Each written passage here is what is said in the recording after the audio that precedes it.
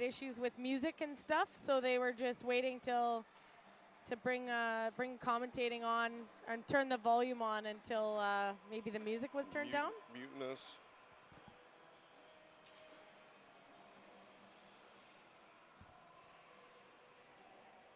This must be Tony 1, right? Rink 1? Yep, that's right, yep.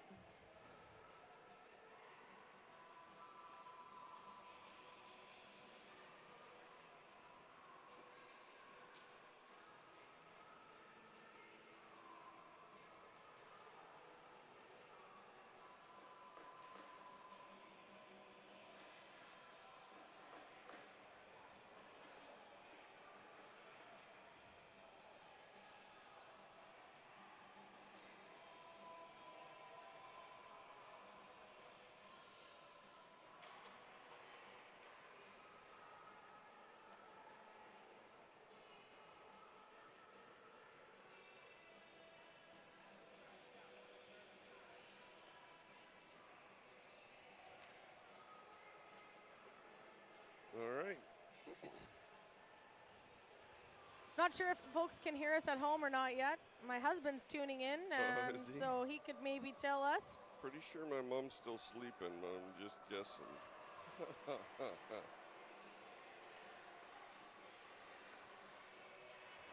Anyways, good morning, Ringette fans. Welcome to the Canadian Ringette Championships on this balmy +2 day in Ottawa. It's nice and sunny, but a little chilly. It's going to hit 15 degrees later today. It's supposed to get warm, but she's cold this morning. We're here at Tony Graham Arena, yep, where the Edmonton Ringette Club is facing off against the Saskatoon Selects. ERC is wearing black and blue, and Saskatoon Selects is wearing black and white and red. My name's Earl, and this is Lindsay. Yep, Lindsay. And we'll be on the mic today for you, trying to tell you what's going on, helping each other out.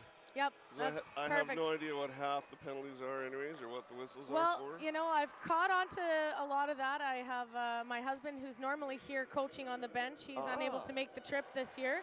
He's also a ref. So I'm not going to say I have any, I'm not up for the selects. We've got Bishop and Korea on defense. We've got our goalie, Otto, down in the net. We've got Harluck, and we've got, looks like Perrin on forward, and down on the far end is Waters. We got Mahi, Kamo, Hayden. We got Nash and Ellie on D, with Kate starting in net today. Snuck one in there, trying to hang on to it. The Selects give it up into the neutral zone. There goes Nash. Nash out across the blue, up to Mahi, 2 lines. They can't. Oh, Kamo got it. That wasn't 2 lines. Nice little check by Harluck. Kamo taking a look, back to Mahi. Mahi, cross that. Nope. Yeah! Holy, nice Mahi, shot there. Top corner. Mahi from Kamo.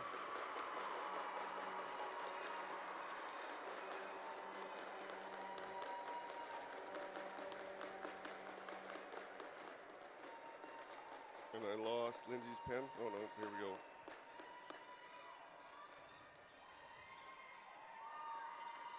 Line change here. We've got Minky, and go lightly off the center is Hubbard. Sends it off to Brenner, and Brenner into Stevens. Stevens gives it to Minktowitz. Minktowitz going for a skate. Drop pass back to go lightly. Minky gets a hold of it, tries for a reset out front. Out comes Jordan for the ring. Jordan across the blue. Intercepted by Go Lightly. She manages to hang on, but Avery grabs it over to Jordan. pinned up on the boards. That'll be an Edmonton ring.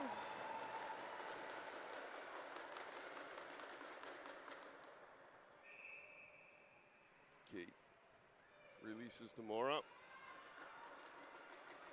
McLaren coming out, gives it to Jordan. Jordan spins from the check, across the blue. Abigail.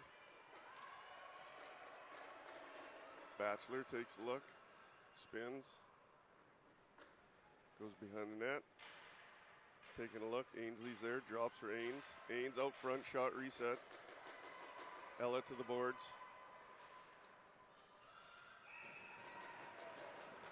Goalie ring. Bit of body work there by Engdahl. That'll be a selects ring. Nice cover by Edmonton, but Engdahl gets a hold of it. Skates behind, looking for somebody, and she finds Padema. Padema muscles herself through that one. Gets it off to Radu Olsen. Radu Olsen over the line to Kopanya. Kopanya for the reset, doesn't get the rebound. Ainsley's got the ring off the goalie. Up to Claire. Claire at the blue, in for Annie. Annie along the boards, grabbing it. Annie drops. Ainsley taking a look. Ainsley waiting for reinforcements. Drops, line change. In we go. Kamo. Backhand shot, save. Kamo taking another look. Back down low. Mahi gets nice checking in front. Korea put some pressure on behind the net there. Selects ring. Nice toss by Autumn up to Korea. Korea into the neutral zone for Waters. Waters can't handle it. Hayden picks it up. Hayden taking a look at the neutral zone. Looking for a friend off the boards. Into Mahi. Mahi taking a look behind the net. Setting it up. Across the top for Hayden. Nash is at the blue. Ooh. Body's flying and it's into the neutral zone. Golightly's got a hold of it here. Skates around, gives on to Korea. Korea takes a look and turns back. Drops one off for Golightly. Line change for the selects. Golightly with a shot, that's high. No reset. Waters comes around with it, looking for a lane. She takes a shot, blocked by the defense. Nash gets it up to Kamo. Kamo with the blue. Kamo's got it, out, cross, up to Ellie. Ellie taking a look back too.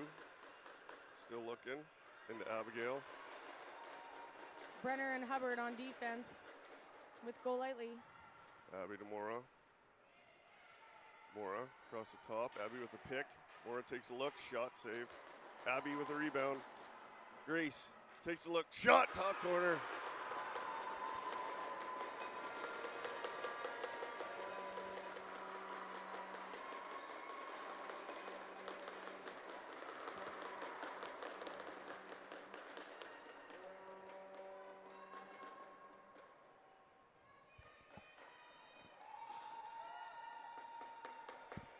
Selects are down by 2. Looking for the next one here. Radu Olsen off to goal. No, that is Engdahl. Engdahl pass intercept, but picked up by Minky. Minky's fighting for it. She gonna get a chance to cycle here. Minky with a drop pass that's intercepted by Edmonton. Jordan grabs it. Top off the blue, out to Abby. Loose in the neutral zone, picked up by Stevens. Abby Mora battling along the boards. And Engdahl's got it. It's carried over the blue line. Edmonton's taking it. Chad's got it. Chad drops to Abby. Abby spins away from the check, down up. Back to Ave. Ave coming in for a look. Stops, gives it to Ainsley. Ainsley drops. Nope, she doesn't. Ainsley down up. Down low. Nice block by Radu. Radu Olsen with the ring. Pinned up on the boards here. Edmonton's gonna block her down. That'll be Edmonton's ring.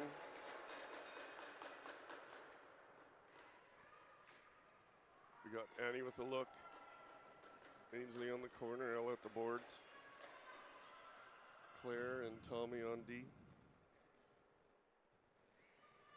Korea and Bishop in front of the net for the selects with Harlock at center, Padema, and Waters on forward. And he goes to the boards for Ella. Ella behind the net. Taking a look, drops for Annie. Picked up by Bishop. Bishop to Saren Waters. Misses the pass. Ainsley loses at the blue, but Claire picks it up. Claire to Annie. Checked in the neutral zone and picked up by Waters again. Over the blue line for Padema. Padema gonna go for a skate here. Drop pass off for Harlock. Harlock can't hold on to it. Manages to get it back. Picks that up and a shot goes off. It's right on. Kate with save. Kate gives it to Ainsley. Ainsley up the boards. Golightly's going to intercept that. Ooh, body contact, but no penalty there. Just a little bit of a mid-ice collision. Golightly gaining speed, passes one off for Perrin.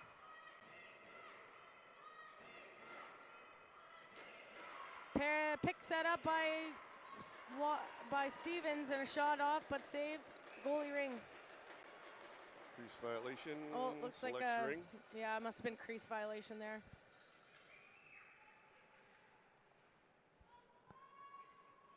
Off the circle, Golightly will take the ring. She's got Perrin and Stevens out there with her. On defense, Brenner and Hubbard. Golightly takes a shot right on. Rebound picked up by Edmonton. Nash has got it. Back behind the net. Splits him out to the blue for Hayden. Hey, taking a look. Hey, back in. Nash, bang! Oh! Nice save by Gorman. She found the lane and just skated right through the defense. Select's got a hold of it here, fighting to keep possession. Stevens misses the pass over the blue line. Camo grabs it. Camo in behind, past the ref, over to Ellie. Ellie back into Camo. Camo taking a look, zigzag, bang! Nice save by Gorman. Golightly chases that one down into the neutral zone for Perrin. She's got to move her feet, get out of trouble. Off the bench with fresh legs, we've got Kopenya fighting to hang on to it here. Back it goes to Avery, picks it up. Miller winds up the clock. Across the blue to Jordan. Jordan spins away from the check, across the blue. Into Chad. Crease is taking a look. Drops it back. Mora spins. Bang! Shot wide. Abigail's going to the sin bin for that trip. That'll be the first penalty in the game. 2 minutes for Abigail for tripping.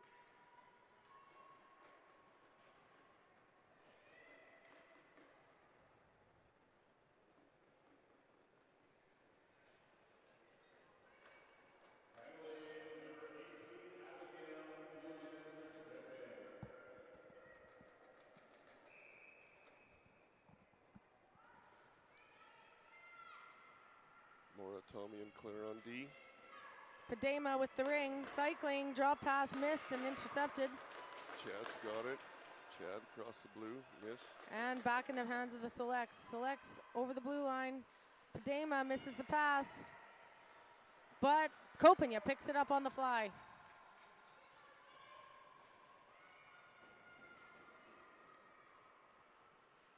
Kopenya looking for a lane here, takes a shot wide. Minky picks it up, sends it across, picked up by Padema. Padema to Minky. Minky looking to get in there, tries a shot. Claire grabs it. Claire up across the blue for Ella. Ella grabs it again. Ella spins away from the check, takes a look across the blue for Tommy. Intercepted by Harlock, back into the neutral zone. Selects come away with it. Perrin takes a shot. Pressure behind the net. Edmonton maintain. Claire picks it up, across to Tommy. Tommy taking a look, across the blue, up to Ella. Ella at the blue, taking a look. Spins, drops, into Tommy. Tommy taking a look. Tommy around behind. Cross crease, up to Ella. Camo, shots fired. Korea picks it up, sends it into the neutral zone, go lightly. Going for a skate. Over the blue line, she finds Harluck. Harluck drops one off for go lightly, tries a shot. Blocked by the defense. Kate to Camo. Camo taking a look, up to Ella. Ellie in. Korea trying to get into position. Shot too high. Crease violation, our ring, or Edmonton's ring. Our ring. Edmonton's ring.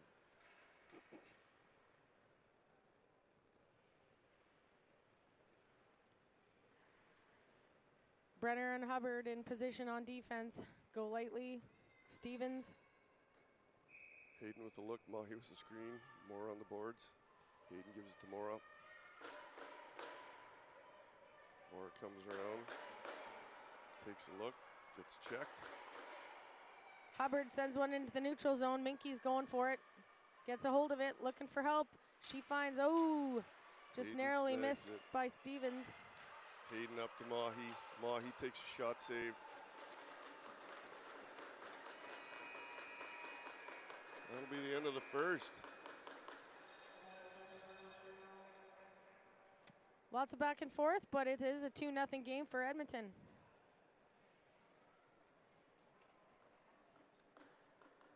All right, now we're in charge of not keeping dead airspace. Oh, okay, interesting. So we're supposed to give some like player highlights Yeah, or sure. things like that? Yeah, whatever you wish. I read these on the plane and they went in one ear, out the other. Okay, well, I didn't actually intend on commentating, so No. I just kind of jumped in on this. And but we appreciate it. Yeah, we have a busy schedule to start the week. We've got 2 games today, 2 games tomorrow, and then 1 scheduled Wednesday.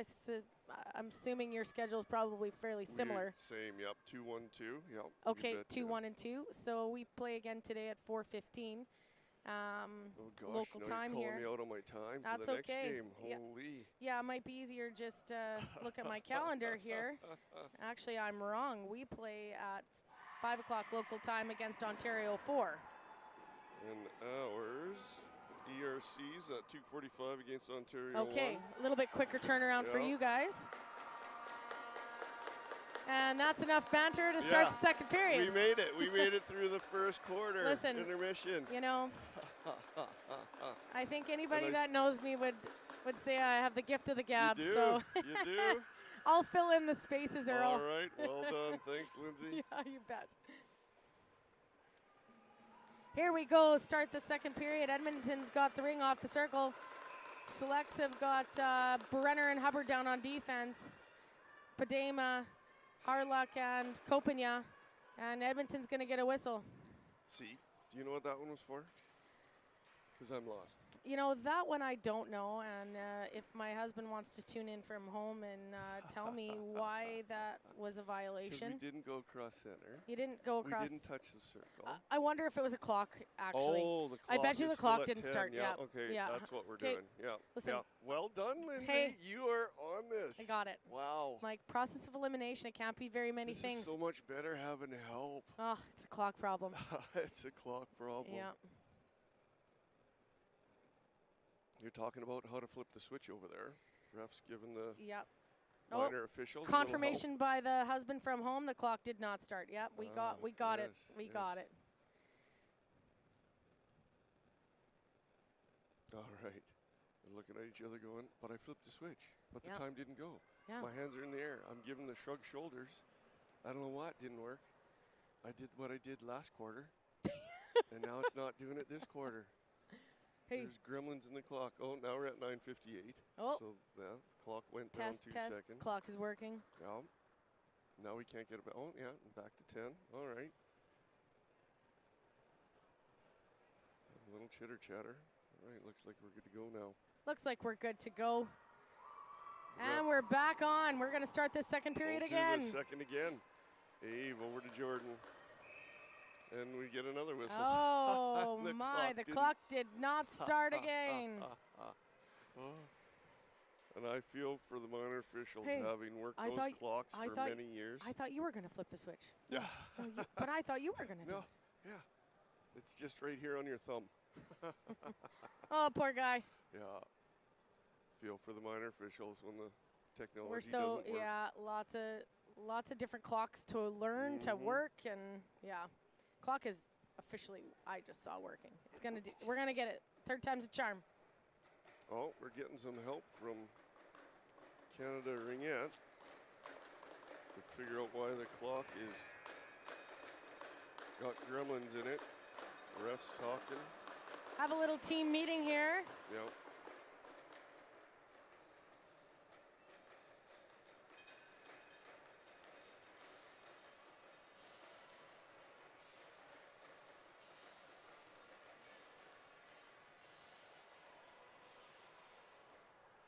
All right. Timekeepers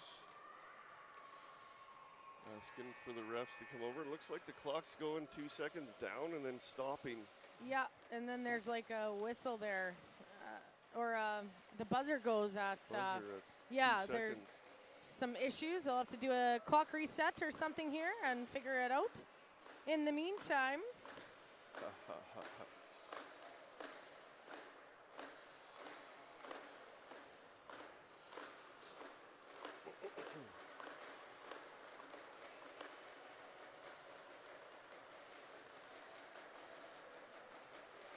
Let's see. Well, it went down 3 seconds. Maybe we got it. Time. I don't know.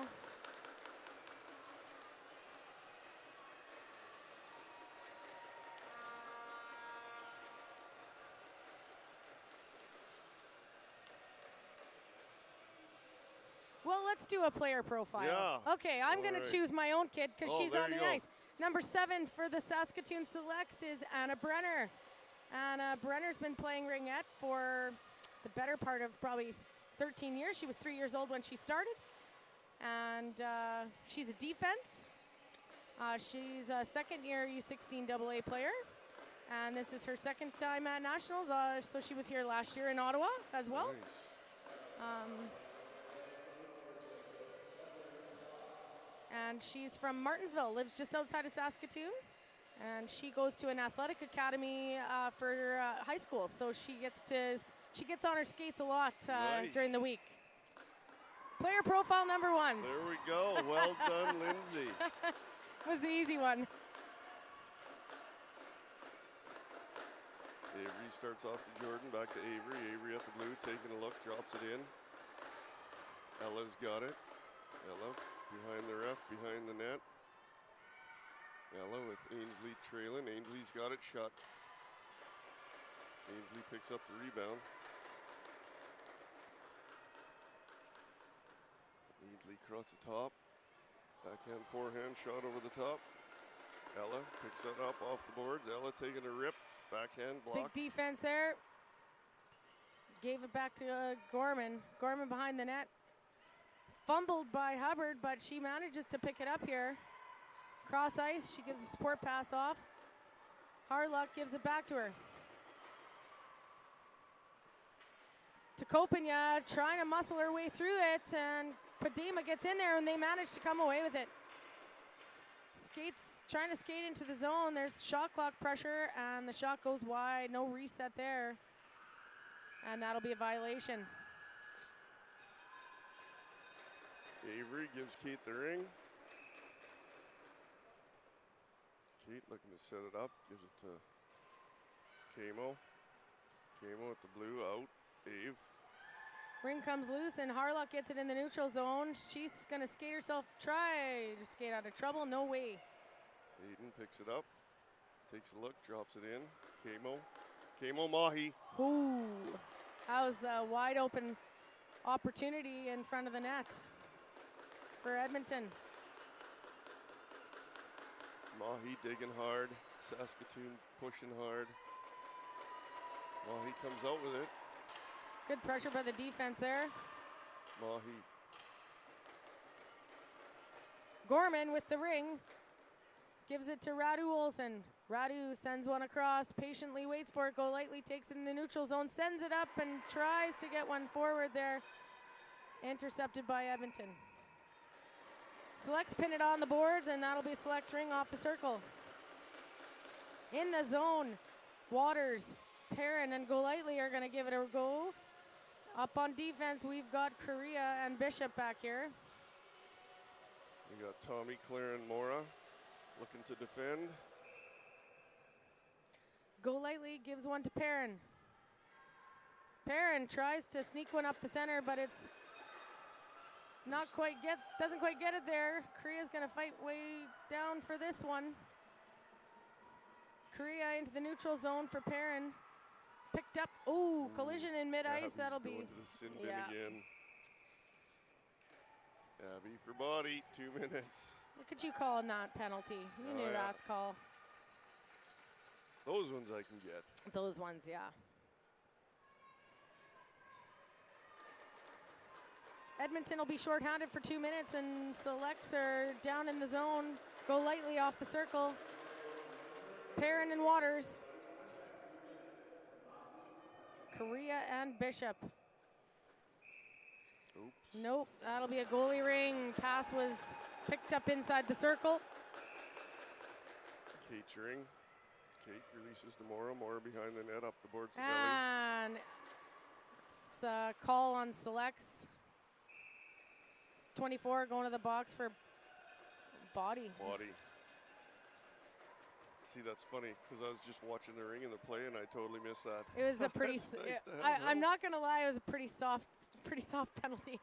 I think that's probably why you missed it, but there looked more like a threat of body contact that didn't actually. Truly body. Yeah, but that's okay. Evens up the score. It's 4-on-4. Ella fakes a shot, goes to Ainsley. She's gonna get a whistle for that. Didn't get out of the circle, it looks like. Oh no, clock problems again. Oh, clock problems. Clock. Gremlins in the clock. Yeah.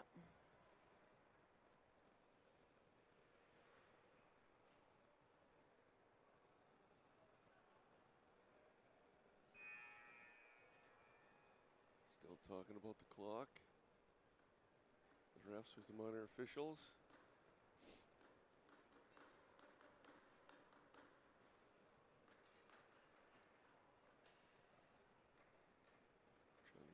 Back up. Now's your chance to do a player profile, Earl. Yeah. If only I knew. If only he knew. It's in here somewhere. Which one's your kid, Earl? 5. She's not on the ice. That's okay. Let's talk about number 5. All right. She's been playing Ringette since she was 4, so you got me beat by 1 year. Okay. And, yeah. She just moved to the ERC this year. She's been with Sherwood Park for most of her career, but just came to ERC for this season. They've had a successful season. Oh, absolutely. It's a strong team. Yeah. We met you guys in Marwayne. In Marwayne, you guys came for some great exhibition games. Yeah, it's always good to get the feet going during the in-between times. Nice to play some different teams. Yeah. Edmonton came out on top.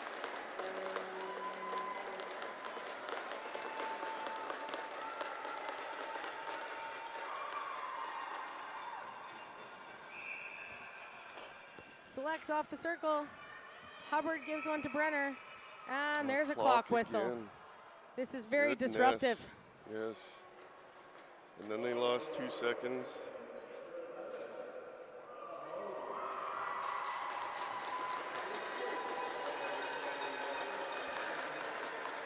I don't know what they're going to do. Oh, they put 2 seconds back on the clock. Yeah. Are they going to put 2 seconds back on the penalties? It takes so much time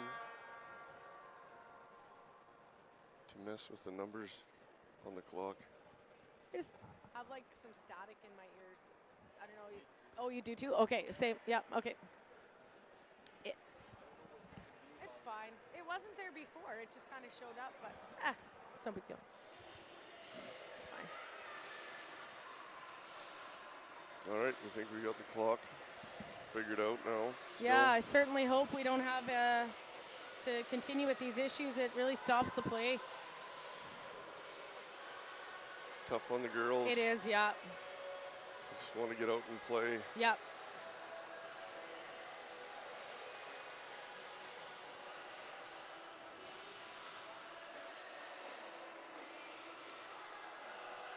Still talking to the minor officials. We got lots of people in the box now trying to figure it out. Let's talk about number 16 for the Saskatoon Selects. I know that one well. She's like a second daughter to me. Our girls have been playing together since they started playing Ringette.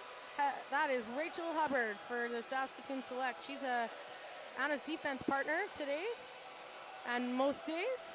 And she also goes to school out in Martinsville.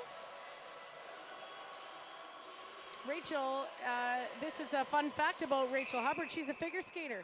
So she moonlights as a figure skater. There you go. Synchronized and quite decorated, might I add. Oh, so really? she can put 2 different sets of skates on. No problem, that girl. Makes it work. Brenner finds her way into the zone. She's going to give one to, who is that? Copigna. Copigna cycling hard, looking for a lane, takes a shot, and it's right on. Ooh, she took a look. He got it in the shoulders, gives it up to Ave. Ave coming out across the blue for Jordan. Jordan up to Ella. Ella spins away behind the net. Still 4-on-4. Ella taking a look across the top. Back pass, Ainsley. Shot sent wide by the goalie's pads. Ella's digging. Nice hustle there. Selects, get a hold of it. Send it over the blue line for Brenner. Brenner circles back, looks across the ice and finds, who is that? Harlock. Harlock hustles in there, takes a shot wide. Jordan to the boards. Jordan picks it up, takes a look, spins away from the check. Taking a look, out to Kimo. Katie Morrison taking a look at the blue in. Annie. Radu gets a hold of it here. Radu with some pressure sends it off for Harlock. Oh, that is Engdahl. Engdahl pass was intercepted by Edmonton. Kamo snatches the pass over to Annie. Annie back into Kamo. Radu pushes her behind the net. Kamo up the boards, drops for Mora. Mora up the boards, back. Spins away from the checks, down, up. Taking another run. Up the boards, across the top, takes a look. Shot safe. Gorman's ring. She's going to get a whistle for that, and Edmonton's taking possession. And they'll get the ring off the circle. We got Chaudry, McLaren, Batchelor. Chad's taking a look. Moore's on the boards. Abby with the screen. Korean Bishop in front with Go Lightly at center. Moore at the boards has it. Behind the net. Abby sitting in front. Waiting for an opportunity. Whoop. Moore at the Ringette line. In front. Well done there. The defense select. Korea picks it up.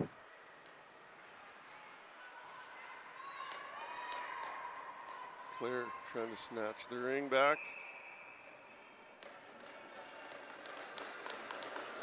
Be the selects ring at center. That was a rather quick whistle. It was.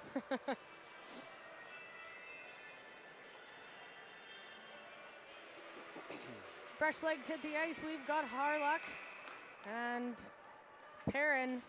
Korea with the ring.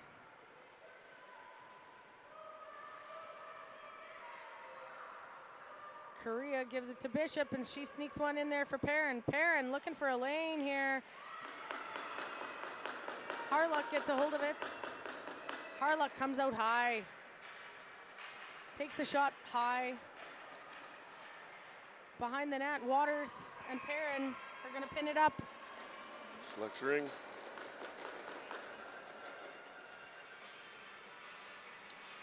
We got Ellie and Nash on D. Kamo comes in for the top of the triangle.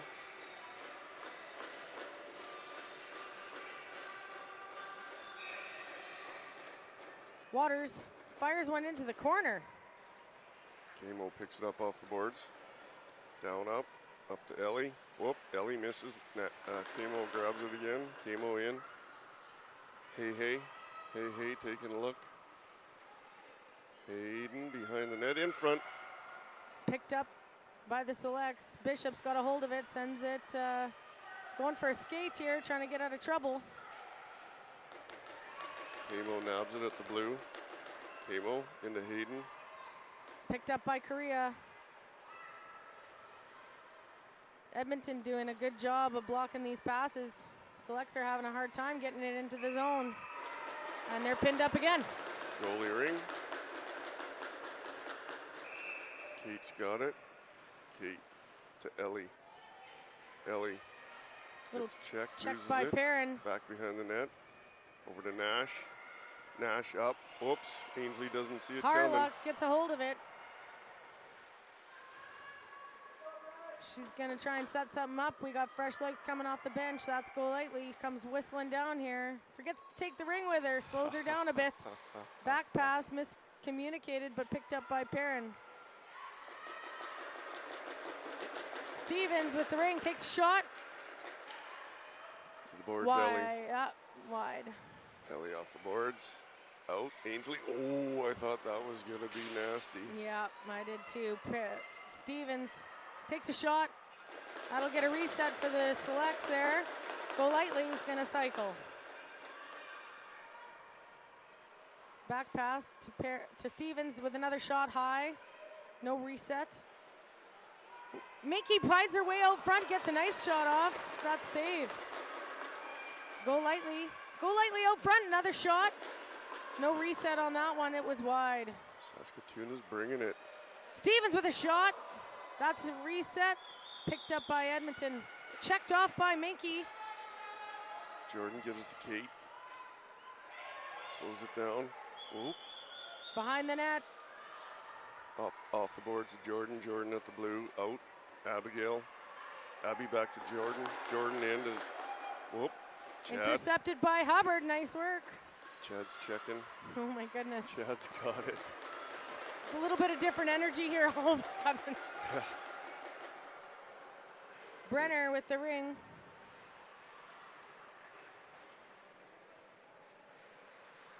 Brenner skating, trying to find an open pass here. Edmonton doing a darn fine job of making sure that's not happening, but Harlock picks it up off the blue line. Harlock sends it back across for Brenner.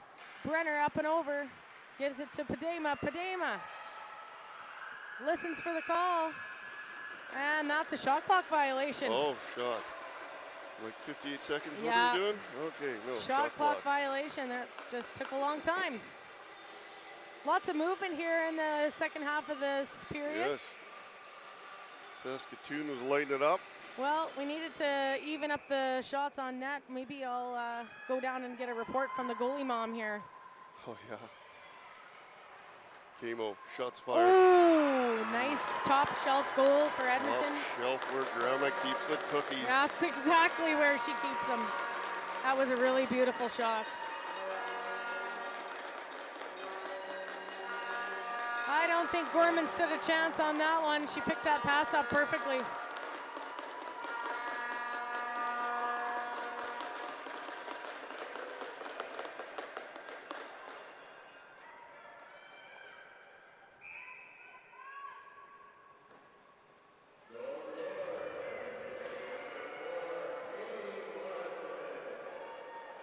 Radu Olsen sneaks one down there, but Padema can't handle it, and it's intercepted by Edmonton. Clear out to Camo at the blue. Camo loses it. Claire picks it. Cross ice. Over to Tommy. Tommy into Mahi. Mahi taking a look. Camo. Nope. Yep. Nope. Yep. Mahi. Shot. Blocked. Hayden. Hayden grabs it. Takes a look. Across the top. Gets checked.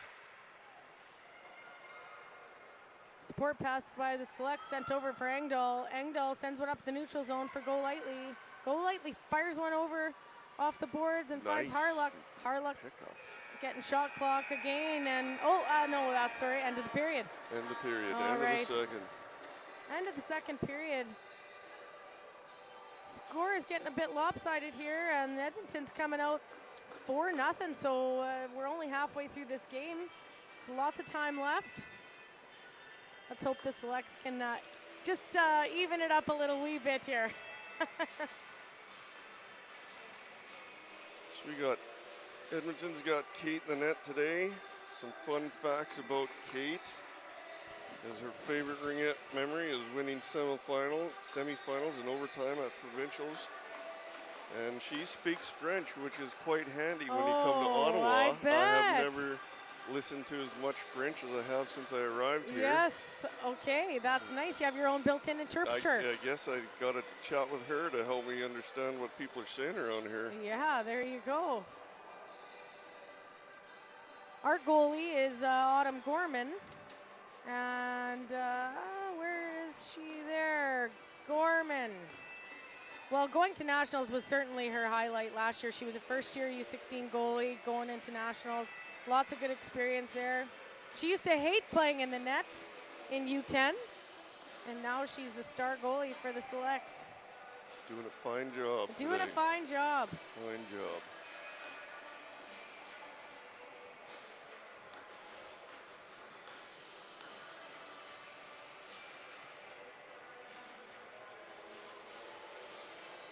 Bit of a meeting here for the both teams at the break between the second and the third, and 10 minutes is going to be up on the clock to start the third period. 4-0 game for Edmonton. We've got good crowds in the stands to cheer both teams on today. Everybody brought their noisemakers packed their suitcases full, team gear. Or made a stop at the dollar store. Yeah, Party City. Yeah.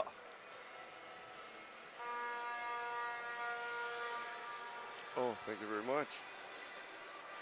Thank you very much. Oh, that's treat. amazing. Yeah. Yeah. Treats And for it's being red, the my team announcers. color. Yeah. Red toque for me. Red Love that. toques. That's awesome. Here we go. Bishop and Korea on defense with Go Lightly at center.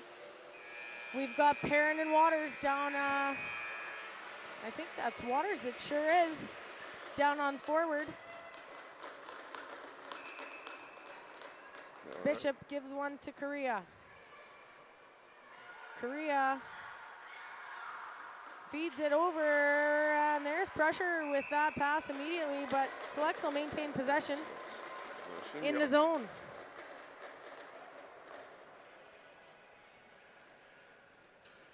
We'll get a chance again. Go Lightly's got a hold of it here. Gives one to Perrin. Perrin with a quick shot. Goalie Ring. She must have put her foot in the circle. Oh, okay. Yeah. Kate sends it up. Ainsley out to Ella. Ella at the blue, both sides. Retouch it. Their Ring. Selects Ring.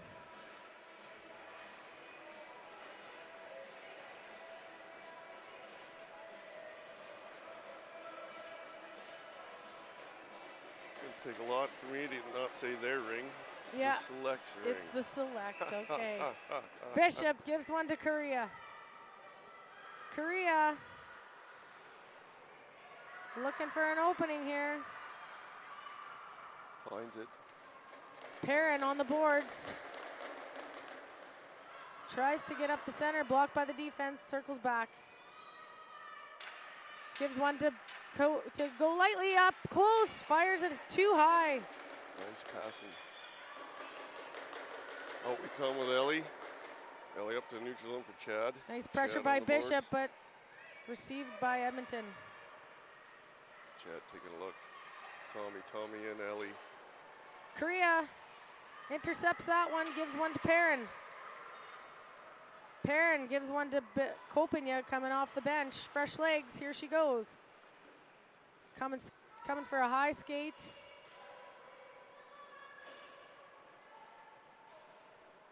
Drop pass for Perrin. Perrin gets up close, tries to get a shot away, no way. Blocked by the defense. Nash out. Abby at the blue, back to Nash. Brenner takes a gets look. put to work here. Nash looking for some friends, line change. Hayden comes out of the bench. Over to Camo. Shots fired. She did get a reset off that. Hayden picks up the rebound, takes another look, zigzag. Back to Camo, Camo, down to Mahi, miss. Hubbard gets a hold of it, tries to fire one up, but intercepted by Edmonton. Mahi. Checked out front. Kopinya's got a hold of it. Kopinya tries to get one to Minky. Jordan gets checked, gets it back though, up across the blue for Hayden. Hey, taking a look across the ice. Camo looks, down low, Mahi shot save. Nice save there by Gorman. Beauty. Tracked the ring well there. Beauty. Fires one up high for Hubbard. Hubbard looking for a pass, no one open. It's Hayden loose in the snags neutral it. zone. Hayden. Oh, bodies flying. Nothing to see here though. Was the like softest mid collision there. Yeah. The Edmonton's ring.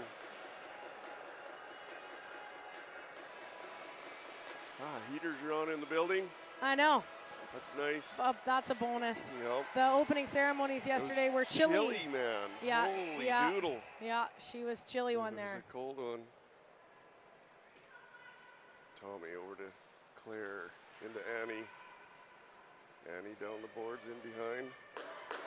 Takes a look. Oh, goes down. Oh, penalty coming to Selects for that. Engdahl, yeah. Engdahl take a tripping penalty there.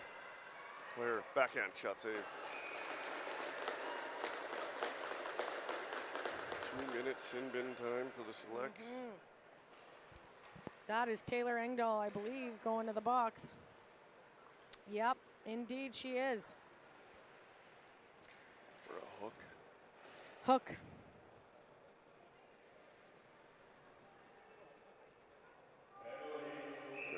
Ainsley with the look here. Ainsley Korean fires. Bishop, holy smokes, that was a great hard shot. Right off the circle, she scores the 5th goal for Edmonton. That'll clear the penalty.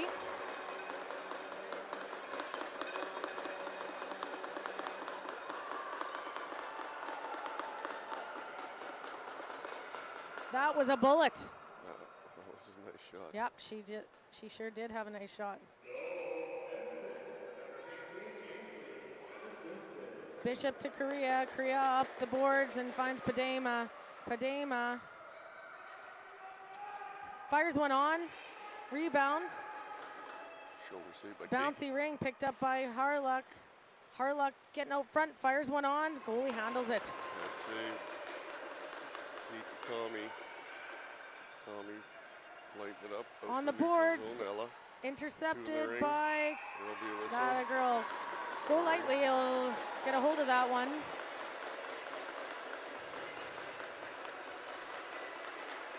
But Edmonton, oh no, Edmonton's gonna get possession of that. Not sure. See? Yeah, sometimes it doesn't make sense. Or it's just the way I saw it. We didn't see it, We didn't see it, We didn't see what they saw. Yeah. They are right on the ice, so. Yes, they are. We are not the No. experts. We sure aren't. Brenner I fights certainly for it not. on the boards. Still fighting for it. The Selects hard at work there.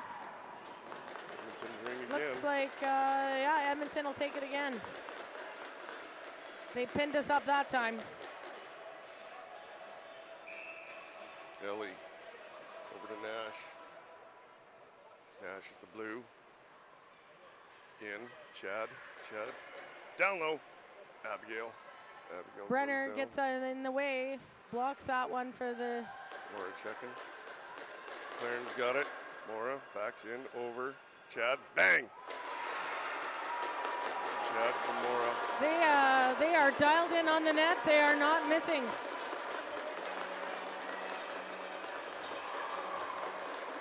It's looking like a runaway here for Edmonton. Goalies are going to swap out, and Gorman's going to take a break here. Backup goalie hitting the ice now.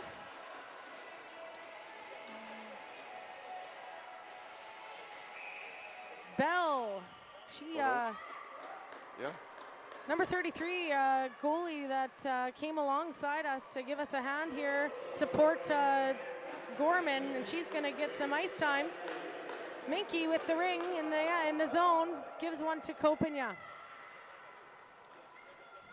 Kopenya. To Minky. Oh, tries to get one there, just wide of the net. No reset. Dama gives one back, and it's intercepted by Edmonton. Great chance there. We touched the crease at Select's ring. That was a great, just missed the net. AP goalie, I believe her first name is Brianna. I'll correct that if I'm wrong, but last name Bell, number 33. She's from Regina. Played with the U16 AA team last year, I believe, out of Regina, and this year she's goaltending in Regina on a different team and agreed to come along with us. Shot high, and we're sure happy to have her. Padema. She's from Regina. She's from Regina, yeah.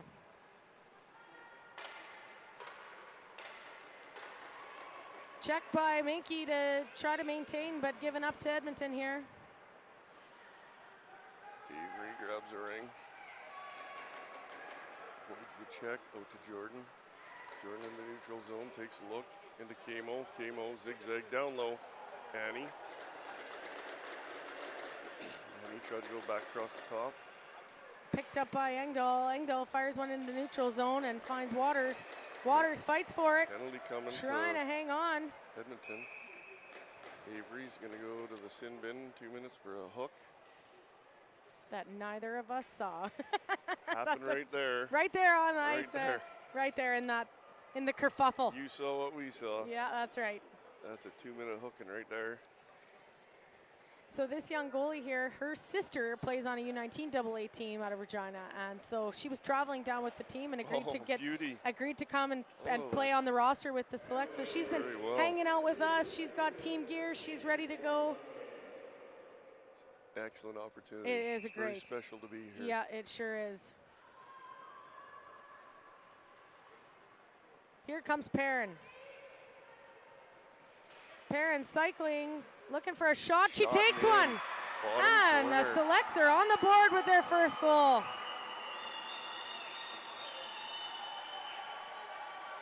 She found the net. 4 minutes and 8 seconds into the left in the third. Did you see who passed that to her? You know, I actually didn't see who assisted that. I didn't either. I was too busy yapping about our goalie. Yeah. But Seiji sticks one in the net to put us on the board. Tommy sends it into Ella. Ella behind the net. Ella up the boards, across the top. Over to Annie. Annie drops for Ella. Ella taking a look, zigzag back to Annie. Intercept, check there. Bouncy ring sent into the neutral zone. Oh, Ella grabs it. Ella in. 2. Bishop intercepts that one, sends it out into open ice and finds Correa. Correa to Perrin. Perrin cycling again. She's going to fire one in there, and it's right on and a save. Intercepted goalie ring by Harlock. Harlock up to Perrin, shot on. Selects maintain possession. Perrin going for a skate here. She gonna need a line change. Harlock cycling. Fresh legs hit the ice. We've got Go Lightly. She's gonna pick up speed. Go for a skate, cycling. Intercepted by the center on Edmonton. Sends into the neutral zone. More to Abby, back to Mora. Mora taking a look across ice. Into Tommy. Tommy going for a rip. Zigzag backhand. She found a lane and skated right through it.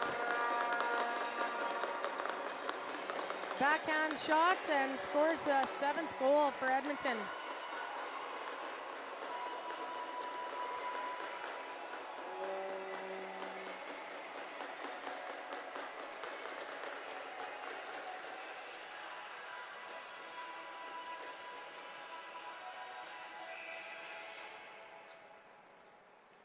Engdahl gives it to Radu. Radu sends it down into the far corner there, finds Minky. Minky, pass to Go Lightly. Go Lightly fires one right on. Goalie handles it. got it. Kate, send it to Mora. Mora up, Nash off the boards. At the blue, spins, takes another look. Nash out, Mora taking a look, cross, up to Abs. Abby behind the net, drops for Camo. Camo, shot save. Nice save. Goalie Ring gets a whistle. That's 5. That's 1, 2, 3, 4, 5. It's a quick 5. 1, 2, 3, 4, 5. Edmonton Ring off the circle.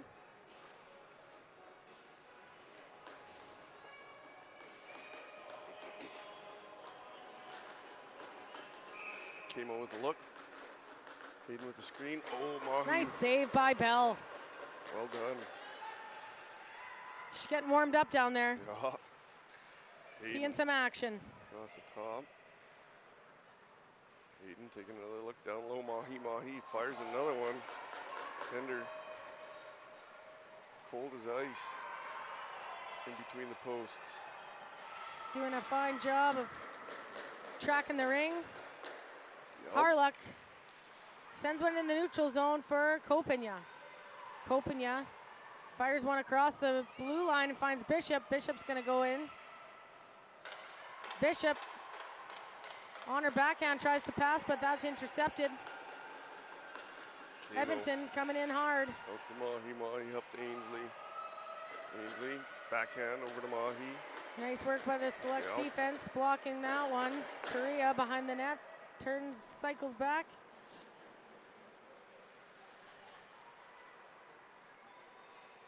Mahi applying some pressure. Saskatoon looking for an opportunity.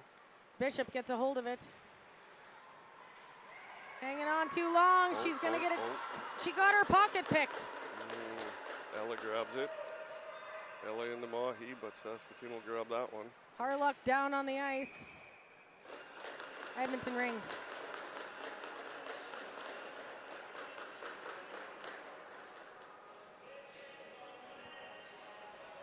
The Tim's coffee is just as good here as it is at home, so that's a constant in Canada anyways. It's a constant. Annie with the look. Brenner and Hubbard on defense. Ella's got it off the boards. Ella coming around, spins away from the check. Backhand down low, Ainsley. Nice little tap by 33 to get it out of the crease. Ainsley fires over the net. End of the third. End of the third. We got one more 10-minute period left. It's coming up to the fourth.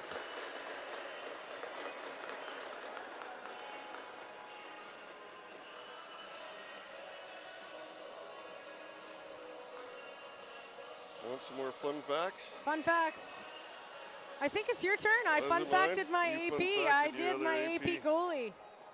We could do our other goalie. Yeah, let's hear about it. Leisha. Okay. Who's waiting on the bench for her opportunity, but her favorite Ringette memory was getting the 2025 Western Canadian Championship All-Star Goalie and Fastest Forward Skating Goalie Awards at the Westerns in 2025. Wow. Well done. And that's your backup. Yeah, it's our backup. That's incredible. And a fun fact about her sister is in U12A, and they are both Ringette goalies. Goalie family. Holy smokes. Can you imagine the parents? I can't. It takes a fine, special family to be a goalie parent. Yeah, goalie parents are a lot of pressure. Well, you've got some strong goaltending coming from your opener and your backup goalie. You'll be set up well for success this week. Yeah, goaltending was one position that I knew that I never wanted to be. To spend the whole game in between the posts all by yourself. It's a different way to see the game. It's a different way. Yeah, takes a strong personality type to do that job. Yep. Here comes Edmonton. Fires one into the zone. Nash into Chad. Chad along checked the boards, off and Selects will intercept, but pinned up on the boards. No way. Chad comes out with it. Chad behind the net, getting checked again. Saskatoon applying a lot of pressure. Gorman gives one to Radu. Radu up and over to Engdahl. Engdahl looking for somebody. Hesitated, but Waters is going to pick it up. Select setting up. Perrin. Skates in, blocked by the defense. Gives one up front to go lightly, and a shot off, but handled by the goalie. Gives it to Moore up. Moore up the boards, takes a look, out, blue. Nash up. Chad on the boards. Chaudry in front, fires. Really nice goal.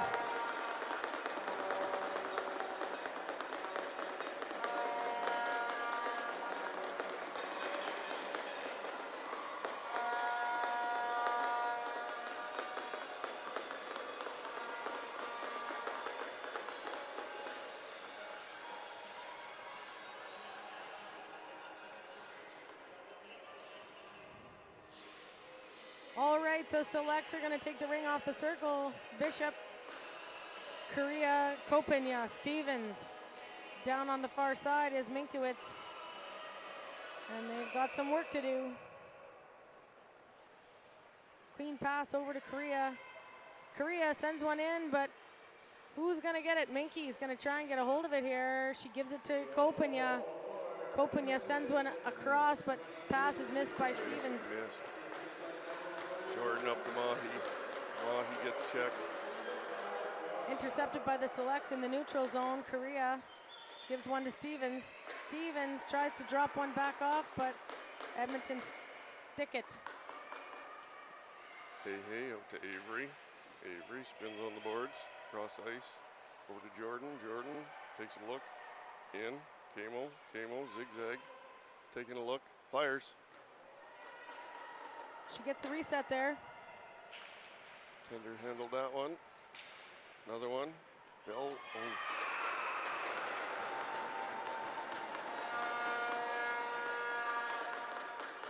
My goodness.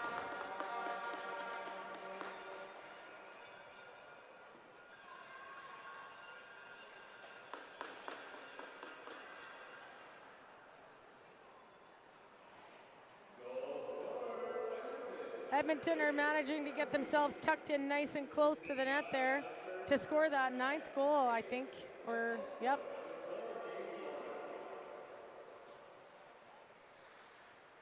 Waters cycles. Gives one to Harluck. Harluck fires one, it's wide.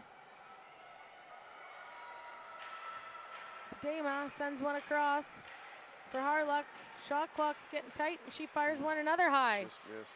Yep. Man, lots of opportunities by Saskatoon.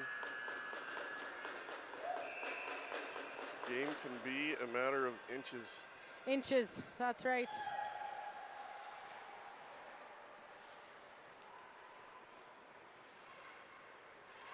Ainsley, down up. And Harluck's going to get a penalty for that, for body contact. For that? Yep. All right. Tommy across the top. We're pulling the goalie. Going to go 4-on-3 here. Ella spinning, taking a look. Crossed Ainsley. Shots fired. Blocked by the defender. 4 minutes?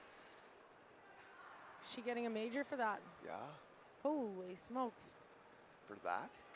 Okay. For that, yeah. We're good. Yeah. So Harluck's going to take 4-minute penalty for a... Body. Boarding? Was it this? Yep. Boarding.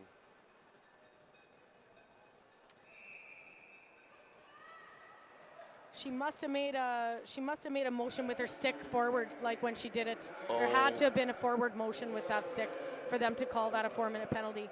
We must not have seen exactly, but like they wouldn't do that unless there was some kind of forward pushing motion. So yeah, so Taylor's gonna get a hold of it in the neutral zone, send one in for Perrin. We're gonna be short-handed here for a bit of time. Perrin drives in and gets a shot off. Beauty shot.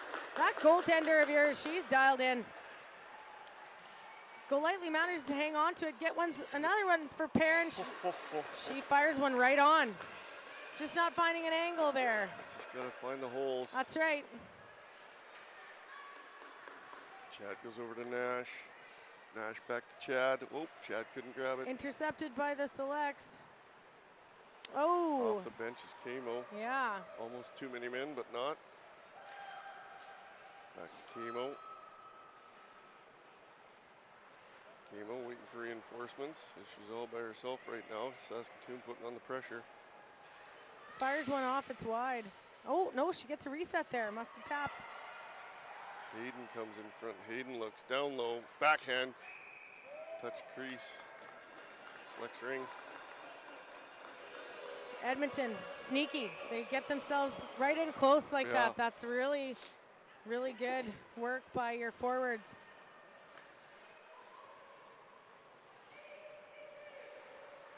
Mahi putting on the pressure. Saskatoon comes out. Kopanya gets one to Engdahl, but it's intercepted and Hayden off her feet, both sides. Oh, can't do okay. that. Yeah, can't Look do at that. you calling it. I Look saw at that you. One. That one I saw. You did. Not very often do I, but that one I saw off her Just feet. eyes on.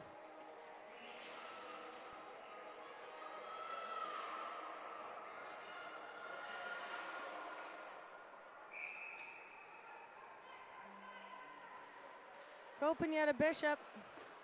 Bishop fires one into the corner. And that's Kopanya. Kopanya to Stevens. Stevens tries to fire one. Handled. Touch the crease. We'll get another chance.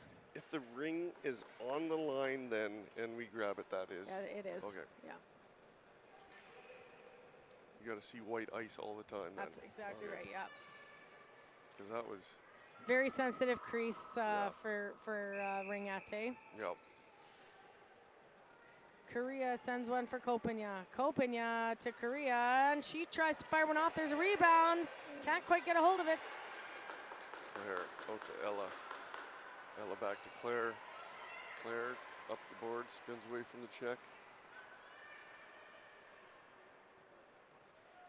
Claire in behind, up the side, drops it back. Annie back down low, Ainsley shots. Goalie ring sends out for Korea. Korea doesn't quite get it over the blue line. Kopanya goes for a skate, sends one off the boards. Stevens picks it up. Stevens. Open ice pass for Korea. Korea gets one over for Stevens. She gets muscled. Ainsley grabs it off the boards at the blue. Such shot? Shot clock? Shot clock. Kate to Claire. Claire taking a look. Out to Mora. Mora taking a look into Abby. Long pass. Ooh. Nice, nice save. blocker. Atta Nice girl. blocker, Bell. Minky gets one up and over into the neutral zone, and Hubbard picks it up. Hubbard looking for a pass. She finds Padema. Padema tries to fire one. It's blocked by the defense and comes in soft. Ellie. No, Nash. Nash at the blue. Nash. Nice work by the selects on the boards, and that'll be a selects ring.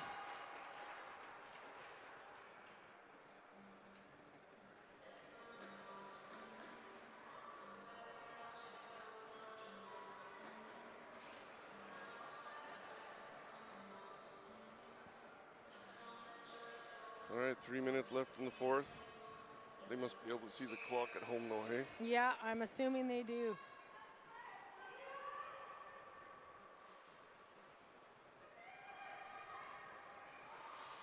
Ooh, Camo snags that, gives it to Mahi. Mahi taking a look back to Camo. Camo coming in, zigzag behind the back, bang! Over the net. Nice play. Nice play. Shot goes high and wide. Tick tack and missed the toe. Yeah, looked pretty good from here. It was coming in strong. Bodies are down, but Edmonton maintains possession. Camo behind the net. Camo behind the back to Mahi. Mahi snags it. Penalty is cleared. Even play. 5-on-5. Hayden, Jordan comes in. Jordan, gets checked. Nice check by Brenner, and Go Lightly gets a hold of it. Off to Harlock. Harlock sends one. Waters gets a hold of it. Waters across. Hesitation by Harlock. Oh, the half second. The half second. Boy, that ring is hard to do that with. Just didn't feel confident she had a hold of it there. Yeah, there was a lot of net there. There was. Get in there, girls. Ave comes out with it. Avery up. Annie. Radu gives one. Oh, Waters can't quite get a hold of it here. Slucks will maintain possession in the zone. Oh, that's a goalie ring. Goalie ring. Okay. Claire. Out. Tommy in. Tommy to Annie. Annie up the boards, gets pickpocketed. Oh, Ainsley grabs it. Ainsley in front, zigzag. Oh, Holy. Defense got into position just in time. Well done. Well done. Kopenya's got a hold of it. Nice open ice pass over to Radu in the neutral zone. Radu sends it over for Engdahl. Engdahl skates it in. Drops it off for Perrin. Perrin going for a skate here. Trying to find her way. Goes behind the net. Takes it for a skate. Shot clock's getting pressured. She's up high. Ooh, fired. Fires her shot. It's high. Just missed by a couple inches yeah, again. Selects have got to dial in on the net. Lots of opportunities for Saskatoon here.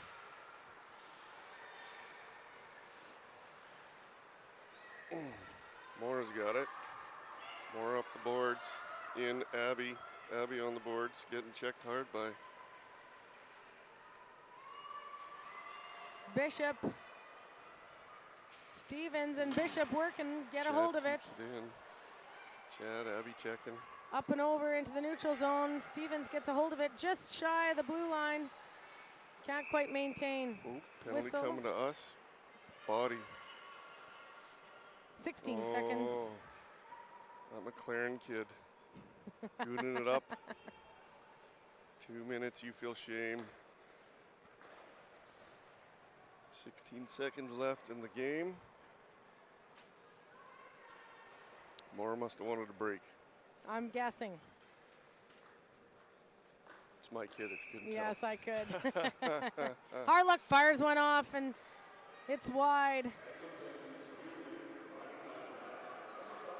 Harlock trying to hang on, gets one to Menke. Menke fires one right on. And that's the end of the game. Well, unfortunately, it was a runaway. It's good to see both of these teams skating hard through the end. Wishing you luck in your next game today at just after 2 o'clock. Yes, and you as well. Thank you. We'll be keeping track of you over the week. Yeah. Signing off. Earl, it's been a pleasure. It's been a pleasure. Thank you very much. Thank you.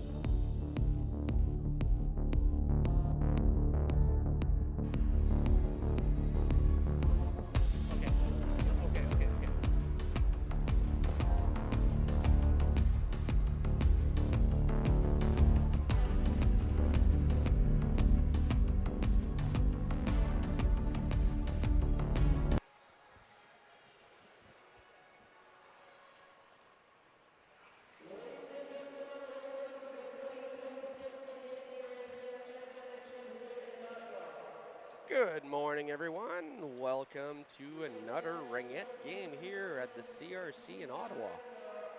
It's a nice sunny day this morning.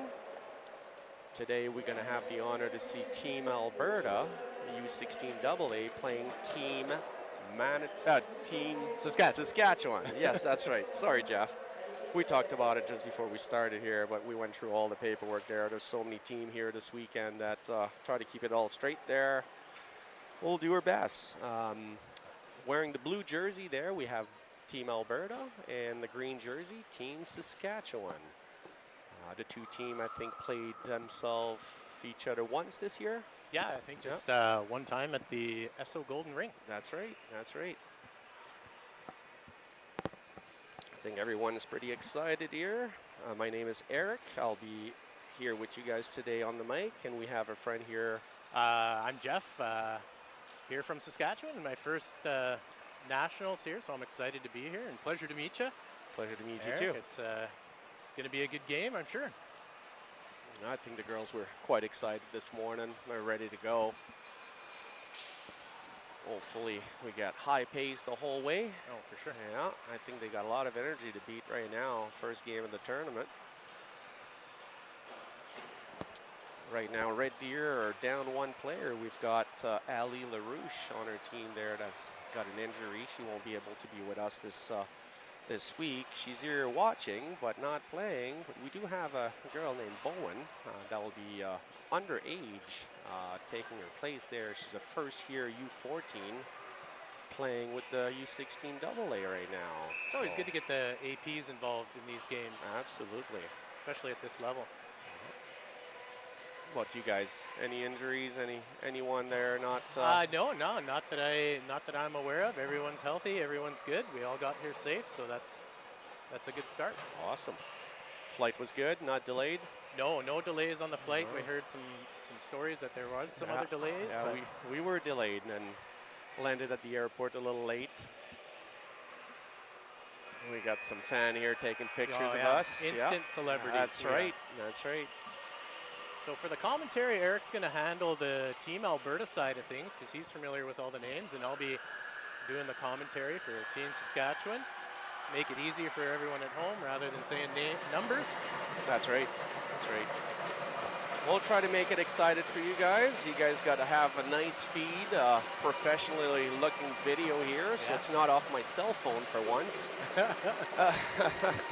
So getting the start in net for Team Saskatchewan, we have Bailey Charco-Fletcher in the green end. And on her end here, I'm not quite sure here. Looks like Tate, number 1, is going to be taking the net. Looks like Saskatchewan's going to start with the ring here in the first quarter. Starting lineup here for the Team Sask, Neela Colquhoun taking the ring. On defense with Brenna Ross, and who do we have out there? Kate Mokry. Neela Colquhoun sends it into the far end, and Welder's going to jump on that. Welder spins. She's going to look for an open pass. Takes it in behind the net. Challenge there by Team Alberta. It's a nice little poke check there by number 8 on her team, Morgan. Moves it up the ice there, and Aubrey's going to get there first. Nice little battle there between Team Saskatchewan and Hannah now with the ring. Going to look around, try to set the play. Takes a shot blocked. Nice block there by Ross. Colquhoun jumps in to grab it. She's challenged right away by 2 Alberta players, and Alberta stepped on the ring. That'll be a goalie ring. Definitely stepped on the ring on that one. Here's Fletcher. She's going to look for the goalie ring toss. Takes the option over to Ross, just out of her reach. Looks like Aubrey. Oh, Aubrey got robbed on that one. Oh, Ross grabs it, but a nice back check there by Team Alberta. And that Aubrey again with the ring, moving behind the net. Looking for the play. She drops it off to Kara. Kara with some speed there. Gets some space. Nice check there by Welder. Welder puts it up into the neutral zone. That's picked up by Pickering. She's battling on the boards. There's a scrum on the side. That'll be a goalie ring for Team Alberta. We got Kara, Jill, Alexis out the defense right now. We got Kinsey and Dallas on front. Line changes for Team Sask as well. Torrin Ottenbright out Kara there. with the ring. Moves it to Jill. Jill couldn't get the stab there. This is Maurer, number 10. She goes for a shot. Nice save by the Alberta goalie. First shot at the net there. Nice turnover there, created by Ottenbright and Maurer, and Maurer's going to take it in behind the net. Kozan's going to come in high from the Ringette line, drop to Kozan. Kozan cuts inside, nice move, goes for the shot, gets it, just sends one over the net. Ottenbright, good body position to protect the ring, and she comes up with it. 14 on the shot clock. Saskatchewan right now, they're putting some pressure on Alberta. Here's Ottenbright looking for the reset. Good reset shot there. Nice play, Jill now with the ring. Gets it up the ice to Hannah. Hannah dumps it down low, and we got Bowen. Bowen again now, underage, first year U14, moves it across, and we got a clean pass to Aubrey. Aubrey's got some family from Ontario here today watching. Hannah cuts across, shot and score. That was a nice drive right through the triangle and able to get the shot off. Just over the pad of Fletcher. Well, that was the first shot for Team Alberta, I believe, here. Yes, it was. Oh. Hannah competed in the hardest shot yesterday during the skill, and she showed that she can shoot that ring. Indeed. Now out there for Team Sask center with Seymour. She tries to send one in. That was intended for Wasake. Seymour jumps back on it. Welder with the ring now. This is Davia Welder with the ring. Pick being set here by Seymour. Across the top, Welder with a move. Comes inside, gets into the crease, and that'll be a goalie ring. Good effort. Nice attempt by Davia. So I just realized here we've got some girl with different number from the regular season. I'm going to have to figure that out. Looks like Marliese is wearing number 19 here today. That was a nice play there by Ross to stop the ring right in front of the Sask bench there. Creates a turnover. We've got some fresh set of legs on the ice right now. We got Alexis and Morgan out back. Kinsey's out front with Dallas, and number 5, Chloe. Kate Mokry, she sends that in deep. Kozan. She'll pick it up. Nice checking behind the net there by Team Alberta. Alexis comes out with the ring now. She's going to be looking up for the pass. Moves it up there, and she's going in. Bowen now. No, Bowen, sorry. Chloe with the ring. Moves it to Kinsey. Kinsey to Dallas. Dallas waiting for some fresh legs there, and Ali Teskey just hit the ice with the pass. Shot. Went deflected high, and Hannah is going to get that rebound shot, and it's a shot clock violation there. Saskatchewan will be taking over that ring. Fletcher dumps it into the corner. That's Brenna Ross. Challenged right away by Alberta. Oh, there's a penalty coming up there on Ali Teskey, I believe. There'll be a hooking call. 2 minute in the box. Team Saskatchewan there going on the power play.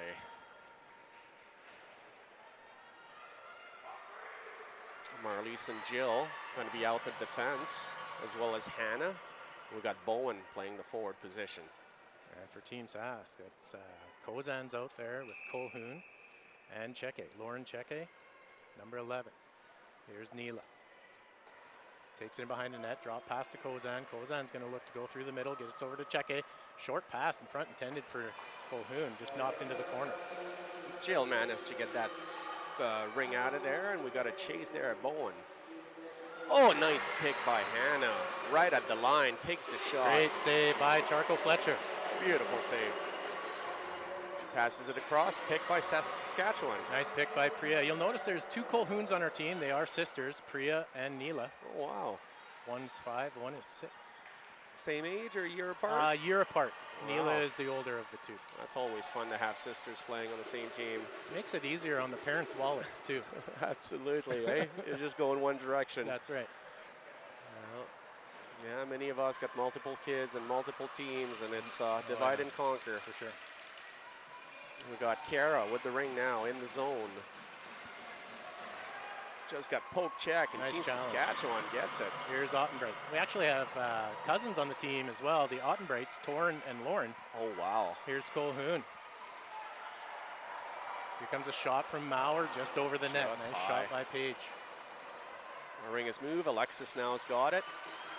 And she's going to be looking for that pass. Just dumps it down low here. 35-second left to Team Saskatchewan's power play. 5 minutes left in the first period. This is Lauren Ottenbright, the cousin of Torrance. She's looking at Watson, but she chooses Welder. Welder picks it up. She falls in the center. Picked up by Seymour. Seymour tries to pass it across, but Alberta gets a stick in the lane.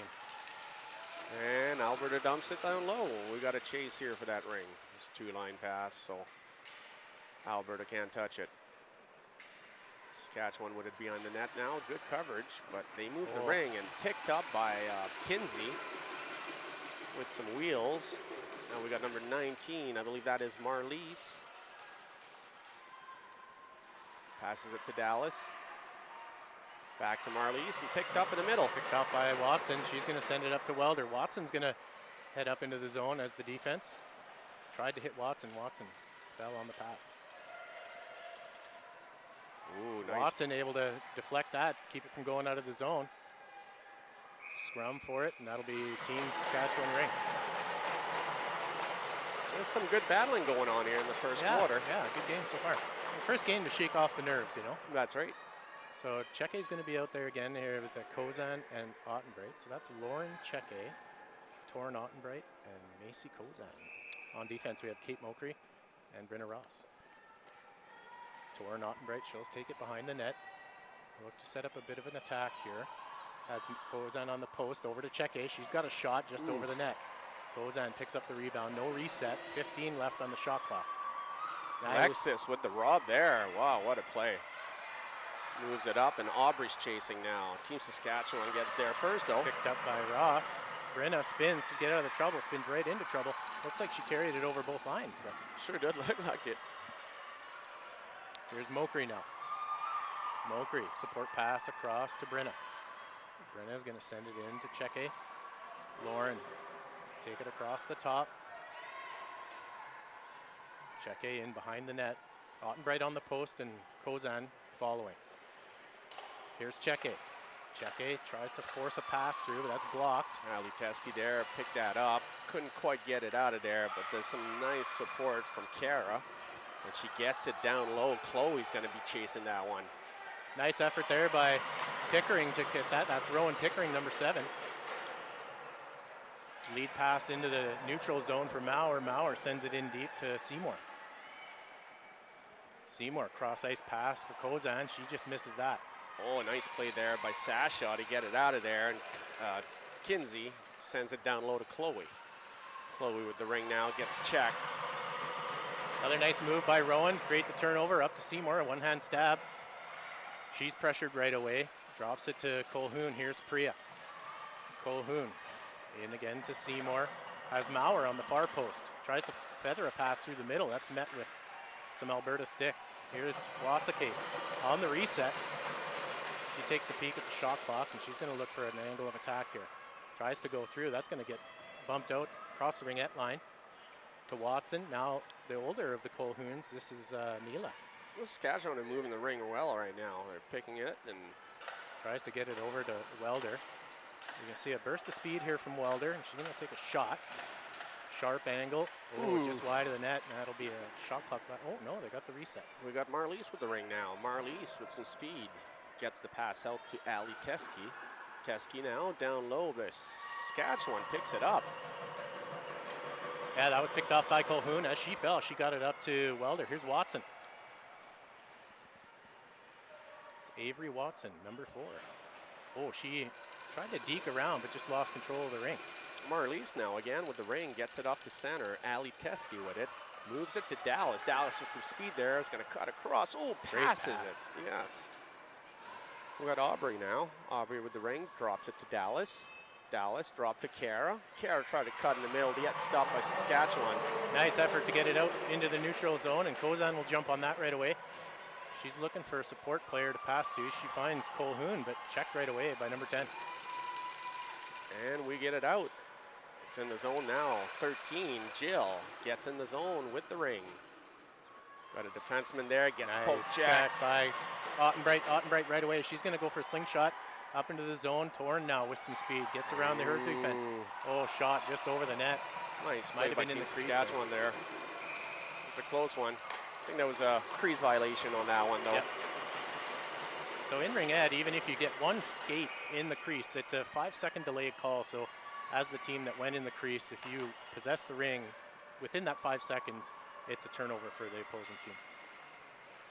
Oh, Team Alberta there just can't get a pass into the offensive zone. Is Saskatchewan again in control. It's Colquhoun. She's pressured right away by 2 blue jerseys. There's a wide open pass in front. Nice attempt. Here's Pickering. And that'll do it for the first period. The end of the first quarter. It's a tight game. 1-0 the score. What do we got here? So only 1 penalty in the first period there. We had Team Alberta 2 minutes in the box. And what I can see here, let's go back to the first. There we go. So a good period both ways. I think, you know, these teams coming in, it's their first game, shaking off a bit of the nerves. Good performance here by Alberta so far, able to get on the scoreboard first. But I think both teams, you know, evenly matched in the first period. I would say that, yeah, absolutely. In a good game so Team far. Saskatchewan did look really good against in the offensive zone, and Alberta's going to try to stop them, but obviously it's going to be relentless the whole game, I'm assuming. Cool part about the national event is each team is assigned what's the word I'm looking for? Oh, you're talking about the little girl there. That's an ambassador. Ambassador, that is it. They travel with the team and they're involved with the team, and they actually get to practice with the teams. They're pre-tournament practice. So I was at our practice and got some nice photos of our ambassador. It's a good experience for them to see what a national event is like if they aspire to play high-performance ringette. Well, looks like the second quarter is just about to start here. There's 10 minutes on the board. We got some fresh legs out, and it is 5-on-5. So Team Alberta starts with that ring for the second quarter. Kara with the ring here. Oh, with some nice move to cut across. Good save by Charcoal Fletcher. Oh, that is a 5-second violation by the goalie here. Goalie has 5 seconds to pass that ring, or it's possession switch. So Team Alberta will regain possession in the offensive zone. Kara is going to be starting with it. She's there with Dallas and Kinsey out front. Kinsey with it now. Kinsey taking her time there. Passes it up to Dallas. Dallas with the wicked shot, but just wide. It's picked back up by Kara, one of her team captain. Kara with the shot, saved by the goalie, and picked up by Dallas. And Dallas now just came back from injury. She missed about 3 months of the season here. Been injured since just after Christmas. We're sure happy to have her back. Fun fact there, Dallas was top scorer in the Alberta League. And so losing her for 3 months is definitely not something that we want to see again. Good battle there. Team Alberta still in possession. Shot and score. Kinsey with the goal. That was a nice tight angle shot. Yep. With the pressure too. Able to get the shot away just on a tight angle. And that one sneaks by Charcoal Fletcher. Oh, we got a 2-0 game here for Alberta against Team Saskatchewan. Got some fresh legs out there as well. Colquhoun out there for Team Sask, with the back end being Mokri and Ross. And forwards in the zone for Team Sask, Cheke and Kozan. There's Alexis there, putting some pressure on Team Saskatchewan. She guts a stab, but that's a goalie ring.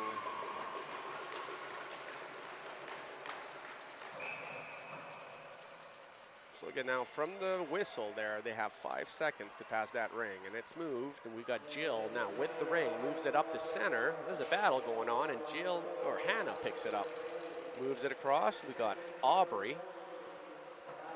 Aubrey gets pushed on the board. Great challenge on the board by Mokri. Good body position there. Playing defense there, just stop that forward progress. It ends up in a turnover. Drop pass to Colquhoun, now Mokri. Looking to get it into the neutral zone, little spin, trying to relieve the pressure. Gets it back up to Colhoun and has Cheke streaking. Cheke's able to get it. Oh, gets a quick backhand off, just missed the top corner. Gozan comes up with it, no reset.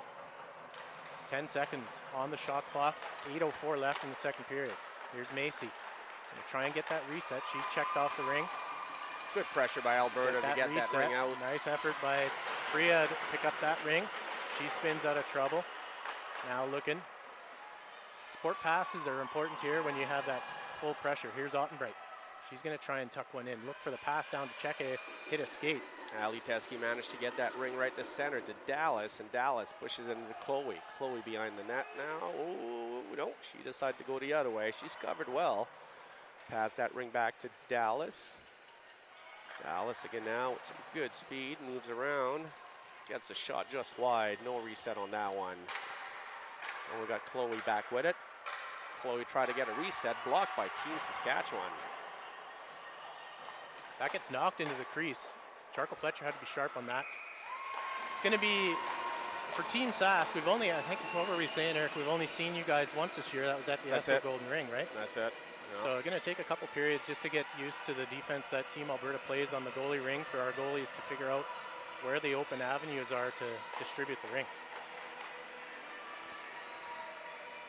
And that goes for both teams. Alberta in possession there. Ooh, gets blocked there by Saskatchewan. Wasakase up to Maurer. Picked up by Ottenbright. Short pass to Wasakase over the blue line. Wasakase is going to go in and take it behind the net. Try and set up an offensive attack. 19 seconds left on the shot clock. Here's Wasakase. Pick being set. Turn, pass over to Maurer. Maurer's going to look for a shot. She's hauled down. Penalty coming to Alberta. Alberta, oh, there's a pileup going on there. 3 Alberta player on the ice and a Saskatchewan player sitting on all 3 of them. A new rule change came into effect for Ringette Canada, whereby on a delayed call, the goalie no longer has to skate to the bench. That's right. Yeah, that's right. so you can, it's almost habit though for the goalies to do that anyways. So if you're unfamiliar with that rule, that is a change within Ringette Canada's rules. Here's Welder. Welder looking for an option. Stalking the ice. Around the corner here. She drops it to Seymour. Seymour's going to look for attack. Tries to tuck it in. Nice defense there by Team Alberta. Seymour gets it checked off her stick. Picked up here by Ross. And on the reset, Ross is able to go in as the defense. Brenna, who competed in our fastest skater competition at the skills comp. Here's Colhoun. Over to Seymour. Seymour. Pass across to Welder. Just missed, but picks up off the boards. Welder, couple moves, looking for a shot here. Gets inside. Couple moves, but one too many moves there by Welder, but good defense by Team Alberta. Alexis picks it up and dumps it down low here. Minute 14 left to Team Saskatchewan's power play. Mokry picks that up. She'll use the speed and send an outlet pass to Ross, pardon me. Around the boards, up into the middle in the neutral zone. Colhoun with it. She'll look for a short option over. Gets it to Mokry. Mokry spins out of trouble. As the defense will carry it. Potentially make a drop off the bench. Oh, tried to pass it in front to Cheke. Cheke comes up with it. Checked right away off the ring. Battle on the board. She falls. Nice pressure by Team Alberta there to pick that ring. There's a penalty coming up for Team Saskatchewan. Tripped on Ali Teske. Yeah, that'll be going to Torin Ottenbright. So the goalie is in. Oh, Slash actually is coming. That'll be first power play for Team Alberta this game so far. There's actually it's going to be a 4-on-4 there for 33 seconds. Yep.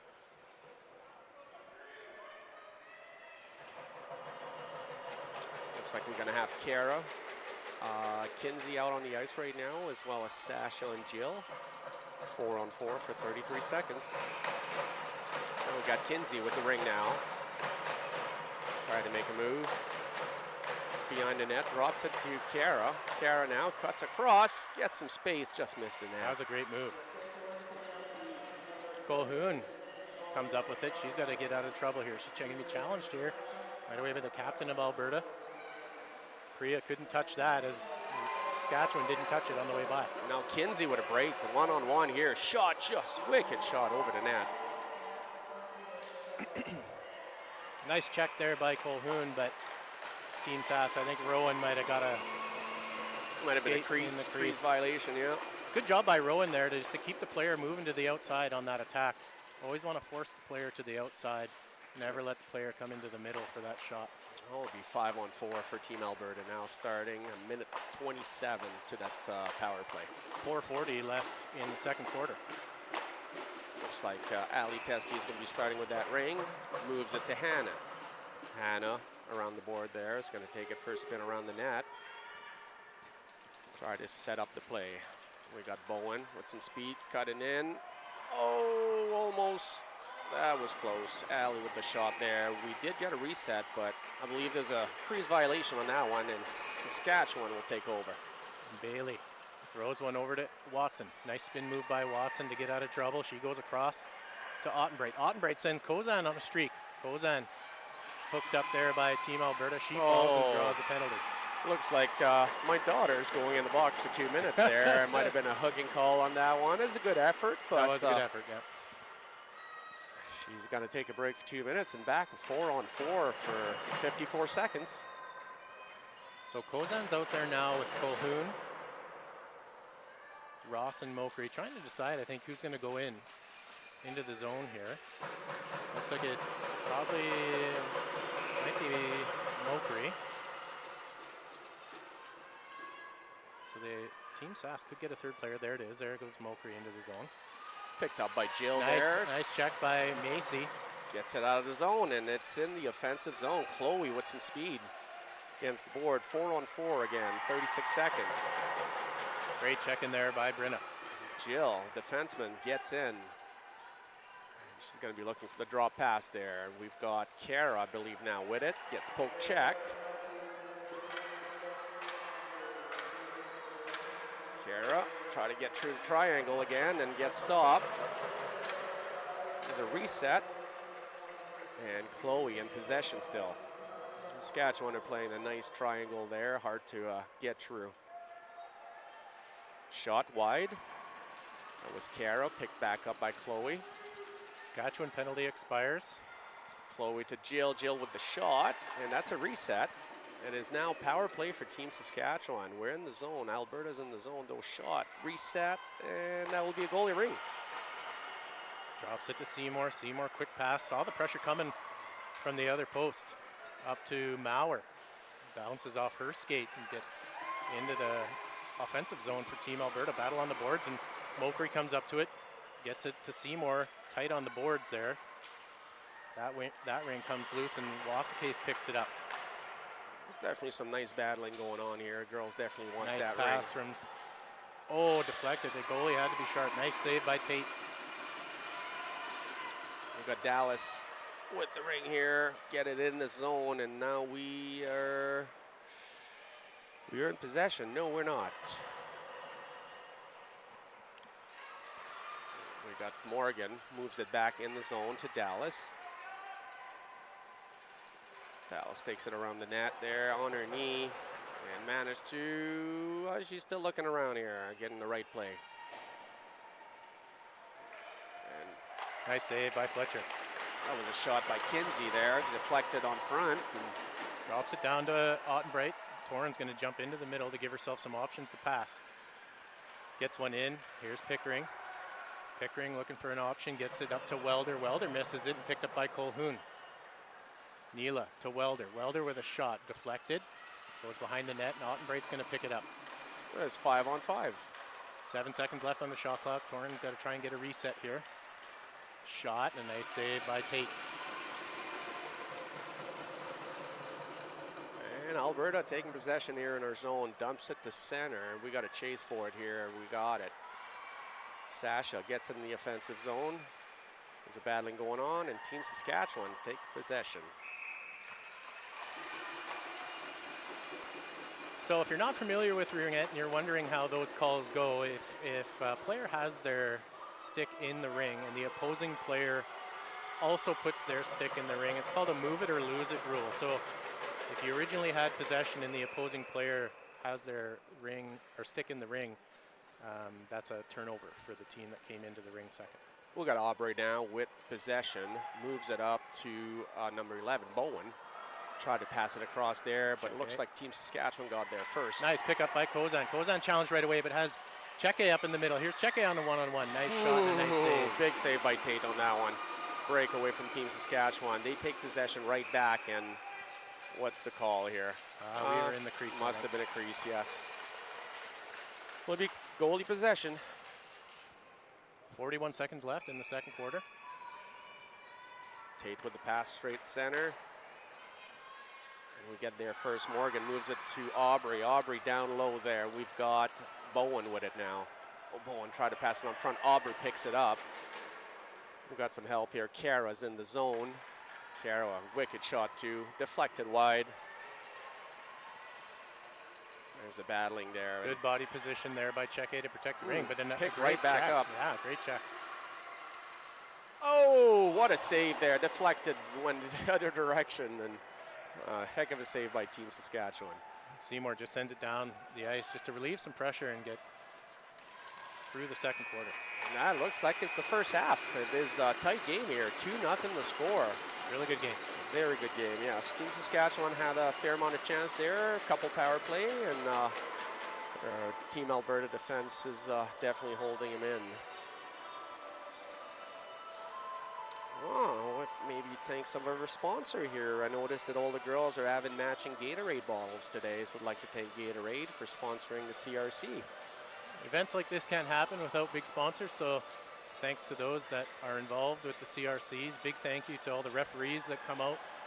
It's a long week for the players, but it's a long week for the referees as well, and we obviously couldn't have our sport or any sport that requires officials, so thank you very much to all the referees for your hard work. As well as all the volunteer out here doing the work. Absolutely, I mean, that's the stuff you guys don't see out there, but there's takes a lot of them. Takes a village to make a big tournament like this works. Big thanks to all the coaches too. It's a long season for the coaches. These coaches don't get paid. They have regular jobs, so they dedicate a lot of their time away from their regular work life. Hundreds of hours spent developing, getting to know the girls. So thank you, coaches. Well, I know for a fact there, Paul, talking about regular jobs, I'm sure that most of those coaches would rather do full-time ringette than going to work Monday to Friday. Yeah. If it paid, I'm sure there would be a lot of That's right. Yeah, we're definitely lucky to be surrounded by such helpful people, and obviously mentor to our kids. Yeah, and you can't do it without the parents too. You know, it's big thank you, especially to the parents, getting these young athletes around and cooking all the meals and supporting your athlete. So thank you to all the parents for having such lovely athletes that we get to commentate for. Well, second half starting here. Seymour sends it in deep to Wasakase. Wasakase tries to get it down onto the post there, was waiting for Maurer. Nice check by Maurer right in front. Here's back Seymour. And forward here. She'll take the reset and slow things down and try and set up a play here. Seymour tries to penetrate, holds onto the ring and takes it around. Has a pick being set, goes for the pass down low. Nice pass over to Maurer. Here's Page trying to get across the top. Guys the back pass over to Seymour. 12 seconds on the shot clock. There's a battle there. Marlies and Team Saskatchewan, number 2 over there. That was, no, that was number, that was 2, yeah. That Seymour. was 2, that's your daughter. Yep.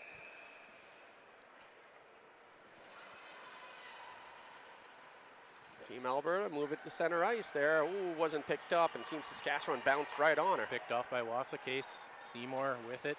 She's going to wait for some line changes to happen. She'll fake the drop to Welder, gives it over to Colhoun. Colhoun, she has to hustle to pick that up. She's got it. Priya. Team Saskatchewan's been really strong on that ring today. Yeah, Priya tried to get a shot through, and that was deflected. Neela chasing after it. She's going to get held up, tries to get it in. Wasakase picks it up, retreats back into the neutral zone, support pass across to Pickering. Pickering sends it in deep to Colhoun. She's going to go in. Looks like Marley's going to get to that ring first, though. Ooh, gets poke check, and Team Saskatchewan back in possession.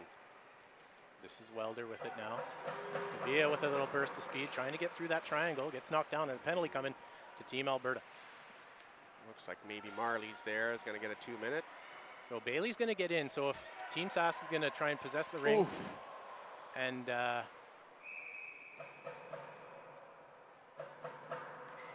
just the one penalty there? Yeah, I wasn't sure if they were going to call 2 because that could have been a second one there right at the end. Yeah. But they're standing right there, and we're just up in the That's right. stand. That's why we're just dads, right? It looks like who's going in the box there? I think, number 8, Morgan. Morgan is in the box for 2 minutes here. It'll be power play for Team Saskatchewan. So Welder's going to start with the ring in the offensive zone, the offensive free pass over to Cheke. We got Alexis and Jill out in defense right now. Kara's there to help. Oh, a shot attempt there by Welder, just deflected. Picked up by Jill. Jill now skating it out, looking for center and gets it into Dallas. Dallas now. She's got some space to go, try to get it in the zone. And it's picked up by Kara right at the line. And Kara on the breakaway now. Oh, what a save by Fletcher. What a save. Unbelievable. Great individual effort by Bailey. But a nice move by Team Alberta. Oh. Dallas. Oh! What a great goal by Dallas. Dallas made the pass. Kara scored a goal, but yeah, that was a sweet play. That was. No chance for Fletcher on that one, but she made an absolutely incredible save just before. Absolutely. So that was a short-handed goal by Team Alberta. Still a minute 20 left in the great job penalty by Team there. Alberta. Yeah. Team Sask in possession here. It's Torn Ottenbright over to Mokri. Kate patiently waits for some openings to happen. She'll send it in deep to Kozan. Kozan checked right away, but she comes up with it. Here's 21, Macy Kozan. Macy down low to Maurer. Maurer had that pass across to Ottenbright. Just as she attempted it, but just couldn't get it through. Here's Maurer again, over to Kozan. Kozan fakes. Oh, could have taken that shot. Here's Ottenbright. She's going to try and get inside for the reset. Gets the reset. Here's Maurer on the rebound. Alberta pressing up pretty high there. Nice pick by Hannah there. Poke check and just dumps it down low. Right on the goalie. Ooh. Little scary. That was a little scary. Yeah. Over to Ross, though. We still have possession. Team Sask. Or Team Sask. Putting pressure there. And Team Sask moves it back and forth there. They're keeping possession, though. Ross. I think that Rink. Good pressure there. We got it in the zone. Hannah now. Nice defense there by Ottenbright. Move it to Kinsey. Nice big save. Big save. Great save by Bailey. Oh, big smile on Kate's face. She accidentally fell into the crease there. So we got some fresh legs there. Ali Teskey's out with Dallas. Alexis is out there with Jill, and there's 14 seconds left in the Team Saskatchewan power play. 6:31 left in this third quarter. Oh, that's Bowen. Bowen, number 11 there with the ring right now. Oh, was trying to cut through to center and picked up by Team Saskatchewan.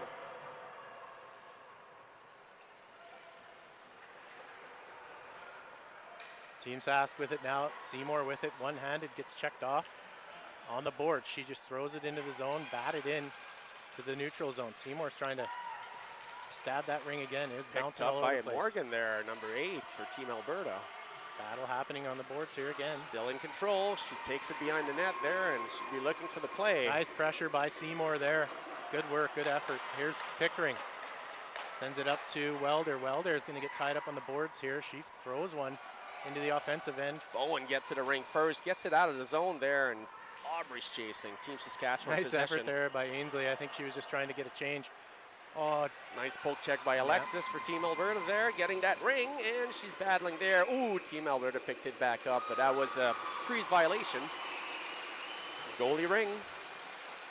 Goalie moves it up to Jill. Jill with the ring now, can't stab it. Oh my goodness. Here comes Welder now on the turnover. She settles it down, try and set it right in front. Oh, that was Tawasaki. She did get the shot off. Alexis gets there though. She picks up the rebound and moves it up the board. Moves it to Aubrey. Aubrey with the ring now. Try to get it to Dallas, and Dallas gets it. We got a break. Dallas missed the net. Nice defense there by Neela.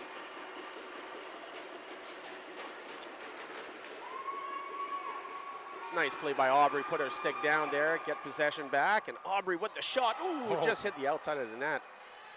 Ooh.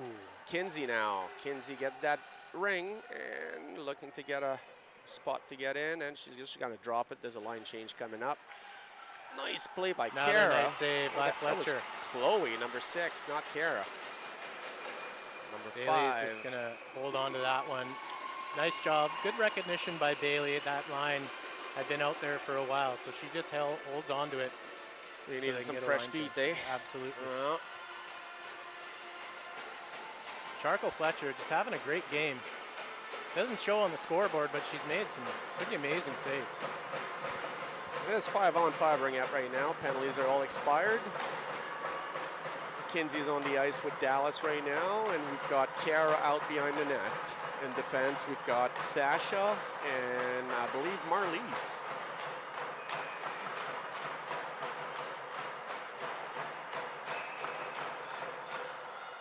Dallas moves it on the board to Kinsey. Kinsey now cuts on front. Look for Dallas. Dallas with the ring moves it to Kara, and goalie got a stick on it. Oh, there's a penalty coming up for Kara here. Yeah, no intent there, just happened to run into each other. So it looked like Team Saskatchewan is going to go back to work on the power play.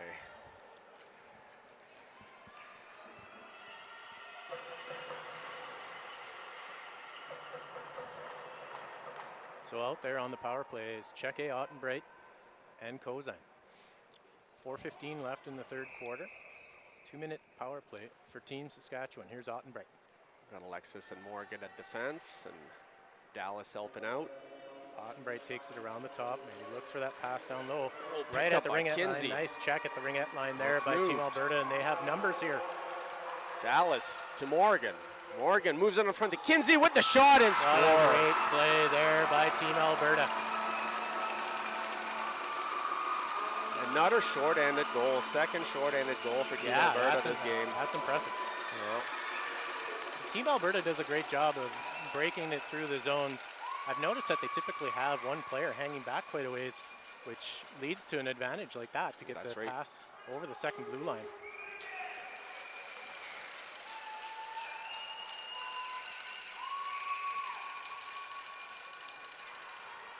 Seymour tried to get it into the zone, but that was blocked. Here comes Maurer on a chance. Passes down low. Oh, just got a stick on it. It's tumbling. Bouncing ring, eh? Yeah. Tough to catch. Wassa Case trying to. Oh. Another penalty coming. There'll be a 5-on-3 coming up for Team Saskatchewan. You're gonna want to give Team Alberta the ring here. Sure did. Team Saskatchewan. That's a major. A major. Ooh. I don't. She did throw her hip into it, so. Okay.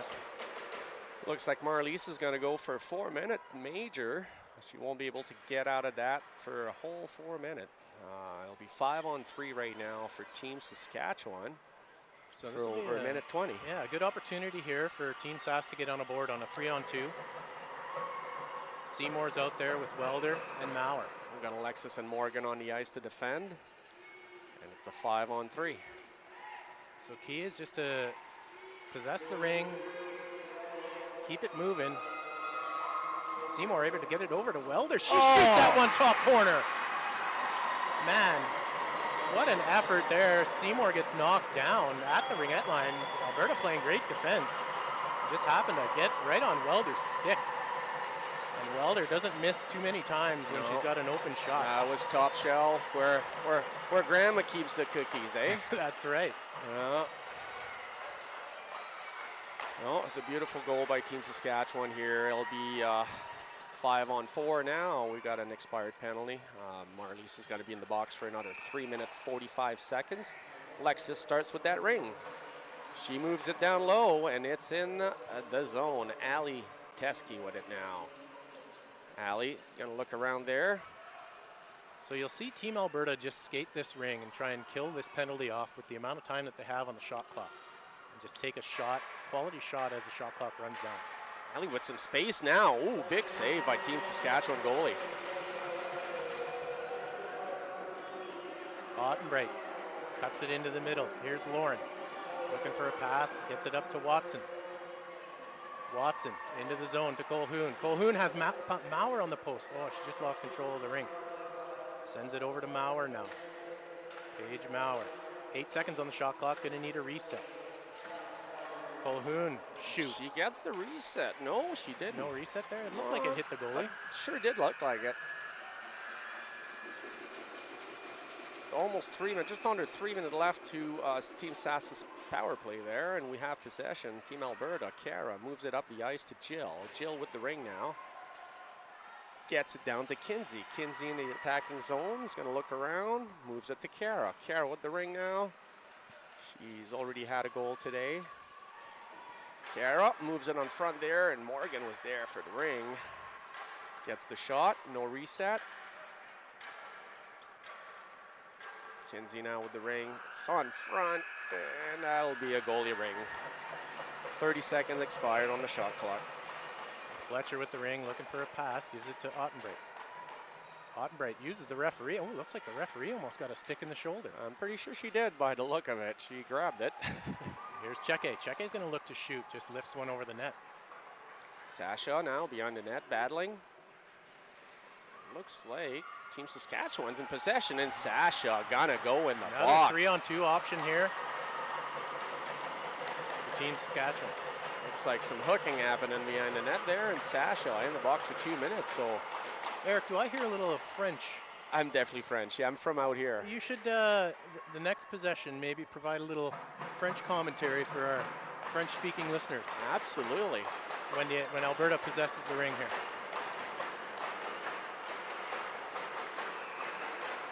Pass over to Cheke. Ottenbreit. Oh, there's Welder again, just off the side of the net. And we got Morgan and Alexis defending. 3-on-2 again. What was that? Or that was Ottenbreit. Here comes Welder again, looking for another one. She gets inside. Space. Nice goal by Welder. That's 2 for Welder. What a great move. It looks like Team Alberta is going to have to try to stay out of the box there, because Team Saskatchewan sure can score them goals. It makes a huge difference when you're in a 3-on-2 scenario. It's almost, the probability of scoring a goal on a 3-on-2 is almost higher than not. So. Oh, absolutely, absolutely.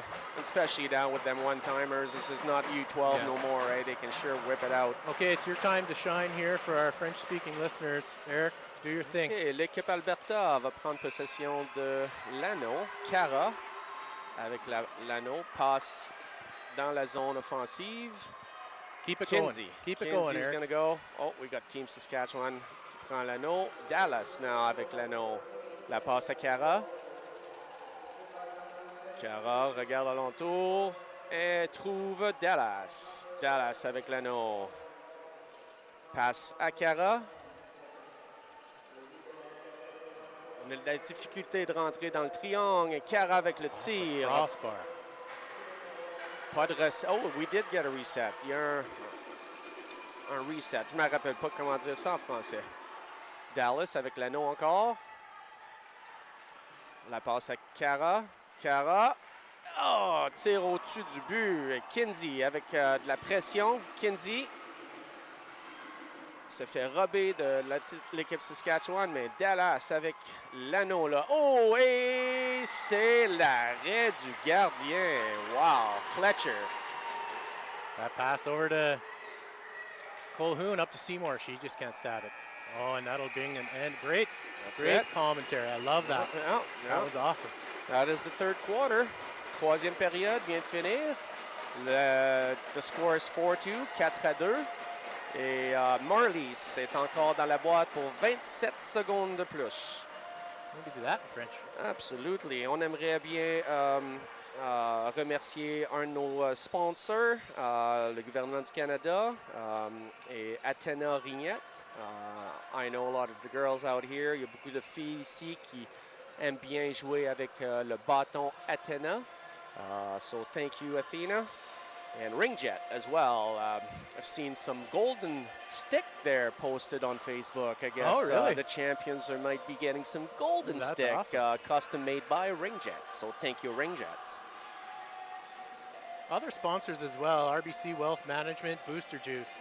Oh, I guess Booster Juice is a big one too. Absolutely. DOM Sports, NAMI, Annabelle, ISI Live, where you see a lot of female sports being broadcasted lately, and a good outlet for female sporting action. You know, I've heard that Sportsnets are going to be broadcasting maybe the gold medal games there on one of their channel, which is quite exciting for them young athlete there, broadcasting on national television. All right, 4-2 is the score. Last quarter here, 10 minutes, 27 seconds left in the penalty to Alberta. Great game again so far. Sure close one. 4-2 to score.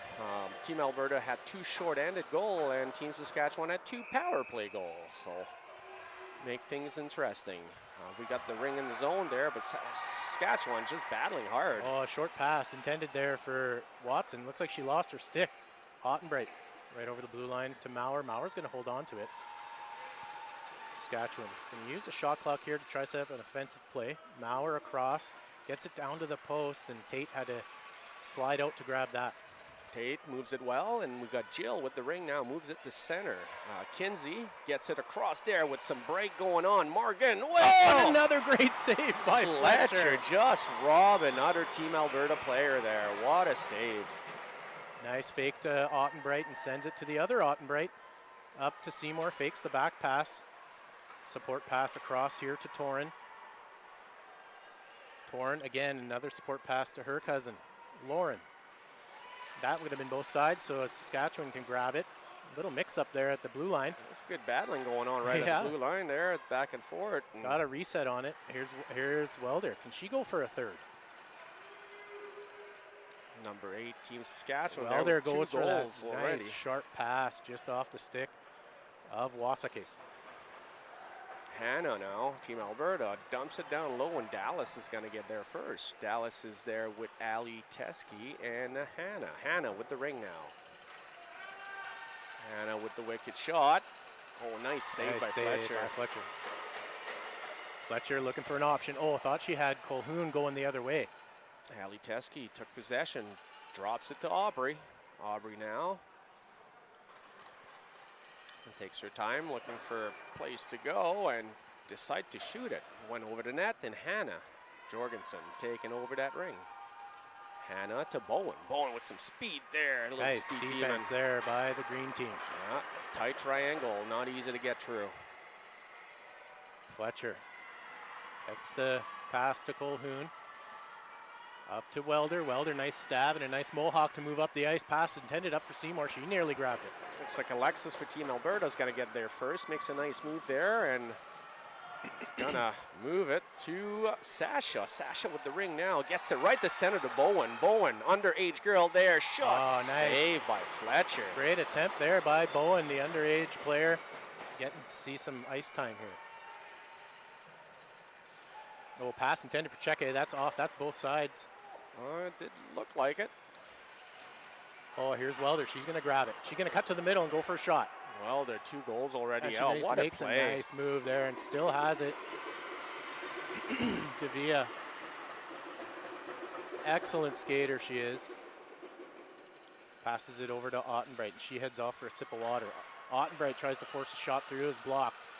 Caro at the ring there. Alexis gets blocked right out of play, and Cheke gets bumped, loses the ring up into the neutral zone. Nice check in there by Pickering. There we go. We're in the zone now. We've got Caro chasing it. Team Alberta in the offensive zone.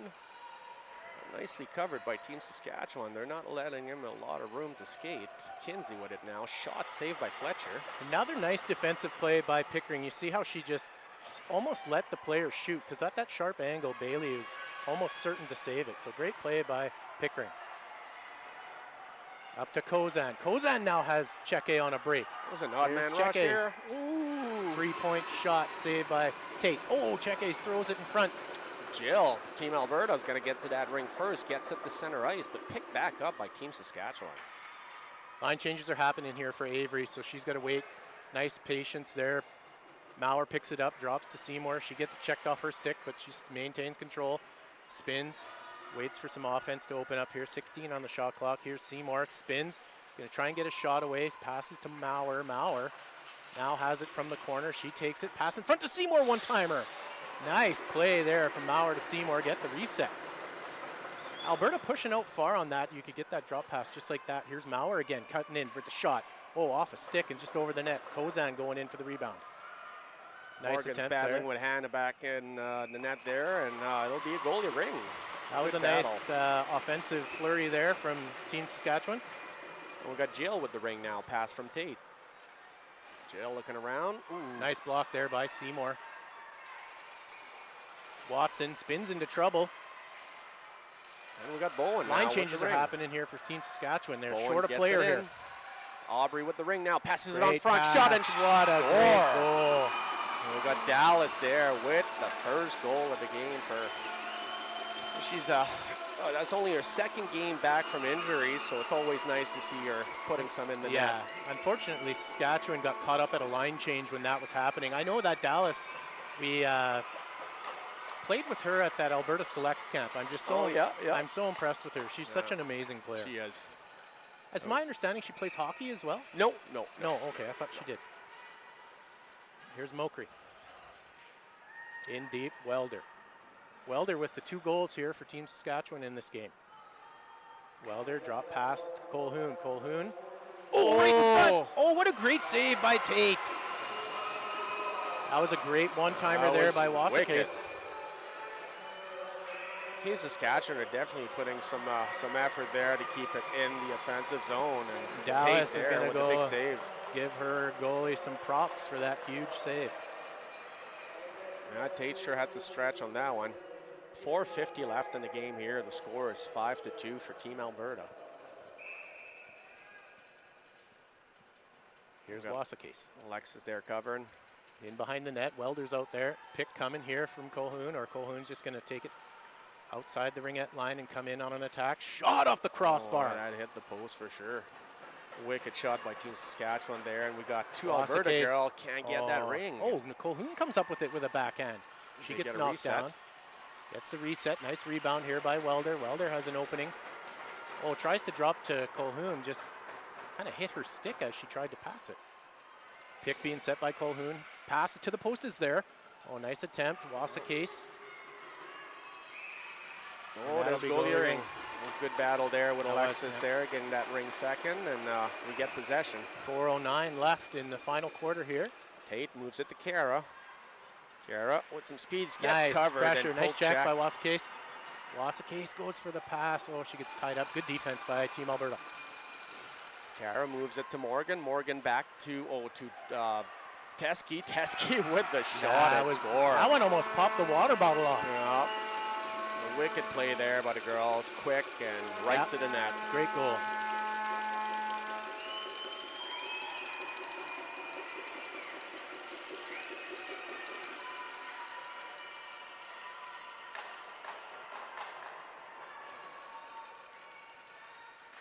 Coach Kozan for Team Saskatchewan trying to get his team fired up here. The game's far from over. Absolutely, lots of time left. That's Ringette. It's not uncommon to see 4 or 5 goals in the last 5 minutes. Absolutely. Nice check in there by Team Alberta, and Cheke is going to come up with it in the neutral zone, but being pressured there. Owen chasing, and Hannah picks it up there. No help there, waiting for Teske. Teske with some speed gets it in the zone, moves it back to Hannah. Hannah with the shot just high. Picked up here by Ottenbright. Torin looking for a pass. Good defense being played again here by Team Alberta, pardon me. Wicked play by Marlies there to get that ring back, and Bowen now in control in the center zone. Moves it to Hannah. Hannah in the offensive zone now. Gets the pass to Kara. There's a line change happening. Oh, Kara great play by herself. Ooh, nice little move. Another save by Fletcher. That was a great play. Kind of faked Ottenbright out and went for that low walk. Nice play there by Kinsey. Get the poke check. Keep it in the offensive zone. And, oh, there's a break. Dallas now with the ring. Oh, my goodness. She didn't miss that one. That was a wicked shot by Dallas. That was a great shot, yeah, for sure. Again, that's the one-on-ones for the goalies are pretty tough. Yeah, they are.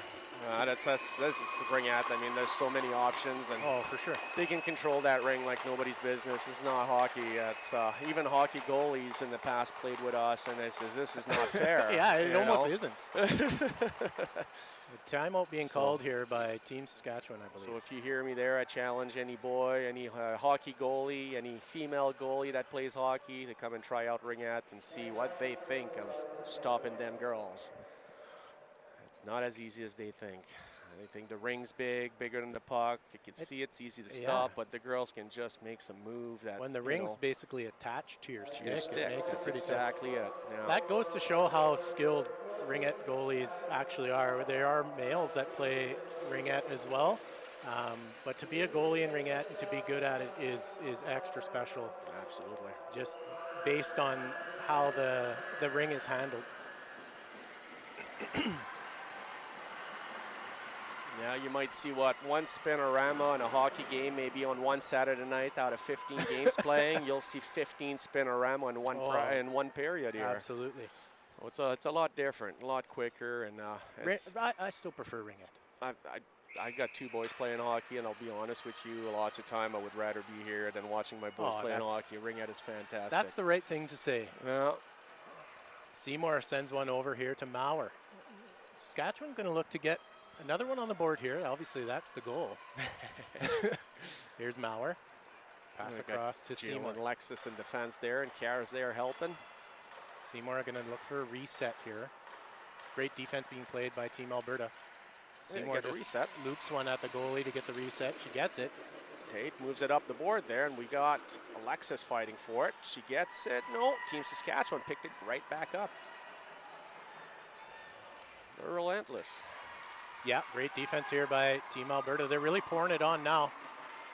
Energized by a few fourth quarter goals. Wide open here, Alberta. They are leaving someone back here, as I noticed earlier.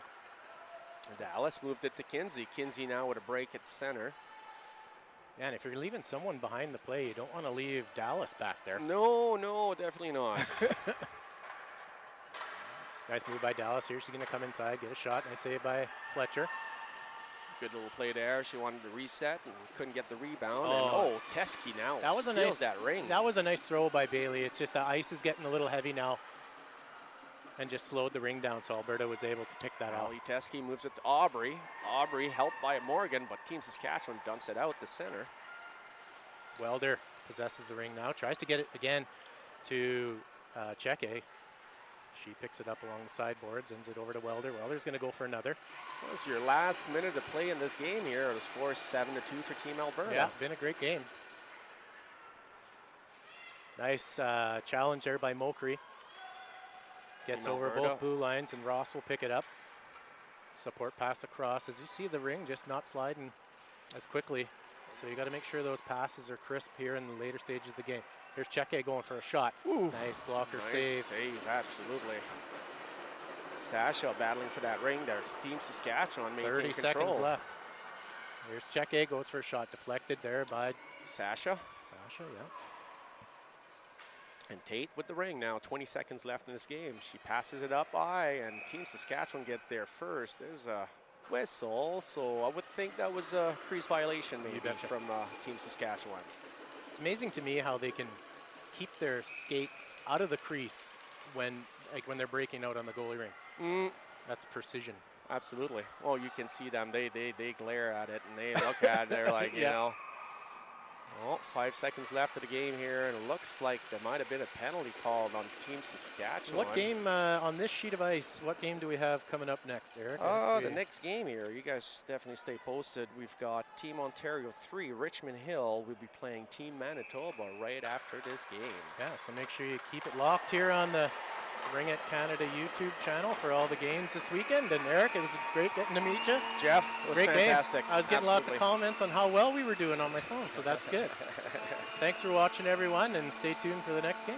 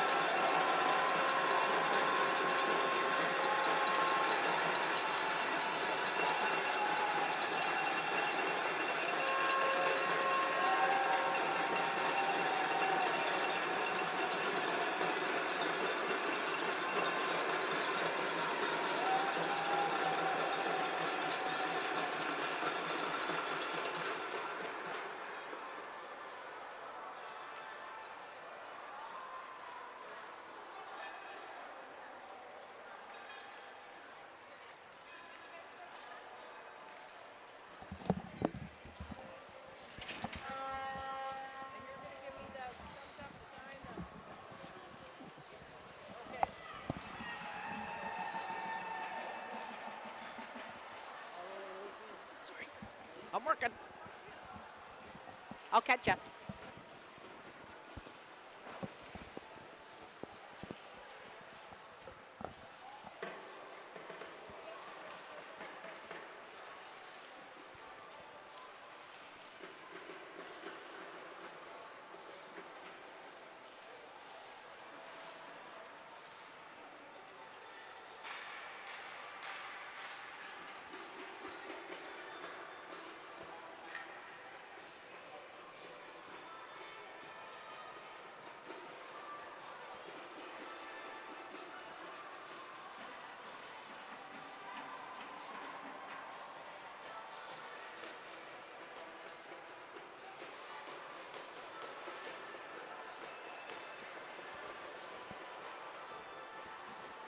Okay, good morning, Ringette fans, and welcome to the Canadian Ringette Championships. It's a little frosty inside the arena here at Tony Graham on ice pad number 1, or A. Today we have Richmond Hill U16 team, they're Ontario 3, playing against the visiting team from Manitoba. Richmond Hill wearing their black and gold for the team from Manitoba. My name's Lucianne Inglesby, and I'll be on the microphone today. I've been involved in Ringette since I started playing a long time ago. 1969-70 was my start, so seen a lot of changes in the game since then, and it's been excellent. All of those changes have been very positive. We've got the 30-second shot clock, we've got the free play line, we've got no stick colors, and no more figure skates. That's really the best, because those were dangerous. Anyway, so today we're going to see some excitement here with these young teams. For many of these players, it will be their first time at the Canadian Ringette Championships, so kudos to them for their achievement of making it to this event. Our sponsors here for Ringette Canada are the Government of Canada, Gatorade, Athena Ringette, and Ringette Sticks. We've got event sponsors, Ottawa Tourism, the Government of Ontario, RBC Wealth Management, Booster Juice, McNally Gervin LLP, Athena, Gatorade, Serganor, Hertz, Dom Sports, Ringette, NAMI, Annabelle, Isa Live, Ajay Hollingsworth Personal Injury Lawyers, David Hollingsworth Professional Corporation, and Melika Consulting. So, we'll start, so this is, in this division we play 4 times 10, with the visiting team starting with the free pass for the first and the third periods, and the home team will start for the second and the fourth quarters. So we're just about done with our warm-up here, just 15 seconds left. Here come our officials. We've got Duncan McCory and Megan Howes today. Both of them, it's their second year officiating at the Canadian Championships. First year was last year here also in Ottawa. So again, as with the players, kudos to them on their achievements in making it to this event. It's not for the faint of heart to be an official at this level. It takes a lot of work, a lot of commitment, just as it does for the players. So welcome to them. And the other off-ice official is the shot clock operator, Mario Perriard, from here in the Ottawa area.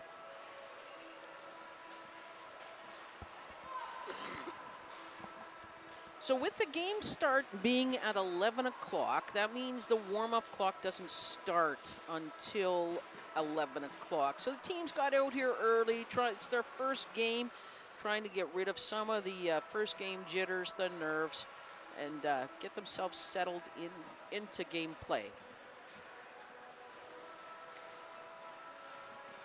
So we've got, as we said, the Ontario team. Ontario has 4 teams in this division. Richmond Hill is the team that qualified third, based out of their Ontario AA provincials. Manitoba just has the 1 team here at this event, also based on their provincials, the winning team. So the coaches of the teams for Manitoba, we have Lynette Penner as the head coach. Assistant coaches, Bryn Krawchuk, Heather Lamont, Michaela Del Carmen, and Ryan Bannerman. Team managers are Cheryl San Clemente and Christy Plugman. and I apologize if I say any of these names incorrectly. I did try practicing with the teams. Richmond Hill provided us with pronunciations. Manitoba, the team staff was very helpful in letting me learn how to say them properly, so hope I don't screw up too badly. Richmond Hill team staff, Sarah Ianni and Adam Natche, Karen Bunting, Christina Mongolo, Sarah Reynolds, Julia Roman, and Aaliyah Natche, and the team manager, Leslie Ward. Again, like we said, from Richmond Hill. Team Manitoba, I believe, is from the Winnipeg area, but I forgot to ask that question when I was talking with the team staff. If I get that information during a break, I will let you know.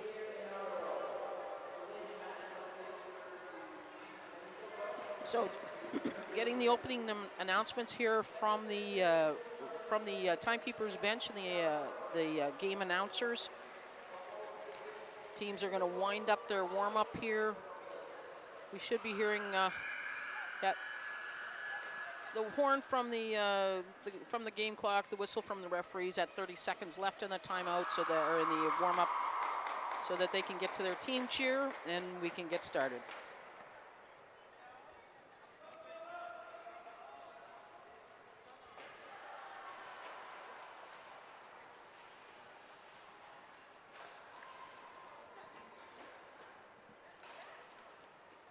Okay, so for those who aren't familiar with our game, we start the game with a free pass, similar to like a throw-in basketball or in soccer.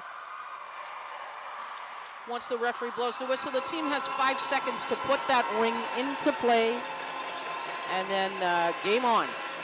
We use a 30-second shot clock, again similar to basketball or to lacrosse. From the time a team gains control of the ring, they have 30 seconds to take a shot on net. If that doesn't happen, there's a stoppage in play, and the free pass is awarded to the opposing team.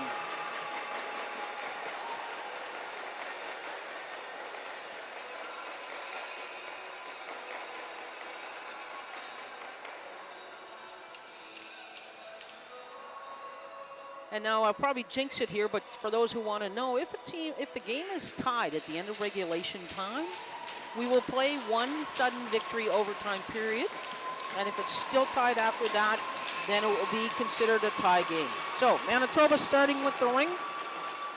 That's number 14 with the ring now. That's Natalie Prins. She makes the pass up to number 11 to Vienna Waldner. Waldner with the ring behind the net, looking for a setup here now, trying to break through the triangle, but Richmond Hill is not allowing that. Clock winding down for them. Shot goes wide of the net, but the defense picks it up for Richmond Hill.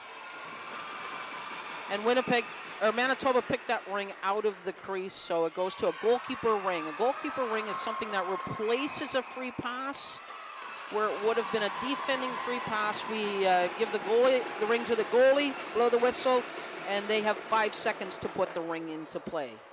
This time it was Richmond Hill inside the crease, so it will be a free pass to Manitoba. So taking the free pass is Scarlett Hyde. She passes it off to a teammate. The free pass, it has to go to one of your teammates. Well, I mean, you can't pick it up yourself. It could go to the opposing team, but nobody likes that part. So Richmond Hill trying to break the ring out. Just a miscue there.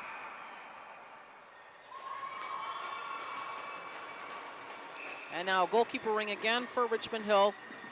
So making the throw out. Great pickup there by number 2 for, that was Lily Whale. Ring up in the Manitoba end. It was a carryover of a blue line violation by Manitoba. So now it will be Richmond Hill with the ring in the Manitoba end. So on the ice, we've got Madison D, Ava Ferrer,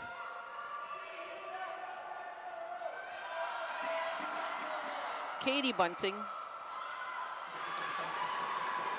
and Richmond Hill with a shot from quite a ways out. Saved by the goalie. Now Manitoba gets it out, passes across ice to the teammate. but she misses the ring. Richmond Hill trying to dig it out, and it makes a good check there on Manitoba. That's Kalena Wong making the check. But Manitoba picks up the ring. They're coming out of their own end. We've got 5 seconds left on the shot clock.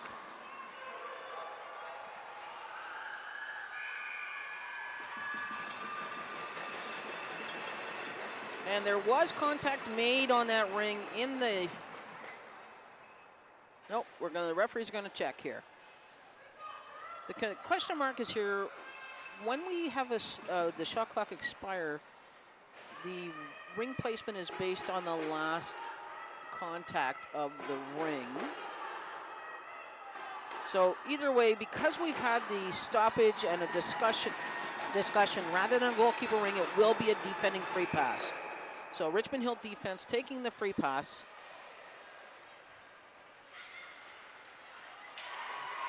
And that Manitoba is successful in checking the ring carry right at the blue line.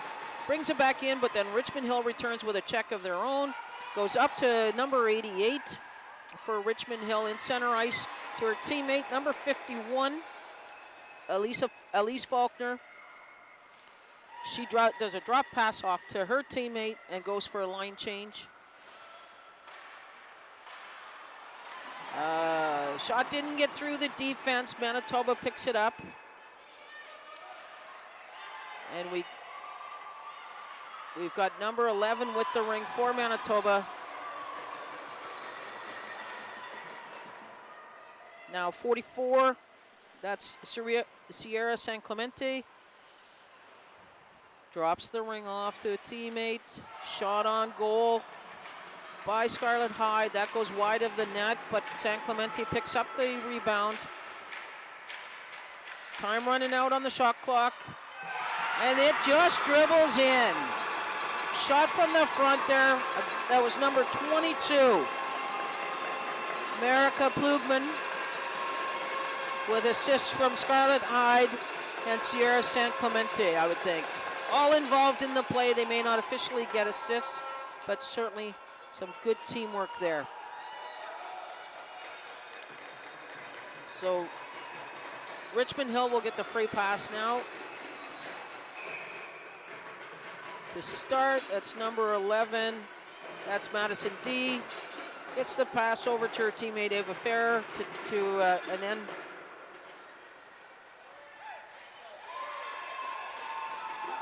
a good check on the boards there by Manitoba. And number 35, Piper Pisney-Posiak comes up with that ring. Pass is coming up. And again, a beautiful play, breakout by Manitoba.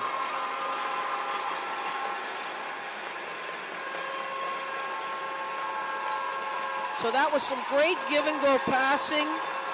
Pisney-Posiak passed it up from the defending zone to her teammate in center and then got the return pass, made a nice move on the goalie, a backhand to the goalie's glove side.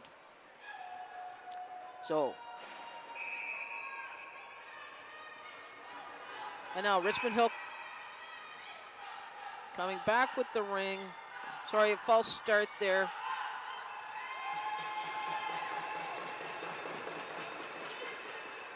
I think we have an error on the scoreboard. I believe it should be 2-0 for Manitoba. It's showing 1-1 right now. So with the off-ice officials paying attention to that, the clock didn't get started on the referee's whistle, so we will start over again.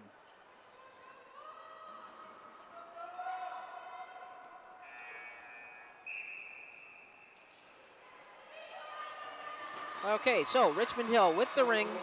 Pass up to number 88, that's Charlotte Nache. She drops it off to her teammate, 77, that's Madeline Avila.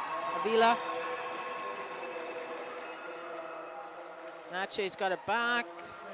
This time, oh, great shot there by number 7, Teresa Zhu off the post. So Manitoba comes back with it. It's now Annabelle Pelletier with the ring. Passes it off to her teammate, number 9, Devin Reedy. Reedy passes it up to Waldner, Vienna Waldner.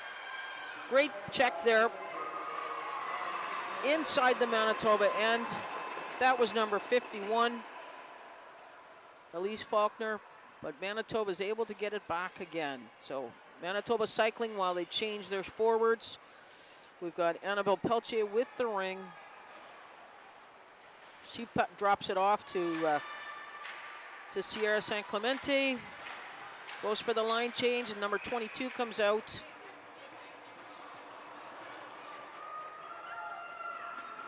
And the ring stuck under a foot there. So we stop the play, and Manitoba will get the ring back.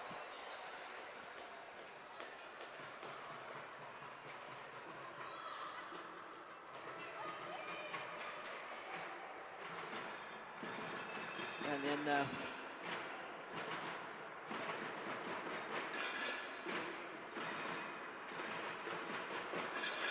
something, the referee is looking at something on the ice there, something along the boards. Okay, so Manitoba with the ring. America Plugman taking the free pass off to her teammate Scarlett Hyde, back to Plugman. Plugman just went off of her stick there. Richmond Hill passes it back up. Now this is a two-line pass. That means Richmond Hill passed it up across two blue lines.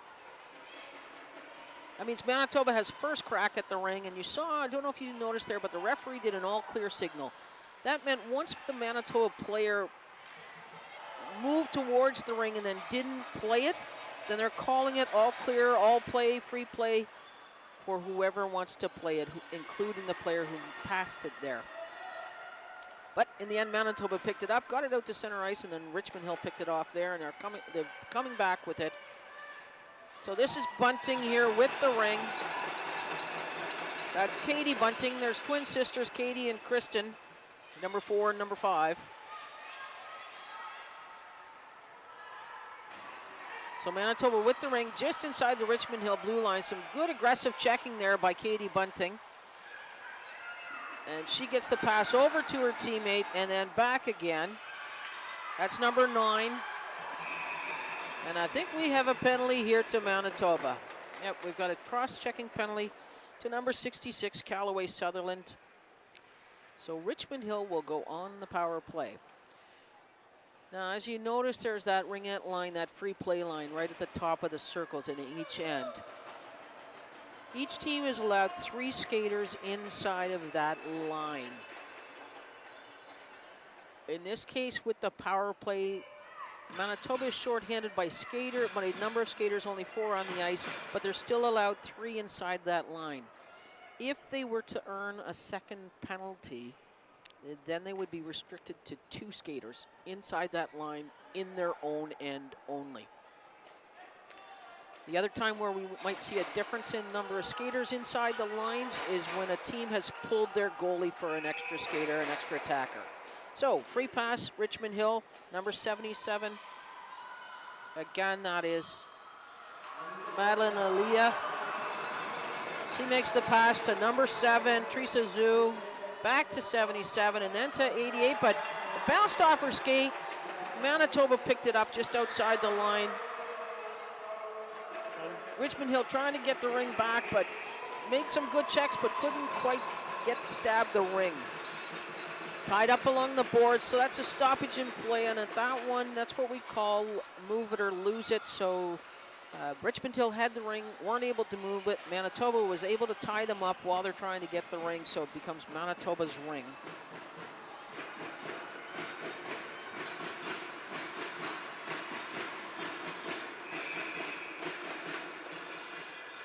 So this is going to be number 9 for Manitoba, taking the free pass, gets it to Pisny Posiak. Number 9 is Devin Reedy, and they get the ring up to the Richmond Hill end.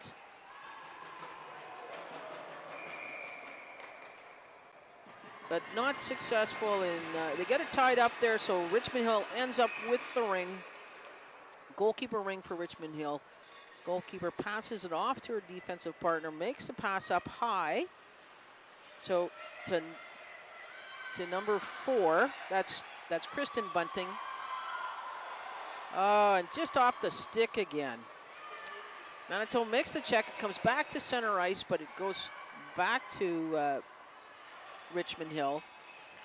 That was number 31 picking that ring up, Alyssa Cho. Now Richmond Hill changing their forwards. We've got Katie Bunting with the ring right now. Looking for her teammate to make the pass to, gets it across, then gets the drop pass back, takes a shot that goes high and wide. And just before the buzzer, we get a reset of the shot clock. Manitoba has the ring, carrying it out. That's Piper Pisny-Posiak, passing it to her teammate, Devin Reedy.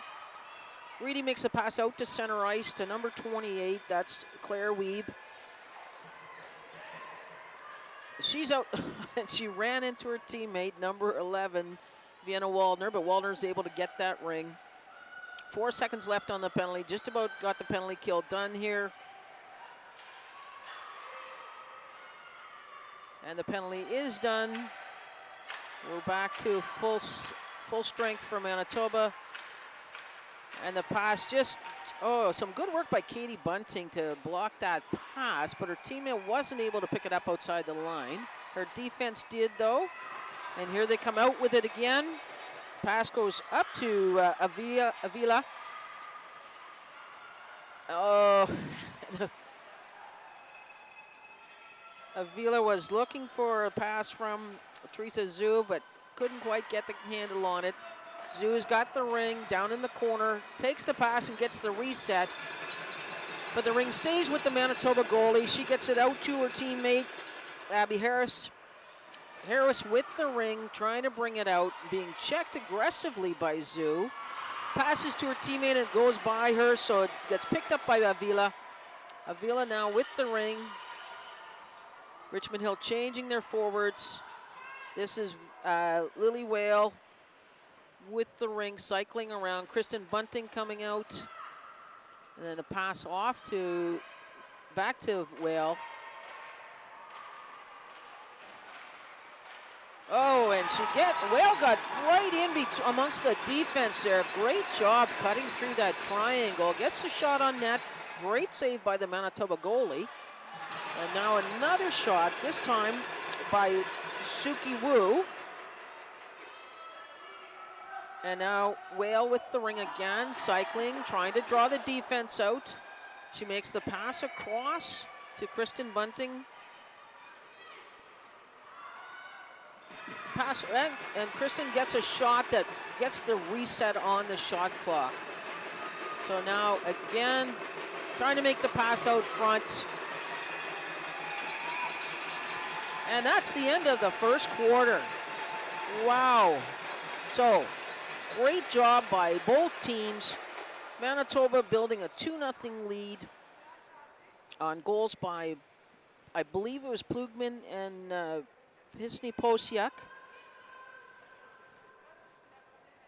And Richmond Hill establishing some good work in the attacking end, in the Manitoba end, late in that quarter. So now change of ends. Richmond Hill will have the free pass as the home team to start this second quarter.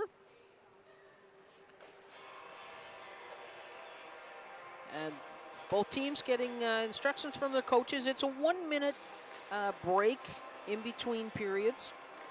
So not a lot of time, but they've had months and months of preparation coming into this event. So really, it's at this point, it's last-minute adjustments, things that they're seeing in the course of that period to try and reset some of their players, get them back on track. In the case of Richmond Hill, and same thing for Manitoba, but still reinforcing what they did really well in that quarter.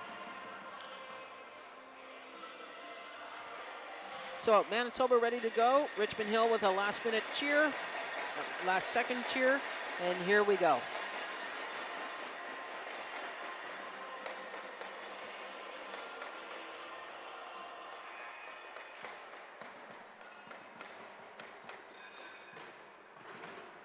Okay, so Richmond Hill with the free pass to start. It's number 31 taking the free pass. Passes it off to her defensive partner, number 10, who gets it up to 17. That's Suki Wu.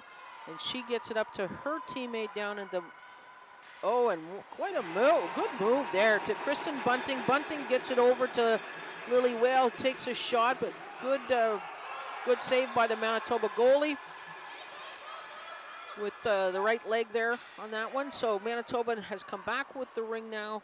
This is Callaway Sutherland passing it off to her teammate, Michaela Ediger, but unfortunately, Sutherland slid in the crease after she made that pass. So Richmond Hill goalie gets the throw out to her teammate. This is out to number 29, Brianna Zhao. Over to Wong. It bounces off the Manitoba skate, but Zhao's able to pick that up and get it up to the attacking zone to Katie Bunting, and then Katie gets it over to Kalena Wong. Manitoba made the check there and comes back with the ring. And now we've got number 14, Natalie Prinz, bringing it up for, gets the pass into the attacking zone. Just goes off her teammate's stick, Annabelle Pelche, but number 14, Natalie Prinz, is able to pick it up. She's cycling around behind the net. A drop pass to number 11, Vienna Waldner. Shot on net, saved by the Richmond Hill goalie. The Richmond Hill goalie is number 50, Jordan Hosford. And again, number 11 with the ring, cycling around, Vienna Waldner looking for a teammate, but the pass doesn't get through the triangle. Richmond Hill defense picks it up.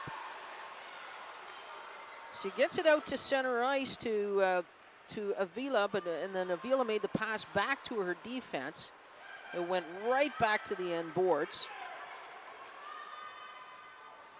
So now that's Avila with the ring, gets the shot on net, and then picks up the rebound. Some good work by Avila there. Still has the ring. Now goes off a Manitoba stick and out into center ice.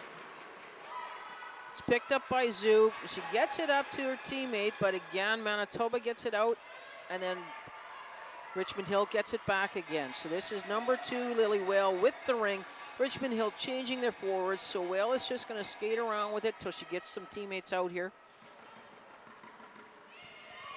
She's out there, makes the drop pass, picked up by Manitoba, but good checking right away by the Richmond Hill forwards. And 17 for Richmond Hill comes out with the ring. Suki Wu drops it off to Whale, back to Suki Wu. Shot on net, and a good save by the Manitoba goalie, now looking for her defense to throw it up too. And some great checking by Lily Whale there, and she's able to get that ring off the Manitoba defender, and now goes for a line change. So the ring gets dropped off to Charlotte Natche. She's waiting for her forward teammates to come out. Tries to break through the triangle there, but gets checked by the Manitoba team. But they're now Manitoba in the crease. So it will be a Richmond Hill ring in the Manitoba end. So this is Charlotte Natche, Madeline Avila, and Teresa Zhu. Oh, nope, not Teresa Zhu. Sorry, it's Madison D out there on this line.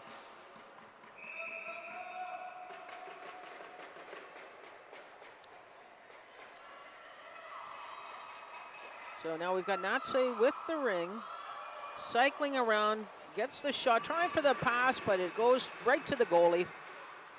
Passes after defense and makes a great pass right out to center ice. And now Sutherland's got it in center. Drops it off to number 10 to Michaela Ediger. Shot and scores. Again, some great give and go passing here by Manitoba. Ring for Ediger had it, passed it up to her teammate Callaway Sutherland, and Sutherland passed it back to Ediger inside the Richmond Hill end.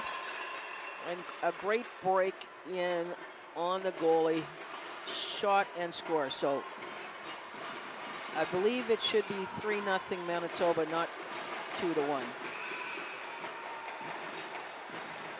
So Richmond Hill with the ring from center ice.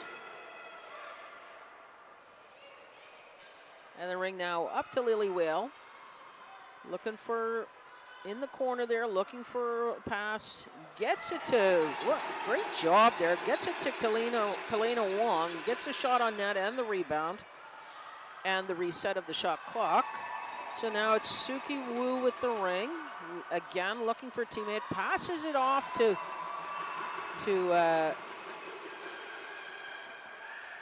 she passed it off to Wong, but Wong missed that ring, and we had a jumble up in center ice. And now Richmond Hill defense picks it up at their own blue line.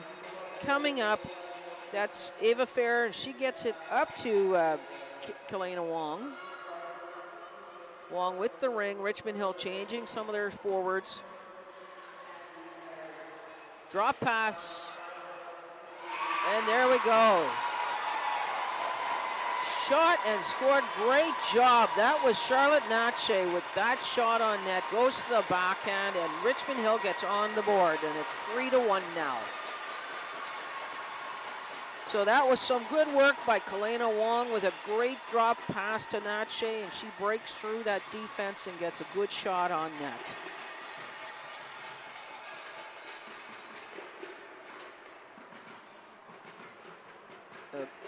Okay, so I think they are trying to sort the scoreboard out here, because now we got 4-0 showing. So the referee is over there chatting with the off-ice officials, the timekeeper and scorekeeper, to get this corrected. So now we're at 3-1. Okay, so Manitoba with the ring, number 44, Sierra San Clemente. Passes it off to her teammate, Devin Reedy. The pass up goes a little too far. Richmond Hill defense picks it up, but is immediately double teamed by Manitoba, and they get the ring back again. So this is 21 with the ring. Oh, nice pass down to the corner there from Scarlett Hyde, passing it down to San Clemente. And now the pass to Plugman. Plugman tries a shot on net, gets the reset, but Richmond Hill comes up with the ring. Oh, and just Richmond Hill going for the line change. So Manitoba was able to pick up that pass in center ice. And now we've got the free pass for Manitoba in center ice.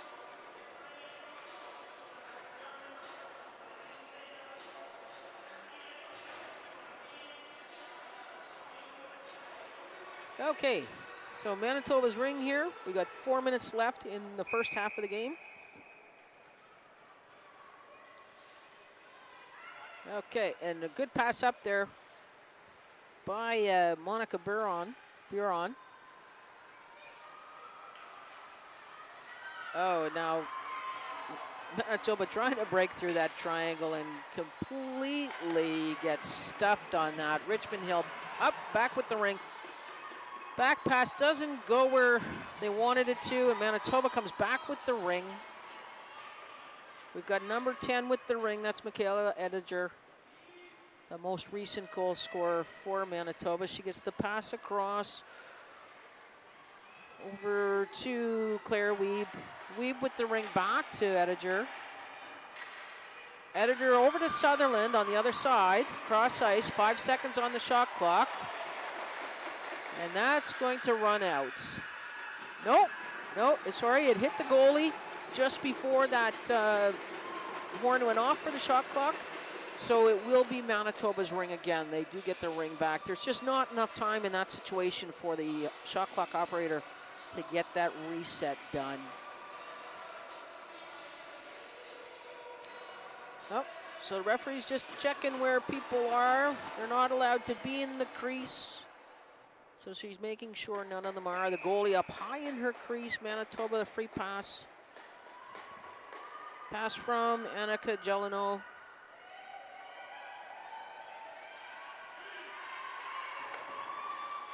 So again, they're trying to break through the triangle. Annabelle Pelche and Richmond Hill not making it easy for them. Double team check there, and the ring comes out. Brianna Zhao comes out with the ring.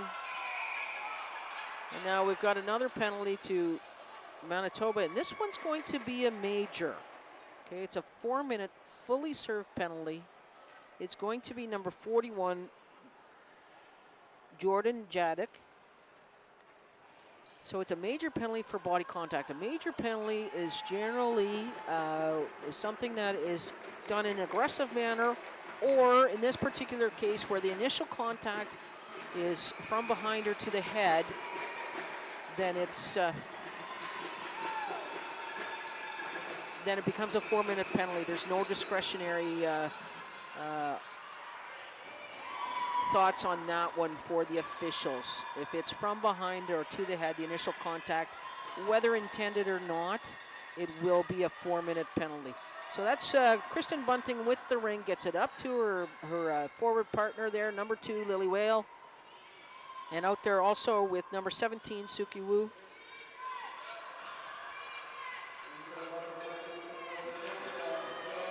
So this is Whale with the ring, coming up high, trying to get through the defense. She gets the pass up to Wu, but that... And now we've got tie up for the ring, Manitoba with the ring, goalkeeper ring. So here comes Manitoba with the ring. That's number 35, that's Pisny Posiak. Gets the pass off to her teammate, number 14, and check there by Richmond Hill. But still able to come up with the ring was Natalie Prince. She gets it up to Claire Wiebe. Wiebe looking for a teammate up in the attacking zone. So some aggressive checking there by Richmond Hill.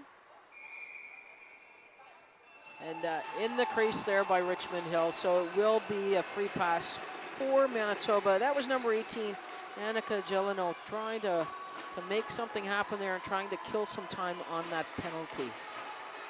So Gelino with the ring. She's out there with Wiebe and Reedy. Passes it off to Wiebe, back to Gelino. And that pass just off the stick, and so Richmond Hill picks it up. They're coming back. And this is number, great save, great shot, and a great save there. That was number 77, Madeline Avila, and a wonderful save by the Manitoba goaltender. So pass up to Gelino, goes a little too far. And now that was Nache with the ring. She gets it up to her teammate. That's Avila with the ring. And she's out there also with Zhu. And Zhu takes a shot and scores. Good job by Richmond Hill to really press on that, on this power play opportunity. So it's now 3-2, and as we said, that's a fully served penalty. So still has to stay in the box. So Manitoba with the ring here at center ice after that goal. So we've got that's Sophie Hammerla with the free pass off to her teammate Abby Harris. Harris looking to go deep to the corner there. But it's picked up by the defense by Brianna Zhao. She gets it up, goes a little far, but Bunting's able to still get that ring and get it up to her teammate. It goes a little too far, and Manitoba defense picks it up. Coming back with the ring.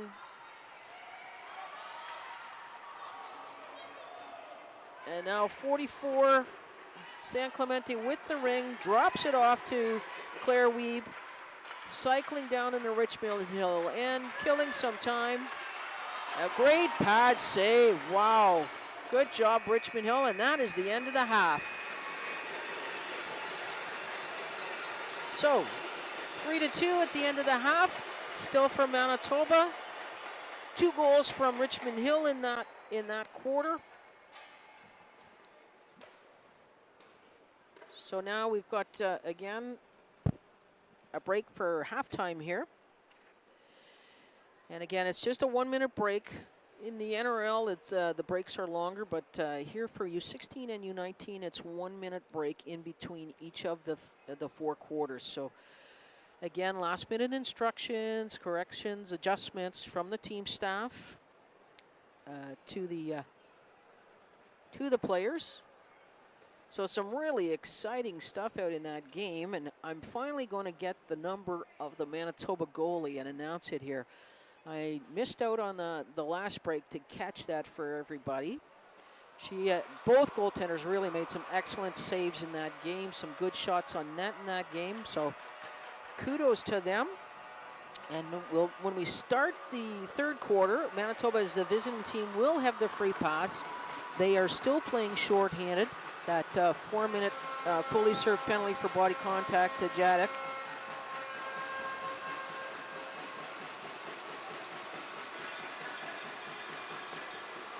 So the goalie is for Manitoba is number 55, Kaylee Robbins.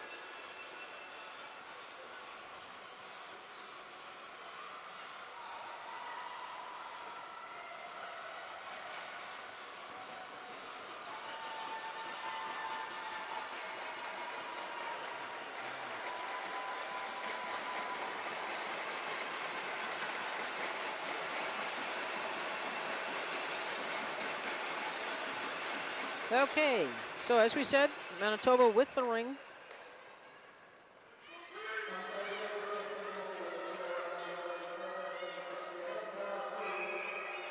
So Devin Reedy, no, sorry, not Devin Reedy, that was 35. That was Piper Pisney Posiak.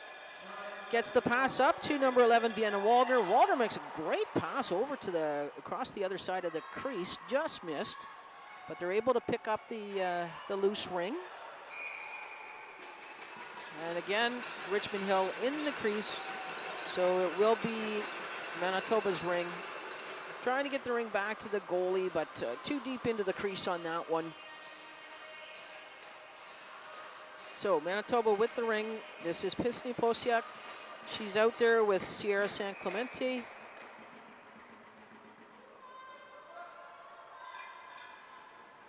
And Callaway Sutherland. Sutherland was setting up a screen in front of the net. Now she's moved to the corner of the crease.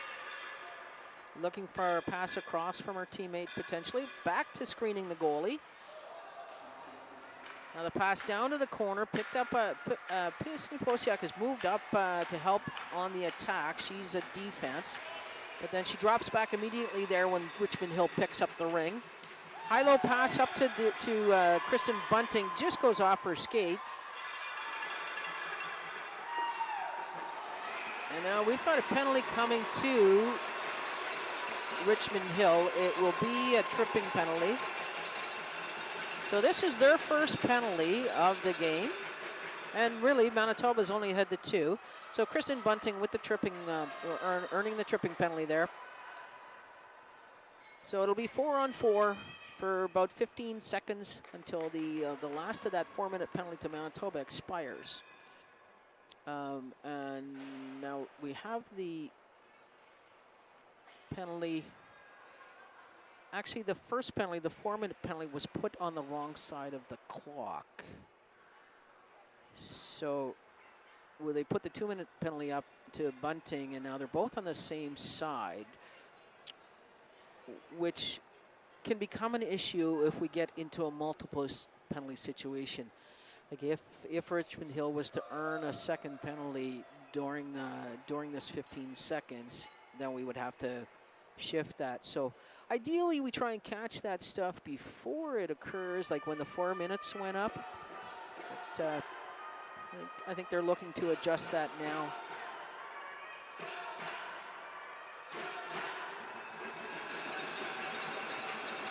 And so it's unfortunate when things like this happen, because we end up with this time lag here, and it can interrupt the flow of the game. But now we've got so Manitoba out there, Devin Reedy defense, and she's kind of shifted up to help out on the attack until her teammate gets out of the penalty box. She's out there with Monica Buron, who is her defensive partner, and then the forwards are having a chat now, trying to set up their play. So that's Charlotte Wiebe. And I think it might be San Clemente out there with her. Nope, it is not. It is Gelano.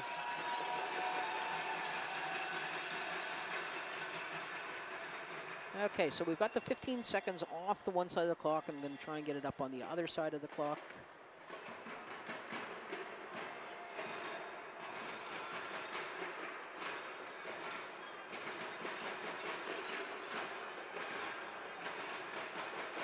And we've got, you can probably hear the Manitoba fans here. They've got their noisemakers, their drums, they've got their buffalo hats. Manitoba has always been incredibly organized with their cheering in the stands. Okay, and here we go.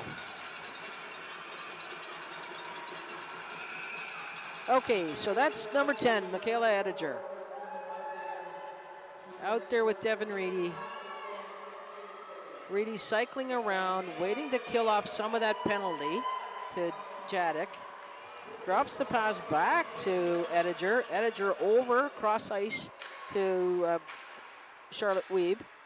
Or sorry, not Charlotte, Claire. Claire Weeb. My apologies, Claire. Okay. And there, shot clock expired. Almost, it was very hard to hear, but expiry of the shot clock there. Goalie Ring for Richmond Hill. Coming out with it, gets the pass up, bounces, oh. Okay, so that bounced off of Zoo's stick, but at the same time, she got checked pretty hard into the boards, and we're going to have another Manitoba penalty. This is Monica Buron. Just a minor penalty, I believe, for boarding. Just a miscue on her step there and ends up putting her opponent into the boards. So now Richmond Hill free pass down in the Manitoba end. And again, we're 4-on-4 for over a minute until the Richmond Hill penalty expires. So Katie Bunting with the ring, trying to size up the opportunities here. Cycling around, waiting for her teammates to position themselves. She's out there with Ava Fair. And with number 77, Avila. And she fakes the pass to Avila and takes a shot from quite a ways out. The goalie makes a save on that, and Manitoba picks it up. Now the pass goes to Avila's feet. She picks it up and gets it back up to Bunting, to Katie. Katie with a pass over, back to Avila, back to Bunting. Avila picks that loose ring up. It gets caught up in Bunting's skates. Changing players now, Richmond Hill. So Avila with the ring, makes the drop pass. Picked up by Fair. And then Whale makes a play on the net just to get the reset. The goalie miscues on that throw out. Richmond Hill picked it up and had the opportunity for a shot, but it goes wide. Manitoba picks up that loose ring. Now Peltier in center ice for Manitoba.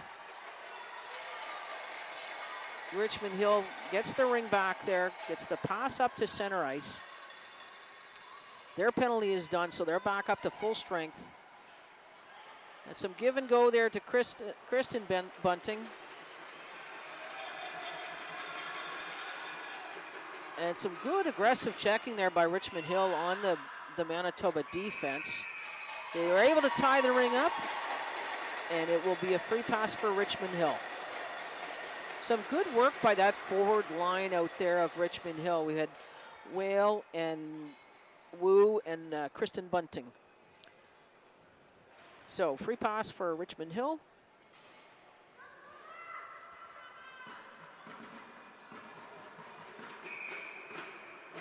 So this is Natche with the ring. Gets it over to Teresa Zhu.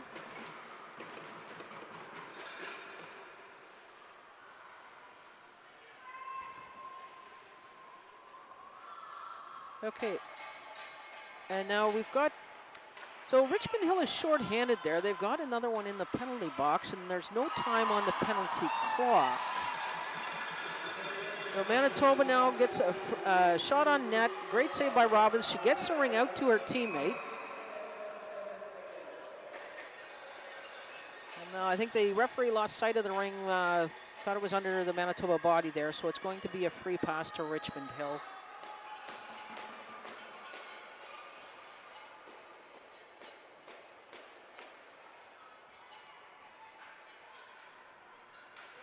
So now we're going to get the penalty time up on the clock here for Richmond Hill, I believe.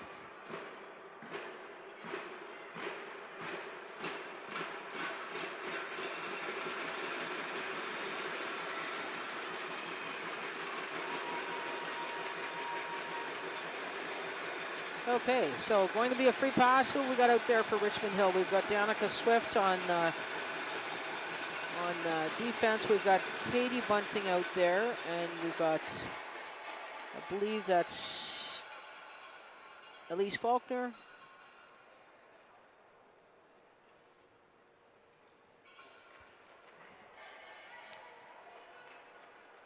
Oh, no. Richmond Hill taking this opportunity to change some of their line. Change the forward line, so we're back to Natche and Avila, and I believe Teresa Zhu out there with Danica Swift. So Richmond Hill setting up the free pass, immediately changing players. So now we've got Katie Bunting back out there.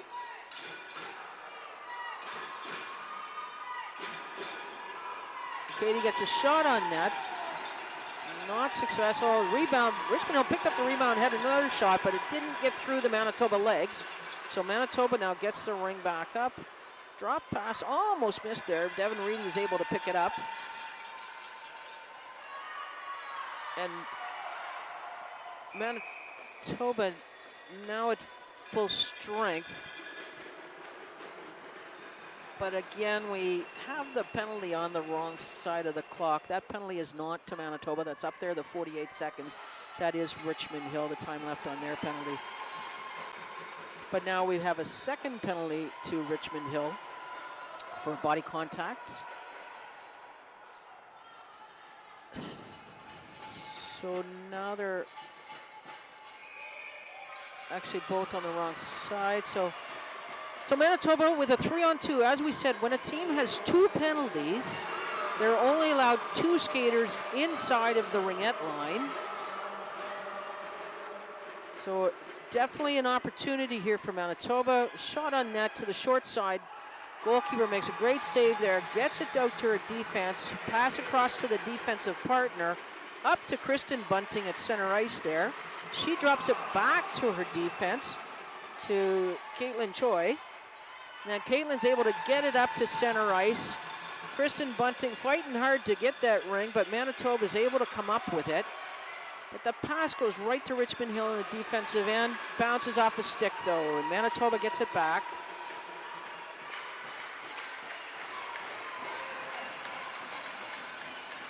Oh, a shot from the break from the top of the triangle there by San Clemente. Does not, goes over the net, over the goalie. So Richmond Hill with four skaters now, so they are back to having three inside their own defending restricted area, the free play line there. Manitoba cycling with the ring now. The Richmond Hill defense really pressing to get them out across the line so they can add their forward into the check. And now we've got a shot clock expiry, so it will be a goalkeeper ring for Richmond Hill.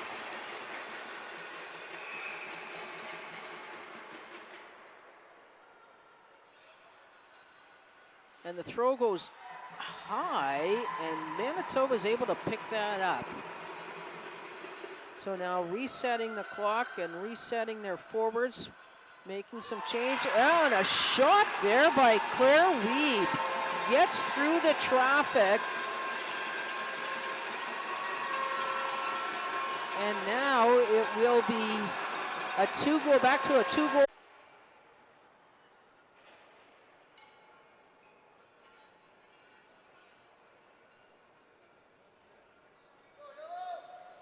So we're just waiting for that penalty time to come down off of the clock.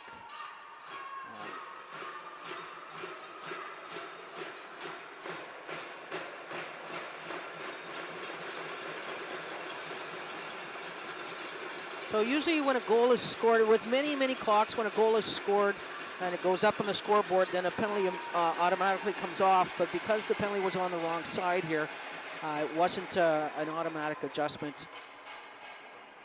There we go. And we're ready to go. So Richmond Hill back at full strength with the free pass at center ice. And that's Teresa Zhu passing it off to Faulkner. Faulkner gets it ahead and then up to the corner to Avila. Avila out there with Natche. Avila trying to spin through the triangle there, but doesn't work. But good back check by Zhu. And she picks up that ring. Natche she breaks through the triangle, gets the shot out there. Great blocker save by Robbins. So Manitoba coming out with the ring up to center ice. Goes off of the stick there, and Richmond Hill gets it back into the Manitoba end. Avila trying to get it across to Zhu, but doesn't quite work for her. So now we've got another penalty coming to Richmond Hill.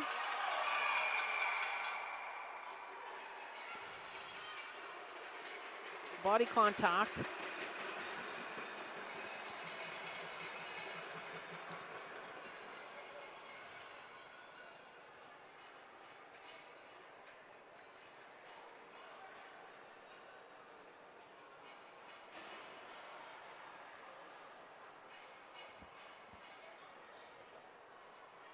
So the penalty is to number 77, to Avila.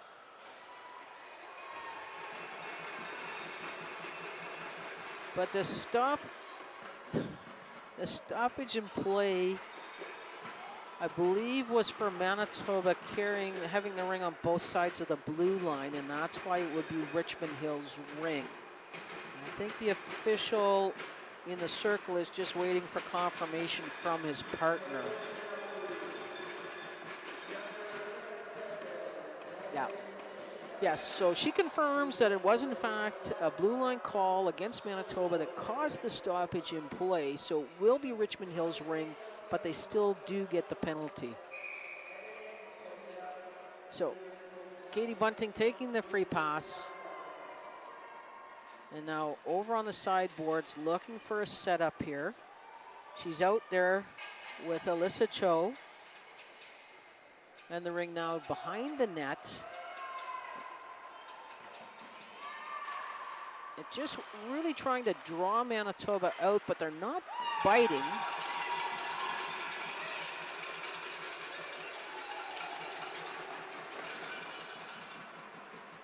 And the Richmond Hill player ended up in the crease. I believe she might have been knocked in the crease by her opponent, but unfortunately the official was watching the play instead as opposed to the stuff on the sides, because they can't see everything. So Richmond Hill down in their own end with the ring, and there'll be a tripping call against Richmond Hill.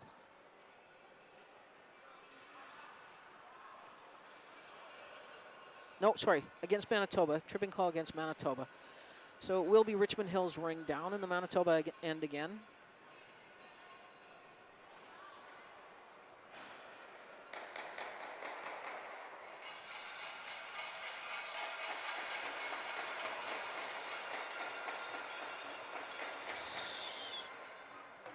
So we just need for somebody to go to the penalty box here.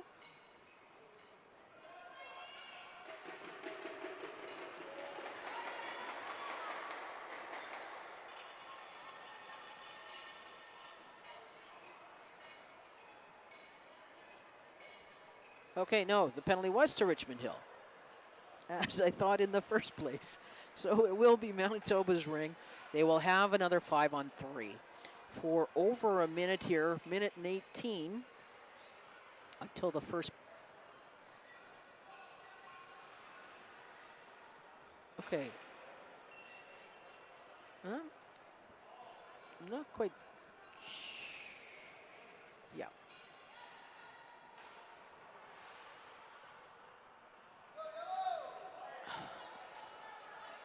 Okay, so there was 2 in the penalty box from Richmond Hill, and then one left, and now going back. Okay, so it's Katie Bunting who's got the tripping penalty. So we have to get the time back on the clock for the first penalty, which should be 1:18.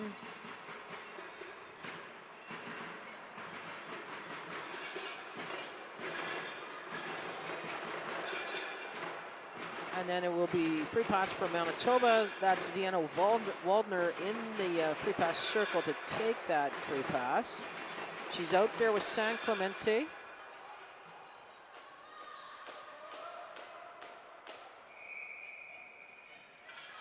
Makes the pass to Annabelle Pelletier. Pelletier with the ring. Gets the shot from the top of the triangle. Goes to the stick side on the goalie. On Jordan Hosford. Really on a 3-on-2, it's a high percentage chance that the team with the advantage will score. And Manitoba wasted no time in that play to do that. So first penalty done for Richmond Hill. Down now by 3 goals. So back to 4 skaters, still shorthanded. 1:55 left in this third quarter. So this will be, I believe it's Faulkner taking the free pass. And she gets the pass straight up there to Suki Wu. So Wu's got the run. Wu dropped it off to Lily Whale. Whale with the ring, cycling around, trying to set up a play here, trying to draw out the Manitoba defense. Drop pass to Wu. And then Whale with the ring again. Needs to get something happening here, needs to get a reset. Manitoba picks up that loose ring in the corner, drops it over, and good job by Waldner to come back for that ring. Unfortunately, her pass doesn't go very far, but Manitoba is able to tie up the ring carrier and get it back. Goalkeeper ring for Manitoba. Drop over to San Clemente. She makes a long pass up to Annika Gelino. Gelino over. And great move by Annabelle Pelletier. So she just scored the goal from the top of the triangle, and now she was able to get this one and get the goalie moving and have pretty much an open net to pop that in. Really well played.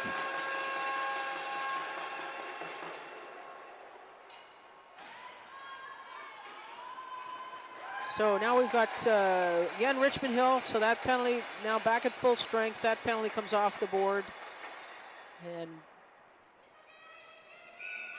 Richmond Hill will try and regroup here. Last minute of play in the third quarter.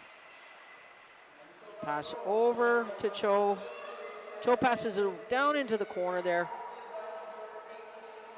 Deep pass, that goes to Avila. Avila cycling around, again trying to draw out. Gets the pass across to Natche.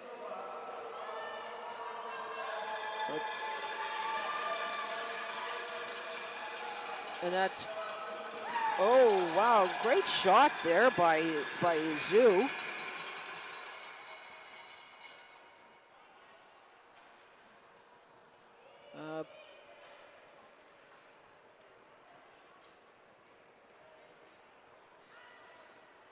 So apparently the clock had stopped. So now it'll be Richmond Hill and with the free pass in their own end, in the Manitoba end, trying to set up a play, trying to get another goal here before the period expires. Good check there at the line, and Manitoba able to come up with the ring. Oh, what a great give and go. Just off the crossbar. And Richmond Hill actually has 5 skaters inside the line. So it will be Manitoba's ring here. So great give and go sequence there between Callaway Sutherland and Michaela Ediger. Great shot just over the shoulder of the goalie Hosford, but it goes off the crossbar. So Manitoba's got the ring, takes the free pass. They're just wanting to get a shot on net. I think we're going to have the 5 seconds. So we'll have 1.6 seconds here for one more play for Manitoba. So I think we'll see a whole lot of blocking in front of the goalie, trying to screen her, trying to create all kinds of trouble.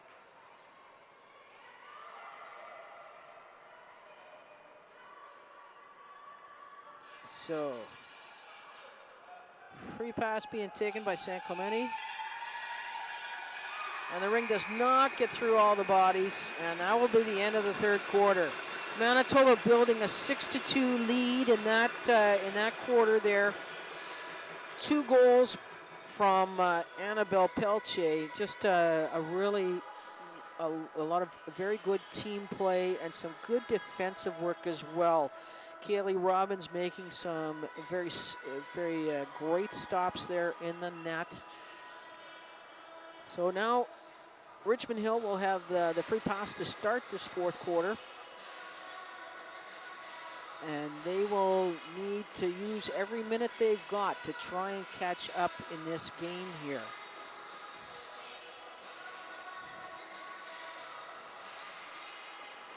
So just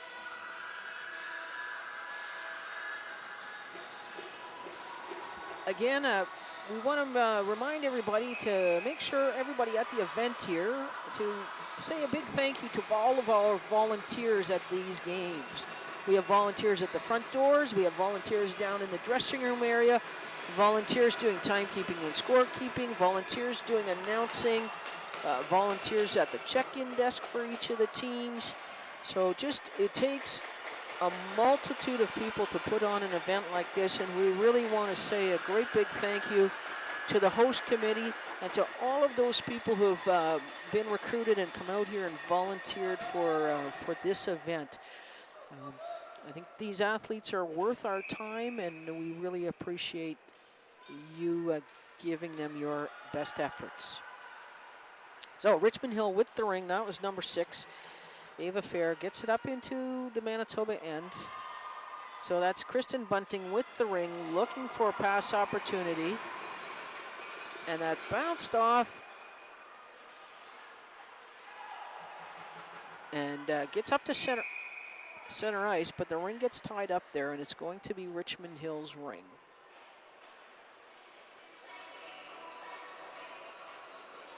That was both sides of the line by the Manitoba player. There was a 5-second delayed count on that. So when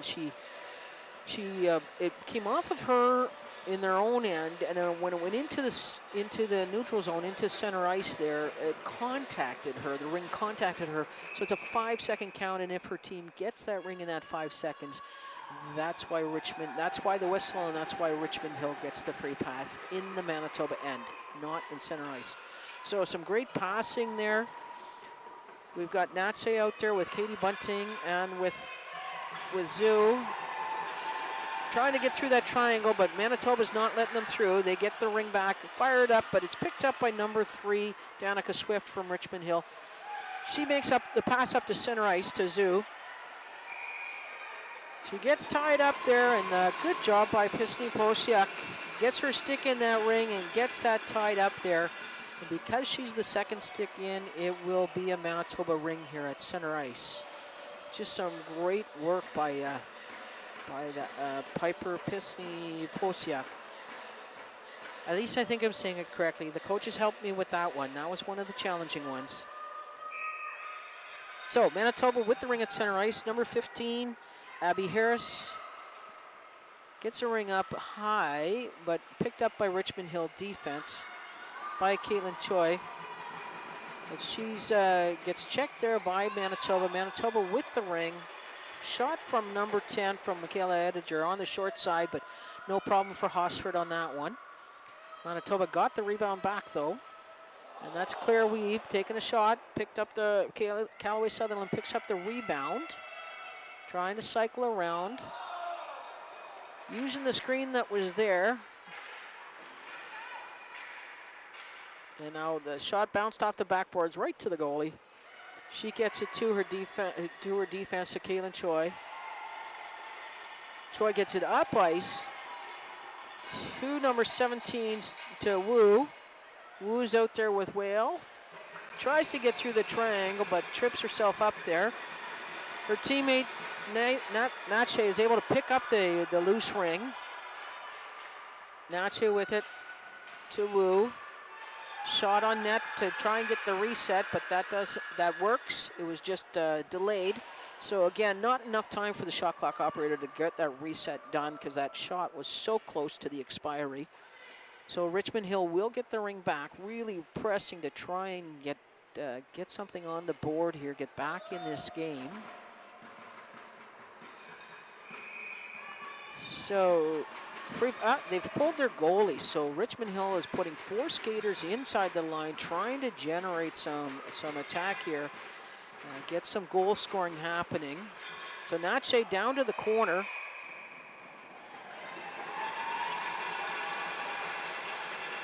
And that shot was from, she picked that ring off of the crease, so now pass out by Manitoba, but it gets picked up right away by Richmond Hill. The pass that Richmond Hill makes gets picked up by Manitoba, so return the favor. Now Lilywale with the ring gets it across to the defense there, up to, that's Avila. Avila up to Nache. So again, pulling the goalie, getting the 4th skater inside. So that's Teresa Zhu with the ring. Gets the shot on net. Rebound comes out, but then gets popped back into the goalie. So Robbins got that. Gets it back to her defense. And now it's up to the Richmond Hill zone.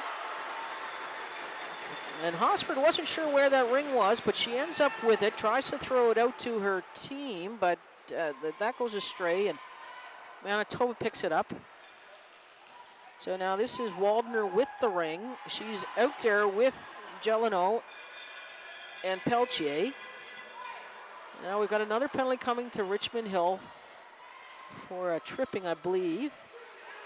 Peltier with the shot on net. And there'll be the stoppage in play for the tripping penalty. It will be Manitoba ring. So it's Nache with that penalty. It's just over 6 minutes left in the regulation time of the game here. So now we've got Claire Weeb out here with Michaela Ediger. And a teammate trying to do a screen down there at the goalie.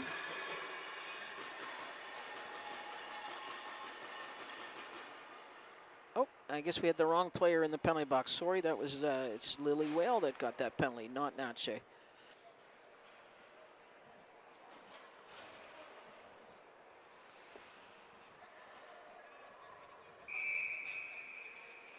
Okay, so Ediger with the ring, got the pass from Weeb, and they're out there with Callaway Sutherland.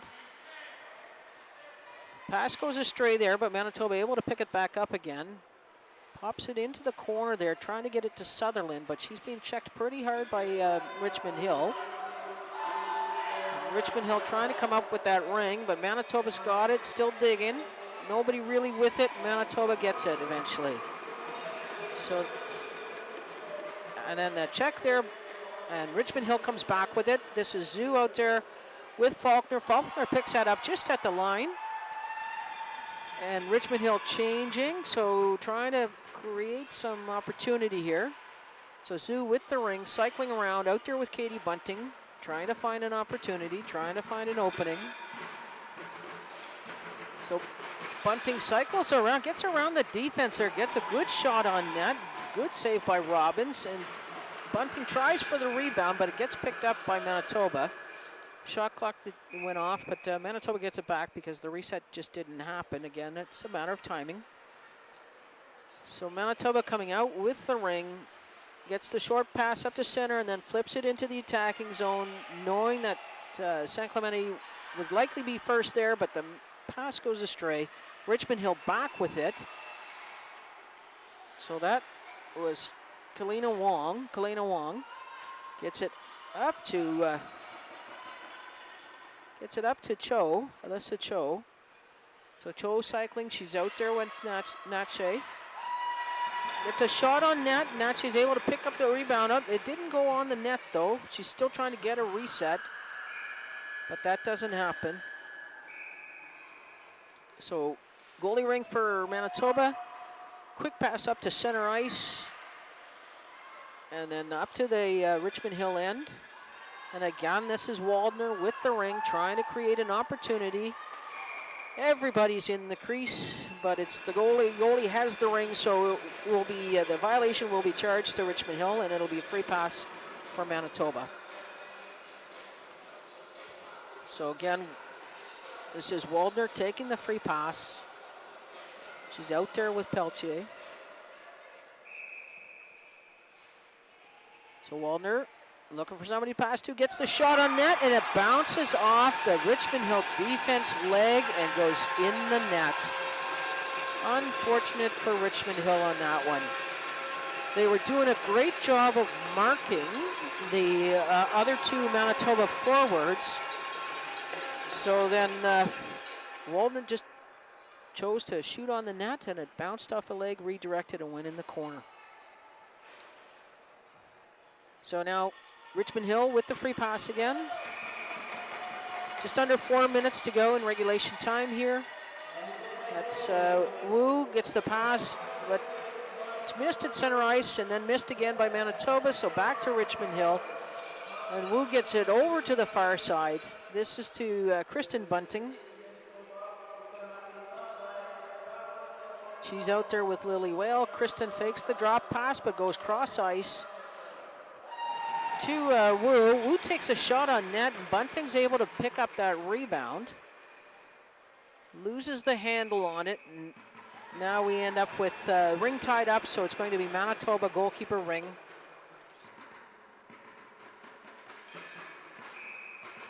Okay, so Robbins looking to get it to her defense. Gets that over, a nice little fake. Up to center ice, that goes to number 10, to Ediger. Ediger trying for and Kristen Bunting got that just at the line, tried to make the pass to her teammate, back to her teammate in her own end, Danica Swift, but ended up going over the line on that one. So it will be Manitoba Ring. So this time it will be Scarlett Hyde taking the free pass. Drops the pass off to San Clemente. San Clemente trying to get away. So the ring went off her stick out to center ice, so she just chose the whistle, picks up the ring in center ice. It's a carryover call. So it will be Richmond Hill Ring in center ice. Just over 3 minutes to go in regulation time.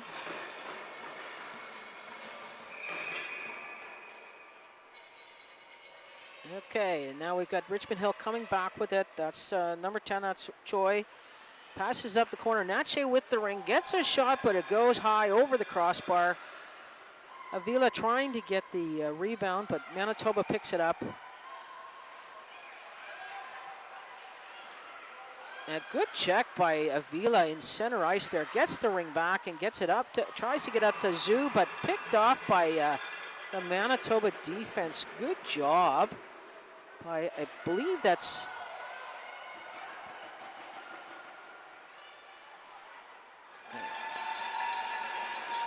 that was a great job by Sophia Hammerla, but then she goes down and goes for the change. Richmond Hill with the ring. Oh, and again, it looked like another crossbar there. Wow, just no luck, Avila there on that shot. Good effort. So Whale out there, again with Kristen Bunting. Whale drops it off. Whale with the ring, gets a shot on net, right to the goalie. Good save. Now looking for her defense. And now Manitoba coming out with it. This is Annika Gelano, gets the ring up to Waldner. Waldner gets stripped to the ring there by Whale. And then Kristen Bunting trying to get the ring up to center ice, and Manitoba picks it up, and now I believe we're going to have another penalty to Richmond Hill. This is going to be a boarding call.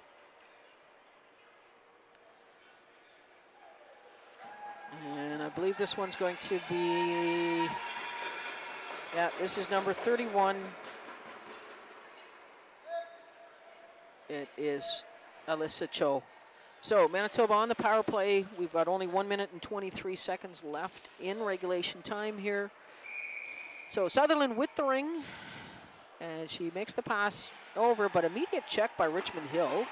Good job, not losing their focus. I mean, they're down, but they're not out.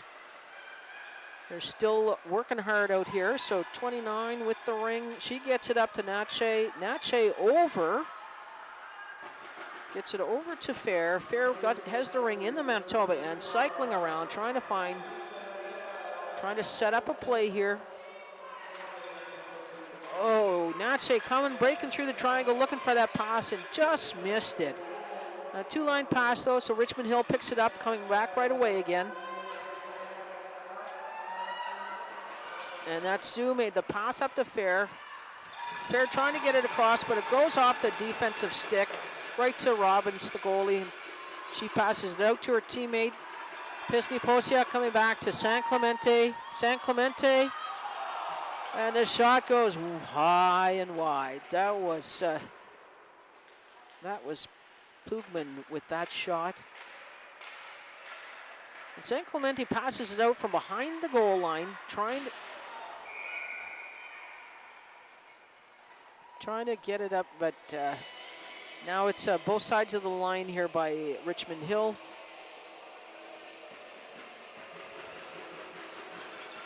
So it will be a free pass to Manitoba. 15 seconds left in regulation here. Manitoba will just try and kill this clock.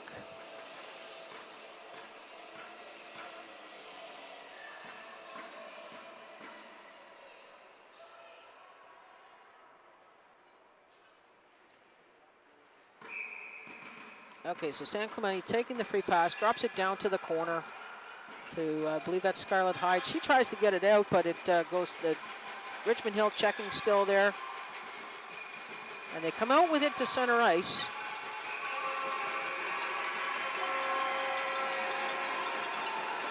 And that will be it.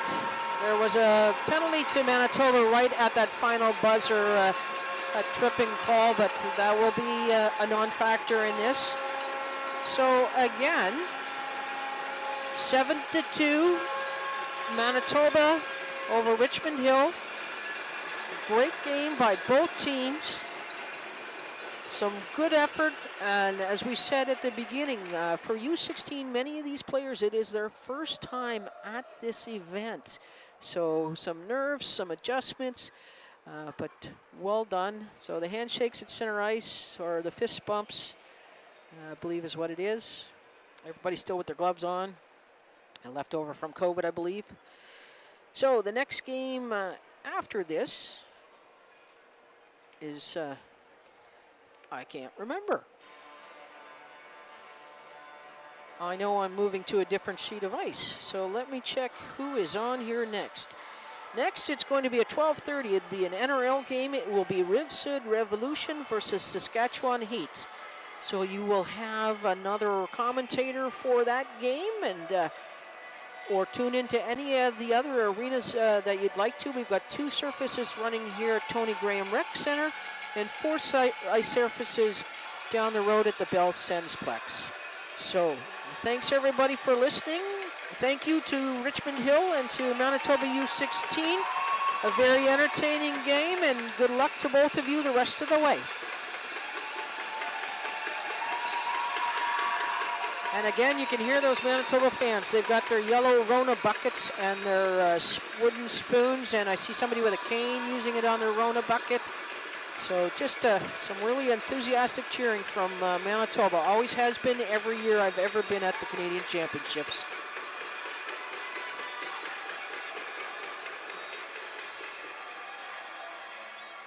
So that's it for me for this game. I'll be moving over to one of the other arenas, and we'll be doing games during the rest of the week. So enjoy. Thank you very much.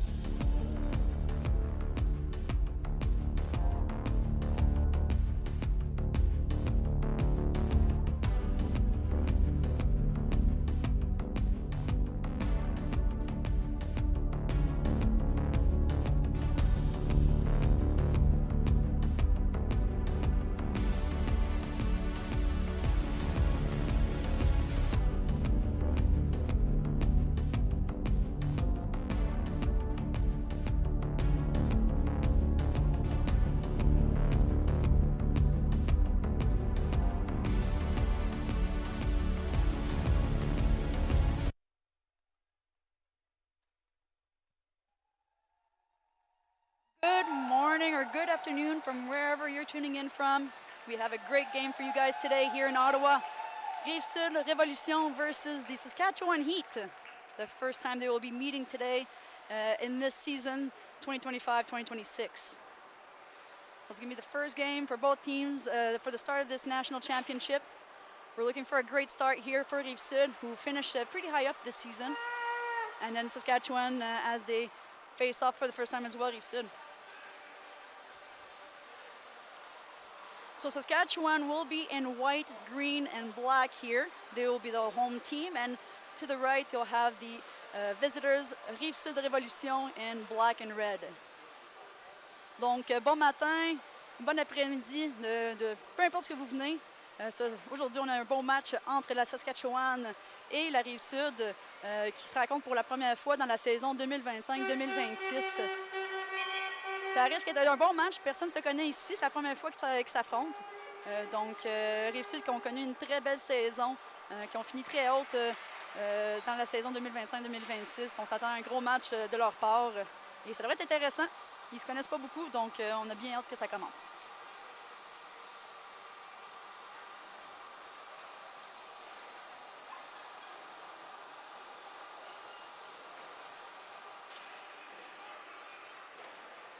So I'd like to take the time right now while the teams are warming up to thank our sponsors, Ottawa Tourism, Government of Ontario, RBC Wealth Management, Booster Juice, McNally, Gervin LLP, Athena, Gatorade, Surgeoner, Hertz, Dom Sports, Ringette, NAMI, Annabelle, ISI Live, who helps us broadcast these wonderful games all throughout the week here to watch these athletes perform.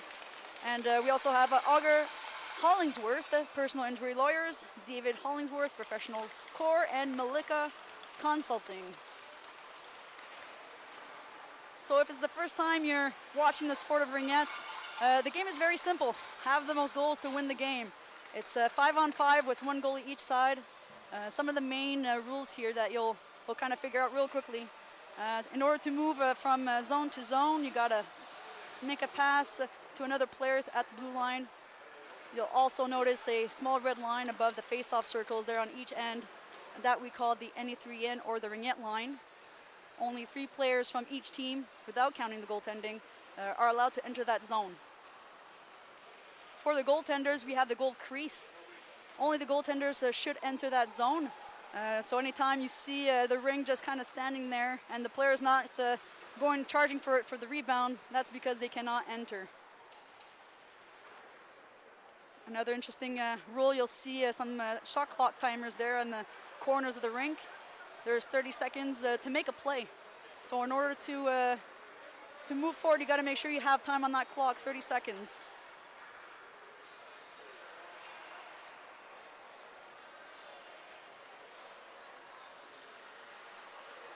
So this is the National Ringette League, so it's the highest level just before playing for teams like Team Canada. So you have the best of the athletes here this week, all coming together, fighting for that national title right now. So this is anyone beyond U19, so this is older than U19. So you have the East and the West fighting off for the first time this week after the 2025-2026 season.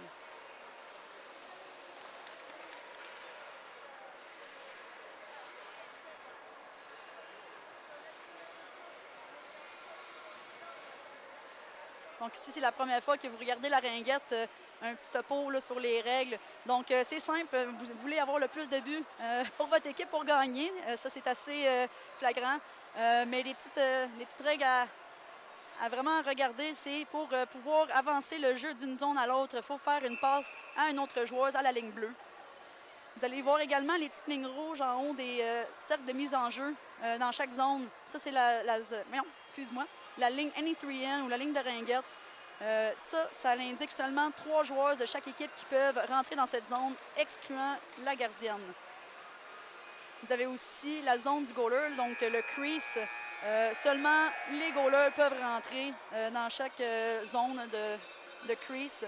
Et aucun joueur de adversaire, soit un défenseur ou un attaquant, peuvent rentrer dans cette zone. Vous allez également voir des shot clocks à chaque coin de l'aréna, de la glace. Ça, c'est des jeux de 30 secondes pour faire un jeu. Donc, vous pouvez avoir un 30 secondes pour aller faire un but ou recommencer le temps. So you hear the fans are getting ready, starting to cheer for their home crowd. You got the Rive-Sud fans that are come here in quite big numbers. And you got a few of the Saskatchewan Heat who made the travel down to Ottawa, our nation's capital, ready to cheer on the Saskatchewan Heat. So both teams are lining up, getting ready for the start of the match. So Saskatchewan will seem to be starting with the ring. Yeah, sorry, so they're going to be the visitors. So in black and white and green is Saskatchewan Heat. And since they are the visitors, they will be starting with the ring.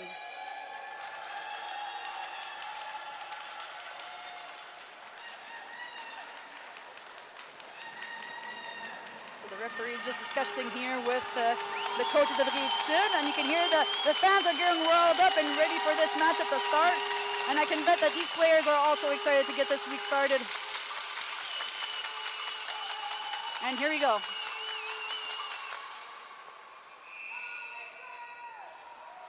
'97 spins around the attacker, enter the zone. Number 2 coming in at the top of the crease. Oh, it's trying to pick right into that triangle. Can't get in. Lavoie doing a great job pushing her out. Making a pass to the corner. Oh, and just misses that spear. Lavoie gets the ring, tries to dish it out to her defender for support, but Saskatchewan gets it right back. Enters back the zone, cuts into the triangle. Oh, and just misses at the top of the net. 20 seconds left still on the shot clock. Saskatchewan trying for that shot. Still 15 seconds left to make the next play. And some changes are being made for the Saskatchewan defenders. 9 seconds left. Skates around looking for an opportunity here. Oh, and there will be a delayed penalty. So Saskatchewan is gonna go on power play. 2-minute slash for the Rive-Sud Révolution. Donc nous allons avoir une punition pour Rive-Sud, 2 minutes pour un slash. On veut rester le plus long possible à l'extérieur de la boîte de punition. On sait que c'est un marathon. Être au championnat canadien, c'est une semaine de temps où les athlètes donnent leur 100%. Donc on veut garder les jambes le plus longtemps possible. Donc discipline, ça va être la clé ici pour ce match.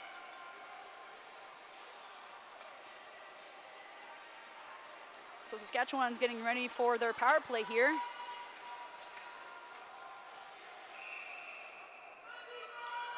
'79 with the ring, skating around to the side of the boards. A lot of pressure from Larocque. Shoots and the defender blocks that shot.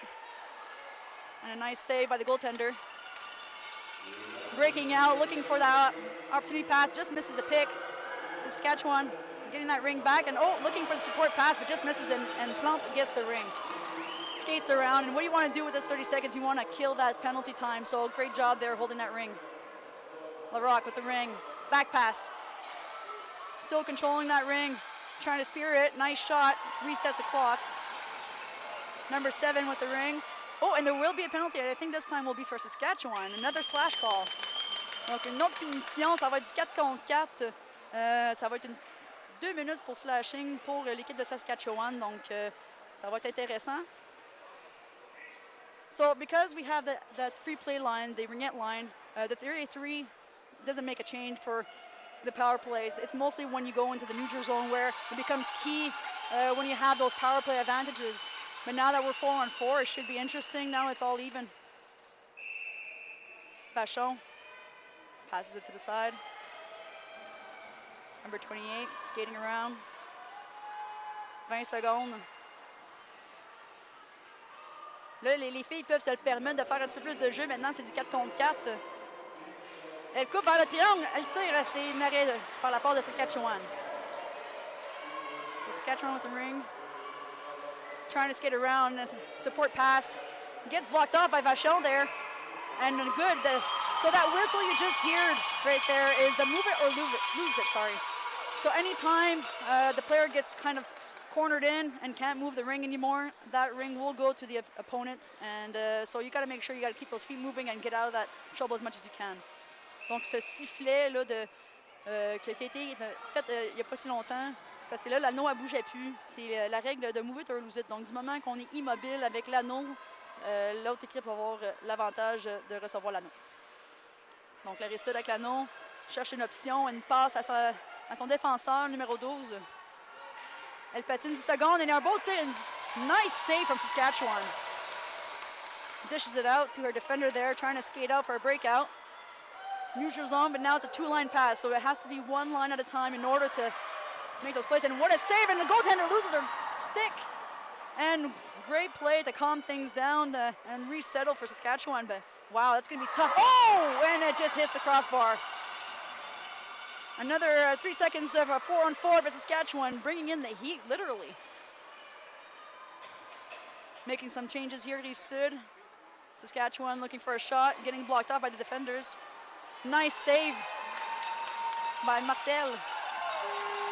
Saskatchewan regaining possession, and still 30 seconds left while they kill that time. And it will be goaltender ring. Crease violation from Saskatchewan, so Martel will get the ring back. Looking for an option, dishes it out to Plante. Plante. Nice pass to the center zone. Whoa, great patience, but a little early on the spear there, so you can't cross the line with the ring. Donc, on ne peut pas traverser avec l'anneau à la ligne bleue, malheureusement. Une belle patience, mais un petit peu trop anticipée. So you will be hearing me going from English to French as both teams come from different provinces, therefore different languages. Donc, je vais parler les deux langues pour accommoder tout le monde de toutes les provinces. Donc, j'espère que ça sera apprécié. So the Saskatchewan player looking for the shot clock there, notices there's 20 seconds left, misses her pass but gets it back. Trying to go into the triangle, and Larocque just picks it and intercepts. Passes on the boards to Plante, and a little chip pass back to Larocque, and calming things down as the defenders of Rive-Sud make the changes. Larocque cherche une passe. Camille Lavoie, 15 secondes pour faire un jeu. Elle cherche des options. Elle attire les défendeurs, mais ils font une très belle job au niveau du triangle défensif. And a little collision there between the Saskatchewan and Rive-Sud player. Oh, and a dive play to stop that ring, and Lavoie gets the ring back, looking for an option, and a support pass to the defender. And then you've got some open space cross ice. Oh, and just misses the spear. Nice pick from Saskatchewan breaking in. And a great job defending by Lacombe, I believe. Ooh, and goes for the stick, but unfortunately, that will be a tripping call. It happens so fast when you go to try to stick check. Sometimes those skates get in the way, and unfortunately, it's going to be a 2 minutes for Rive-Sud. Donc, on veut bien faire, aller faire du forecheck, mais malheureusement, les patins sont arrivés plus rapidement qu'elle pensait. Et, donc, elle est trébuchée Saskatchewan. Ça va être un 2 minutes pour Rive-Sud. Saskatchewan, cross-ice pass, but a nice deflection of the Rive-Sud attacker. And because the Saskatchewan player crossed the line with the ring, it will go back to Rive-Sud.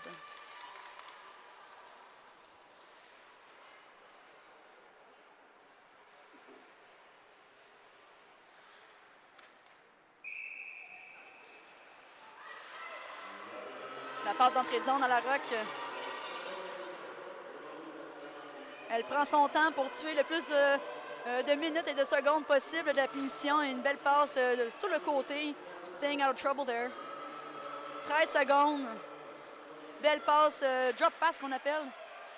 On va attendre la gardienne taper du bâton pour signaler qu'il reste 10 secondes au shot clock. Mais là, finalement, Rive-Sud vont récupérer l'anneau et avoir un 30 secondes. La passe sur le côté pour porter des changements. Rive-Sud, ils vont prendre leur temps ici. Encore une fois, des secondes précieuses à tuer là, au niveau de la punition. Lavoie cherche une option de passe. Patine, fait la passe à Vachon. Vachon tire et ça sera deflected, comme on dit en anglais. Vachon qui cherche toujours une option et une manière pour resetter et finalement n'aura pas l'occasion. And a good defending play there from the defenseman of Saskatchewan, as they gain back the ring as the 30 seconds wound down for Rive-Sud. Belin, cross ice pass to her partner. looking for the option going in zone. Good defending by Rive-Sud, and a nice little dish pass to number 9. Coming in with a lot of speed, looking for an option, doesn't quite get any, so it takes her time as some changes are made for Saskatchewan. 5 seconds left. Nice shot, saved by Rive-Sud.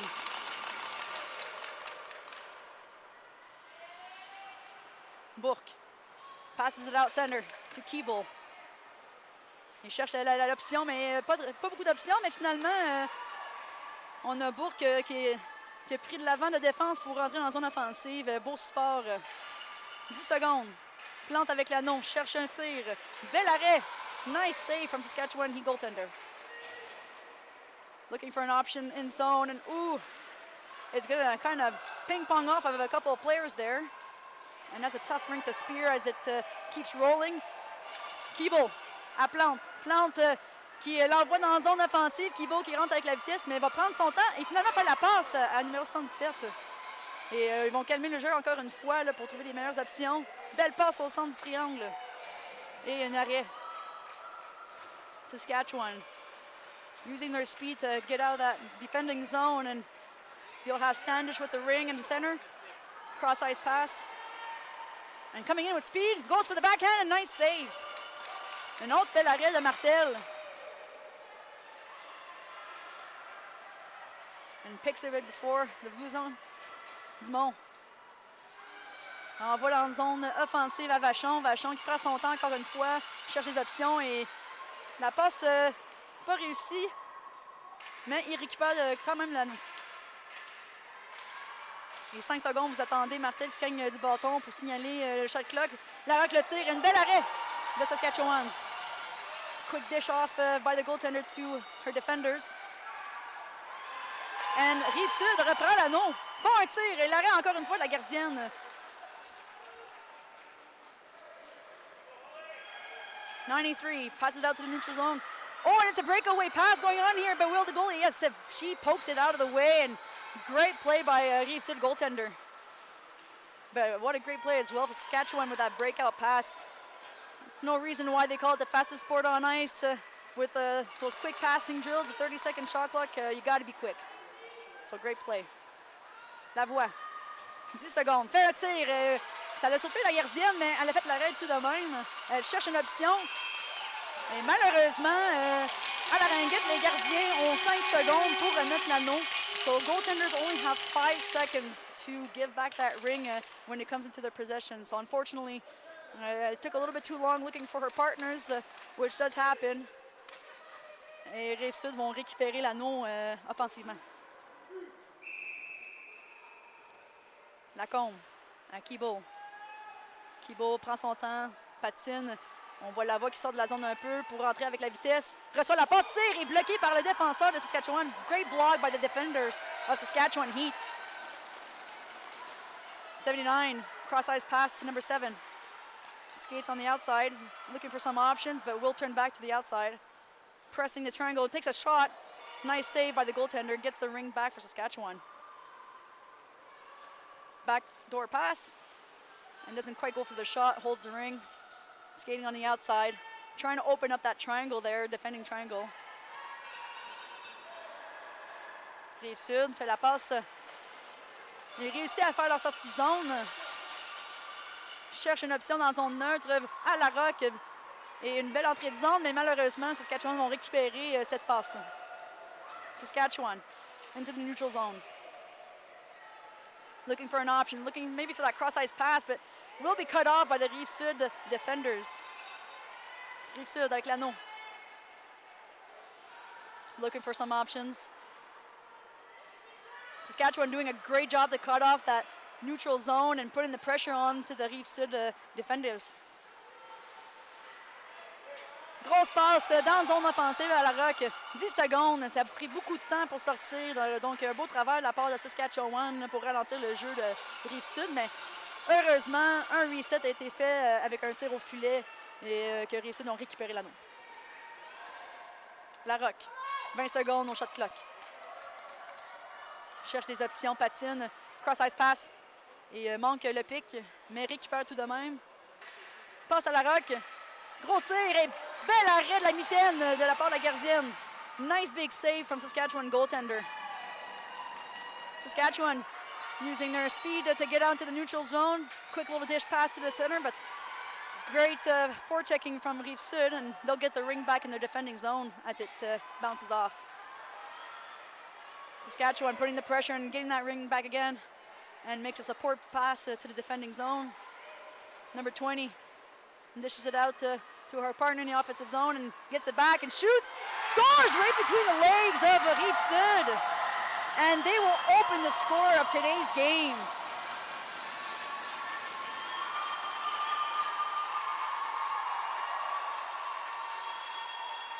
So you can hear the fans of Saskatchewan Heat who traveled down to the game cheering on their team, and what a great pressure play and give and go. That's what you want to see. You want to get those quick passes out and just go and charge for the net, and caught the goaltender by surprise in between the legs.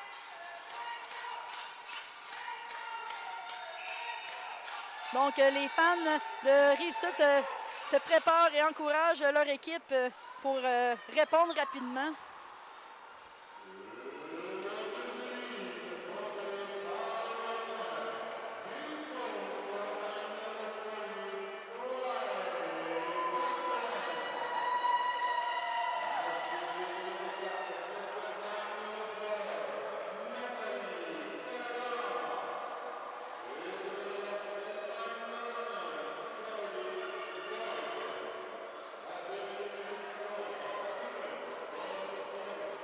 So you just heard the announcer there announcing those goals, and I'm pretty sure the Saskatchewan are relieved they hear that they've got that goal on, we're even at 2 minutes left at the game, the first period, sorry. That will give some calms to the jitters of the first game of this tournament. Vachon avec l'anneau, cherche une option, et il n'y a pas beaucoup. Saskatchewan font une très belle job à vraiment fermer la zone neutre. Et un beau forechecking de la part de Saskatchewan ici. Ils perdent l'anneau, mais ils récupèrent rapidement. Avec 40 secondes à la période. Plante. Saskatchewan getting that ring back. Makes a... misses her passes there. Plante récupère l'anneau. Cherche une option, on a 30 secondes à la période. On cherche un but pour égaliser le tout. Camille. Et la passe. La voie avec l'anneau, tire. Oh, une belle arrêt encore une fois, la Saskatchewan. 13 seconds to go, and oh, there'll be another penalty for roughing. Donc, il va y avoir un avantage numérique pour la Saskatchewan pour débuter le deuxième quart de ce match. So Saskatchewan will be going on power play, and we'll start the second quarter with a power play.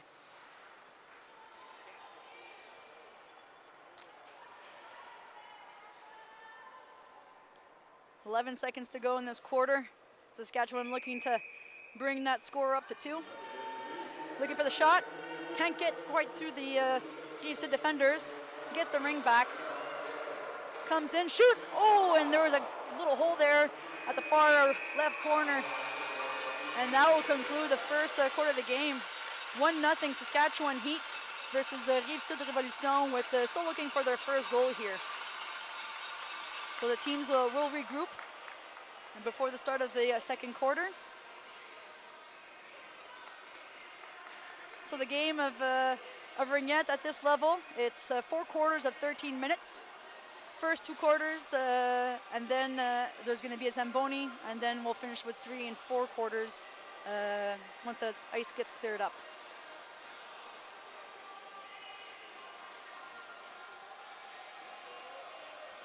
So a little bit about Ringette. Ringette Canada is the national body that oversees Ringette in Canada. Ringette is a Canadian sport that was invented in 1963 in North Bay, Ontario by Sam Jacks. There are currently over 30,000 players on nearly 2,000 teams across Canada, which is pretty impressive. And we also have over 1,500 officials, which without them this game wouldn't be possible, of course. And we have nearly 8,000 coaches internationally, well, not internationally, sorry, but nationally here that provide the feedback and the experience that these players get to have and evolve in this sport, which is fantastic. And again, without these volunteers, it would not be possible. Internationally, it is played in more than half a dozen countries worldwide, and it has been designated as a heritage sport by Sport Canada.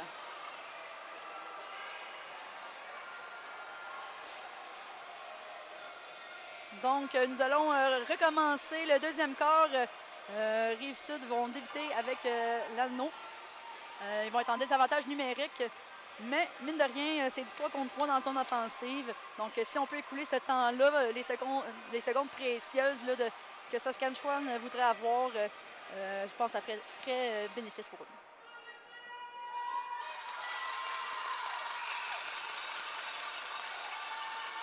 Donc, la passe directe dans la zone offensive. Larocque avec l'anneau. Cherche une option. Fait la passe à sa coéquipière qui rentre dans la zone. Larocque prend son temps sur le côté de la bande. Cherche une option et écoule, comme je dis, des temps précieux là, pour Saskatchewan pour augmenter le score. Et un tir de plante. L'arrêt de la gardienne. Saskatchewan breaking out into the center zone. Nice pass to number 7. And pass back. Comes into the offensive zone here. And there seems to be a violation. I missed that violation. So the ring will go back to Rive-Sud. L'anneau va retourner dans la possession de Rive-Sud. J'ai manqué l'appel de l'arbitre, mais c'est ce qu'on veut voir au niveau de la Rive-Sud, c'est avoir cet anneau-là. La voix. Prend son temps, patine sur le bord, fait la passe à sa coéquipière, Vachon. Cross-ice pass. Et ce sera bloqué par le défenseur de Saskatchewan. And a nice pass from the goaltender to number 6 in the center zone. Good forechecking by Rive-Sud. Rive-Sud qui récupère l'anneau. La voix qui cherche une passe et freine à la ligne bleue en cherchant une option. Il réussit. Et ils vont contrôler l'anneau. I mean, good pressure by Saskatchewan. And oh, another maybe breakout pass, but nice defending from Rive-Sud there. Saskatchewan passing out to the neutral zone. Looking for some options and goes to the backhand, cross ice. 93 gets that ring in the offensive zone. Back pass. And no, her partner wasn't quite ready. 15 seconds left to the shot clock. Taking her time, looking for an option. Shoots and bel arrêt d'Evelyne Martel. Number 6 with the ring and trying to cut in. And oh, tried to cut into that triangle, but ended up tripping up and colliding with the goaltender. So that will be a crease violation, and that ring should go back to Rive-Sud. And yes, it will be. Donc, Saskatchewan sont rentrés dans la zone. La gardienne, donc l'anneau sera retourné à Rive-Sud pour une mise au jeu. Une passe directe dans la zone neutre.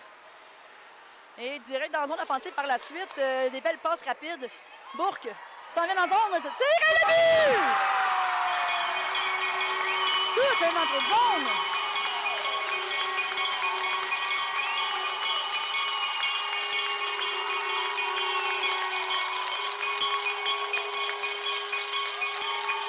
Vous pouvez entendre les partisans de la Rive-Sud très heureux de voir ce but. Toute une entrée de zone rapide. Ça a été un give and go. Puis un but d'un défenseur, Dorian Bourque. Un top corner. Et le match a été égalisé 1-1. So a new game, 1-1. A great goal by Lorian Bourque. Coming off a great break and play.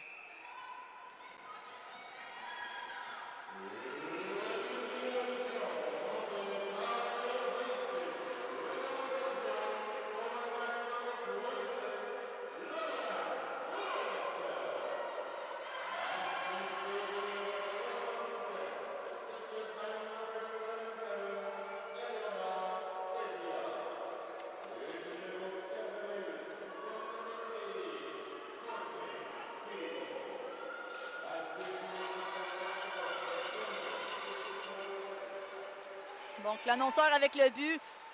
Et encore une fois, tout le monde est content. Oh, et un tir. Oh!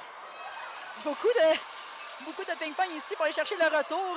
C'est ça qui est rendu au filet, mais pas tout à fait à travers la ligne de but. Rive-Sud qui récupère l'anneau Et un très beau forecheck de la part de Rive-Sud qui ont repris un peu plus le momentum avec ce dernier but. Lavoie avec l'anneau. Cherche une option avec sa vitesse, rentre dans le triangle, fait la passe, Thibault tire et l'arrêt de la gardienne. Saskatchewan regaining possession and getting a lot of pressure here from Rive-Sud. We're pressuring on two-man. Ooh, and Saskatchewan looking for that support pass, but ends up shooting on her goaltender. And Rive-Sud will gain back that ring. Thibault patine, cherche une option. Reste sur le côté, fait une passe à travers la glace. Et César va récupérer l'anneau et va prendre son temps pendant que ses coéquipières font un changement. Larocque rentre avec pleine vitesse. Rentre dans le triangle, fait le tour, un wrap-around et l'arrêt de la gardienne. And a little surprise wrap-around there from Rive-Sud, but goaltender makes a nice save. Belle pression de Rive-Sud et nous allons avoir un 2 contre 0, mais Plante a juste manqué son pic, mais récupère l'anneau, calme le jeu. Fait la passe à Larocque manque le filet. And there will be a penalty, une punition pour Rive-Sud. Saskatchewan, delay penalty, but there won't be a crease violation there, but they will take advantage of that. 93 gets the ring, shoots, and no, holds the ring. As the defender falls behind the net. Number 6 with the shot, and Martel with the save. Donc, une punition pour Rive-Sud. And Saskatchewan will go on power play here.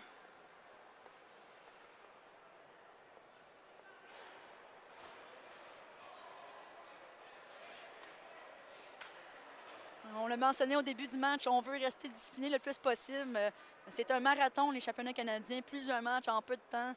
C'est des matchs intenses et physiques, donc je sais que Rive-Sud vont vouloir faire attention avec ça. Et ça va être un 4 minutes finalement, la punition de Rive-Sud. So you want to stay disciplined, and we said at the beginning of this match, it's a long week of hard, tough battles here going on. You want to keep those legs fresh and stay out of the box as much as possible. And I think that's what Rive-Sud is going to be wanting to keep an eye on moving forward. And it will be a 4-minute penalty for Rive-Sud. Et beau jeu défensif de la part de Rive-Sud qui récupère l'anneau, cherche une option, mais belle pression de Saskatchewan. Elle va tomber, mais il n'y aura pas de punition envers la Saskatchewan. Une passe de support à sa partenaire. Et on essaie de patiner et sortir du trouble.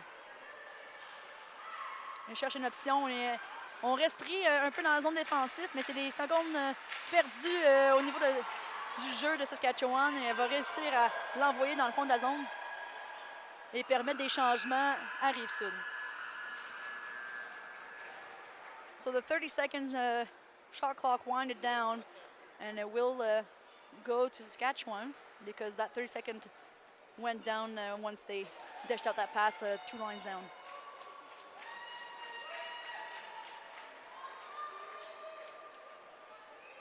So 1-1, 3 minutes to go in that power play for Saskatchewan. Number 2, trying to cut into that triangle. He's doing a really great job of not letting anyone in there to those just dangerous slots. Number 6, gaining some speed, driving towards the net, but will collide with the defender and into the net. And there will be a crease violation, Rive-Sud ring. And the net has moved, and let's see what the referees decide here. Okay, so it'll be a face-off Rive-Sud.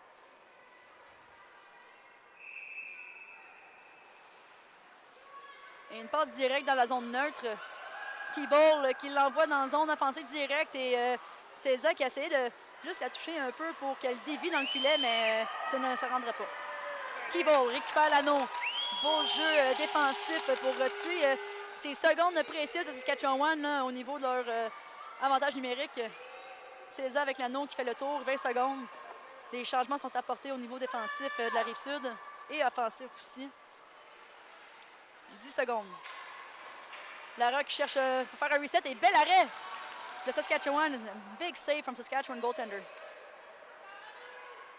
Dishes it out to the center. Makes a nice pass into the neutral zone, looking for an option here into the offensive zone, but it will be cut off. But Saskatchewan still will get that pass.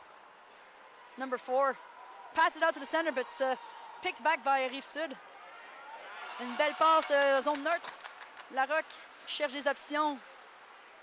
Il va prendre son temps. Il va faire redonner la passe à son défenseur.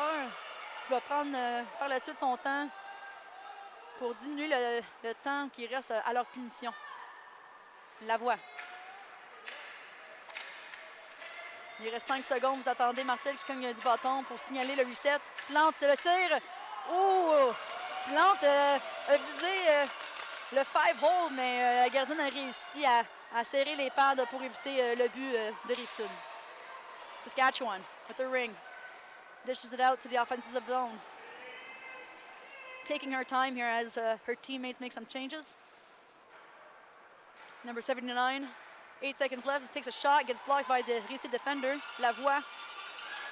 Prendre la vitesse et fait une passe dans la zone neutre. And Saskatchewan pressing on, 2 players on. Une passe de Lacaille à Plante, tire. Nice save from Saskatchewan goaltender. 45 seconds left of their power play. Saskatchewan wants to extend their score to 2-1 with this power play. And here comes 2-on-1, shoots, and just misses the net. Keeble with the forechecking, gets the ring. Lacaille qui prend son temps, qui cherche des options. Dumont. Toujours dans la zone neutre, cherche des options dans la zone offensive et ça va être intercepté par Saskatchewan. She will try to get a support pass to her teammates there. Saskatchewan comes in 2-on-1, takes a pass and shoots, and oh! And the ring unfortunately went up her stick and didn't quite get the release she wanted towards the net, but still, nonetheless, Martel was there for the save and was ready. Dumont, dans zone neutre, cherche une passe. Une petite passe à Larocque. Larocque qui rentre dans zone pleine vitesse, fait le backhand. Prend son temps et finalement, la gardienne de Saskatchewan va l'arrêter. Saskatchewan, 97, captain. Rive-Sud qui récupère l'anneau, un beau forecheck. Et Larocque va, il va le tir et oh! Great save by the Saskatchewan goaltender. She is just ready for all those shots Rive-Sud is bringing to her. Fantastic goaltending. And a quick little pass there into the offensive zone to Carter. Breaks and tries to go around the defender, and nice save by Rive-Sud. Oh, la passe feinte est interceptée par Saskatchewan, mais Vachon était prête et récupère l'anneau. Larocque fait la passe en entrée de zone. Elle tire. L'arrêt de la gardienne. Saskatchewan making a quick pass to her teammate. But Lavoie qui récupère l'anneau, prend un tir et ça va être l'arrêt de Saskatchewan, mais le temps, le reset sera recalibré à 30 secondes. Lavoie cherche des options, prend la vitesse, coupe dans le triangle et tire et ce serait l'arrêt de Saskatchewan. Nice pass from the goaltender to number 93, Saskatchewan. Le gros forecheck de Keeble, excellent travail. La punition s'est écoulée. Wow, quel travail de la Rive-Sud d'avoir brûlé leur punition de 4 minutes. Ils ont beaucoup dominé. Keeble with the shot just coming down and still trying to manage to get to the net, but get the ring back.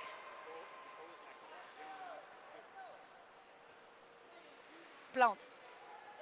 Avec 15 secondes, analyse le jeu. Fait la passe au coin. Cherche une option au centre et ça serait coupé.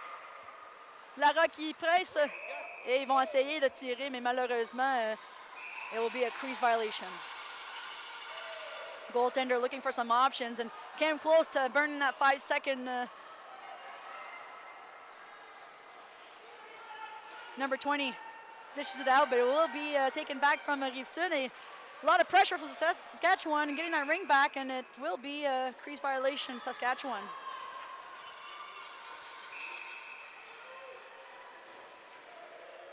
Une belle passe de la gardienne à Dumont.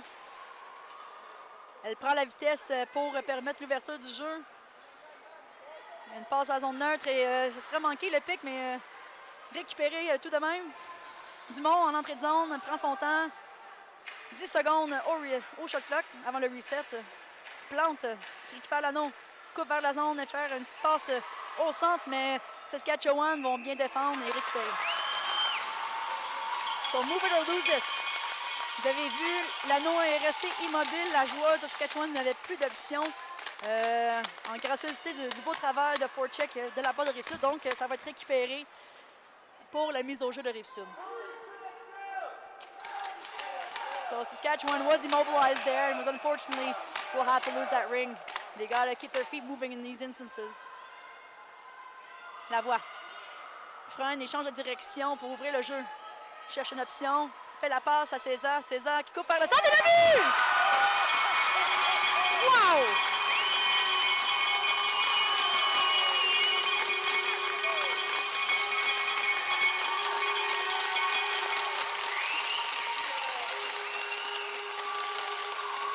And you can hear the cheers of Rive-Sud. Vous entendez les encouragements des partisans de Rive-Sud qui mènent le jeu 2-1 avec 1 minute 17 à la deuxième période.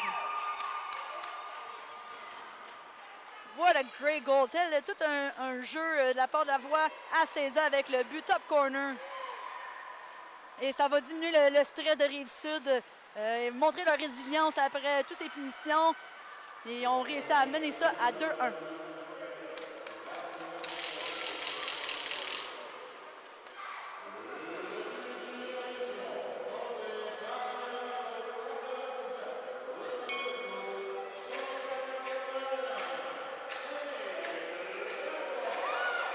Vachon.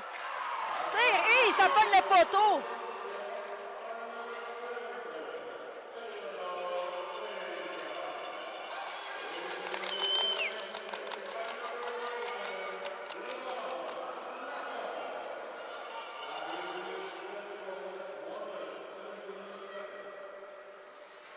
Donc, vous avez attendu les annonceurs annoncer les buts. Une belle avance pour Rive-Sud avant de terminer cette période. 10 seconds left. Saskatchewan trying to equalize it before heading into the halftime. But it will be crease violation. Rive-Sud. Plante qui va garder l'anneau jusqu'à la fin de cette période et nous allons conclure les premières deux périodes 2-1. Rive-Sud pour terminer ces deux premières périodes.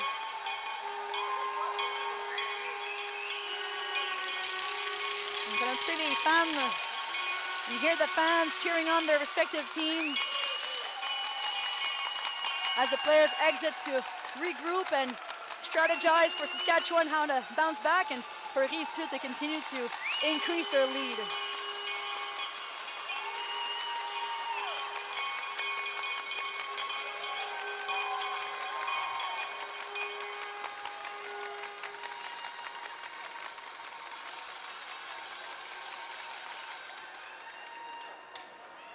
Donc, après deux périodes, after 2 periods, 2-1 Rive-Sud.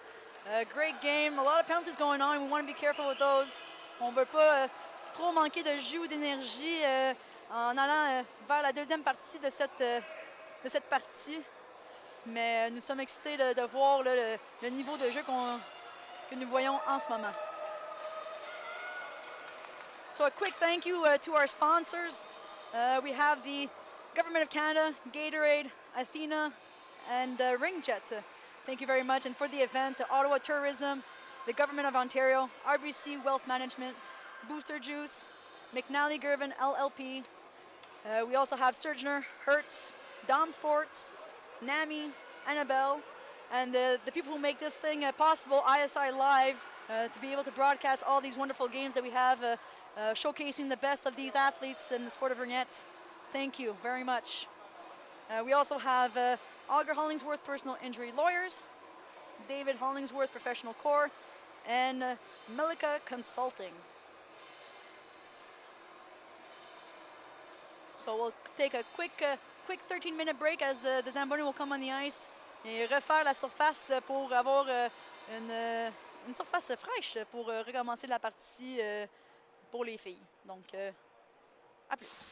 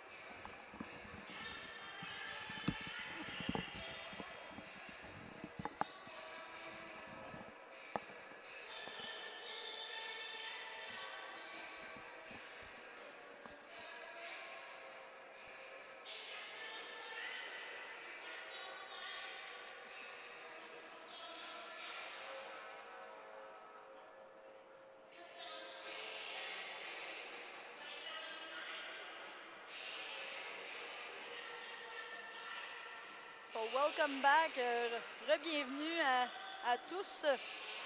We're going to head back to the third and fourth quarter here as the referees enter this fresh resurfaced ice. Rive-Sud qui font l'embarcation sur le match, pas sur le match, mais plutôt la glace. Et repartir avec cette avance de 2-1. Donc 2-1 Rive-Sud après 2 périodes, 2-1 Rive-Sud Revolution after 2. As Saskatchewan looks to head back onto this fresh surfaced ice and regain some goals here to tie things up and possibly take the lead back. And a nice, beautiful day here at the nation's capital of Ottawa. Beautiful outside, sunny, warm. It's like a beautiful spring day.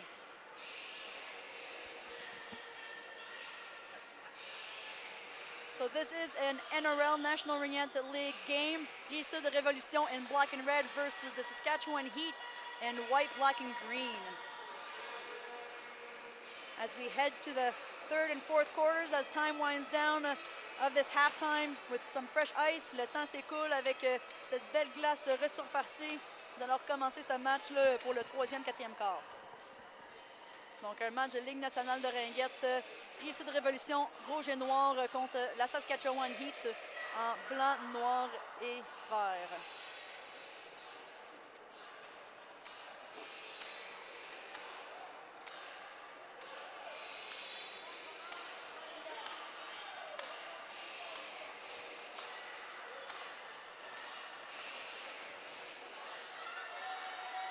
And you're going to hear the sound of the buzzer to start this period.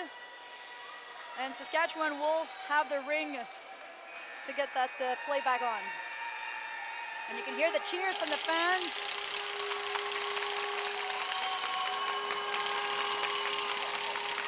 Supporting their local team as they face their opponents for their first time. Saskatchewan in a neutral zone, looking for that pass in the offense. Throws it in the end zone. And doesn't quite spear it, but her teammate will get it back and skates off to the side.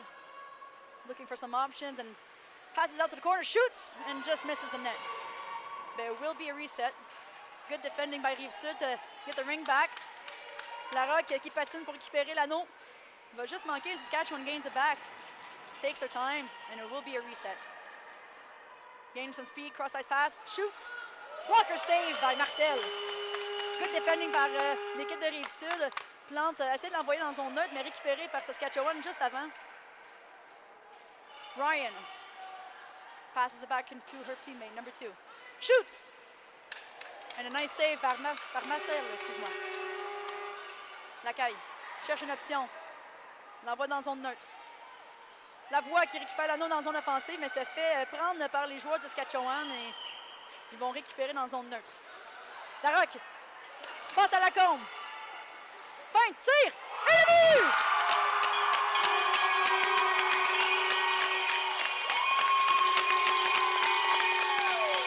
Quelle entrée de zone! Et la passe de Larocque à Lacombe qui feinte et déjoue complètement la gardienne de Saskatchewan pour tirer dans un filet pratiquement désert. 3-1 Rive-Sud. 3-1 Rive-Sud Révolution.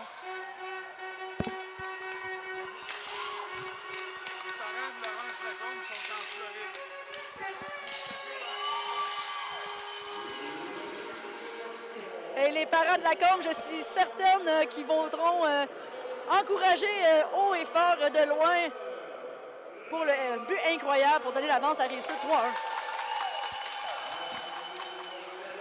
Saskatchewan shoots across the triangle here and Rive-Sud will gain back the possession.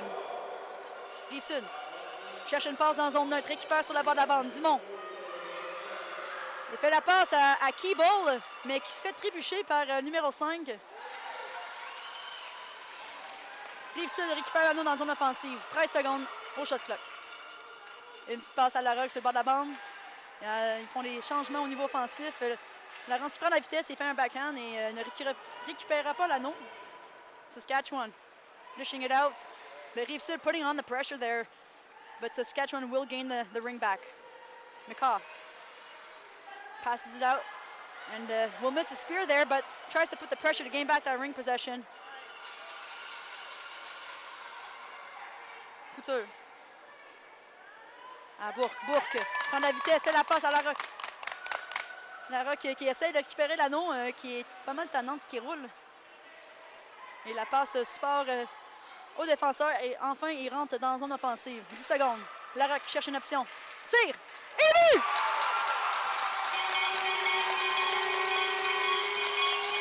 Belle patience de Laurence Larocque as she shoots on the ice on the far side. Toute patience par Larocque qui tire sur la surface, sur le côté vraiment loin de la gardienne à terre. Difficile à arrêter. Vous entendez les encouragements de Rive-Sud qui prend l'avance 4-1 en cette troisième période. Saskatchewan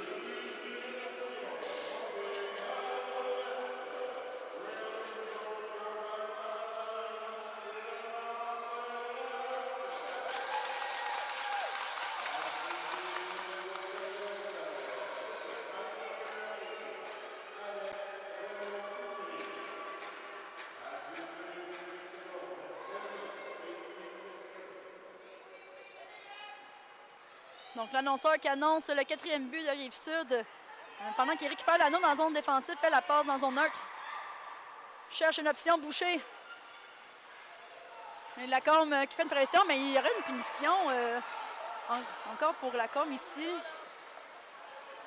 Saskatchewan holding that ring as there's a delayed call against Rive-Sud. She dishes it out to the offensive zone. Looking for the shot and just misses at the top of the net. Dumont trying to fight back for that ring to finally get that call as they settle in 4 against 3 with the goaltender being pulled. Saskatchewan with that fight. And doesn't get quite the ring there. Gaining some speed, misses out her pass, and Rive-Sud will touch that ring and it will be a call.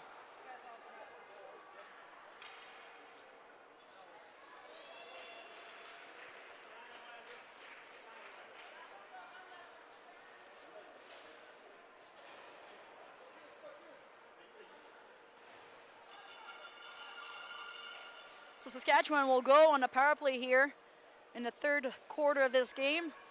Ryan with the ring. Cross-ice pass, but it gets picked off by Keeble at center there in Rive-Sud. Rive-Sud. Un dégagement de la part de Keeble qui l'envoie dans la zone offensive et fait un changement au bas. Saskatchewan breaking in. Ryan looking for the pass and dishes it out towards the end of the zone. And Rive-Sud putting on some great pressure there and gets the ring back. Cross-ice pass. Cherche une option dans zone neutre pour aller à l'offensif et ça sera poussé par Saskatchewan et récupéré.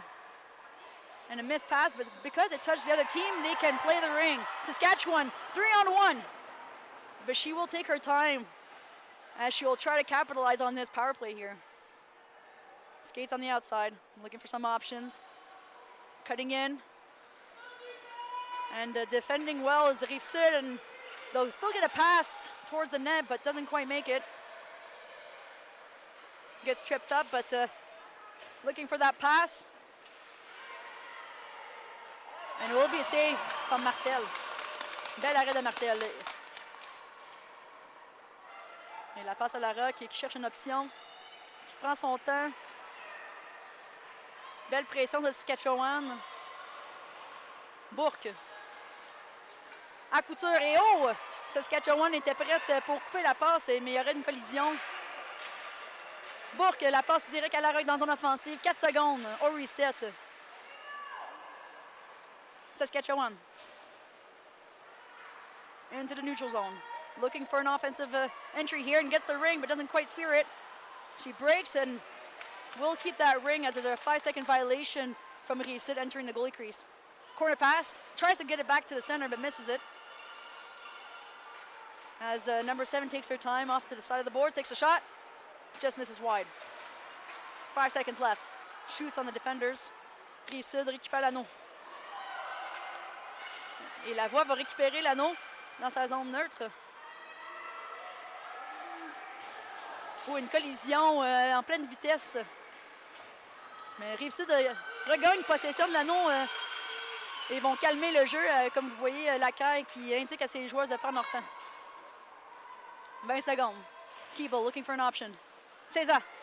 Il manque son pic et récupéré par Saskatchewan. Number 9. Skating out and making a cross-ice pass in the neutral zone. And doesn't quite spear it. Rive-Sud récupère, fait la passe à Plante dans zone offensive. Et il va prendre son temps et faire le tour du filet. Toujours Plante avec l'anneau. Et la passe sur le côté. Spinorama move and the defender almost pushed that ring into her net, but will still go wide. Plante, 10 secondes. And a nice save from the Saskatchewan goaltender. And a great work from Keeble, acting as a screen and preventing the goaltender to dish out the ring to her teammates. Et ça va être possession à Rive-Sud. Donc Larocque, Lavoie et ça va être Boucher, la recrue. Everybody's lining up in front of the goaltender to screen. La passe serait déjouée vers le coin à Lavoie. Lavoie qui tourne, cherche une option, prend la vitesse et passe à Larocque au coin. Laurence patience et fait la passe en haut, mais ça n'aura pas piqué. Saskatchewan trying to get that ring back. Fighting, but Rive-Sud va reprendre la possession. Larocque. Pressure here from Saskatchewan, doing a great job keeping him off to the side so they're not in that dangerous zone to shoot. La passe au coin un petit peu loin, mais vont quand même récupérer l'anneau pour laisser la chance aux joueurs de faire des changements. 10 secondes.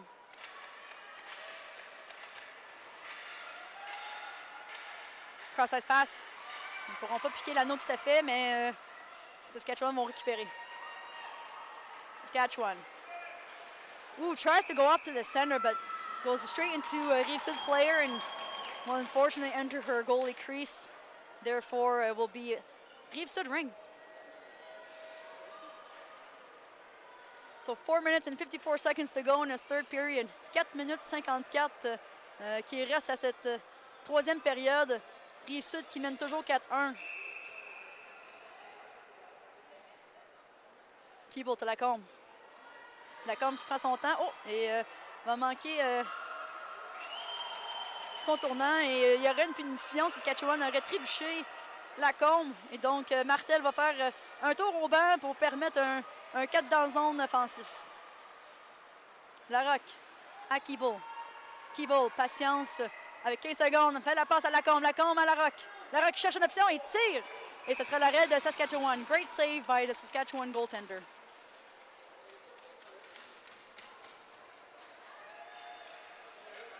So this is National Ringette League matchup going on right now. It's the first time these two teams meet this season. Rive-Sud, Revolution, red and black. Saskatchewan Heat in white, green and black. Larocque prend son temps, regarde le jeu, cherche une option, fait la passe à Plante. Plante redonne à Larocque. Larocque, il fait la passe à Boucher et Boucher sera trébuché, mais aucune punition sera donnée. Saskatchewan, Ryan with the ring, trying to skate out of trouble here and dishes it out to the far corner, an open space for Saskatchewan to regain possession and kill some time off their penalty. She takes a shot, Martel makes a save et Martel redonne l'anneau tout de suite à Larocque pour qu'ils puissent capitaliser un peu sur leur avantage numérique. La passe dans son œil à Larocque. Boucher. À Plante. Plante va essayer de garder l'anneau un peu pendant que ses coéquipiers font un changement. Lavoie, 9 secondes, cherche au tir filet, mais va aller faire un reset pour recommencer le shot clock à 30 secondes. Lavoie, la passe à Keeble. Keeble, sur le côté. Essaie de faire la passe au centre, mais décide de garder l'anneau. Sage décision.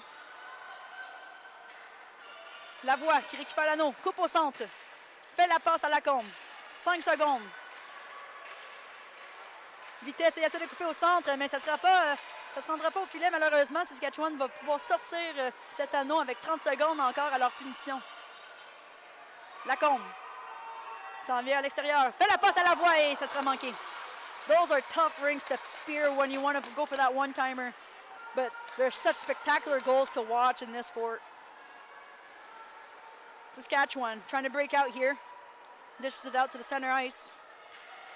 Number 9 to 79, and she'll keep the ring here with 13 seconds to go and miss a spear from her teammate. Larocque à César tout seul devant le filet, mais réussit pas tout à fait à piquer l'anneau, mais tout un jeu. Plante avec l'anneau, fait la passe à Larocque, Larocque tire! Et juste manqué le filet.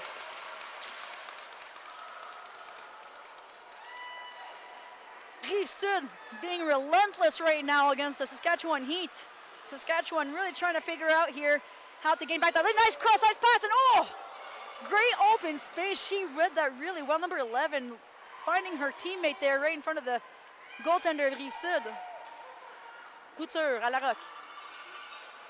Larocque redonne à Couture en entrée de zone. 15 secondes. Couture qui va prendre son temps pour permettre à ses coéquipières à changer. Et elle va faire la même chose avec sa partner. La voie. Oh, et Plante qui essaie d'aller chercher le retour, mais Saskatchewan making that key save there. Center ice, Saskatchewan looking for a pass here into the entering zone. A little miscommunication going on, but they still get the ring and kerfuffling there. Rive-Sud. Lacombe qui passe à Cugnal. Cugnal toujours dans zone neutre, qui l'envoie dans la zone offensive dans le fond pour Boucher. Saskatchewan, Benson with the ring, looking for a pass in the center zone. Ooh, and it'll be a two-line pass because her teammate didn't quite touch it in the center zone before entering the offensive zone, so it will be a two-line violation and Rive-Sud ring. 55 secondes, 55 seconds to go in this third period. Rive-Sud qui domine et Saskatchewan qui cherche encore à reprendre les devants qu'ils ont eu au début de match. Lacombe qui prend son temps, 20 secondes au shot clock. Boucher. Oh, Boucher manque le piquage, mais récupère. Croise avec la voie, redonne à la voie. La voie qui prend son temps, qui essaie de tirer vers le filet, mais manque de justesse. Lacombe, 30 secondes. Et ils décident de prendre leur temps encore une fois. Un beau jeu stratégique pour avoir des jambes fraîches sur la glace. César. 13 secondes. So it'll be a crease violation, Rive-Sud. Goaltender ring for Saskatchewan. With 10 seconds to go, let's see what they can do here to capitalize and trying to bring down the gap of the score. Benson dishes it out to the offensive zone. Dumont qui récupère, and that will be the end of the third period. Ça sera la fin de la troisième période. As both fans cheer for their teams. 4-1 Rive-Sud, 4-1 Rive-Sud as we head into this fourth quarter. So the National Ringette League is the longest continuously running professional women's sports league in Canada. The NRL structure is basically into regional hubs, so with all the games being played on weekends and numbered according to week in the schedule. So instead of having games throughout the season, throughout the weeks or the weekends, they'll kind of regroup them just to save on time and travel for these players, as you know, they do have some studies and careers of their own as well outside of this wonderful sport. An NRL game is played in 4 quarters, each being 13 minutes in length. And each team in the East plays 24 games, and as well as the West, who play 20 games, because there's a little bit less teams out in the West, and you know, with the geographical location, good Lord, don't make me say that word again. But just because of the geographic location of Canada, how big it is, it's a little tougher as well for the West to play against each other as much as we do with the Quebec and Ontario and Atlantic teams. So we have a West and Eastern division. we have BC Thunder, Calgary Wrath, Rocky Mountain Rage, Edmonton Rush, Edmonton Wham, Manitoba Herd, and Saskatchewan Heat in the west. And in the east, we have Atlantic Attack, Cambridge Turbos, Eastern Ontario Capitals, Gatineau Fusion, Montréal Mission, Rive-Sud Revolution, and Waterloo Wildfire. Lacaille. Une passe d'entrée de zone à Plante. Plante avec l'espace fait la passe et ça sera coupé par Saskatchewan. Mais la Rock récupère l'anneau. Plante. 10 secondes. Qui cherche une option, qui fait le tour du filet en arrière. Qui va large, il va couper vers le filet. Il va laisser la passe à la Rock, mais un petit peu trop loin. And Saskatchewan will regain that possession. In the neutral zone. Looking for that option pass, and she dishes it out to the end zone. Number 6 with the ring. Passes it out to her teammate on the side of the boards. Cutting into the triangle, but doing a really good job, Rive-Sud, to prevent them getting to the high slot. And dishes it out to the center, and it just picks and goes towards the end. Oh! Martel didn't know where that ring was, and you can see the team scrambling to get that offensive zone, and she scores!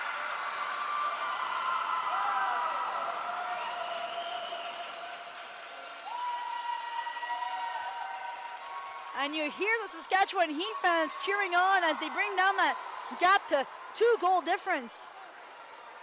Martel looking for the ring, couldn't quite find it, and you can see the Saskatchewan players pointing to the net to shoot as Martel lays the flat on the ice.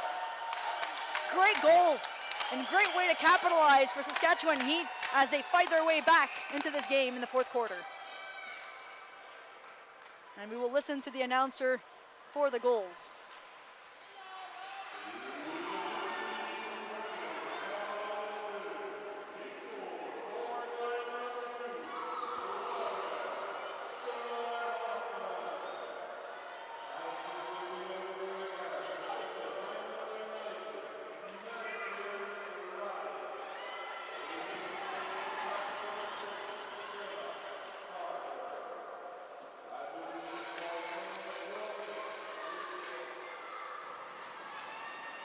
Saskatchewan regaining some energy here as they continue to attack the Rive-Sud zone.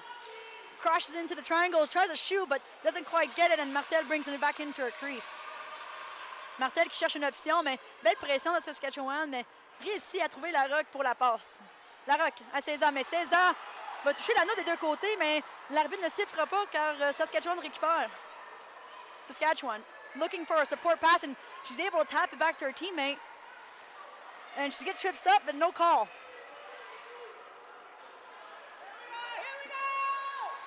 La Rock prend son temps, cherche une passe à Plante. Plante qui l'envoie dans la zone. Et la Rock qui prend de la vitesse pour aller récupérer l'anneau. But Saskatchewan will beat her to it.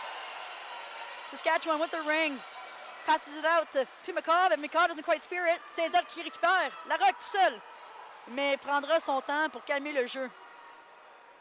And you can see the experience of these players when they take their time like that. Plante avec l'anneau. Cherche une option sur le haut de la zone offensive.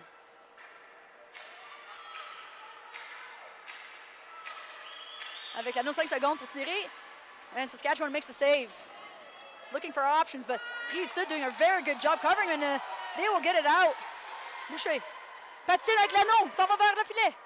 Tire, et ça sera juste manqué. Lacombe. Fait la passe à la voix qui manque le pic. Mais récupère l'anneau et fait la passe à Lacombe, mais Lacombe va manquer le pic. Saskatchewan gaining back that possession there in the defensive zone. Saskatchewan passing it out to the neutral zone. Couture qui fait un très beau travail pour récupérer cet anneau pour Rive-Sud. L'envoie dans zone neutre. Boucher à Lacombe. Lacombe. Coupe vers le centre, fait la passe. Keeble qui récupère.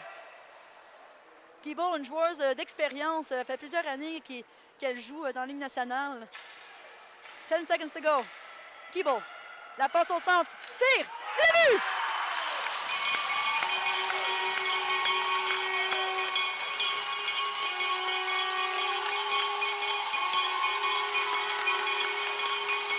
Rive-Sud, 5-2 Rive-Sud. dans le 4e quart de ce match, in the 4th quarter of this game. Great passing and patience from the Rive-Sud players.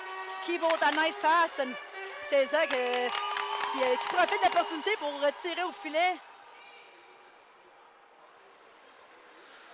Et nous allons écouter l'annonceur pour les buts.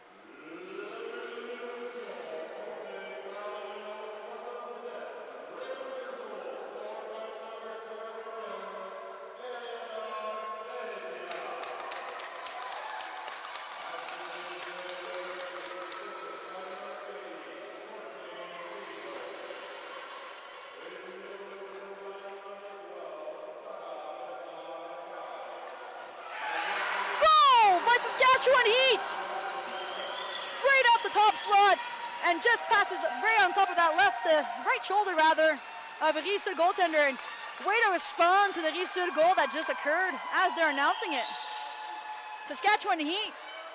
And again, bringing the heat on that shot to reduce that gap to 5-3. And you can hear the Rive-Sud fans trying to get their team back into this game and hopefully increase that gap they had.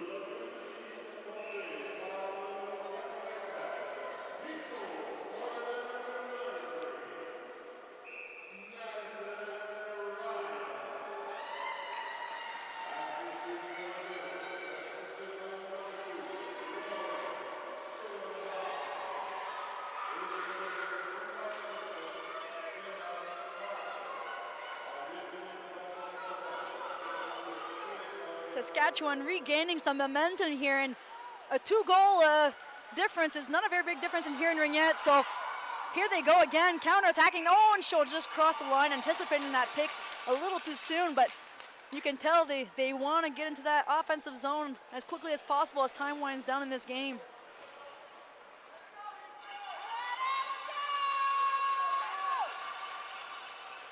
Seven minutes and 53 seconds to go in this 4th quarter. 7 minutes 53 en cette 4e période. Rive-Sud avec l'anneau dans zone neutre. Cherche une option dans zone offensive. Kibo qui va chercher l'anneau. And Saskatchewan really getting quick there to block that pass, and it will be a mover to lose it, and Saskatchewan Heat ring. Saskatchewan. Goaltender looking for a pass, dishes it out to her defender, and defender increasing speed. Breaks and fakes away to gain some space here and passes it out to the neutral zone. Number 79 with the ring. Looking for an option.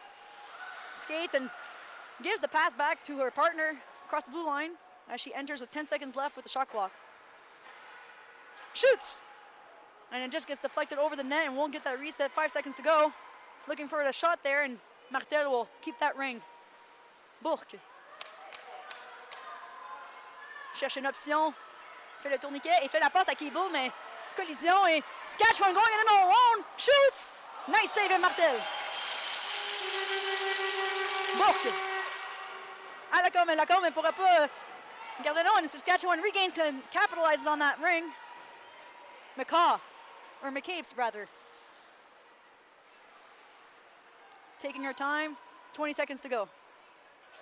Looking for some options, goals around the net. Gaining some speed as her teammate cuts into the corner and then into the center. Back pass, and no, and misses the spear. On the outside, 10 seconds to go for the reset. Looks for the pass and gets that reset shot. And as you can see, she wasn't literally going for a goal, but rather just to hit it off the goal to reset that timer to 30 seconds. Shoots! And it will be deflected out to the side. She regains possession at the top of the face-off circle. Fakes, pumps, and save. Martel. 88 getting that ring back for Saskatchewan, and great pressure here by Saskatchewan, trying to reduce that gap again. Back pass off the circle, dishes it out to the center, and oh, great defending by Rive-Sud. Lacaille. Passe de support à Plante, mais Saskatchewan capitalizing again on that ring. And they will take their time as they enter, and she gets some speed, winds up, saved by Martel. And that will be again a reset for 30 seconds. Benson taking her time, skating around the side. Dishes it out to Ryan. Ryan looking for the press. Oh, and she just misses the spear. Saskatchewan forechecking, shoots! And there's a player that's injured.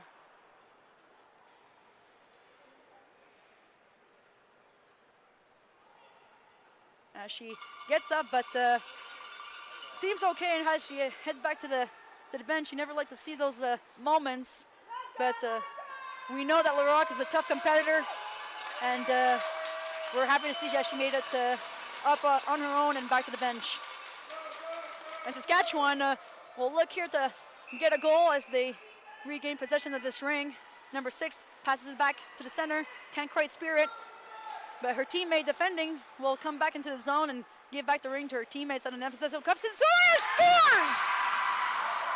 Way to go behind the defender and cut to the center with a shot on the far side of the blocker. And we have a 5-4 game heading into this fourth quarter, 5 minutes to go. And such a tricky play and so sneaky to come between the goaltender crease and the defender and not have that violation. Amazing goal by the Heat. And they will be putting a lot of pressure now on Rive-Sud heading into this face-off, so they will be putting a lot of pressure. Rive-Sud. La passe directe dans zone offensive à Lacombe. Lacombe. Oh, et le switch derrière le bâton, derrière le dos. Tout un déjou. Lacombe fait la passe à Kibo. Kibo redonne l'anneau à Lavoie. Lavoie qui feinte. Prend son temps derrière le filet. La passe à Lacombe. 10 secondes. Lacombe à Kibo. Kibo va pour le tir. L'arrêt de Saskatchewan récupère la balle. La voiture, c'est but! Camille Lavoie.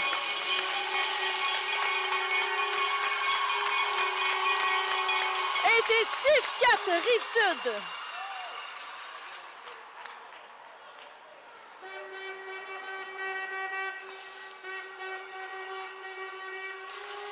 Et une patience encore une fois de Kibo et capitaliser sur ce retour. 6-4 Rive-Sud.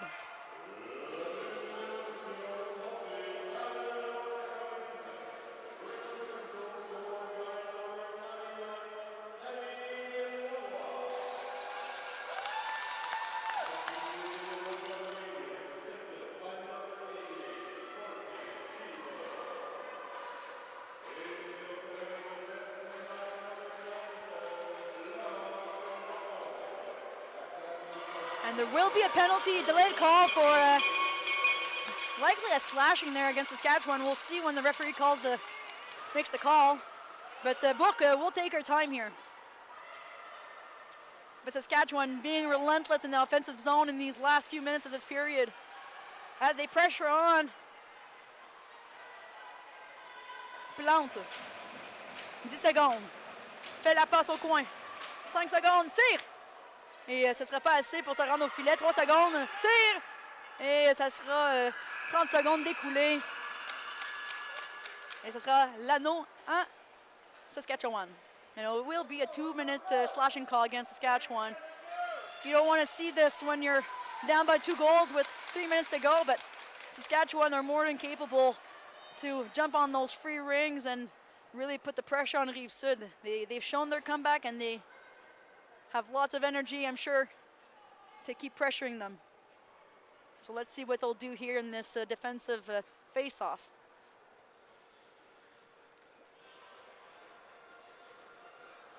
So a quick thank you to our sponsors, the Government of Canada, Gatorade, and Athena Ringette, as well as Ringette for making the sport possible, and as well as ISI Live Digital Broadcasting, who make it also possible to be able to showcase these wonderful matches of these incredible athletes this week. And she tries to pass it to herself, but doesn't quite make it as Rive-Sud puts a lot of pressure. Lacombe à Boucher. Boucher fait le tour du filet, prend son temps. And a lot of pressure from Saskatchewan to get that possession ring back. Boucher récupère l'anneau, prend son temps avec 15 secondes au shot clock et refait la passe à son coéquipier dans la zone défensive. Oh, et Cugnal à Lacombe. Saskatchewan getting back that ring. They want to take advantage of this possession right now. Oh, and a miscommunication and passes it to the Rive-Sud team. Keeble taking her time. La passe à Lacaille. Cross-ice pass. Et Boucher va prendre son temps. And a great forechecking there by Saskatchewan, getting that ring back for possession. And she'll skate around a bit just so her teammates can become available for a pass, support pass, and it will be thrown out towards the bench, unfortunately. Saskatchewan still showing that they have a lot of fight in them left and being relentless in their defensive zone to regain possession of that ring so they can go and get a goal to reduce the score and hopefully tie it all up eventually. So it will be timeout, Saskatchewan Heat.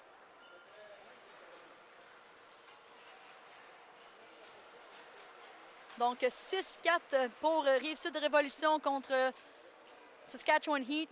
6-4 for Rive-Sud Révolution against the Saskatchewan Heat. We've got 2 minutes and 34 seconds to go in this fourth quarter. Again, this is a National Ringette League matchup. It's the first time these two teams meet after their 2025-2026 season. So it's a lot of new things to discover as they play each other. They're learning, adapting. So that's what I think they're trying to do here, Saskatchewan, as they regroup and try to find a way to get back into this match. 51 seconds left in their penalty. And you can hear the fans cheering their teams and getting them riled up. Rive-Sud avec l'anneau.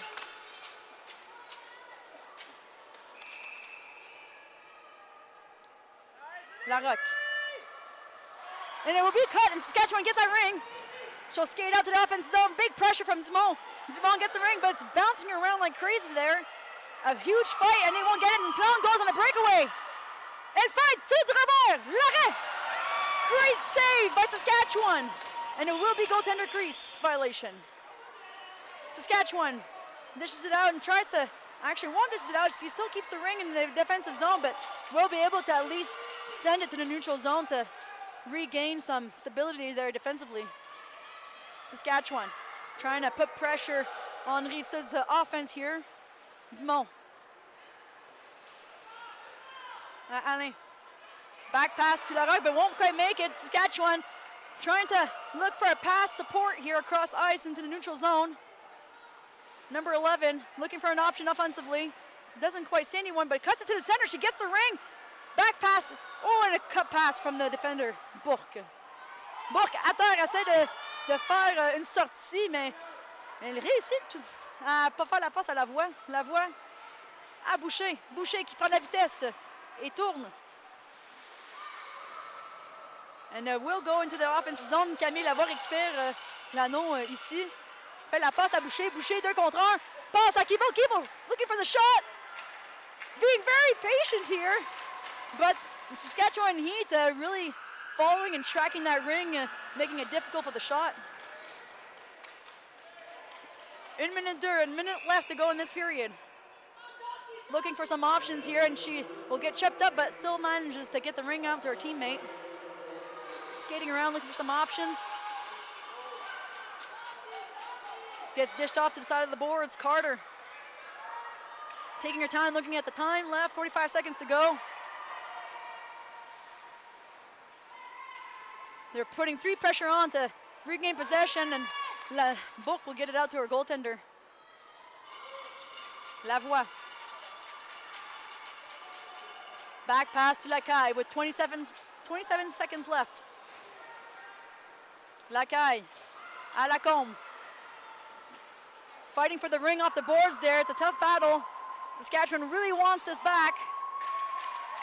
And it will be dished off into their zone. Saskatchewan trying to make a last stretch effort here to score. Goes for the pigs, but it will be defended off. Victoire Rive-Sud.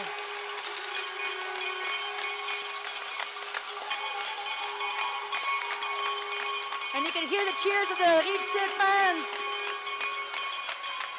And the Saskatchewan fans, you know, still cheering their team on with all the effort they had. Such a great game.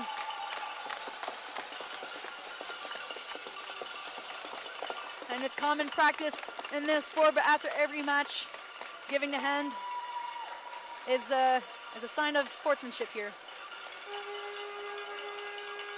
Great matchup and great first game by both teams.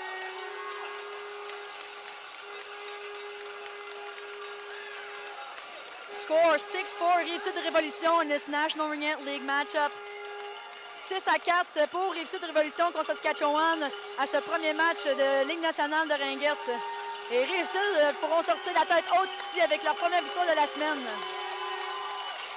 Saskatchewan can still leave here with their heads high as it's just the beginning of this week, right? So let's see what they can do with the rest of the remaining games they have and carry out that energy into the next game.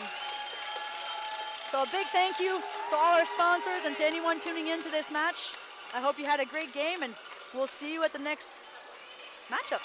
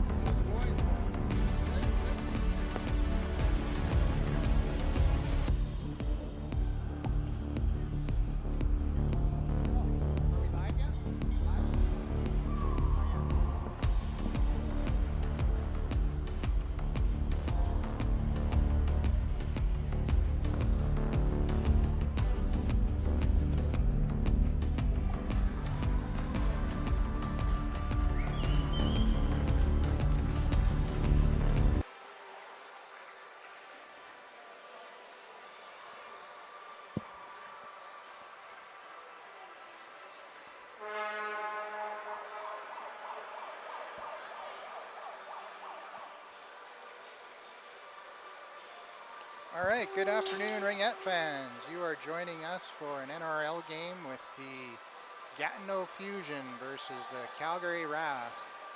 First game of the Canadian Ringette Championships here in Ottawa for these two teams on Monday afternoon, 2:30 local time. My name's Dion Rock, and I'm joined here by Jason Nystrom. Hi, Dion. Pretty excited about today and this next week. Yeah, there's a lot of excitement here on the first day as teams face off against each other. In the NRL League, it's pretty interesting because these teams don't get to play all year. So now we have a bit of a different format this year than last year. In previous years, all the teams would play in the Pool A, but now there's 8 teams in Pool A. And the 4 West teams will play the 4 East teams, and they won't have any crossover, like West and West and East won't play in the round robin. Yeah, none of these teams have played each other this year at all. No. So it will be interesting to see how they match up and how they fare against each other. Yeah. You know, I'll talk a little bit about Gatineau. Yeah. Gatineau is just outside of Ottawa on the Quebec side of the river for those people who are joining us for the first time.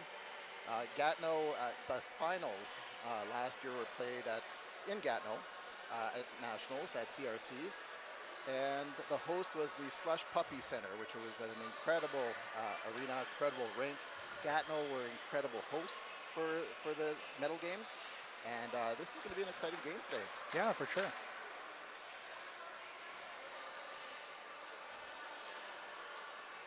Pour ceux et celles au Québec qui nous écoutent, un petit parcours de l'équipe Calgary Wrath.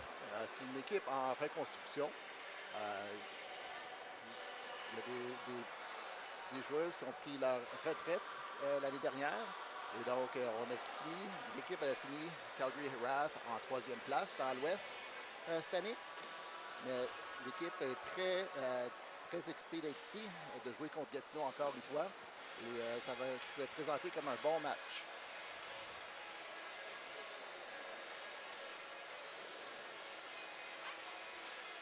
So today, Calgary Wrath are going to be wearing the white jerseys, and Gatineau Fusion are in blue with black numbering, which is kind of hard to see from up here.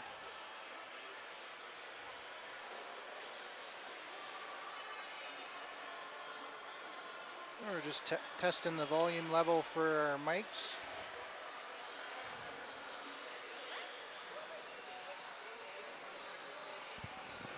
Hopefully everybody can hear us. It's a little loud in this arena.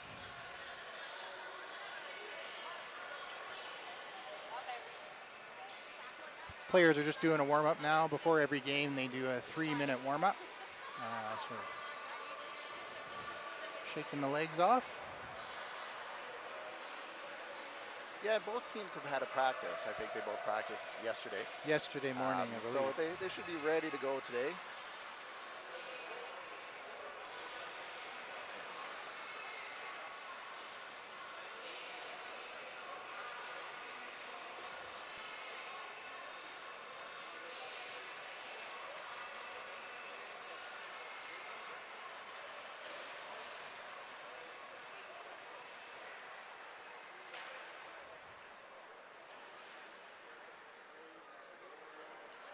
I'm just trying to pull up the standings. It looks like Gatineau finished in 4th place overall in the East.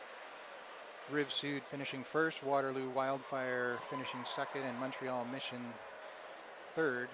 So Gatineau Fusion having a record of 13 wins and 11 losses over their 24 games, while the Calgary Wrath, 14 wins and 10 losses, and they finished 3rd in the West, behind Edmonton Wham, BC Thunder, and Saskatchewan Heat were 4th. So those are the 8 teams that are in Pool A for the Canadian Ringette Championships.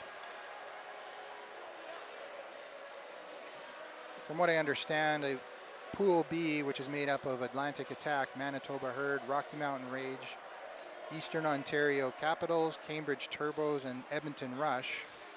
The top 2 teams in Pool B, I believe, will play the bottom 2 in Pool A in a bit of a crossover for who gets to qualify in the finals. That's right. Yeah. Yeah, it's different from last year, so I just trying to sort everything out of the year a little bit.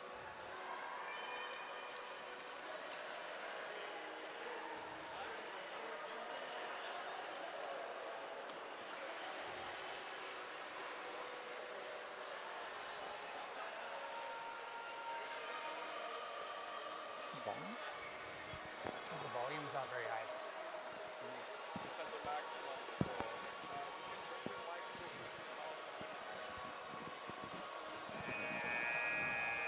All right, testing. Yeah, it's okay. Just doing a volume check and making sure we're all good here, but I think we're about ready to start. The teams are doing their little cheer to start the game.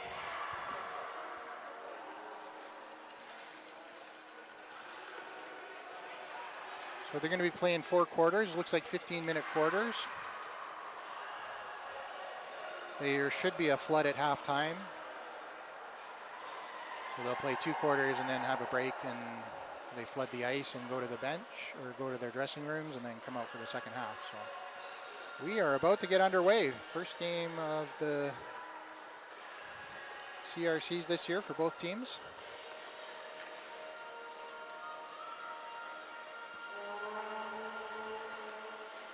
Yeah, and it looks like for the Calgary Wrath, Julia Harvey is starting a goal. Yeah.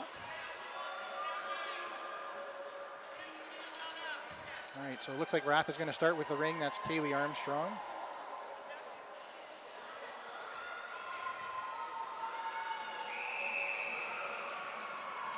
So Armstrong with it, kicks it out to Sauvé on the left side boards.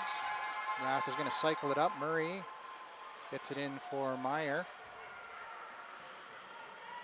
And Brewster has the ring now for the Rath in the offensive zone. The Rath are setting up in a... Oh yeah, sorry, 13 minutes. They set it for 15. I was kind of surprised by that. So it's 13-minute quarters, so 12 and a half left here. Gatineau Fusion picking it up there. There's number 26. It's going to take me a bit to get the names, but Chenier. Passed it over to 17, which is Liskew, according to my list. Rath intercepts it at center ice, and Sauvé is open. So Sauvé picks up a free ring in the offensive zone as Gatineau is resetting defensively. Number 7's at the top. That's Chenier. We got a couple Cheniers on the team. Ung with a shot, and she scores. That was a screen shot through traffic. Beats the goalie. It looks like number 32 is in net. Gabrielle Edney. Et le premier but compté par Calgary, par Aaron Young, numéro 10. Avec un tir du poignet. Fusion with the ring now. That's number 22. Sends it over to number 12. That's Segal. Now up to Moisan. She missed the stab, and Ung is able to intercept it. Ung tries to send it out and is able to get it across the blue line, but kicked back by the Fusion. That was Moisan. Now Gatineau setting up. Gatineau across, pass open. No shot there is number 66. That's Moisan. Are there 2 Moisans? Yeah, it looks like that. Maxine and Amanda, okay. I don't remember that from last year, so we got a few double ups here. Chenier and Moisan. Now that was number 15, Forrest. Behind the back pass is going to get picked off by Hazel. Hazel, good forechecking there by the Fusion, and Hazel can't break through traffic. Forrest is able to grab the ring, takes a shot, and Harvey with a save. Gatineau Fusion have a fresh clock, 20 seconds on the shot clock as number 16 picks it up. Q, Avery Q, she's an Alberta player. And now comes out to Burse. Burse is unable to get it out, and Gatineau Fusion bounce it back in. They're back in control. Behind the net. Q drops it for Chenier, 26. Sophie. Oh, looks like they're on a line together now. Chenier, Emily, side of the net. shot there, gets the reset, able to pick it up. So a reset and a recovery there for Gatineau. 25 seconds on the shot clock still. It's number 27, Ploufa. Oh, and a good shot there. Got by the defense and took the shot into the top corner and beating Harvey, so 1-1.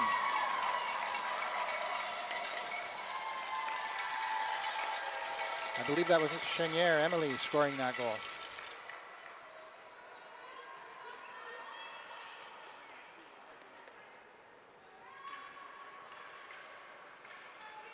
So good offensive pressure there by the Gatineau Fusion. They were in the offensive zone for a good chunk of time.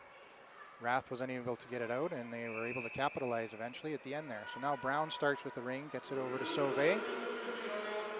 Sauvé drops it to Rachel Ung.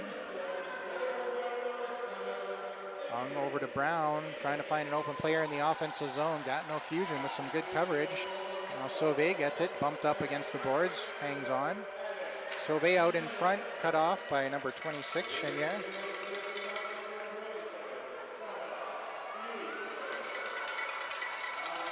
And now that's number 28, Vandal. Gatineau Fusion getting it out, fast break. Vandal with it again, has a lane, takes the shot. Harvey makes a save, hangs on to the rebound, and Brown tripped up. Initially in chase on the boards is going to end up on the stick of Fusion, and they're going to call it a goalie ring. So that was a move it or lose it call, so Gatineau Fusion couldn't move the ring quick enough. So the whole becomes a turnover. Harvey with a high toss out to Brewster at the red line, and Gatineau Fusion right there to cover it. Was that a 4-in, did you see, Jason, or was that a move it or lose it? I think it was a 4-1. A 4 count? I didn't see what the ref called there, but either way, Gatineau Fusion gets it in the offensive zone. Looks like Avery Q's going to start with it. Q to Forrest. In front of the net is number 15.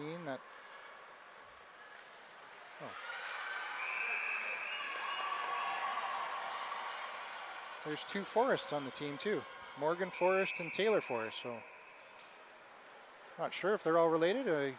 But that's three double ups.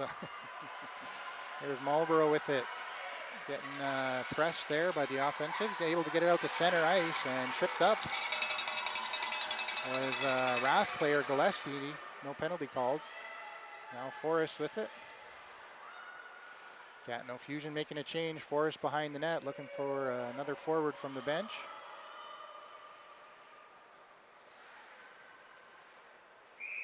Oh, and a crease violation against Violette. So she kind of tripped over one of the defenseman's skates and ended up in the crease, and that'll be a turnover. Murray runs into a wall and throws it out to center. So RATH having a hard time getting out of their zone. Good pressure here by the Fusion. And now Chenier with a break. Takes the shot just over the shoulder. Good defense there by RATH covering up. Marlborough with it. Marlborough finds Brewster wide open. Gatineau Fusion lost a stick, so now Wheeler on the charge. Into the offensive zone for the RATH. Wheeler dropping it for Anderson. Anderson takes it behind the net. Gatineau Fusion setting up a tight triangle there. Wheeler gets tripped up and loses the ring. Gatineau Fusion able to pick it up. I believe that's 26, Chenier. To Moisan. And a long lead pass to Moisan. Number 6. She's going to settle things down and wait for the forwards to change. Oh no, the D. Now Wheeler turns it over. Wheeler across ice for Hazel. Hazel up to Burst. And Burst takes the ring behind the net. 7 minutes left in the first quarter. Burst runs into traffic, throws it up against the boards for Meyer. Meyer trying to wind things up, can't see an opening. He's going to take the shot, gets a reset, ring into the corner. It's picked up by number 19. I don't think I've seen that yet. Is that 19? Not on my list. Fusion with the ring in the defensive zone. And Brewster able to pick off a pass from number 19 of the Fusion. Now Sauvé with it. Sauvé trying to set things up. Sauvé across, that was behind Brewster. Picks it up off the boards. Brewster circling back, looking for an opening. Everybody's changing for the Wrath. On comes Hemstreet. Hemstreet with a shot, not much there. Good save by Edney. Now a contested ring at center. Ung is able to come away with it. Hemstreet fakes the pass, then sends it over to Brown. Brown is immediately checked to Gatineau on. And a long lead pass up to Ung at center ice. So no penalties so far. No, there's one. Is it just as I call it? Brown got tripped up, so Gatineau is going to be going probably 2 minutes for tripping. As the Wrath are going to try to send 4 in. So another rule change this year. You don't need to pull the goalie on a delayed penalty to go 4 in. You can just send 4 in as long as you use the players on the ice. If you wanted to send in a specialist for some reason, well, the Wrath get a reset there. But it wasn't, oh, now it's given. The shot clock operator was delayed there as the goalie touched it, and now Gatineau touches it for the whistle. As I was saying, you can go 4 in without pulling the goalie. Previously, you had to get the goalie to the bench on a delayed penalty, but you don't have to now to get a player advantage as long as you use the players on the ice. It looks like Forrest has the tripping penalty. One of them, eh? Yeah. There's 2 Forests. I didn't see what number, and the scoreboard doesn't show it either. So, Wrath on a power play. It's Anderson with the ring, gonna fake the shot, put it in the corner for Wheeler. Wheeler drops it. It's like Burse. Burse fakes the shot, gets to the top of the triangle, tries to send it over. Good stick by the Gatineau defender. They call a reset on that. Oh, now Burse is going to get a tripping call as she was trying to lay a pretty aggressive check on the body. Et maintenant, c'est au tour de Calgary d'avoir une punition pour avoir trébuché. So 25 seconds into the power play, it's going to be 4-on-4 Ringette for 1:35. See if that changes anything. Sometimes creates some more ice in the center section, but in the offensive and defensive zones, you still allowed 3 players offensively and defensively, so it's not a huge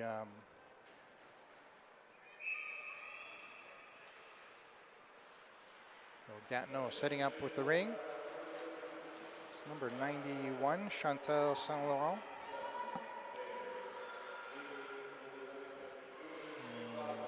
Plouffe. Can't quite see the numbers from here. Saint Laurent with a shot, just high and away. Missed the net there. Plouffe able to pick up the rebound, no reset. Now shot on. Harvey's able to make the save and no rebound. Long lead pass out to Armstrong. Armstrong tries to hit Anderson, but Anderson wasn't looking. So Gatineau able to pick that up, and Plouffe with the ring behind the net. Dropping that to Moisan. Moisan behind the net, setting up. Breaks through the triangle, tried to get the shot, and a good stick lift right at the last second prevents that. Called it a goalie ring as Moisan ended up in the crease. So now Armstrong with it. Armstrong out to Hemstreet. Hemstreet had to reach for that, couldn't get there. Moisan intercepts, but Armstrong there. Now a good stab by Sauvé, sends up Hemstreet. Hemstreet has a bit of a step, takes the shot. Good save, and Hemstreet falling in the crease, but no violation because Wrath hasn't touched it. Now Rock in the defensive zone, sends it over to Brown. Brown up to Wheeler. Wheeler resets as Rock streaking into the offensive zone, sets it up to Brown. Brown behind the net. Brown through traffic, takes the shot. Great save there. Had a bit of a screen, and goalie made a good save. Edney. 2:45 left in the first quarter. My apologies. The Wrath. sorry, the Gatineau player, Forrest, was out of the box a few seconds ago, and now we're back up to even strength. So a quick shot there, couldn't quite pull the trigger, Gatineau. Gatineau with the ring, Brown steps up into it, Wheeler there kicking the ring out of the zone, and you get a reset in neutral ice now. Gatineau comes away with it. Chenier, oh, gives it across. Ung couldn't find it. And now that's Violette with the ring for Gatineau. Fusion behind the net. Top of the circle, drop pass. Gatineau takes a shot. No, good check by the defenders. And now Ung with it. Ung out to center, finds Gillespie. Gillespie to Ung. And Rath are going to get a bit of offense. 20 seconds on their shot clock. Ung setting up across to Hemstreet. Hemstreet, spinorama move, dodges one and then loses the ring. Able to pick it up in the corner, but only 4 seconds on the shot clock. Gets the reset. Good effort there by Hemstreet, getting a reset and able to pick up the rebound. Now dropping it for Anderson. Anderson to Gillespie, backhand shot, doesn't get through. And now Edney with the save. Sends it out, side of the net. Chenier up the middle, Gillespie able to fight that one. So good pressure here by the Rath offensively to keep Gatineau contained in their own zone with a minute left in the first quarter. Gillespie now dropping it to Burse. Burse, top of the circle, gets checked, and they're going to call a penalty on Gatineau for reaching in, I think. That was, delay a game penalty. Or I think it's called delay a game when they reach in like that. I believe so. En français, c'est avoir retardé le match. So you're only allowed 3 players in the zone unless you pull your goalie or have a delayed penalty. So that, I didn't see what number that was, but she reached in and over the red line as the player was coming across, and it affected the play, so they call that a penalty. Sometimes if you just jump into the zone accidentally, they'll give you a 5-second delay count and you don't affect the play. But in this particular case, she checked the ring carrier, so it's a penalty. Now Gatineau with a great check, and they are away with it. Lescu, according to my list. Yeah. Lescu, long lead pass up, is contested at the line. Good check there by Armstrong. Burst sends it back into the defensive zone. Sauvé open. Now Hazel with it. Hazel finds Wheeler. And Gatineau Fusion not giving Rath any room. Everybody kicks it up a notch for the playoffs.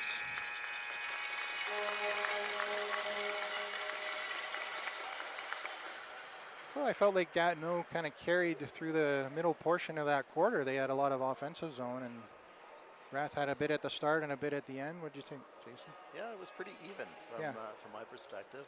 Watching both teams play, they both had a few possession of the ring in the offensive zone. And put pressure on both goalies, and I thought they both goalies did very well in that first period. Yeah. So you mentioned that there is a player on Gatineau that used to be an Alberta resident. Yeah, Avery Q. So I think she used to, I believe she started in Spruce Grove. You might have to correct me if I'm wrong, but then she played on St. Albert for a couple years. The Spruce Grove team up in northern Alberta in Edmonton, I believe they folded or they didn't have enough players for a couple years, and she played on St. Albert, and I believe they won nationals actually. Okay. In the U19 division a couple years in a row. I can't remember if Q was on the team both years, but she was definitely one of the top scorers in northern Alberta when she was in the U19 age group, and I think she's out here going to school.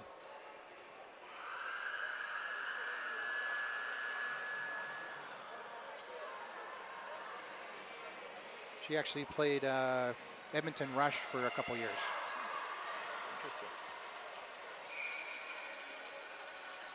Il y a un fait intéressant pour Calgary Rath. Julia Harvey, la gardienne de but, est originaire de la Colombie-Britannique. C'est sa première année avec Calgary Rath. Elle étudie à l'université à Calgary. Et donc, c'est une recrue cette année. Elle a joué pour l'équipe Canada junior aux mondiaux. fin down. Il y a quelques mois. So Gatineau starting with the ring. They send it into their own zone there. Now resetting off the goalie. Nice play out to center. That is St. Laurent. And picked up by Brown. Brown into the offensive zone for Hemstreet. Hemstreet is a easy pickoff there for Moisan. And now Rath putting on a bit of pressure. Gatineau able to pick it out across the ice, and now they're out over center ice. Looking for an opening in the Rath zone. They send it in deep into the corner. And a battle for the ring. Nice body movement there by Moisan to box out the defensive player and able to pick up the ring. They got a shot. Harvey with a save, and now Harvey's kicking it out to Rock. Rock up through center ice. Doesn't like the options available. Now sees Meyer. Meyer comes back into the defensive zone, and Brown jumping up is able to find some open ice and gets a pass. Brewster with it. Now only 6 seconds on the shot clock for Rath in their own zone. They get the shot away, no rebound. So we got no Fusion away with it. Out to center ice. It's number 16 with it, Q. And now the Fusion with it. 15 seconds on the shot clock behind the net. They're trying to set up. Forrest with it. Forrest passes across, missed stab. Shot by Forrest. Harvey doesn't know where it is. Sauvé battling for it, and now Wheeler comes back. Harvey dropping it behind the net. Wheeler cycling through the defensive zone, and a pass up to Burse. Burse battling, able to pick that off and find Anderson in the corner. So Rath have a bit of time here, 10 seconds. Wheeler setting up. Wheeler across to Anderson. No, Burse. Burse can't stab it cleanly. Gatineau jumping in on it. Lescu taking advantage of that. Sending it out to center ice. Gatineau, Forrest back into the defensive zone. Now Forrest with it at center ice. Forrest getting checked by Anderson. Falls over, maintains possession. That's number 28 helping out. Vandal. And Ring ended up in the crease there. Harvey able to handle that one easily. Murray up to Armstrong, finds Wheeler or Hemstreet wide open. Hemstreet drop pass to Gatineau.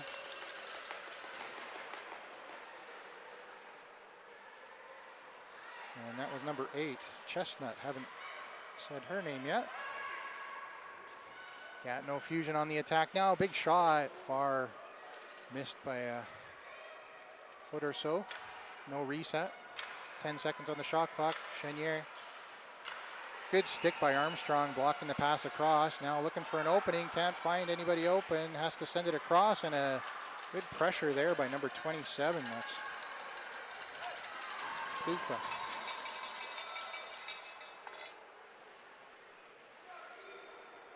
Into the corner.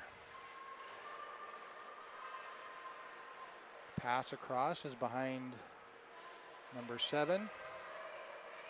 7 loses the ring. Good checking by Armstrong. Armstrong able to get it, flicks it up, but unfortunately couldn't get it across the red line, so Gatineau able to recover with a fresh 25 seconds on the shot clock. 9:05 left in the second quarter.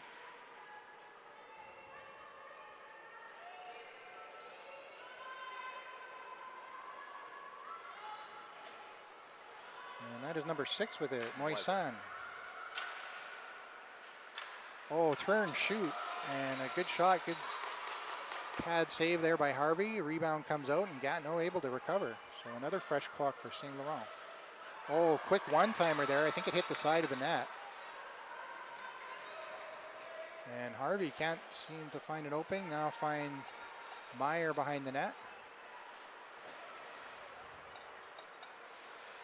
Meyer looking for Armstrong. So really good pressure here by Gatineau. Just closing things up in the neutral zone, and Rock falling over, gets it to Wheeler at the last second. Wheeler under pressure, only 4 seconds on the shot clock, so Gatineau really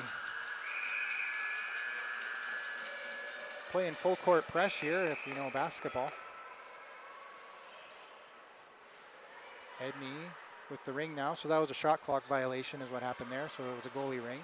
Edney sends it out to Forrest, I think. And now at center ice, check ring. Rock can't get there through traffic. Wheeler trying to stab it. And Q dropping it for Forrest. Side of the net. 5 seconds on the shot clock. Big shot as Forrest got the shot off. Harvey kick save all the way out to the top of the slot, and Gatineau there to pick it up. Well, reset there. I'm not sure what that was for. Oh, Q falling over the red line there. Or no, sorry, that was Forrest. Big shot. Now Harvey with a save, sends it behind the net for Rock. Rock runs into, that's Forrest. Now Rock skating, sees Burse. Couldn't quite stick it, and now the ring into the Rath zone. Hemstreet comes back to recover, so Burse at center ice, up to Hemstreet. Hemstreet, spinorama move to dodge that check from Forrest. Hemstreet around the circle, drops it for Ung. 6:30 left in the first half. 8 seconds on the shot. Aaron Ung out in front. Hemstreet couldn't pick it up. 3 seconds and a reset. I don't think the goalie touched that one, but Gatineau able to pick it up, so I guess it wasn't too impactful. The long lead pass up to Violette. Violette up against the boards, puts it defensively. Ung trying to battle, and she's... Oh, and she lost her skate blade as well. So Ung with a diving pickup gets tripped, and her blade, I don't know if you could see that, probably couldn't see that on the camera because of the mesh, but her blade got knocked out of her skate. It must have flown about 20 feet up in the air. Yeah, that was high. So they're helping her to the bench. She's not injured, just has no blade on her skate. And it's slippery plastic if that ever comes out. So a penalty on Gatineau, I suspect, for tripping. I didn't see what number it was, but.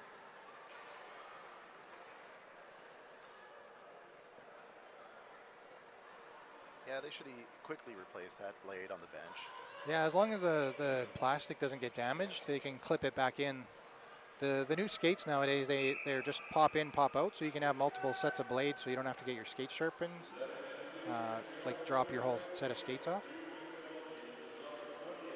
So that's Sauvé with the ring for the Rath. Top of the circle, pass across, hits a skate, and picked up by Gatineau.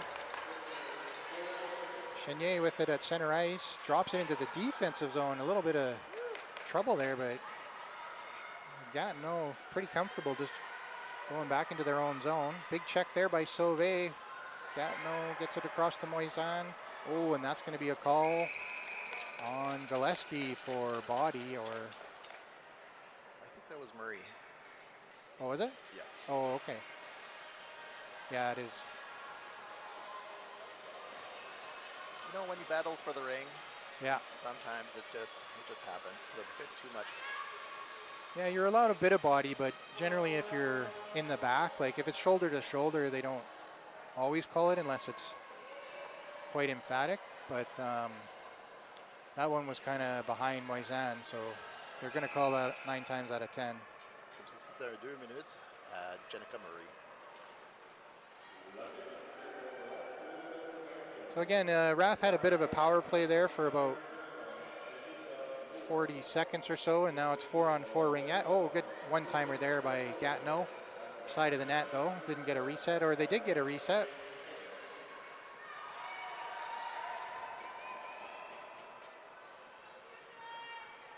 Well, that's Forrest with the ring. Forrest into the corner. Circles back, takes the shot. Good save by Harvey. Harvey looking for an opening. Sees a long toss out to Rock. Rock runs into a bit of traffic. Far pass across to Hazel. Hazel powers through the offensive zone checker and then puts it into the corner. Gillespie boxing out, is able to pick up the ring, but has no support as the Rath are changing. Now a drop for Hemstreet. Hemstreet fake shot. Nice save by Edney. No rebound, but she kind of came out of the crease there. That's allowed. Jason? I'm not sure. Goalie parent, I thought you might. I was wondering that. A previous game, I saw a goaltender come out of the, and I think they're allowed to play it with their stick, but I wasn't sure if they were allowed to play it with their hands. Oh, Brown checked at center ice. So the penalty to Gatineau is over, so they're on a power play. I think they were a little confusion on the bench there. They only had 4 players on for a second. Now they got 5 back on. Rath in control of the ring, 10 seconds on the shot clock. Burst with it. Burst fakes the shot, cross to the top of the circle and gets checked off the ring. Good pressure, or good checking there by Moisan at the top of the triangle. And they got the shot off, so this is an interesting rule too. If you get the shot off and it gets to the goaltender before the shot clock expires, the refs give you possession back, even though that ring was, did it come out of the crease? I didn't see. Yeah. So it's, I think Gatineau's contesting that because the ring didn't, usually the ring has to come out of the crease, I thought, before they would award it back to the Rath. But in this case, they just awarded it back to the Rath because it was still their possession technically. So Rath get a bit of a break there. Now a shot by Anderson and she scores. So a nice pass across and able to beat Edney across the goal face as Anderson strikes on that break for the Rath. Nice one-timer, top shelf, quick. Le but compté par Calgary, c'est par le numéro 6, Ashley Anderson. Ashley Anderson mène l'équipe de Rath pour le nombre de buts cette année. That is a tough shot for a goalie because you're coming across and you're kind of going down, assuming like blocking the bottom portion of the net, and high rising shot is hard to pick up. And a giveaway at drop pass ends up on the stick of Meyer for the Rath, and the Rath are back on the attack. And look at that, Erin Ung is back on the ice. It looks like she got her skate blade fixed. So same play as a second ago. Anderson couldn't quite pick it off this time though. Now over to Meyer. Meyer fakes, takes the shot. Anderson gets the rebound and shot it over the net. Ung flying in behind the net, able to grab it. So Rath picking things up here at the last 2 minutes of the first half. Wheeler with the chance now. 15 seconds on the shot clock as Rath changed their forwards. Wheeler across. That's Brewster. Brewster with a backhand shot over the net, batted in by Sauve, and Edney able to get over and block that. Yeah, Calgary's putting a lot of pressure on Gatineau right now. Yeah, so it's been in the offensive zone for the Rath for a couple shifts here anyways. Now Chenier at center ice is immediately checked, and that's going to be a move it or lose it. So good play by the Rath to stop the progression of that player, and it's going to be another change of possession. So Rath will get the ring at center ice. That's Hazel going to start with it. Hazel with the ring, sending it over to Sauve. Sauve waits, takes a look around, and now sends it across. So Gatineau putting 2 on the ring carrier there. Not sure if that was intentional or just happened to be in the same space. Now Sauve with the ring behind the net. Sauve up across the Ringette line, almost tagged Wheeler, but a great defensive play, getting a stick in the way is Gatineau. And now at center ice, big check by Armstrong. Armstrong again. She caused the turnover on the last exit. And now Gatineau still in a bit of trouble. 16 seconds on the shot clock. Chenier with it. Chenier finds an open Moisan. She's got room, takes the shot. It was deflected off a skate, Armstrong's skate. 6 seconds on the shot clock, big shot. Harvey swallowing up that, sends it behind the net, and a quick up to Armstrong from Hazel. And Rath are away through center ice. Now Gillespie over to Ung. So 1:15 left in the first half. Hemstreet's gonna set things up for Rath. Cycling, drop pass, back to Brewster, no, Gillespie, sorry. Hemstreet to Gillespie, the one-timer didn't work out, 3 seconds, and that'll be a shot clock violation. Goalie ring. Edney's going to pick it up. Edney into the corner for number 15, Forrest. A long lead pass is picked off by Hemstreet. Nice stab there. And she sends it in for Ung. So Rath with another chance here at the end of the first half. Hemstreet on it. 30 seconds left. 20 seconds on the shot clock. 33 seconds left in the half. Hemstreet across to Burse. Burse couldn't find it. Now checks it onto her stick. Burse, good cover there by the defenders. Didn't give a lane. Meyer with it. Meyer bats it on net. Gets the reset. Rebound comes out. 10 seconds on the doorstep. No goal. Burse reached in and pulled it out of the crease. So 6 seconds on the clock, and Edney's just going to hold it and then toss it out. Oh, going to give a 5 second. That was a bit of a mistake. So Edney needed to get rid of it within 5 seconds, and I think she was just trying to hold it for 4 and throw it at 5, but she held it for 5. So now Rath is going to get a quick chance to take a shot here. They basically only have time to get a shot on net. So Brewster's going to take it, looks for an opening, takes the shot, and doesn't get through the defenders. So I don't know, that was a pretty dominant by the Rath in the second half, second part of that second quarter. What'd you think? It was, yeah. It looked like they got their legs. They were skating a lot quicker. Yeah. Their passes were connecting a lot smoother in the second half. Yeah. There were a few decoy plays as well where it looked like, the pass was going to one player, but it was going to another. So kind of confusing the Fusion a little bit, but the Fusion played a solid second quarter as well.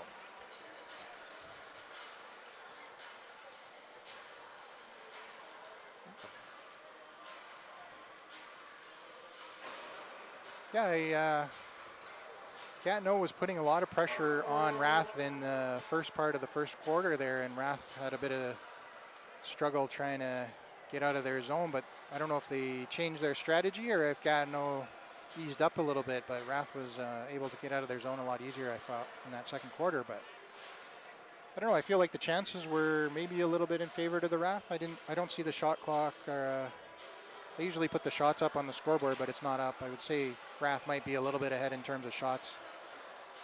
But the players are going to go to their dressing room. They're going to take a bit of a break. Going to flood the ice, and then we're going to catch you in about 15 minutes here. So take a break. And I would thank our sponsors, but I don't have a list of who our sponsors are right now. We do have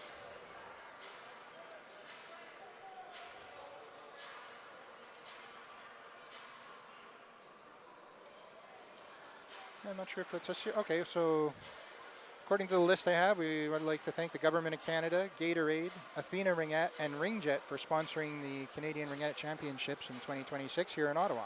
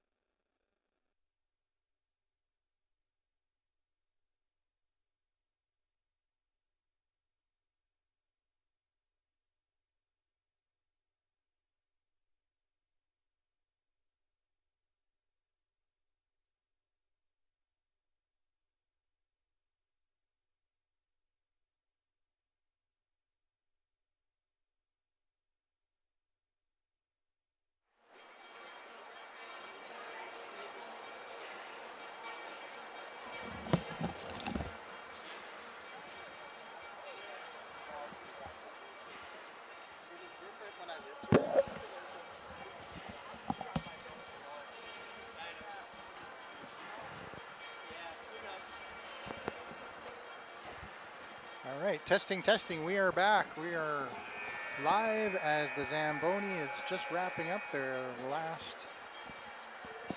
pass on the ice there.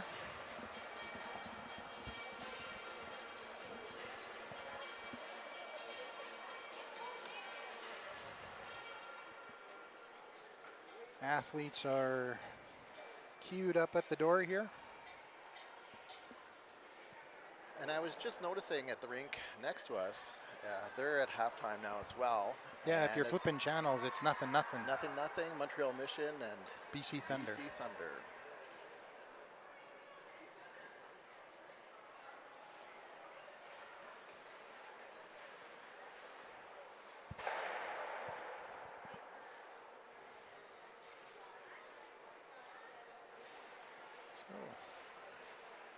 Just scraping off the last little bit of snow there at the Zamboni door, and then we should be ready to go. The athletes are pretty anxious. They got a couple, it's like younger Ringette players opening the door, high-fiving the players as they go by.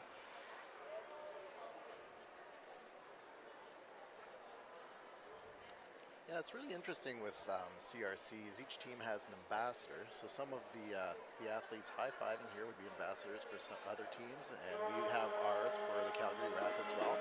And it's a good way to keep younger people involved in the sport and see what it's like if they choose to pursue the sport at a higher level and play for years. Yeah. So what do you think about the second half here? I think both teams are going to come out a little bit fired up and try to kick things up a notch. The national jitters are hopefully out in the first half there, so now they can just settle in and pick up the intensity. I feel like every team would have a little bit of jitters to start the playoffs, testing out the field, seeing teams they haven't played before. Exactly, and even the hometown team as well. Even though they're playing at home, Gatineau's just across the river, they still get the same kind of jitters. They're playing in front of their fans. There's a good contingent of people here supporting them, and they want to put a good showing as well. Yeah.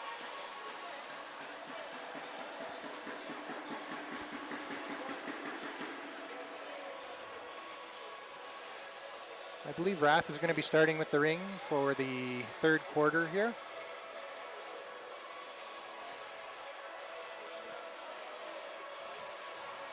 Armstrong setting up for the Rath.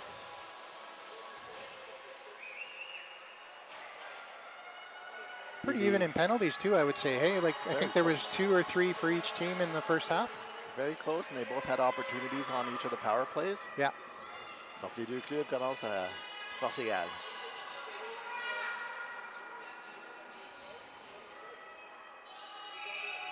All right, so Armstrong sends it over to Sauvé on the left. Sauvé picks it up off the boards.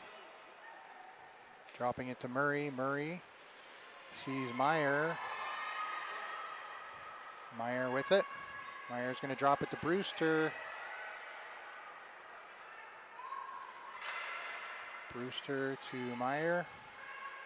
Meyer takes a shot, I think, off the back wall, gets her own rebound and gets a shot on net. And a turnover by number 7 of Gatineau, Chenier. And then Calgary gets it back again. Yeah. So now Calgary's going to make some changes. Gillespie's on Hemstreet. And Ung. Drop pass to Gillespie. Gillespie fakes, looks for an opening. Good cover there by Edney. Gave nothing for a shot. And now the shot clock's about to expire. Gillespie pumps one into the glass. Ung to Gillespie, or Hemstreet. One-timer didn't work out. So goalie ring for Gatineau. Edney sends it behind the net to number 17. That's Lescu. Lescu up to Moisan. Moisan, drop pass for Moisan. And a loose ring at the line. It's caught in some skates. Now Moisan able to settle things down in the offensive zone for Gatineau. Drop pass, takes the shot, looking for a 5-hole, I think. Rock able to pick up the rebound and Skates it behind the net, has 2 Gatineau players to beat, loses it off her stick, and Hemstreet comes over, and I don't know what that call was. They call them both sides, but they're giving it to the Rath at center ice, so. It did look like Rock lifted the Gatineau stick. Okay, so they're calling both sides against Hemstreet, I think. Or maybe Rock. So Gatineau Ring in the offensive zone. Forrest over to Q, back to Forrest. Forrest with the Ring, top of the circle, looking for an opening. Rath defenders pushing out in a high triangle. Now the Ring comes out to Anderson. Anderson sends it back to Ung and over to Brown. So Brown across to Wheeler.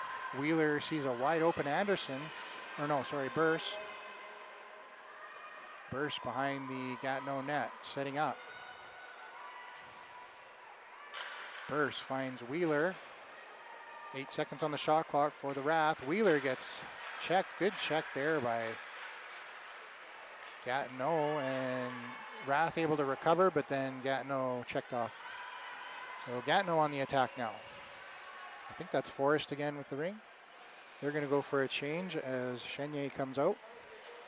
Chenier behind the net for Gatineau. Chenier drop to Chenier. Takes the shot. Harvey with the save. Rebound behind the net, picked up by Chenier. So great reset there. Fresh clock for Gatineau. Lots of time. Behind the back pass, almost deflected in by Marlborough, but Marlborough able to intercept that pass. Gatineau able to pick it up. And, oh, a nifty play there. Did you see that? They came out of the zone. I thought it was almost 4 in, but the Ring came out of the Ringette line. So, something you don't see, or I haven't seen. Not that often, that's for sure. Nice save there by Harvey. Harvey throwing it out to Murray. Murray looking for an opening, sees Marlborough. Marlborough across center, throws it in deep for Brewster. Brewster is immediately checked, puts it into the corner, and turnover by Gatineau. Good pressure. Plouffe. To Chestnut. Yeah. To Chestnut. And they're going in for a change.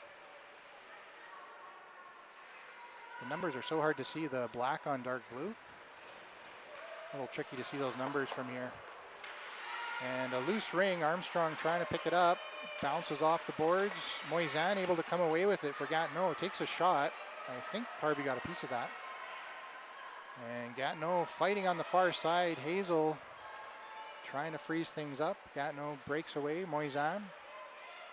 Takes the shot, Harvey with the save. Rebound right out in front for Gatineau, unable to capitalize on that. Gatineau recovering yet again. Hemstreet battling. And a frozen Ring there is going to be going to the Rath goaltender. Harvey throws it behind the net for Armstrong. Armstrong runs into traffic, gets tripped up, keeps going, and heavy checking by Gatineau, but it's good checking because there's no penalty. Now thrown up to Hemstreet, and a loose Ring as Moisan fell over, I believe. Rath is running out of time though on the shot clock. 5 seconds as Aaron Ung dekes through, takes the shot and scores. Aaron Ung was all alone with 3 seconds on the shot clock, was able to break into the triangle, and wow. And that's her second goal of the game. That is, yeah. Almost exactly the same shot. Yeah. I couldn't tell from here. I don't think the goalie was screened. She just had a wide open lane. Le deuxième but compté par Aaron Young, numéro 10 de Calgary Rath. Son deuxième but du match, c'est 3-1 Calgary. 8:11 left in the third quarter. Forrest sends it out to number 22, Rob. I don't think I've said that number yet. Rob putting it in deep, almost picked off by Burst, but Q comes back to pick it up. Q looking for a lane, takes the shot. Harvey got a shoulder, and they're going to call it off Harvey, so it's going to be an offensive zone Ring for the Fusion as it went up into the mesh.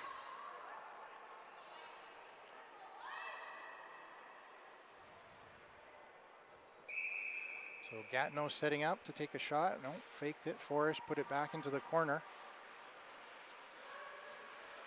Oh, almost reach in there by Rath, but looks like it was clean. Bears comes over to Brown. Brown trying to find an opening, sees Rock, and the ring was just out of her reach, so Forrest able to send it back into the zone. Forrest, I think. Behind the back pass shot. Nice play by Gatineau. Brown just battling a lot of body there. No calls. Yeah. And Harvey stood strong on that save. Yeah, that was She moved to her left and was ready for that one-timer, but what a one-timer. I didn't see the call here, but it's going to be a Gatineau ring in the offensive zone, so maybe a crease violation on Rath. I don't know.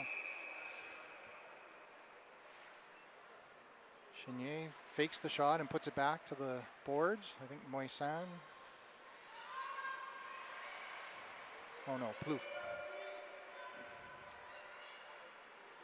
With the ring now, trying to set things up. Chenier over to Plouffe. Plouffe picks it up off the boards. Takes the shot through a screen. Harvey had to make a quick save there. Ring ends up in the corner, so Gatineau with the reset. Out in front, Chenier, backhand shot over the net.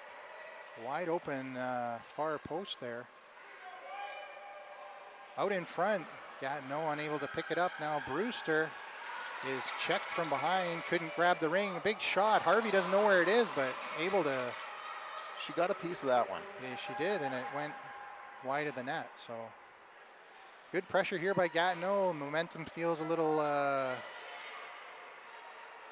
shifted here as Gatineau's putting on some strong pressure. Behind the back pass, out in front, Harvey got a piece of it, I think. Fans thought it was a goal. Everybody stood up. It was a beautiful play. Another nice one-timer to Moisan. That was a beautiful play by Gatineau. And again, Harvey got to her left really quick on that.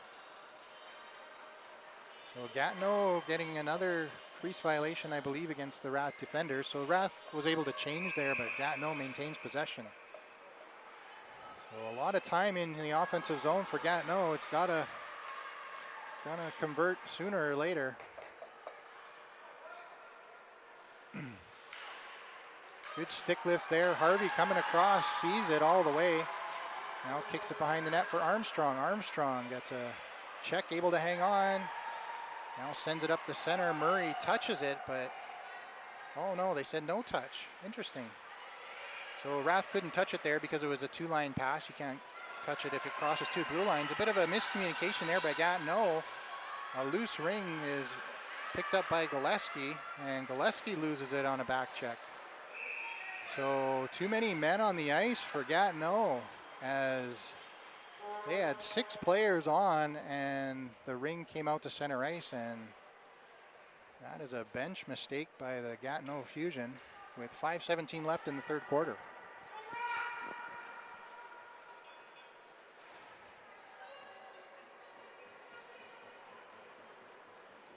So Rath getting a bit of a break here as momentum was all for Gatineau Fusion for the last, I would say, almost 5 minutes. After Rath scored there, it's been all Gatineau. Anderson sending it out to Wheeler. Wheeler circling top of the circle, behind the back pass for Anderson. Anderson has to pick it up off the boards. Anderson over to Burse. Burse to Wheeler. Wheeler with the one-timer, scores. Beautiful pass and a beautiful stab shot by Wheeler. Beats Edney to make it 4-1 on a power play goal. Yeah, there's not much that Edney could do on that shot. No. It was just a perfectly executed play, one-timer. That's what I was going to say, perfect execution. By our captain, Marla Wheeler. Le quatrième but compté par Calgary, Marla Wheeler. C'est maintenant 4-1 pour the Calgary Rath.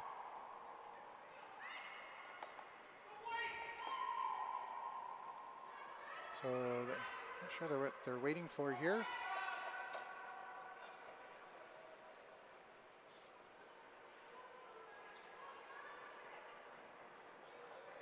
Someone is standing by the shot clock behind Edney, Trying to plug that back in to sink it. Oh, the shot clock came unplugged. Okay, so there was a technical difficulties there. That's what we were waiting for. So Gatineau with the ring. A long, deep pass in for Violette, I think. Violette's going to streak across the top, looking for an opening, takes the shot, and just misses over the net.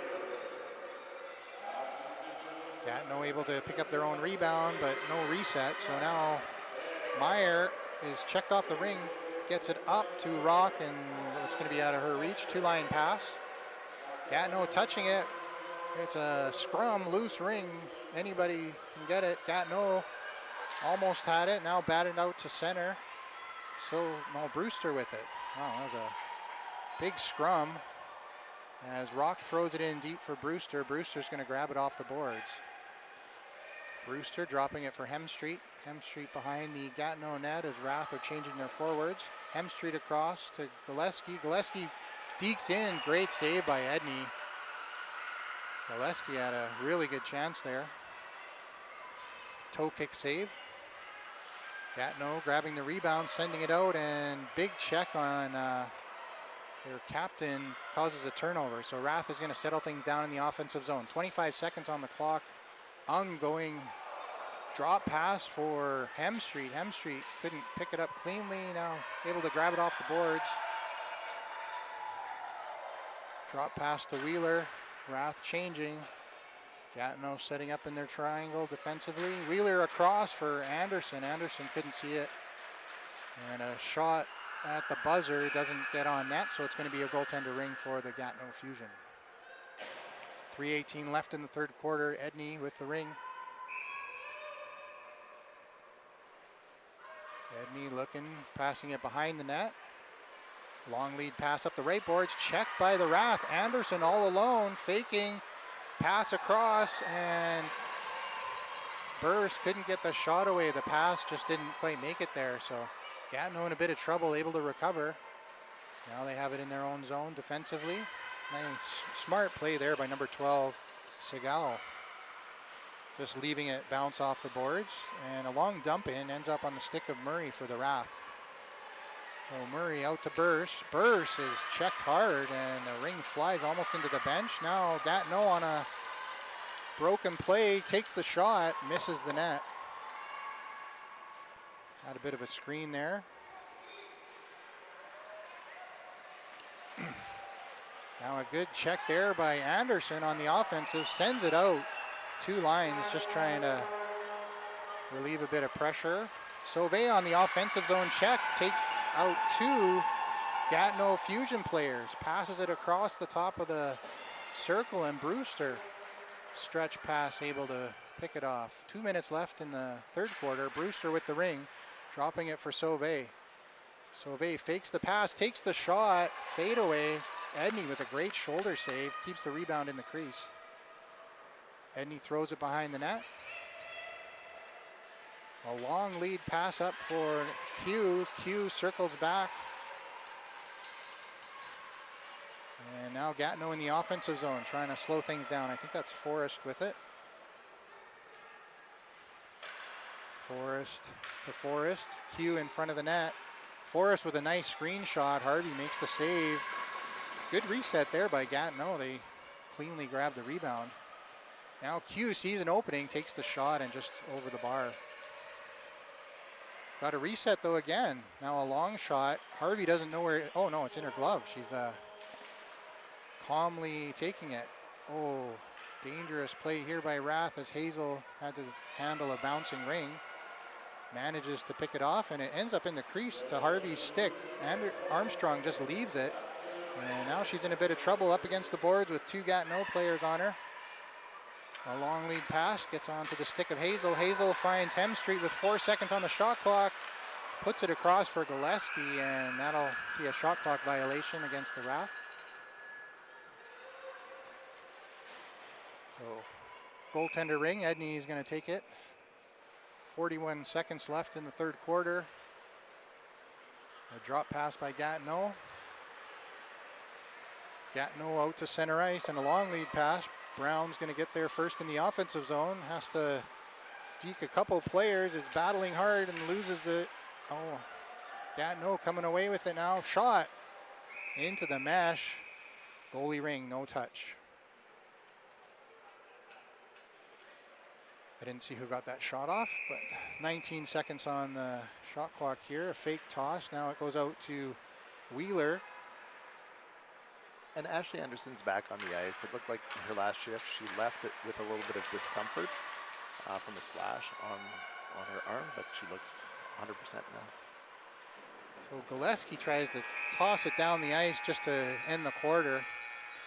And Gatineau able to stop it, but they couldn't get a shot off. So into the fourth quarter, I think 2 goals there for the Rath in that third quarter. A lot of good chances for Gatineau. They had a ton of good shots. Harvey made some really good saves and a lot of missed net too.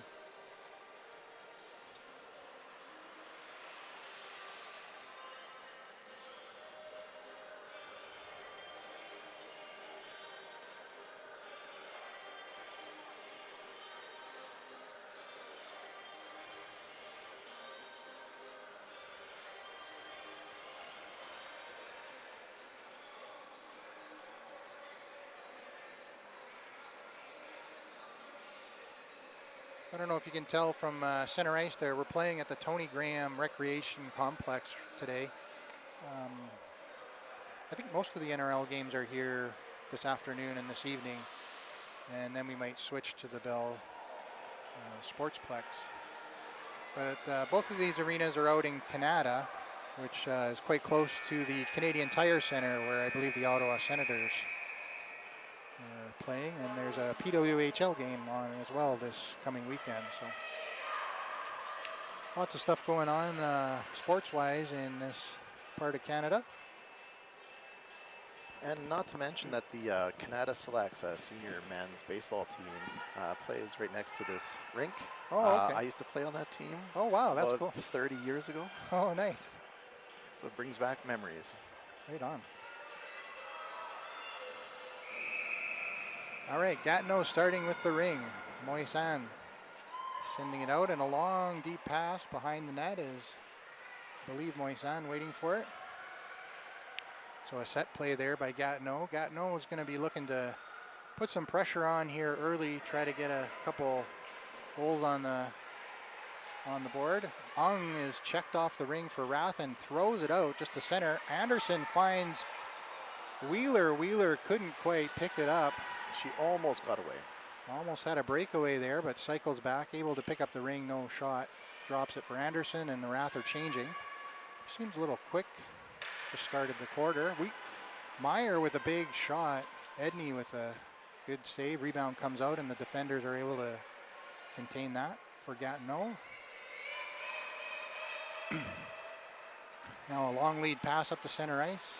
Gatineau with it. Number 91, is it? Saint Laurent. Yeah. Oh, blocked pass there by Meyer. Moisan had an opening and tried to get it across. Now tried to shoot. Blocked. Skates. Meyer falls over, and it's a shot clock violation against Gatineau.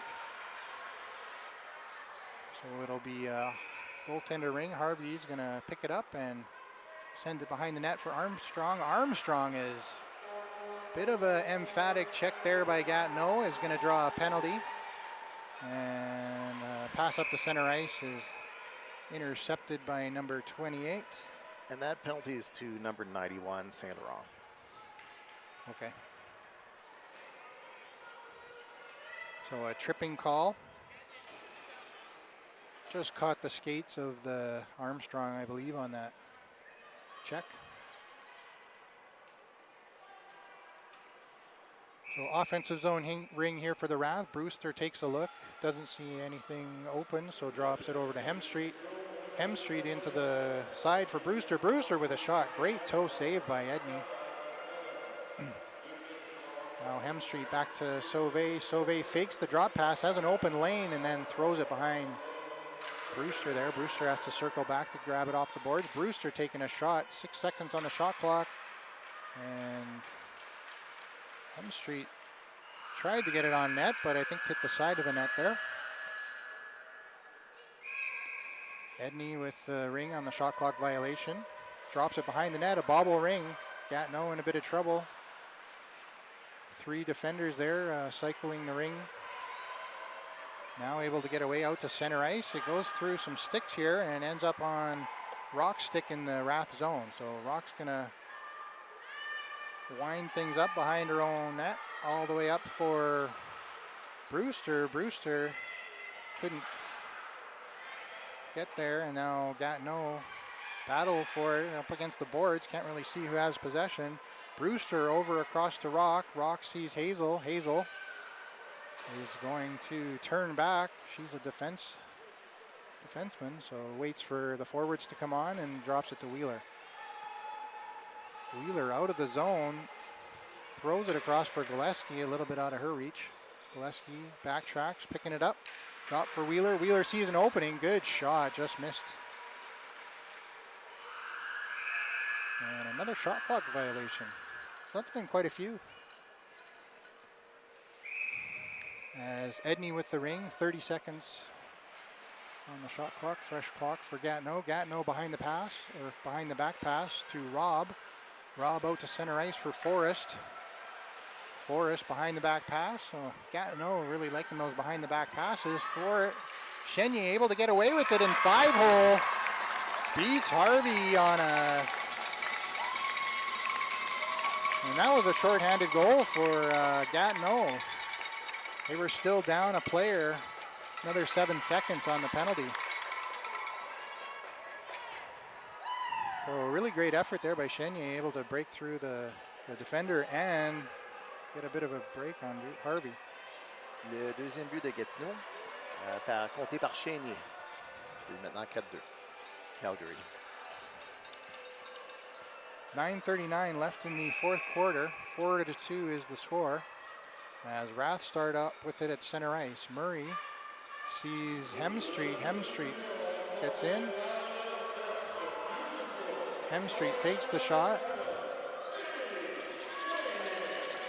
Hemstreet breaking through, tries to find an opening. Good defensive checking there by the Gatineau Fusion to turn Hemstreet away. Now Rob with the ring in the defensive zone. Rob across the ice. A long pass in for Chenier.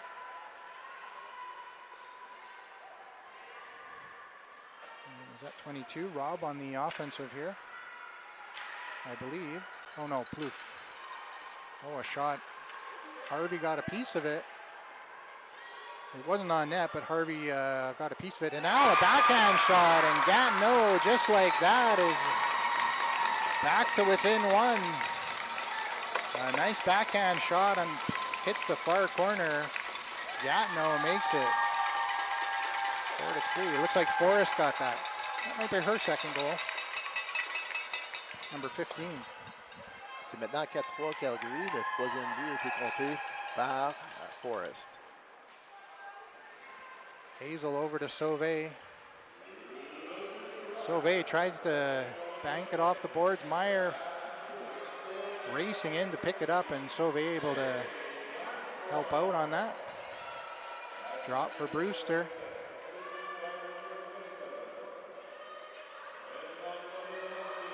Brewster out of the zone.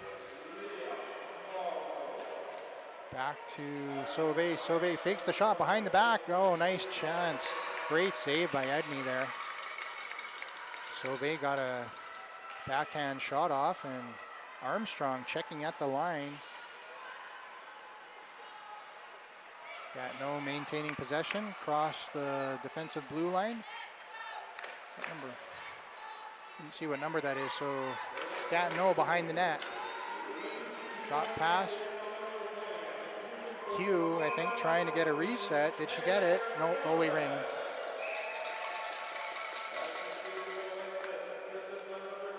Oh, Armstrong with the ring for the Rath. Armstrong has to circle back. Nobody open at center ice. Armstrong behind the net. Has to look for another opening. Sees Wheeler at center ice. Got it to her, and Wheeler unable to stab it under pressure. Now Wheeler is going to pick off a Gatineau pass. Hazel. Hazel with the ring in the offensive zone. Hazel's going to drop it for Ung. Ung to Gillespie. 15 seconds on the shot clock for the Rath. Hemstreet off the bench is going to cycle behind the net. 6:55 left in the fourth quarter. Hemstreet over to Burst. Burst gets the shot off and got a reset. And oh, that's going to be a tripping call on Gatineau. A little unfortunate. She was falling over and tripped up Anderson as she was falling over, but still a penalty. Comme ça va être 2 minutes pour trébuchage au numéro 7 à Gatineau.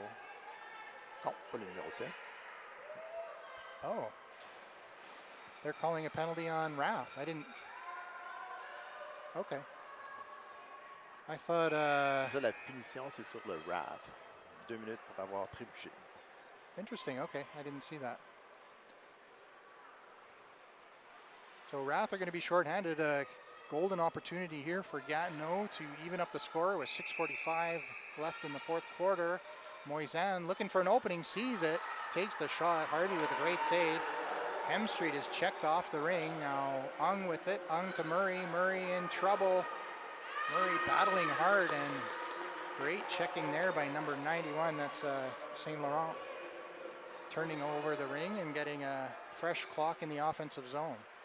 So Gatineau, I imagine this is probably their top line. Moisan.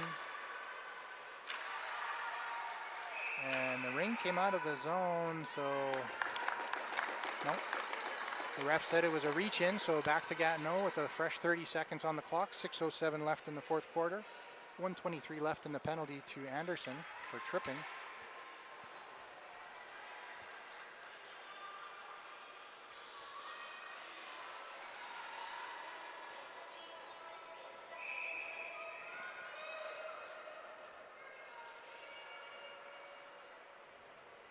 Fusion with the ring, trying to set things up. I think it's Forrest, Q, and Forrest behind the back pass, trying to surprise Harvey. Harvey able to get on there before it got into the net. Now Rath are away with it. Ung trying to backhand it out to Murray, and Gatineau Fusion is just putting on the pressure here, knowing they have a player advantage for another 52 seconds.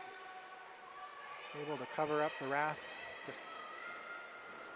players 2-1 in some cases. Forrest behind the back pass to Q. Q behind the back pass to Forrest. And good checking there by the Rath defenders. Block shot, doesn't get on net. Gatineau able to recover. 4 seconds on the shot clock. Harvey with the save sends no rebound, sends the ring out to Murray behind the net. Murray's just going to throw it out. There were no forwards in the neutral zone for Rath, so Murray just tried to get it out and get a change in. Now Sauvé putting pressure on the Gatineau players at center ice. And a long pass out, comes out of the zone, and they're going to call it goalie ring as the ring rode up the stick of both Sauvé and Chenier. So Harvey's going to quick stick it out to Rock. Rock's going to skate up, look for an opening. Rath are changing. She sees Sauvé, but Sauvé was covered. Good check there by Wheeler, able to turn it over. Now Sauvé behind the back pass to Wheeler. Wheeler sends it off the boards to Sauvé. 18 seconds on the shot clock. Still, back to even strength now. The penalty to Anderson is over, so Rath is back up to 5. Ung drop pass to Hemstreet. Hemstreet to Sauvé. Sauvé over to Ung. Ung couldn't pick it up. Now Gatineau able to grab that. Good defense. And now up to, not sure, Maralik, number 19. I haven't said that number yet. I'm not sure why. Oh, it's not on my list. That's why. Should add it here. But number 19, Maralik had the ring and lost it to the Rath. Now Meyer behind the Gatineau Fusion net. Meyer passes it across to Anderson. Anderson looking for an opening, takes the shot, gets the reset, and the rebound. Crease violation against the Rath. They reached over the plane. So Edney will put the ring behind the net for Gatineau. 3:26 left, and a good stick lift there by Anderson. Picked the pocket of the Gatineau Fusion defender. So Rath has an opportunity here offensively to set up. And a full 30 seconds on the shot clock. So Brewster's gonna go for a skate around the net. Brewster drops it to Anderson. Anderson trying to get it back to Brewster off a skate.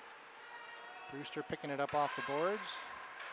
Brewster gets the shot off the goaltender, gets the reset and a rebound. So Rath playing a bit of time management here. And what was that call there? Not sure what that call was. They're giving it back to Rath, but I don't know why. I didn't see, maybe 4 in? Maybe one of the Gatineau Fusion players was in the zone, I'm not sure. So Rath over to Ung. Ung back to Sauvé. Sauvé looking for an opening across. Wheeler was open, but a good defender stick created a back out to center ice. Armstrong is all alone, has to be careful. Sauvé tried to kick it up to Ung, but didn't quite get any mustard on that. So Gatineau able to pick up the loose ring. 2 minutes left. St. Laurent with the ring at center ice, dodges 3 checks and throws it across center ice. Oh, Armstrong trying to stab that hot pass in. Centering pass, Harvey comes across. Good check by Hazel as the far side of the net was wide open. Hemstreet circles into her own zone. Behind the net, uses the ref as a bit of a pick there. And now Hazel sees Gillespie open. Gillespie is under pressure, loses the ring, and Gatineau is away with it. Be interesting to see if Gatineau pulls their goalie to go 4 in here with under 2 minutes they just left. did. Okay, so Gatineau is going to send 4 in with 1:30 left in the game. Oh, centering pass, wide open, but just couldn't quite connect there. Gatineau over across to, sorry, I can't see the names or the numbers here. 3 seconds on the shot clock, and that's going to be a shot clock violation. So a bit of a, generally don't want to let your shot clock go down when your goalie's pulled, but Gatineau's not putting the goalie back. They're just going to put full pressure on. Murray up the boards for Ung. Ung leaves it for Ung. Ung in trouble, has 4 Gatineau players on her. And Gatineau able to get it in the offensive zone, recovering. Chenier across, big shot, just misses. 45 seconds left. Chenier over, trying to get the one-timer. Harvey with the save. Looking for an opening, wide open is Meyer. Meyer has to glove it down. Meyer in the corner, sends it around the boards for Ung. Ung has to skate hard. Oh, can't. Good pressure there by Gatineau, man. They're just relentless in their pressure. Rath cannot skate through it or around it. Quick one-timer, misses on the far side. 15 seconds on the clock. They're trying to give him a reset, but the clock is over. Now Myers just going to throw it down the ice, trying to score. Is it going to get there? And no, it's in the crease, so the player can't. Oh, I guess the player can touch it because there's no goalie. Well, there you have it. So you can skate in the crease. I've never seen that before, but I guess that makes sense. When you're polar goalie, they can skate in the crease. So Rath able to hold on there at the end for a 4-3 victory. Man, Gatineau was really pushing. C'était un match très proche. Les deux équipes ont très bien joué, mais finalement, Calgary a pris le dessus à 4-3. Gatineau having all kinds of chances there at the end, unable to put it into the net. But what a great game to start the tournament for these two teams. They're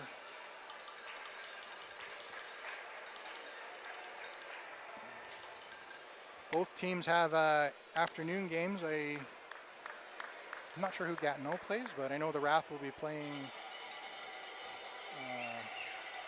Rive-Sud later today.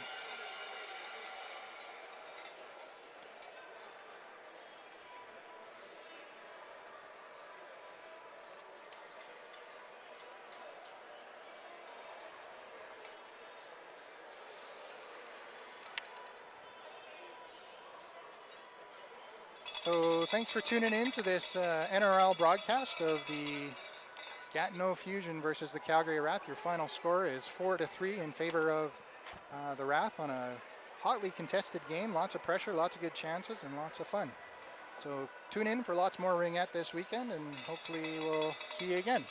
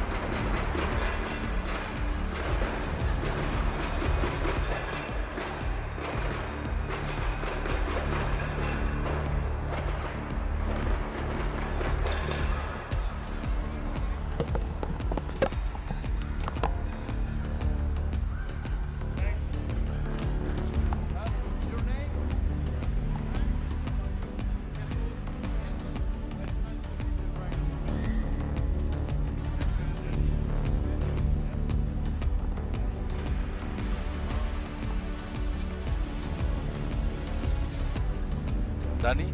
Oh, affirmatif. T'entends? Delta Fox.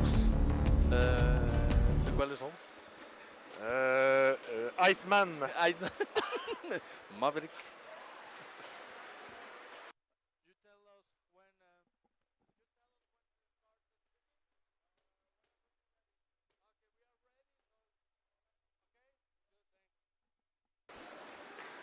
Bon, bonsoir, mesdames et messieurs.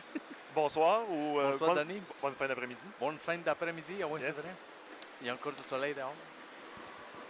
Bienvenue à ce deuxième match du championnat Ringette 2026. Ce soir, on affronte l'équipe de Manitoba Yep. qui affronte Rive-Sud. For our followers in Manitoba, good afternoon. We are two parents from Quebec, so our English will be very limited. We will describe the game in French. Mostly in French, but maybe with goals we can. Yes, go in yes, English, yes. so Of course, we will give some stats, information in English, but most of the time the transmission will be held in French. Alors, la période de réchauffement est finie. On apprécie que les partisans de Manitoba sont enflammés. Eux, ils ont gagné 7-2 ce matin. Effectivement, les deux équipes ont déjà joué un premier match. Manitoba a gagné 7-2 contre une équipe de l'Ontario, Richmond Hills. Et Rive-Sud, il y a eu sa première défaite 5-3 contre l'équipe du Nouveau-Brunswick. Ouais. Très bon match, mais Très bon échappé. Oui, très bien échappé aussi. Non, c'est pas vrai. Alors, tout est prêt pour commencer. Les arbitres sont en train de donner les dernières instructions. Les percussions sont à fond. Et c'est parti. Bon match aux deux équipes. Rive-Sud qui part avec l'anneau. Périgny. Il envoie tout de suite à Marié. Marié passe à Bissonnette.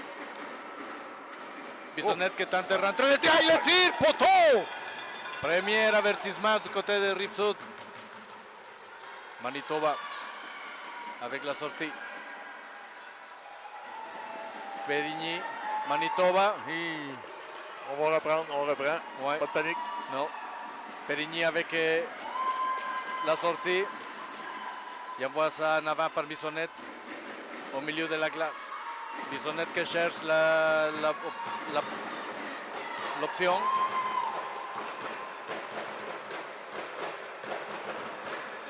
Hanno récupéré par Costanzo. Oh! Ah, ça aurait pu être bon, ça. Oui. Rive-Sud toujours avec la pression. Il n'y a pas eu de reset. Alors l'anneau il tombe en possession de Manitoba. Manitoba. Piper avec l'anneau. Manitoba toujours avec la possession. Costanzo avec la pression. Manitoba avec double ligne bleue. Oh boy. Ouais, on peut pas combattre la...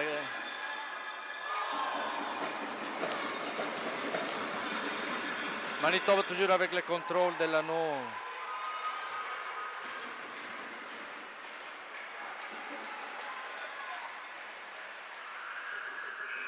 Bien joué ici par Correia da Cruz. Anneau qui revient en possession de l'Amoureux. Remet à Correia.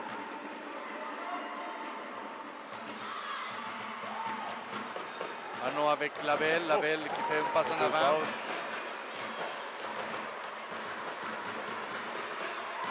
Devienne avec la bataille.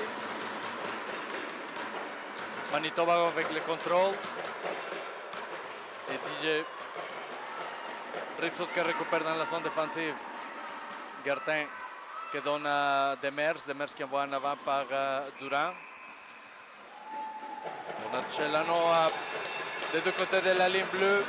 Ça revient en possession de Manitoba.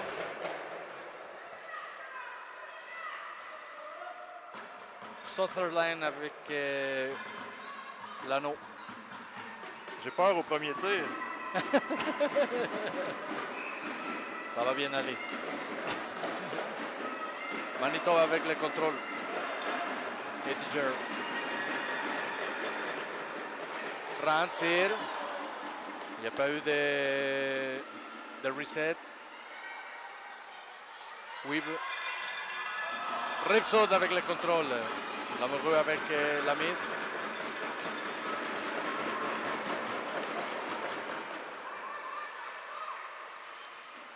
Durant qui remet à Bissonnette. Bissonnette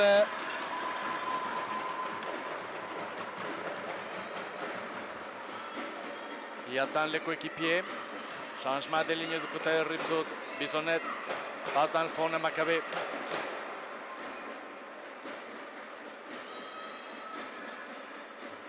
Maccabé à Costanzo. Costanzo la feinte. Oh boy! Le tir, la feinte. Par-dessus les filets.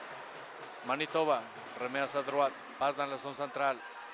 Coupé par Noël, mais c'est Manitoba qui garde quand même le contrôle. Oh, attention, Manitoba.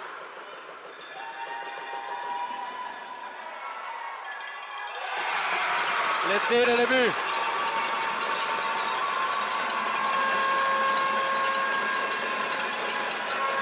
Goal et le but. Goal scored. First goal scored by Manitoba, Team Manitoba. We don't have the players that scored a goal. No, wait, didn't put We'll attention try to for find that. So 1-0 for Manitoba at 6 minutes 24 seconds of the first period. Rive-Sud avec le contrôle. Correia. Labelle. Labelle avec passe à Baudin. Gertin le tire.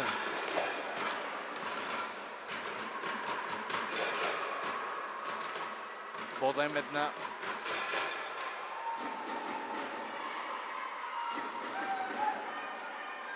Labelle maintenant. Il y a une pièce de...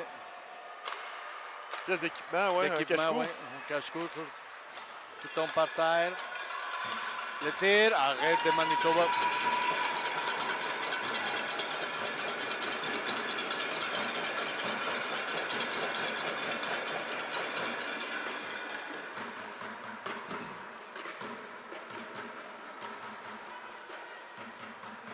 On a encore donné le premier but, malheureusement. Effectivement, Rive-Sud encore un but en arrière. C'est le début du match. Rive-Sud. Marié ici avec Major.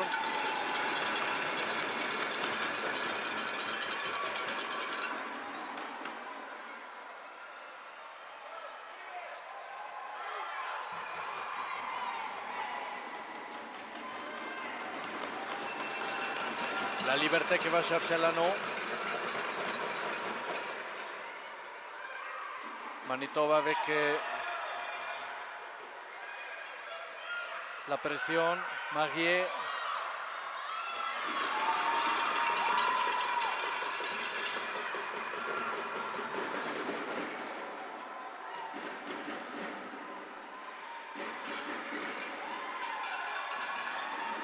Anneau récupéré par Durand. Durand qui envoie en avant. Coupé par Manitoba, mais Rive-Sud aussi coupe la passe. Puis maintenant c'est Marié qui envoie dans le fond par Major. Major qui réussit à piquer dans la zone offensive. Maccabé maintenant. Changement de ligne du côté de Rive-Sud. Maccabé qui laisse à dévier.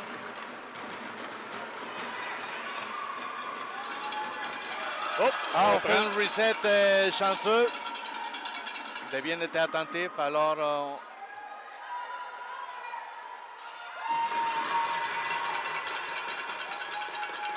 Manitoba avec le contrôle maintenant de l'anneau dans la zone centrale.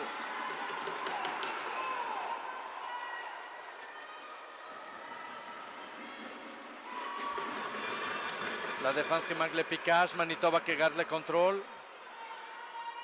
Waldner qui laisse à sa coéquipier. Attention.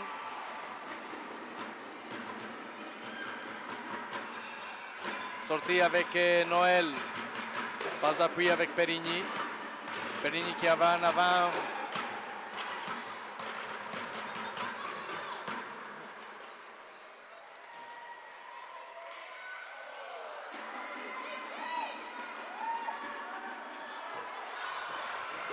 Pénalité du côté de Rive-Sud.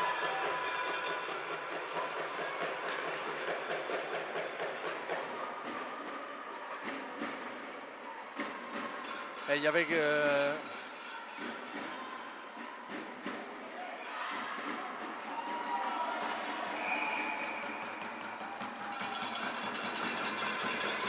première pénalité du côté de Rive-Sud, mise en échec à 2 minutes 42 secondes de la première période. La belle. Ouais. C'est premier avantage numérique pour power play for Manitoba team or Team Manitoba. Oh, attention. Manitoba avec les contrôles. Sutherland. Anneau récupéré par Correia avec la sortie. Marié. Marié qui envoie en avant par un major, mais la gardienne était attentive. Il a arrêté la passe. Manitoba encore avec l'anneau.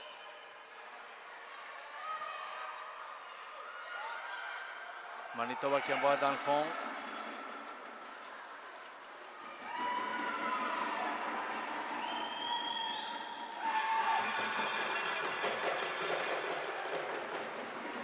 Bien défendu ici du côté de Rive-Sud. Manitoba qui attend ses coéquipiers.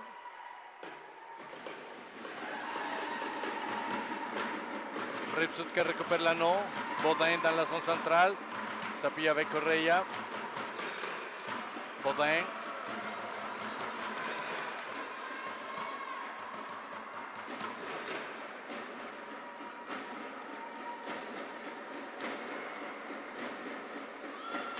Bissonnette qui laisse à Baudin. Bloc. Le centre est tout le temps bloqué. Oui, effectivement. Tout le temps. Bâton par terre. Dura. Hey. Et la punition était calée du côté de Manitoba. On prend notre temps,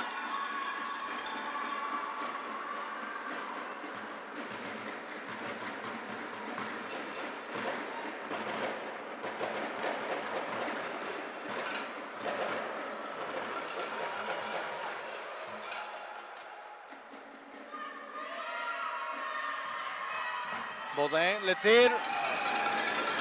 Arrête de la gardienne. 2 secondes à faire à la pénalité de Rive-Sud. On va être à 4 contre 4. Ouais, là c'est pénalité Manitoba. Penalty. Hawking, I guess. Number 11, Vienna Waltner.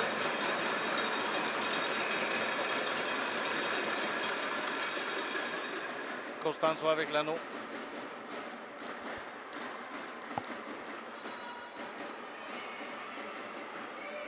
Non, ça passe pas. Non, sont pas mal grandes les filles. De... Le centre, là, oublie ça. Faut que tu trouves une autre stratégie. Ouais. Macabé, attention. Macabé, la feinte, le tir. En haut de filet.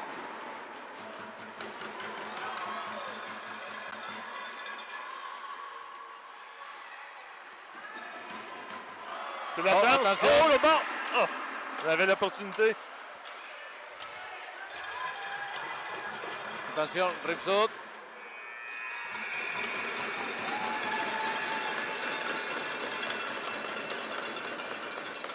Bon, je vais envoyer les tirs, il n'y en a pas beaucoup.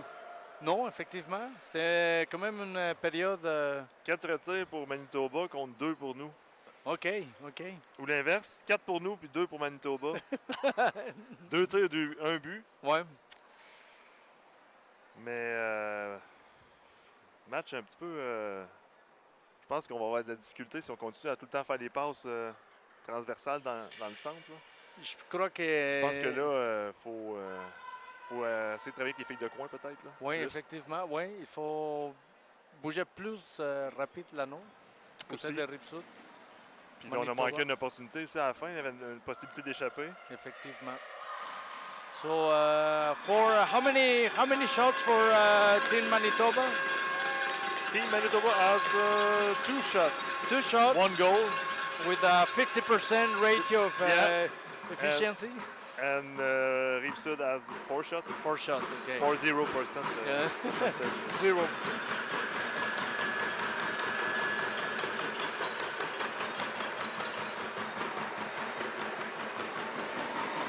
So the second period is about to start.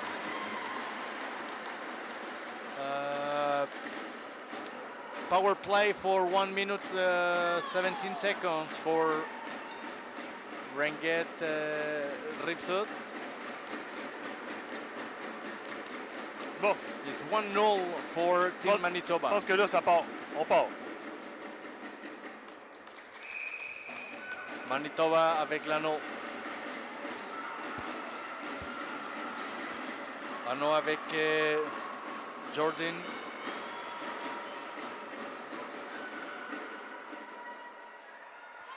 Manitoba dans le fond, garde le contrôle. Passe d'appui latéral récupéré par Rive-Sud. Demers qui envoie en avant par Baudin, mais c'est Manitoba qui récupère. Rive-Sud qui récupère l'anneau dans la zone centrale. La belle.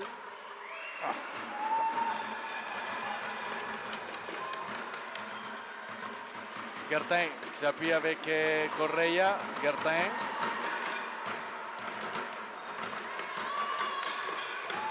Gertin qui cherche l'option. Baudin qui récupère, passe à Gertin. Gertin bien défendu du côté de Team Manitoba. La liberté maintenant avec l'anneau. En fin de chiffre, il était fatigué, je pense. Oui, effectivement. Tir. Bissonnette qui réussit à avoir un reset, mais Manitoba récupère l'anneau.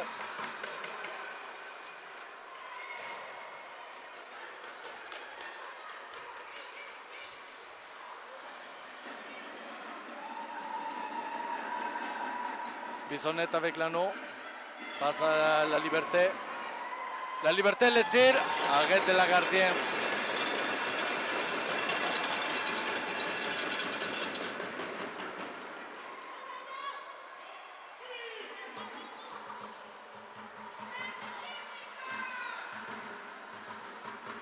Manitoba toujours avec le contrôle.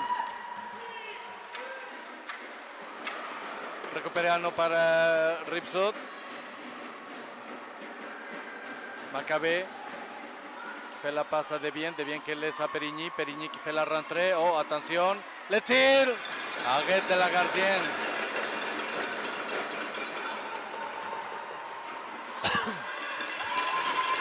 Manitoba qui joue bien l'anneau de façon défensive, réussit à récupérer l'anneau et envoie dans la zone centrale. Récupéré par Noël, puis c'est Manitoba encore qui garde le contrôle dans la zone centrale. Envoyé dans le fond. Oh boy!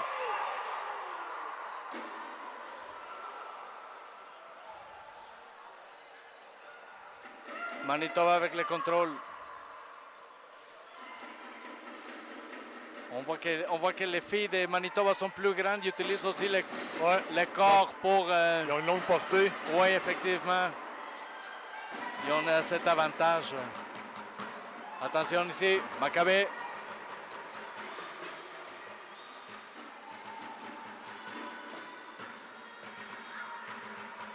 A Costanzo.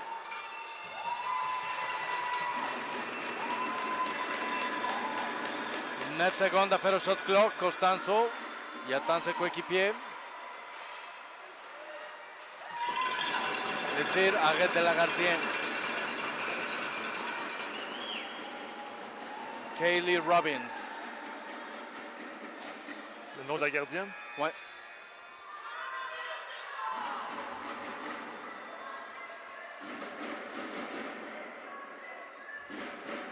« 5 secondes écoulées pour la mise au jeu du côté de la gardienne.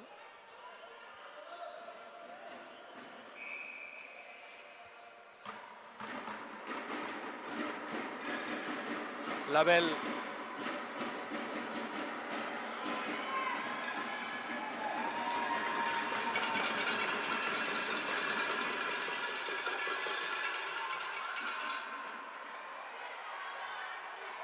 Gertin avec la pression. Manitoba avec un peu la difficulté à sortir. Gertin qui réussit à récupérer. Passe ici en arrière, coupé par Manitoba, mais récupéré par Labelle. Labelle à Baudin, Baudin Gertin. Gertin avec le contrôle. Laisse à Labelle. Arrête de la gardienne. 5 secondes écoulées. Rive-Sud qui récupère l'anneau dans la zone offensive. 5 minutes 44 secondes. 5 minutes 44 seconds. Les dernières fois qu'on a appelé un but, ça n'a pas marché, hein, je pense. Non. Non, on va attendre. Je pense pas. Ouais, on pourrait le commander. On peut. Bon, OK.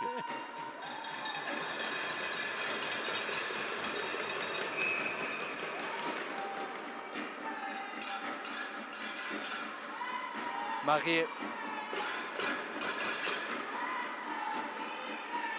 Oh, belle passe ici, attention. Marié. Passe à Major. Major le tire, bloqué par Team Manitoba. Manitoba qui récupère. Passe dans la zone centrale.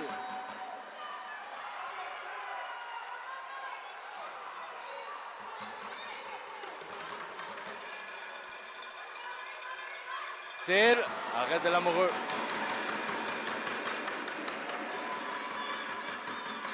La liberté qui met à Bissonnette. Bissonnette qui fait tant une passe bloquée. La liberté. Ça.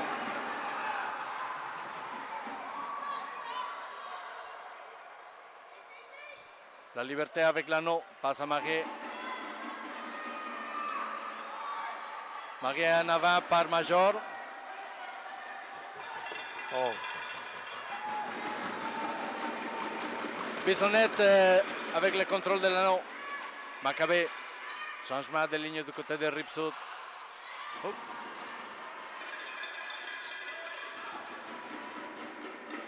Manitoba.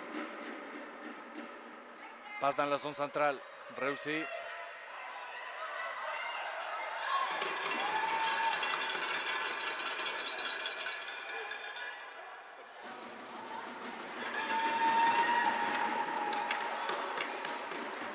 Bien défendu ici par le numéro 99. Perigny s'appuie avec Noël. Noël qui met à Devien. Devien qui cherche l'option à l'avant. Il envoie ça en avant dans le fond avec Costanzo. Costanzo avec le contrôle.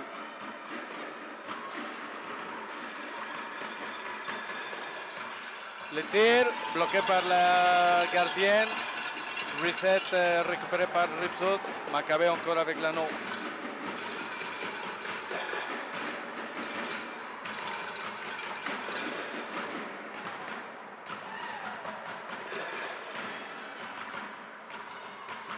La belle qui laisse à Baudin. Baudin l'a fait le tir!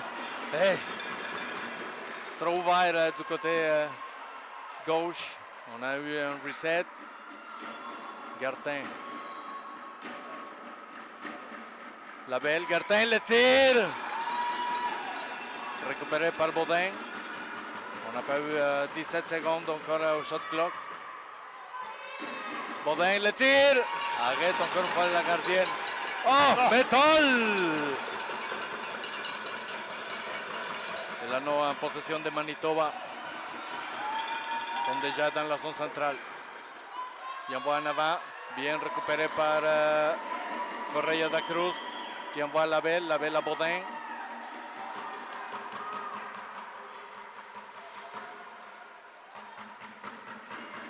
Baudin qui attend Major. Changement de ligne du côté de Rive-Sud.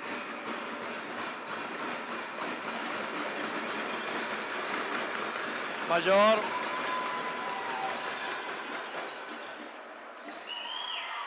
Alors récupéré par Rive-Sud. 30 secondes encore. Marié tente de percer, mais Manitoba y enlève. Bissonnette, le tir. Arrête de la gardienne. Manitoba avec le contrôle.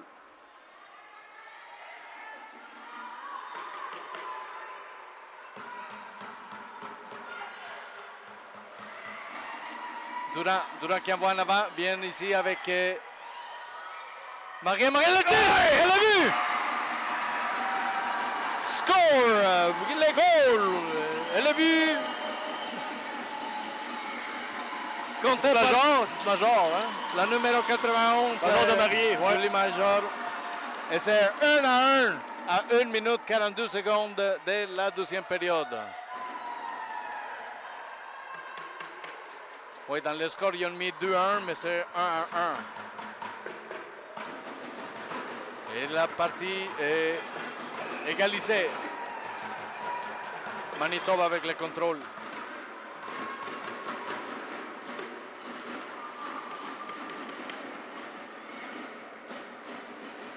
Costanzo et Devien qui se bataille pour l'anneau. S'appuie avec Perigny. Oh boy, est-ce qu'on passe à la ligne? Peut-être pas, on n'a pas vu de réaction sur les bancs, fait que peut-être que non. Oh, attention ici. Belle sortie, bien piquée ici par Devien. Devien qui attend la transition avec Perigny.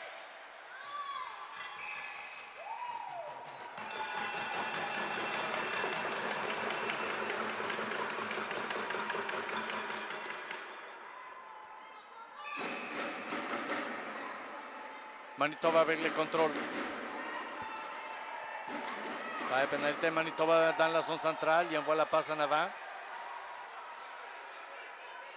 Demers avec la pression. Bien récupéré par Macabé. Macabé qui tente la sortie, il la trouve avec Costanzo. Costanzo à Correia, oui, Correia da Cruz. Et Costanzo qui Pénalité Nouveau-Brunswick. gagne Manitoba, oui. Alors, avantage numérique pour Rive-Sud à 38 secondes de la deuxième période. Power play for Rive-Sud. 38 seconds left for the second period. Gertin, Baudin.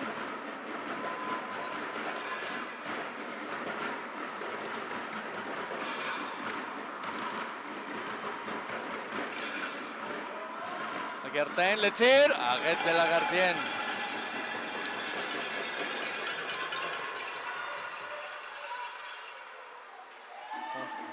Manitoba qui tente de sortir, toujours dans la zone défensive. Rive-Sud qui récupère. 8 secondes à faire. Le tir, arrête. Oh!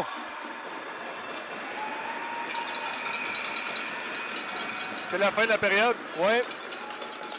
Avec une dernière opportunité du côté de Rive-Sud, ils ont essayé de taper l'anneau, mais la gardienne y a fait un bon déplacement. Ça passait proche d'être. En deuxième, on a quand même. On a 13 tirs contre 1. OK. Donc, c'est quand même, après 2 périodes, c'est 17-3 pour nous en faveur des tirs. C'est OK. pas tous des bons tirs, mais quand même, on était plus souvent en contrôle de l'anneau. Oui. C'est juste que Manitoba, ils font peur avec quand ils viennent dans la zone, là, ils ont une Ouais. portée. Effectivement. Il faut que la défensive soit alerte parce qu'ils peuvent se faire contourner même s'ils ne se font pas contourner avec leur corps, juste avec le bâton, ils peuvent les passer. Et puis aller un peu plus loin de l'anneau, effectivement.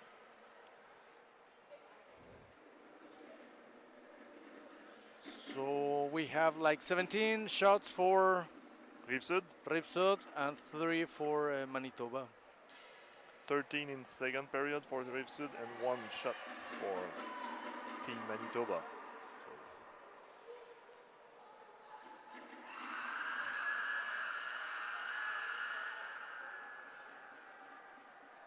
Je pas si c'est la même gardienne que ce matin, mais en tout cas, c'est une très bonne gardienne aussi. Du côté de Manitoba, Ouais. ouais, effectivement.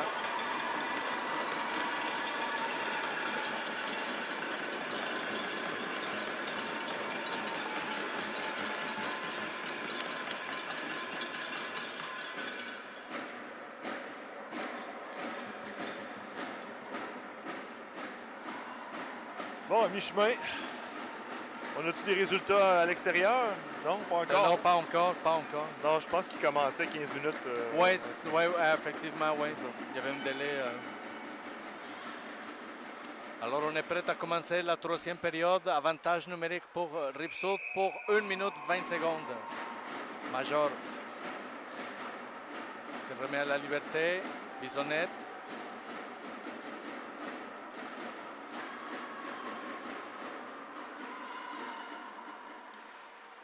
On tente la tir, bloqué par la défense, contrôlé par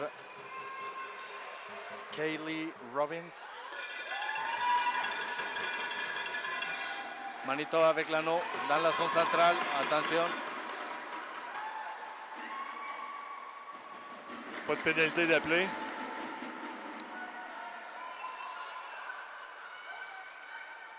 Marie est toujours avec le contrôle. Il cherche l'option. Il la trouve avec Bisonnette.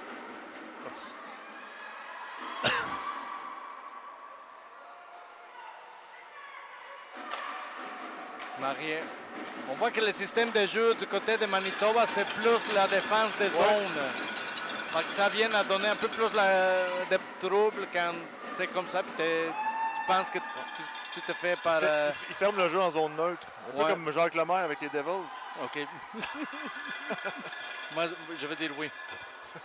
Maccabé avec le contrôle. Passe ici en avant pour... Attention, l'échappée ici. Possibilité, Rive-Sud, Constance sur la fin. Non. Le tir encore trop levé.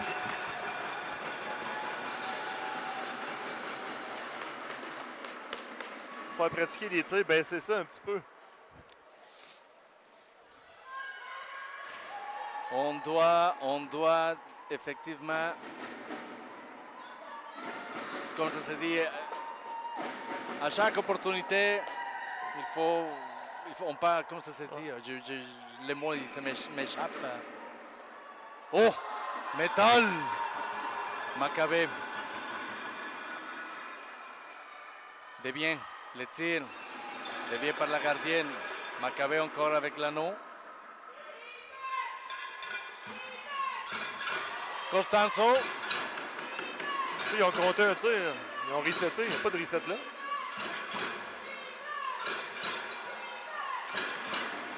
Maccabé encore. Changement de ligne du côté de Rive-Sud.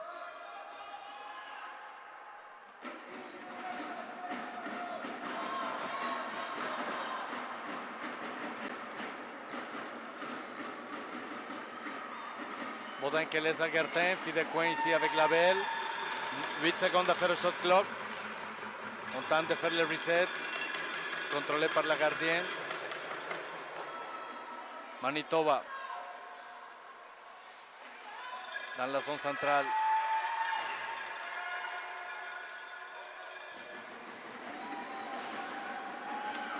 Manitoba toujours dans la zone centrale. On voit dans le fond. Piqué, attention. Oh, bien dévié ici par la belle.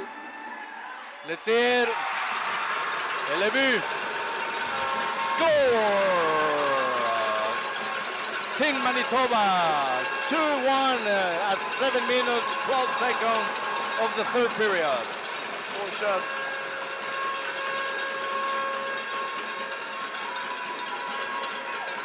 And Manitoba fans are on fire. Et les partisans de Rive-Sud aussi. Ils continuent d'encourager. Major. Marie.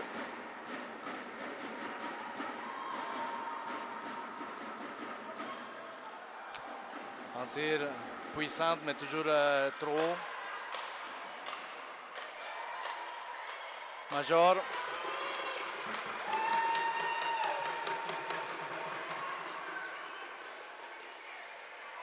Oh, attention, Major encore avec l'anneau. Passe ici du côté à Bissonnette. Oh! Un tir puissant arrêté encore une fois par Kaylee Robbins.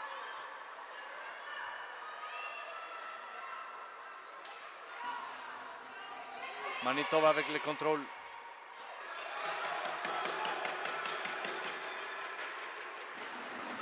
Lamoureux avec l'arrêt. Remet à sa droite avec la liberté.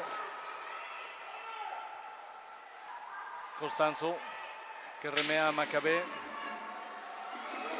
La liberté. Belle patience ici du côté de Rive-Sud. La liberté, le tir, arrêt de la gardienne. Reset complété du côté de Rive-Sud. Maccabé qui laisse à Costanzo. Costanzo qui tente de percer le triangle.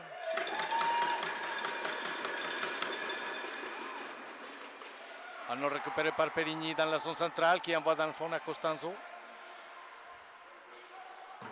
Costanzo qui attend ses coéquipiers. Il laisse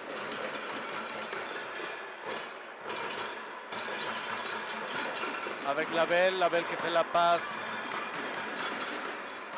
à Baudin.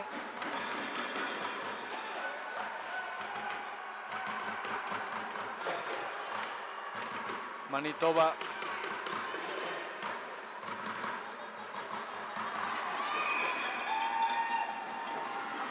Obstruction.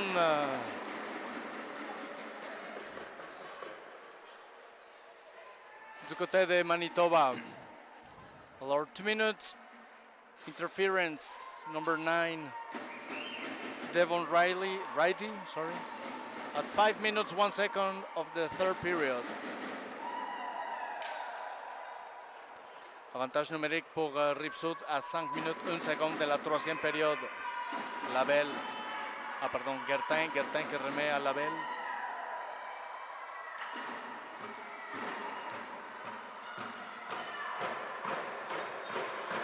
Labelle un back pass. Manque de communication ici du côté de Rive-Sud. Baudin qui remet à Correia. Attention pour ne pas faire 4 dans zone. Baudin avec le tir. Le reset.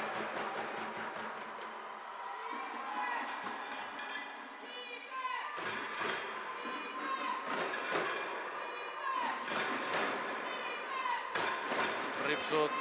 Anneau avec Major.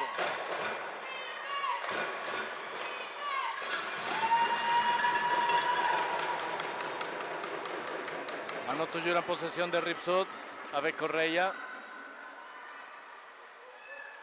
Le tir. Oh!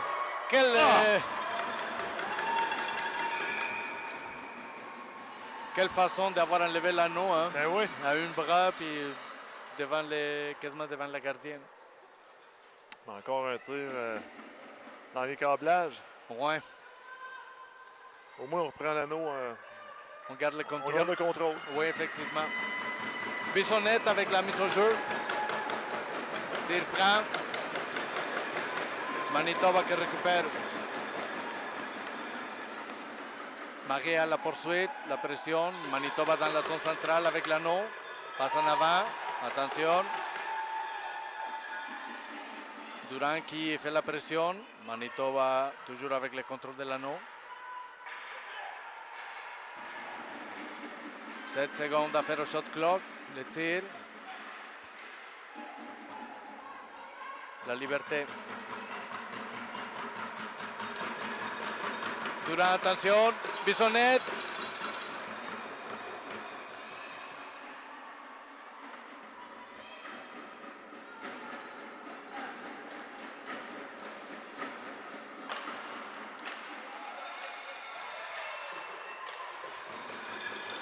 Devienne avec un tir après avoir été en perte d'équilibre. C'est anglais.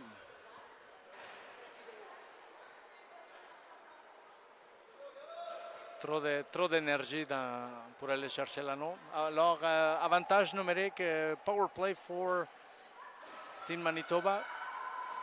2 minutes Rive-Sud for slashing.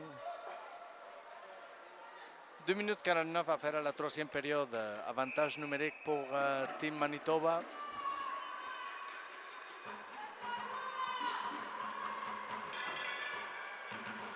San Clemente avec l'anneau.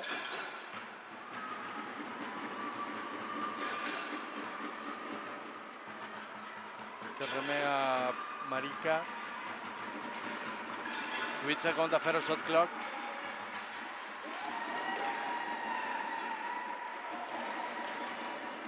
Reset complété du côté de Team Manitoba.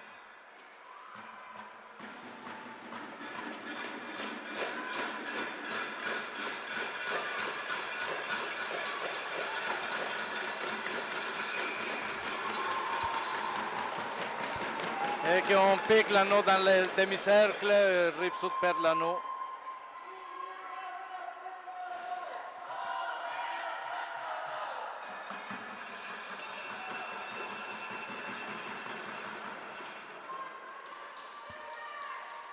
Deux minutes 3 secondes à faire à la troisième période, toujours 2-1 pour Manitoba.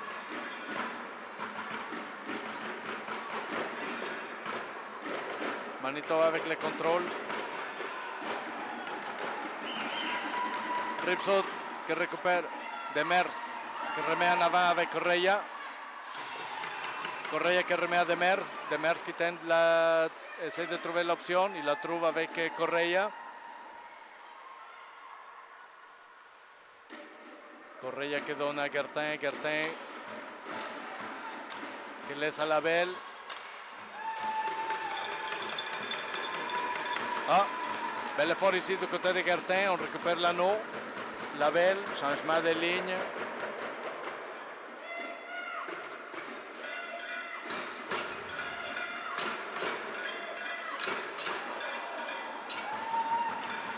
Macabé maintenant.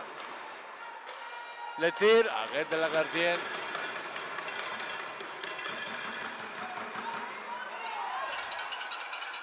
Manitoba avec l'anneau.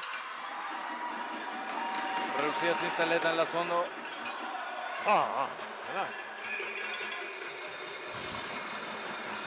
Pénalité du côté de Rive-Sud. À 47 secondes de la fin de la troisième période. Mise en échec.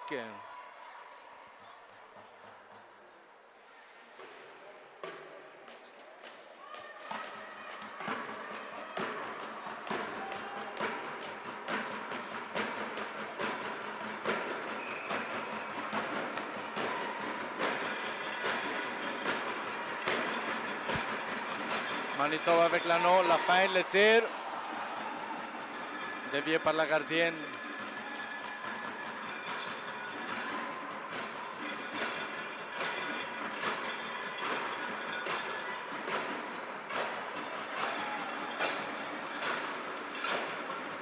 Manitoba toujours avec le contrôle. Récupéré par Major. Major qui tente de trouver la sortie. Il la trouve avec Perigny. Perigny avec Bissonnette. 7 secondes à faire.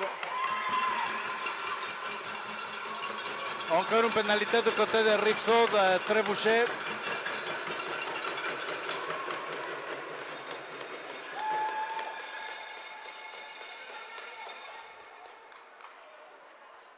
Oh là, ça va faire mal. Bissonnette. Alors 3 contre 2. 3 secondes.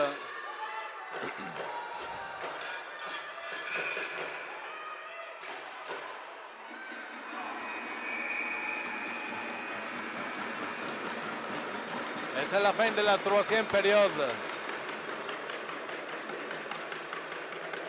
Une fin de période compliquée pour Rive-Sud, avec 2 pénalités. Ouais, ça, c'est mortel. Puis surtout que là, ça, c'est pas le genre de match que j'aime. Tu domines dans les tirs outrageusement, mais tu perds le match 2-1. Puis là, on s'en va en 3 contre 2 pendant 1 minute 13. C'est beaucoup. Critique. Ouais, c'est beaucoup. Le match peut jouer là. Effectivement. Alors,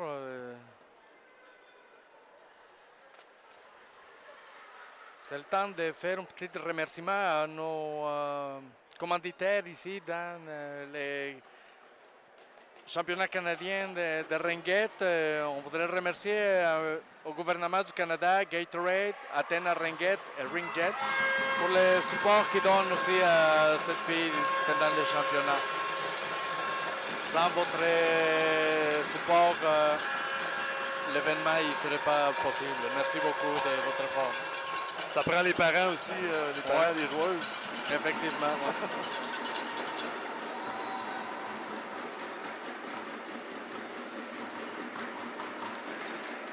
On remercie aussi le tourisme d'Ottawa, le gouvernement d'Ontario, RBC Wealth Management, Booster Juice, McNally, Gervan LLP, Athena, Gatorade, Surgeonor, Hertz, Dom Sports, Ringette, Nami, Annabelle, Easy Life, Ogre Hollywood, Personal Injury Lawyers, David Hollingworth, Professional Court, Melika Consulting.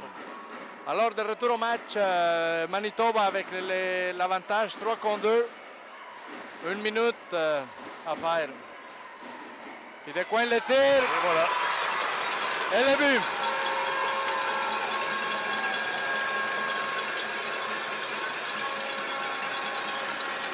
Score Manitoba.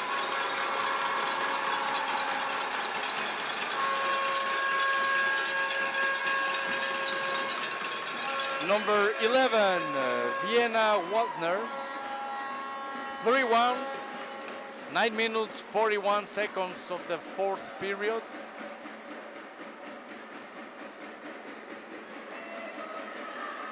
Ils n'ont pas enlevé la pénalité? Ah oui, OK. Donc la première pénalité est finie. Manitoba avec l'avantage maintenant de 2 buts. Maccabé.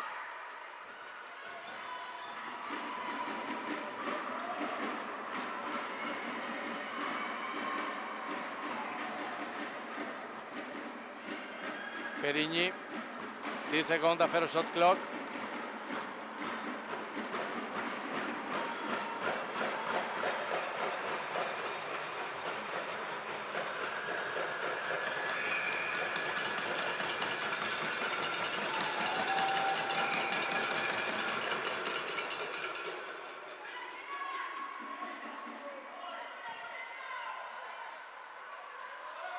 Manitoba avec le contrôle de la zone centrale.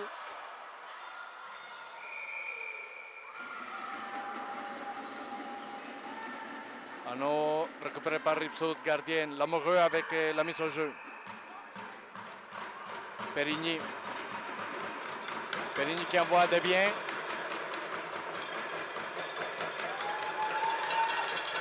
Attention. Le tir, arrête de Lamoureux. Noël maintenant.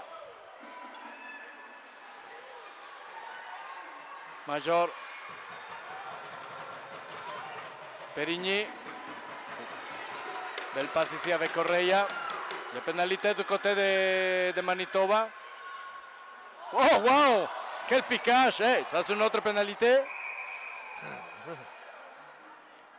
Là-tu deux, là? Oui, 2 pénalités du côté de Manitoba. 9 secondes à faire la pénalité de Rive-Sud et après on va voir 3 contre 2. Là, ça prend un but absolument. Moi je dirais 2. Ouais, mais je veux dire, ça en prend un sûr. Ah ouais, au moins, mais ça prend absolument 2 buts.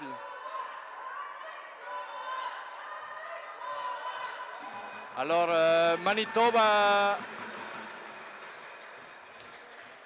obstruction et trébuchet. 2 penalties for Manitoba, Team Manitoba, tripping and obstruction. 8 minutes, 11 seconds. And 9 seconds for Rive-Sud penalty to end. And then we will have a double advantage. We don't see the second penalty. Oh. Non.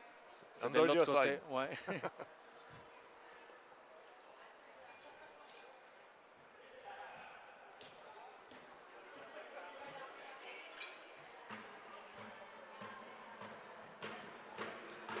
On a un petit problème ici avec les pénalités. Il a enlevé la mauvaise pénalité.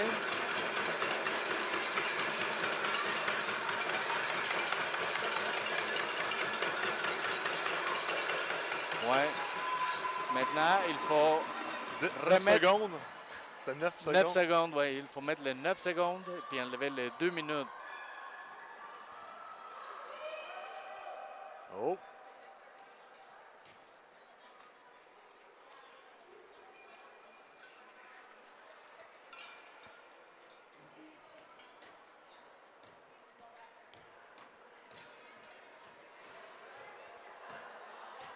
Mais non. C'est Hey, hey, hey! C'est 9.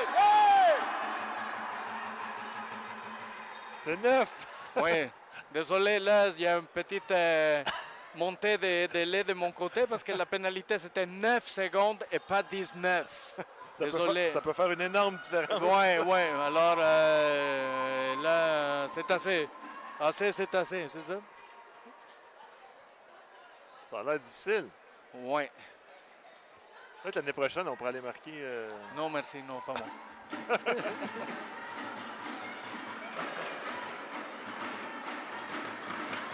Zéro, 9. Ça coupe un peu le momentum. Je trouve que c'est un peu... Ils ont l'air de contester le... Ah bon, là. Ah, là, c'est correct.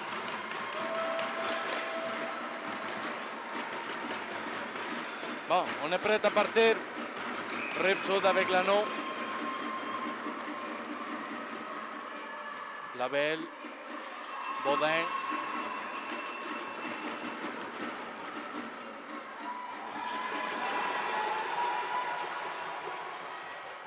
Gertin, le tir, la balle!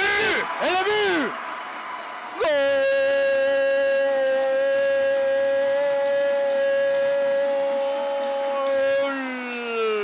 Pour l'espoir, Labelle. Labelle de Gertin? Oui, parce que oui. Le deuxième but compté à 7 minutes 53 secondes de la quatrième période. C'est 3-2. Un double avantage numérique. Alors, on réduit de 1 but l'écart. Bon, les espoirs sont revenus. Oui, Rive-Sud qui enlève les respirateurs artificiels. Puis ils sont maintenant... On respire à un poumon, mais... Oui, je pense que sont encore en soins intensifs. Alors, Manitoba avec le contrôle. Passe déjà dans la zone offensive. Manitoba. Demers avec la pression. Manitoba, il commence à contrôler plus l'anneau. Ils veulent perdre du temps un petit peu, eux autres. Oui, effectivement, il faut écouler des secondes à la pénalité. Non! Plus des heures.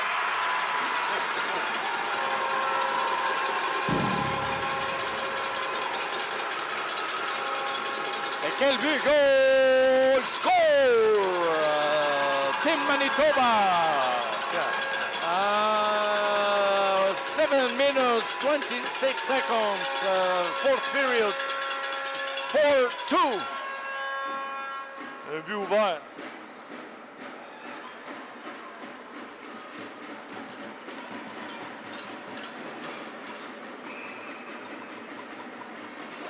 Rive-Sud maintenant. La liberté.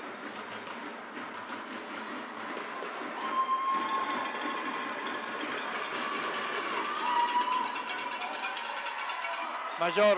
Oh oui. T'as de la passe à Bissonnette. Bissonnette. Le tir, arrête de la gardienne. On récupère.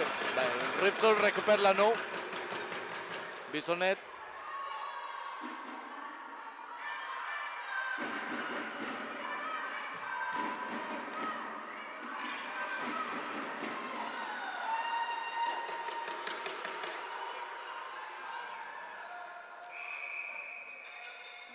Et on récupéré par Rive-Sud. 6 minutes 42 secondes à faire à la quatrième période. C'est 4-2. Avantage numérique toujours pour Rive-Sud. Par 31 secondes. On est rendu à un quart de poumon. Là. Hein? On est rendu à un quart de poumon. Ouais. Labelle qui remet à Gertin.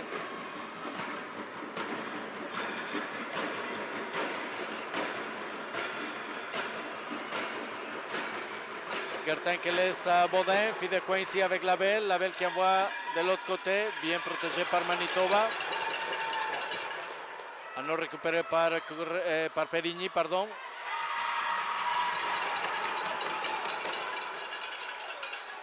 Périgny qui bataille pour récupérer l'anneau.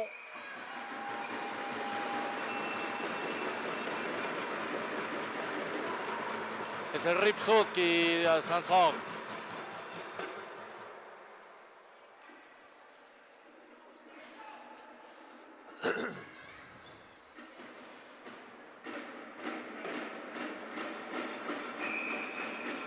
Macabé qui remet à Demers.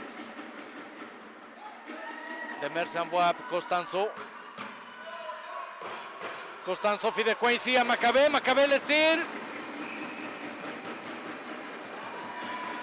Et l'anneau qui était à l'intérieur du demi-cercle.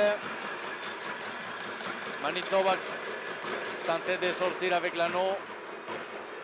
Mais l'arbitre a considéré que c'était... qu'il n'y avait pas le droit de piquer, puis il a donné l'anneau à Rive-Sud. Macabé qui remet à Costanzo. 5 minutes 52 secondes à faire à la 4e période. Costanzo.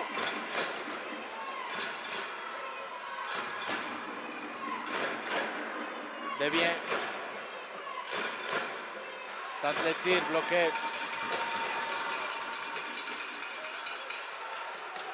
Manitoba trouve la sortie du côté gauche de la glace et envoie en avant, récupéré par Correia. Correia qui s'appuie avec Devient. Maintenant c'est Demers. Demers qui envoie dans le fond à Costanzo.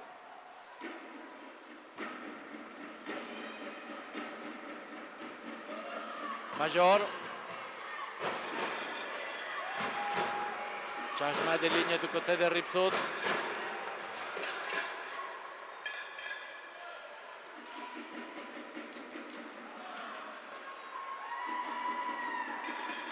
Manitoba avec l'anneau dans la zone centrale.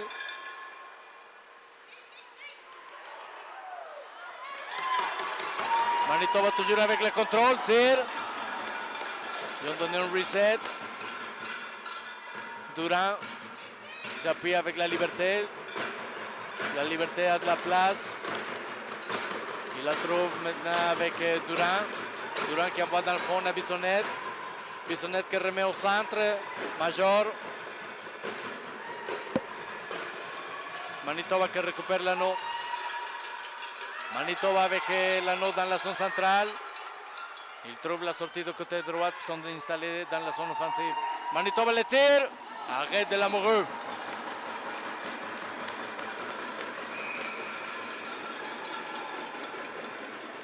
Cinq secondes écoulées pour la gardienne de Rive-Sud. L'anneau qui reste en possession de Team Manitoba.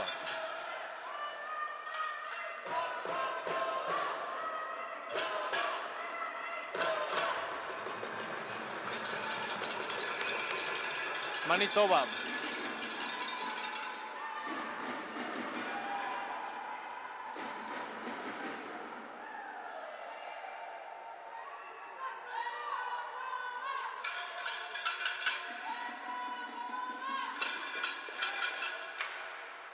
Périgny avec la pression.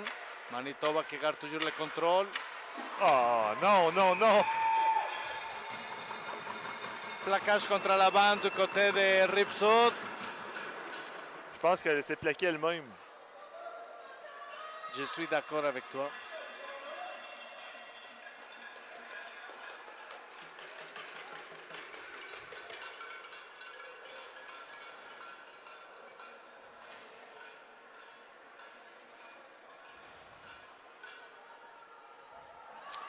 Alors les arbitres sont en train de discuter quoi faire avec l'anneau, à qui donner la possession, mais ils finissent pour donner l'anneau à, effectivement. Ben, fallait que ça soit Manitoba. Ouais. Alors 2 minutes. Ah, puis en plus, ils ont donné une major. Une majeure? Ouais. Ok, ça c'est 4 minutes voyons. au complet. Mais je viens de voir la...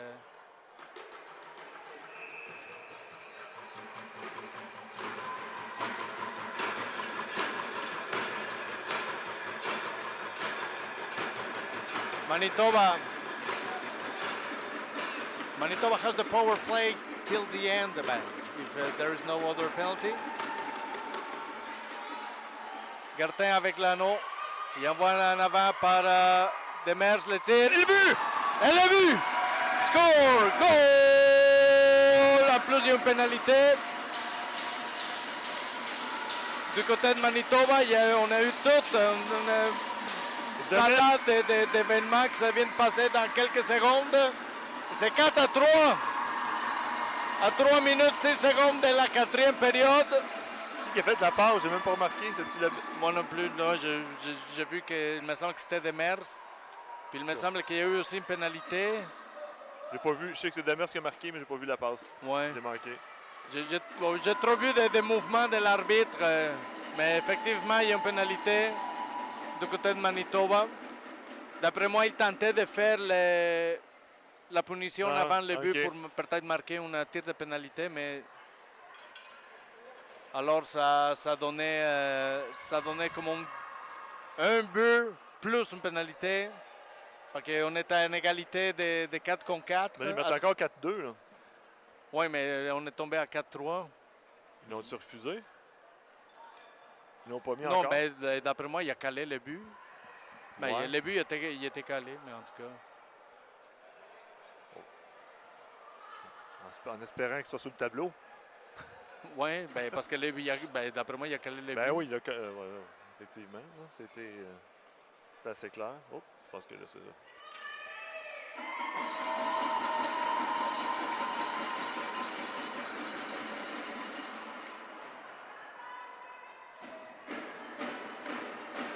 Alors on voit c'est quoi.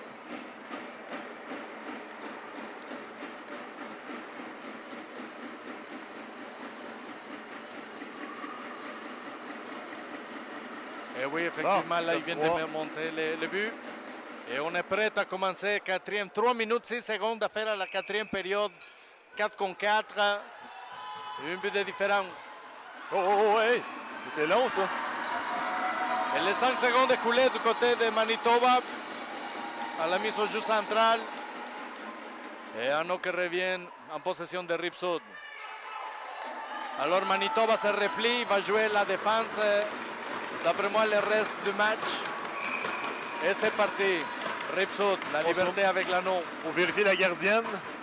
Oui, effectivement. Major, Costanzo avec l'anneau. Le tir. Hop, c'est une pénalité? Non, 5 secondes, un décompte de 5 secondes.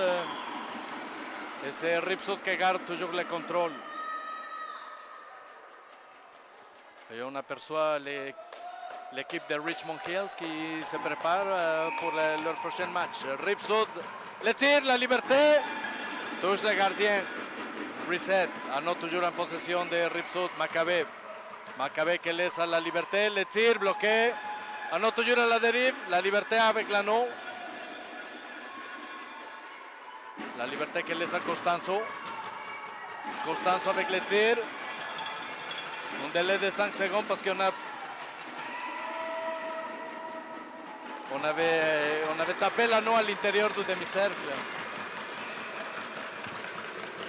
Alors Manitoba, 2 minutes 11 secondes à faire la période.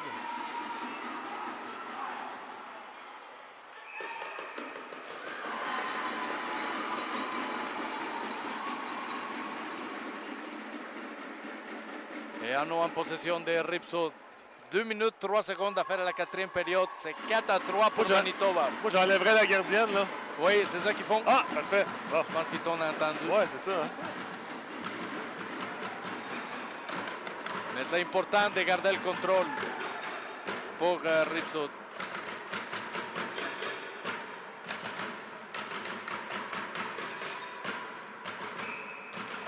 Major qui remet à Correia.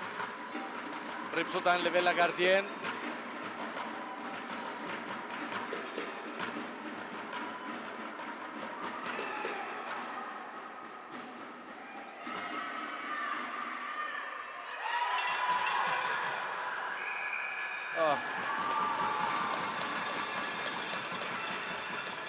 Le shot clock était terminé. Manitoba avec le contrôle.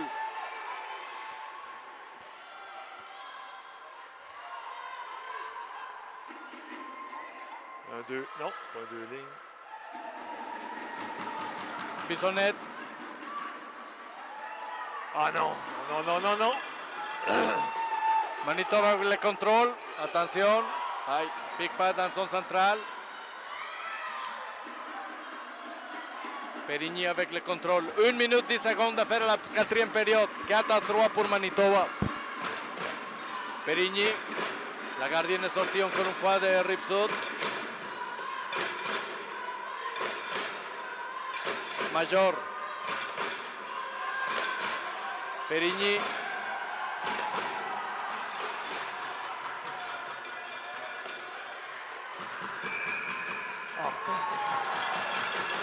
Encore les 30 secondes écoulées. Manitoba avec le contrôle. 40 secondes à faire à la période.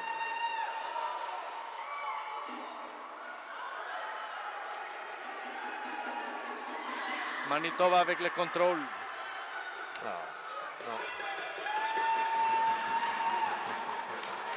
Major avec la pression. 20 secondes à faire à la partie.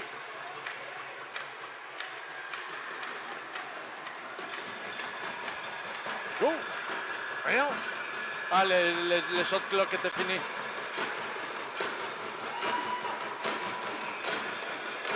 Major. 8 secondes à faire à la période et à la partie. La liberté. Non. 1 seconde. Et c'est fini. Victory for Team Manitoba. 4-3. Team Manitoba with their second victory on this championship. Congratulations.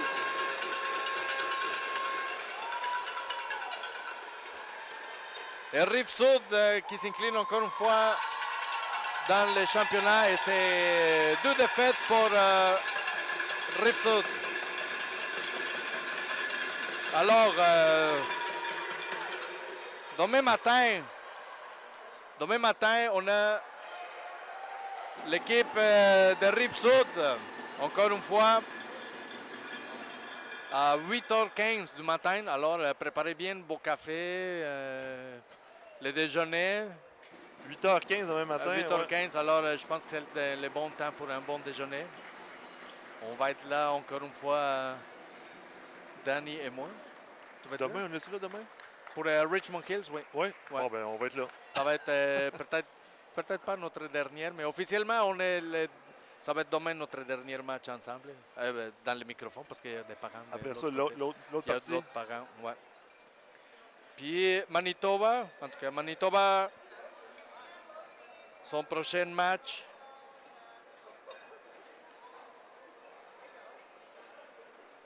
ça va être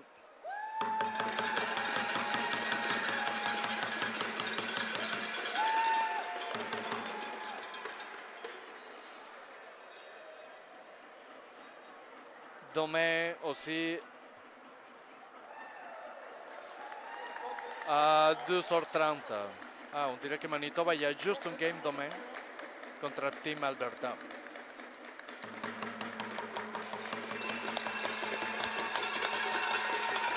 So congratulations again for Team Manitoba. Excellent game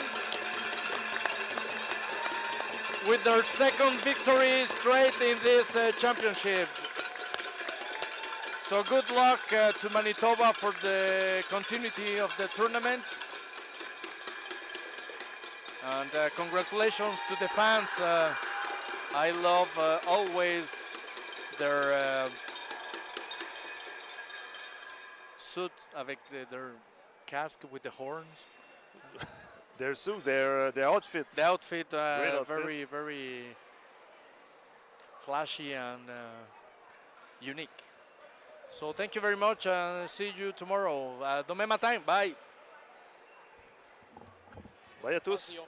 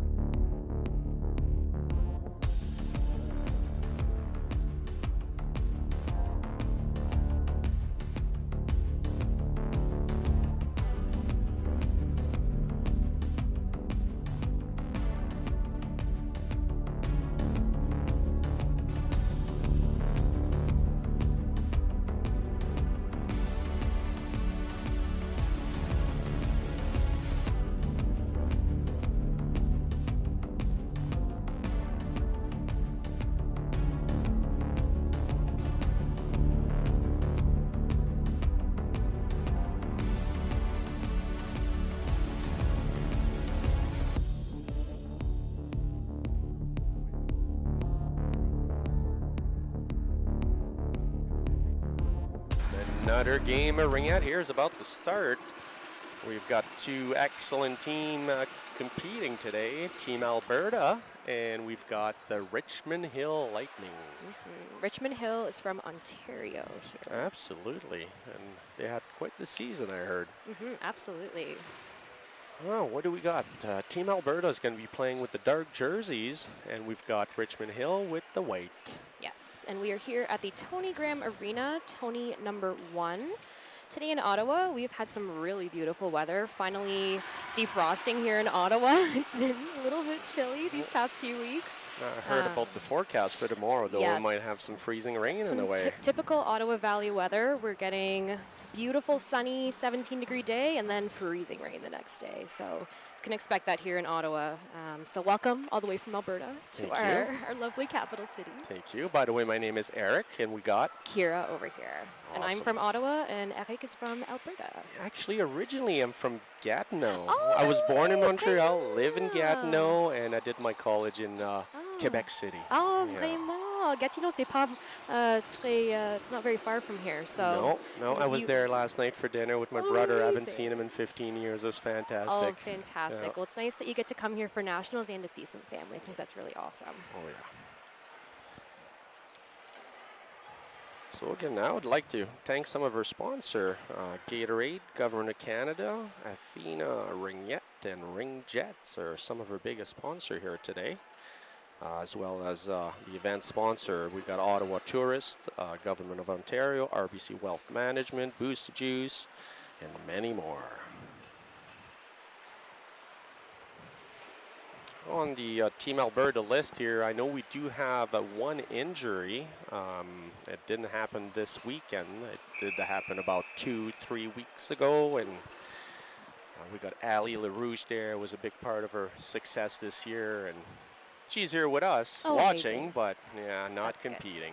Good. Yeah, it's nice that she's able to come with the team though and still participate that way. I know it's sometimes really hard when a player is injured and they can't compete with their team, but it's being able to support them from the bench or from the stands is always really important.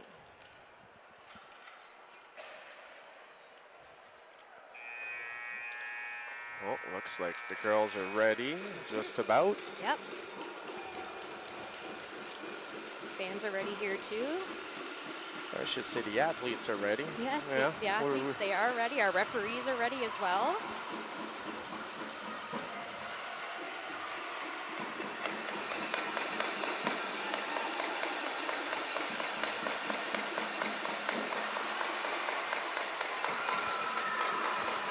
Well, I don't know if you guys can hear, but it's getting loud in here. Not as loud as the previous game, but definitely a good level that we can all hear and appreciate the game that's about to go on. Some good celebration and encouragement from the Alberta goalies over there. That was really sweet. Yeah, that's their daily routine. Every game they go and jump, and I love that. Goalies got to support goalies. It's just if there's one of you on the team or there's two of you, it's really important to support each other if you're the goalie.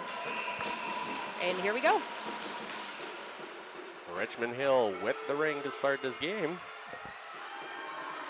Get in the offensive zone there, and there's a play happening. Ooh. Oh, almost a shot there.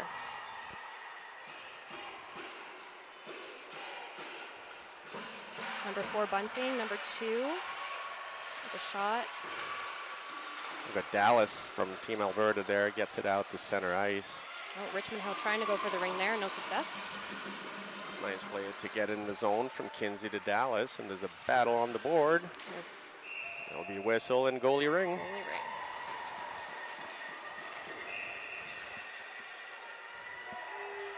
Your goalie from Richmond Hill today is Jordan Hosford.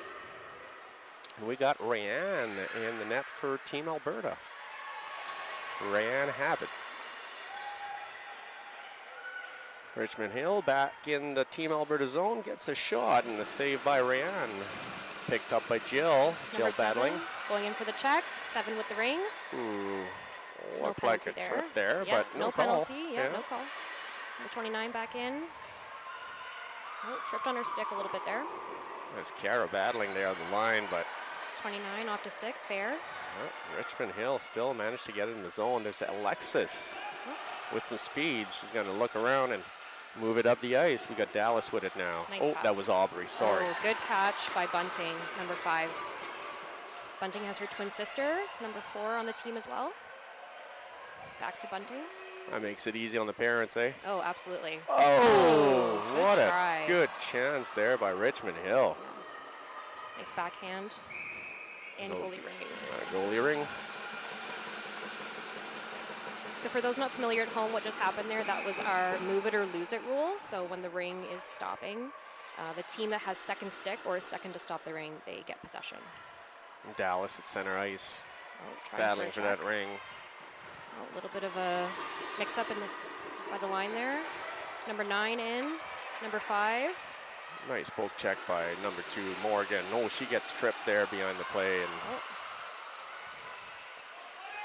Alberta back with the ring.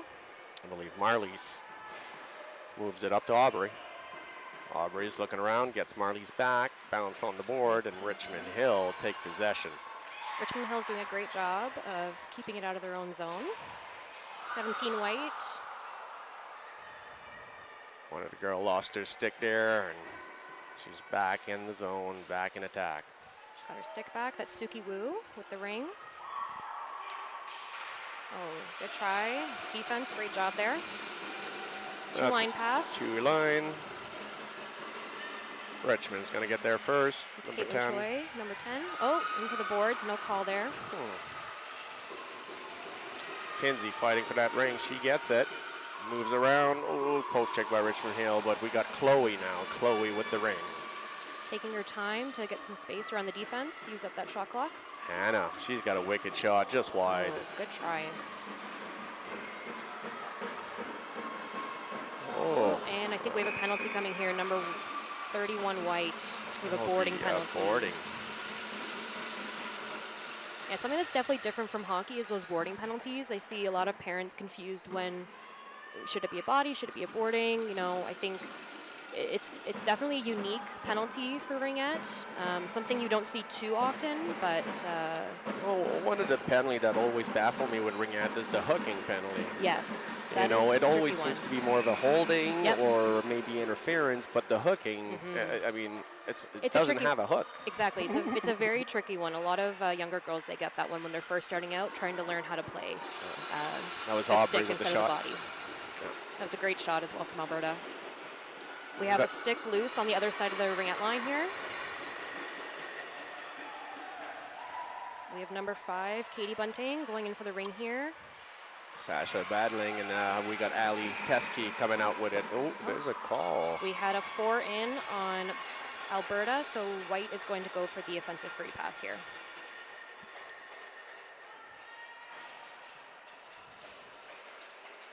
Yeah, at this level, I find that the referees are really strict with that 4 in. Even just a little bit of a tip of a stick in or slightest skate, they call that 4 in. Still power play for Team Alberta here. They haven't had much success getting in the zone. Richmond Hill are definitely pushing well. That's Katie Bunting with the ring. Madeline Avila, number 77 as well, helping out. Looking to move those defense around. 10 seconds on the shot clock. A little spinorama there from Bunting. Trying to break that triangle. We've got Ray there moving it behind the net. We got Kara with it now. Oh, little run into the ref there. Kara moves it up to Kinsey.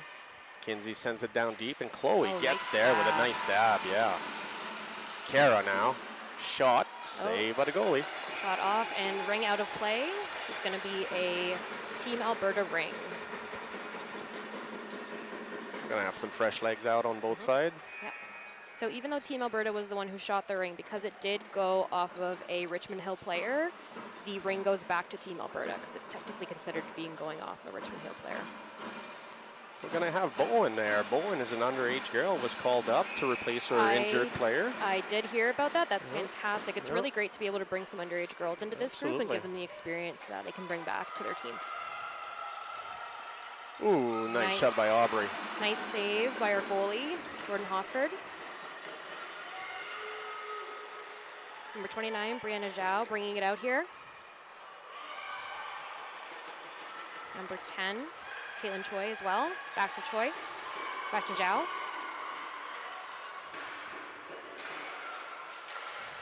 Alexa's there, give her trouble, and Ali Teskey's picking it up for Team Alberta. Gets pushed, but gets it out of the zone. Looks like Richmond Hill are right on it. Aubrey now moves it to Bowen. Bowen with the ring. One defense back from Richmond Hill. She's looking to pass it there, but managed to skate off. Moves it up to Kara this time. Kara drops it to Dallas. Dallas with the shot save. Oh, the rebound. Big goal by Kara. Beautiful goal, beautiful goal. And that makes it 1-0 for Team Alberta.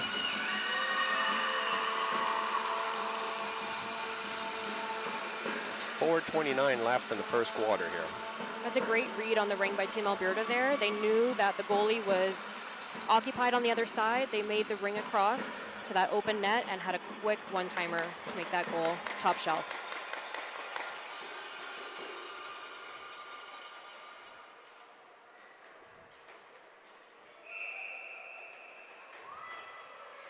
Richmond Hill with the ring. And number 3, Danica Swift. Moves it in the zone here. We got Sasha got there first for Team Alberta. We have Elise Faulkner into the boards there. There's a penalty coming up for Richmond Hill this time. Elise Faulkner is probably going to get boarding or body contact on that one. Looks like Team Alberta is setting 4 in. We got Dallas and Kara moving the ring. So Team Alberta did pull their goalie. They did not need to. New rule this year. Oh, and we have another beautiful goal, Team Alberta. A wicked shot by Hannah on this one. Didn't leave much chance to Richmond Hill goalie. No. Again, now Hannah was competing yesterday in the scale competition for the hardest shot, and that looked like a pretty hard shot to me. That looked like a pretty hard shot to me too. Very good, very good. Yeah, absolutely. Yeah. Team Alberta also using their advantage there to have 4 in. They didn't need to pull their goalie. They did just That's a new rule, isn't it? It is a new rule for this year. So instead of having to pull your goalie to put that extra person into the zone, you can just go straight 4 in. But they did choose to pull their goalie for that one.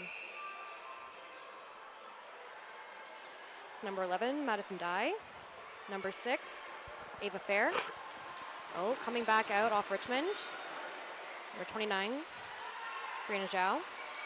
Getting caught up with some Alberta players, and they check the ring off for a nice pass in. Moves it into Bowen. Bowen now with a break. Oh, and she gets it in. Underage girl making a big impact on this team. Another great shot by Team Alberta. Nice goal. And she's a first-year U14, so she's got another year to grow, and I think she's going to be quite the athlete there in the U16 when she moves up finally. I think so. She's getting some great development with this team here right now. Another opportunity by Alberta to really make that defense from Richmond Hill skate far back, get back to their goalie, and they took that opportunity and they scored a goal on it. Big pass in there by number 17, Suki Wu. 3 minutes 30 left in the first period. We're up 3-0 Alberta. Pass over to 17, Suki Wu again. Just a little bit too high on that. We've got Jail here putting some pressure on Richmond Hill at the board. Oh, and Richmond Hill comes away with it. There's number 2, Lily Whale. Nice play there to get that ring to center, and we got a break. Nice pass. Kara's chasing. See again the defense rushing to get back there. They put a little bit higher than they might have wanted to. They're setting up in their triangle now, trying to push that Alberta out. We got Kinsey with the ring now. Takes the shot and score. That looked like it was a 5-hole to me. It looks like it was a 5-0. Yeah, absolutely. Goalie had a bit of a screen there. It was a very difficult opportunity for her to save that, unfortunately. But great move by Alberta, using that screen from their own defense. I don't know what's happening on the board. Yeah, it is not 11-0, everybody. It is 4-0, Team Alberta. There we go. And 2:54 left in the first here.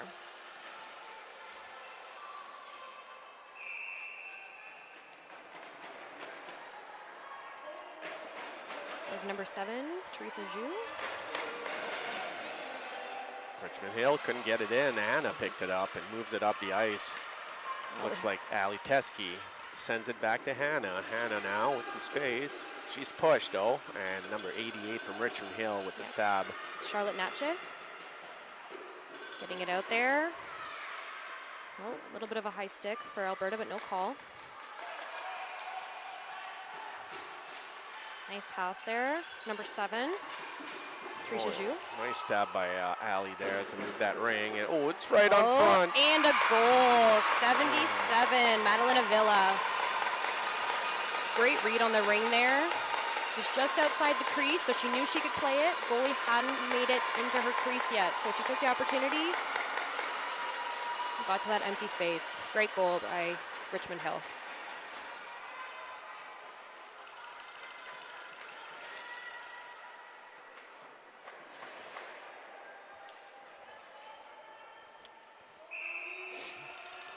Okay, Sasha moves it to Morgan. Morgan's going to move in the zone, and we've got Dallas chasing now. Looks like Richmond Hill moves it up. Number 29. I've got number 9, Richmond Hill, sending it in. Picked up by Alberta. Dallas now. Dallas to Kinsey. Kinsey will send it back deep to Dallas with an open space. Big shot there, saved by the goalie. Great save by the goalie. Goalie's put her stick down to be able to use her throwing hand. Picked up by Sasha at center ice. She sends it back in the offensive zone, but Richmond Hill was there and ready. Brianna Zhao passing it over. Oh, and 2 Alberta girls on number 6. Kinsey comes out with the ring. Kinsey to Hannah. There's some line change happening here. Yeah, using up that shot clock to get a line change in. Oh, nice pass back. We've got Bowen now with a goal today. She's got possession. Breaking the triangle. Nice try. Saved by the goalie. Good pressure by Hannah there to keep control of that ring. Moves it on front. Ooh, Ali Teskey with some space and couldn't get that shot. Good save by Jordan Hosford. Teskey gets it back. Have a full reset here, full 30 seconds. We have 42 seconds left in the period here. Teskey moves it to Bowen.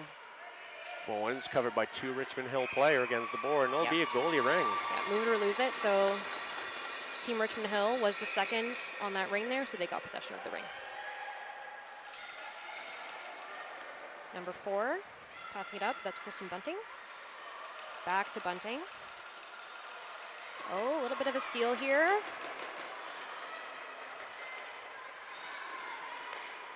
There's a shot by Richmond Hill just wide, and they picked up the rebound. 14 seconds left in that first quarter.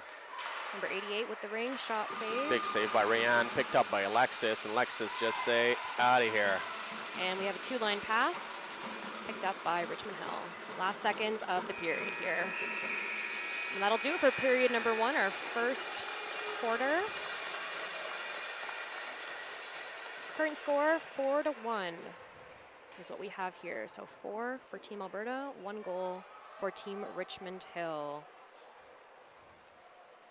I'm looking at some of these fun facts for our girls on Richmond Hill. I'm not from Richmond Hill, but I do have deep respect for the Richmond Hill Lightning. And I'm seeing a lot of them here mentioning their Pinecrest Camp Nights. Seems like they did some really great team bonding there in 2024. And almost every girl here is putting on here Pinecrest. So I think, for me at least, I know that team building and those kinds of things are really key to helping a team grow together and being able to support each other on the ice. I think that's a really, really important thing. So great for them to be able to have that opportunity. Absolutely. That is a nice fact there. And you said which camp was it? Pinecrest Camp. Pinecrest Camp. Okay, must be around here, obviously. And it's probably near Toronto area. Yeah. Oh, interesting. Have to write that down and check it out. Look it up. Yeah, absolutely. And we do a lot of fun fact as well here for Team Alberta. Usually a lot of their favorite memories as a team is this is the second time that they win the title, a provincial title in the last 3 years. That's fantastic. A lot of this, then these athletes were on the same team 3 years ago as well. So it's a lot of the memories that they have that they enjoyed. Oh, and 100%. there's a few of those girls too that went to Europe this summer on this team and won the Lions Cup and the U16 division, AA division, which was fantastic. Oh, that's a memory that they'll have forever. Absolutely. 100%. Yeah, it's great to be able to play Ringette at an international level. I think playing teams that are from Europe specifically, you know, especially teams from Finland, those girls are on another level completely. I've played a team against Finland, and they are. It's really interesting to get to play teams from other areas. For sure. Right, we're going into period number 2 here. Alberta with the ring. Alexis with it now. She moves it in the zone. Nice pass to Dallas, and Dallas cuts on front with some space. Shot and score. That was a top shelf goal. Gorgeous Again now, goal. feel bad for that goalie. That was a rocket. She's doing a great job there. Her defense are breaking up a little bit, so their triangle is being penetrated a little bit more than they probably would like. But goalie here is doing a fantastic job. A lot of these goals as well have been made when she's either being screened, top shelf, 5-hole, things that are very hard for her to make. So Absolutely. she's still doing a fantastic job here. Dallas is only her third game since coming back from injury. Oh, wow. She was out for just over 3 months. Oh, she's doing great. Absolutely. She was definitely, again now, an integral part of our team that made it so successful. But yeah, losing her for that long was scary. I can imagine. Oh. And we're going to get a Alberta ring here. I'm going to move it or lose it. 17 from Richmond Hill was battling hard there to get the ring, but Alberta had second stick.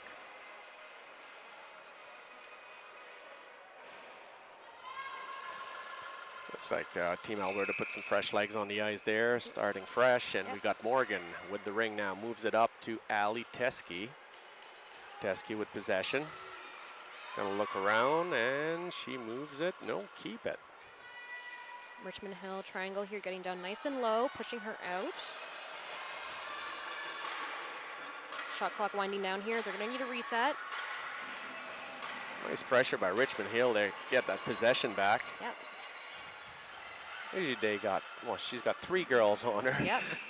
Really trying to get that move it or lose it, and they get it. Team Alberta will have offensive free pass in Richmond Hill zone.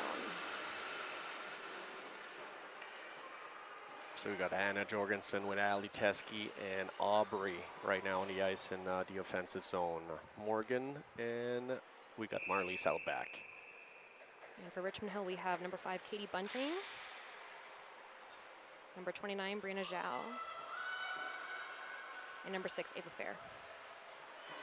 Reset there, just off the goalie. They're defending well. They're doing a great job. Little high-low situation here.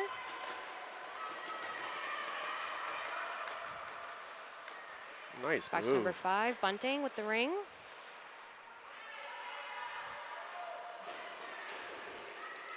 It's number 11, Richmond Hill. Goalie ring there. Again, more Alberta girls than Richmond Hill on the ring. Something I remember from playing them about a month ago here at a Kitchener tournament is Richmond Hill have very good skaters. Yes. Very talented looking athlete there. Moving well. Yes. Fast. Oh yeah, this is something that I'm noticing as well. The girls here, they do have speed. They're getting back very quickly. Big save. Beautiful save there. Going right across her crease to make that save. Beautiful. Jordan Hosford.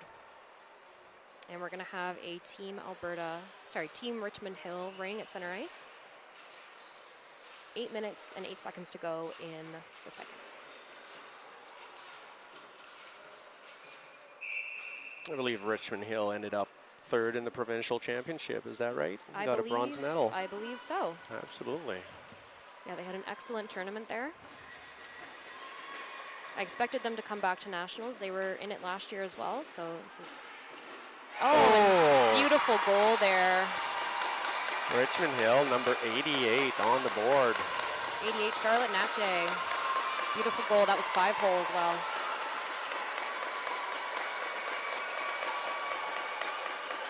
Still lots of game left, lots of time. Only down by 3 to make a tie. Oh, yeah, something I found out over the year there with Ringette is swings can happen quite fast, and 3 or 4 goals really isn't nothing.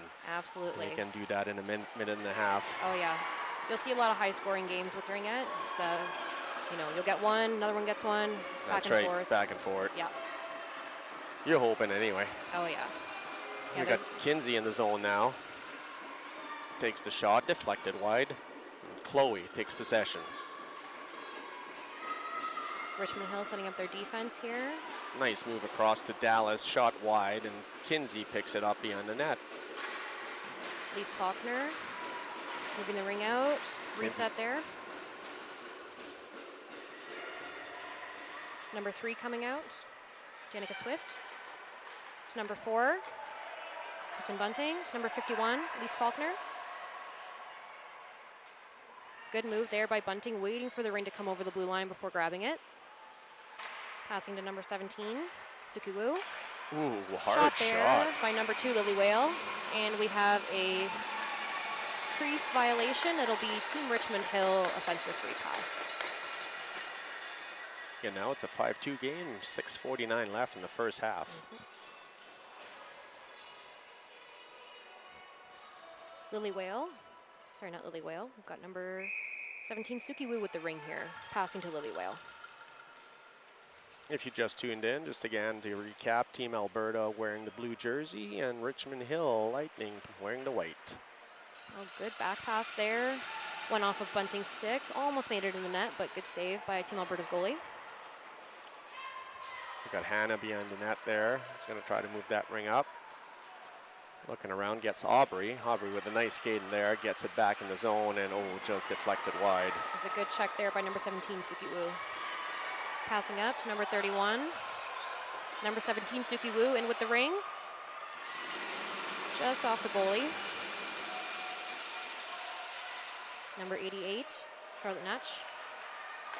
Oh, hits the crossbar. Beautiful.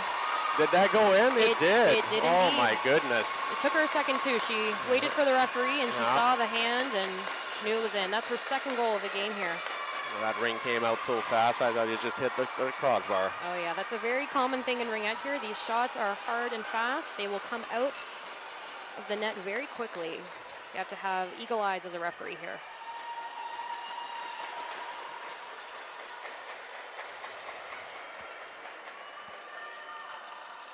We're going to have Team Alberta possession. It's a 5-3 game. Sasha moves it to, we got Marliese. Marliese with it, moves it to Kara. Oh, great pickup there by number 7. And Richmond Hill back to work. Coming in, number 77, Richmond Hill coming in. Bit of a check there from Alberta. Stopping Picked up by Marliese. Marliese looking around. Ooh, still in control. Shot clock is counting down, and Richmond Hill picks it up. 51 back with a fully reset shot clock here. Back to Charlotte Natcher. That'll be a goalie ring. Yeah, the ring went up a little bit high on that stick there, made it immovable. Second stick was Team Alberta, so they got the ring.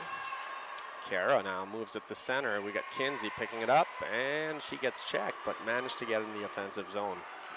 Bouncy ring.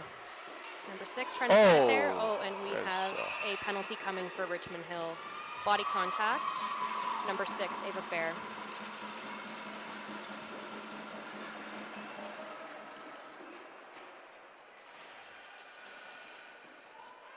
Team Alberta with the offensive zone possession here to start that power play.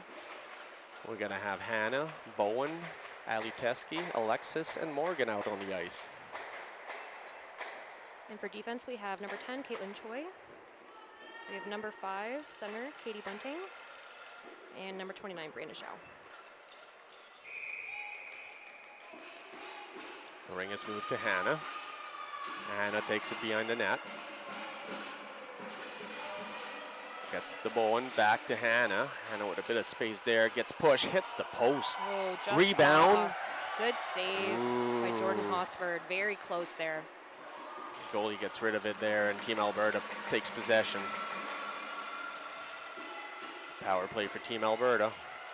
Teske with the shot just wide. Bowen is going to go pick that up. There's a reset on the clock. Richmond Hill holding that triangle strong. Richmond Hill with the ring here.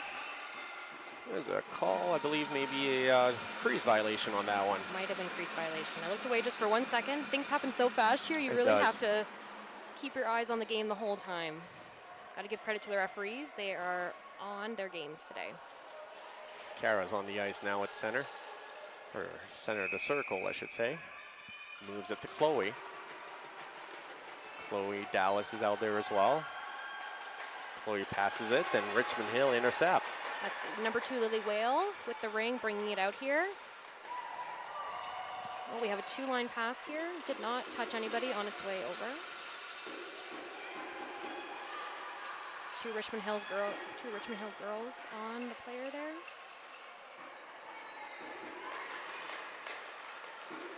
Number 31, Alyssa Cho with the ring here. 3 minutes 48 left to go in the second. Nice play there by Team Alberta to regain control of that ring, but gives it right back to Richmond Hill. Richmond Hill with 35 seconds left in their penalty. Deflected, and Carroll will pick it up at the board. Gonna have to move it, and Morgan now with that ring. Moves it up the board, and we got I believe that's Dallas. Yes, it is. Get some girls slipping and sliding there for a second. The ice starts to get a little bit choppy as the game goes on.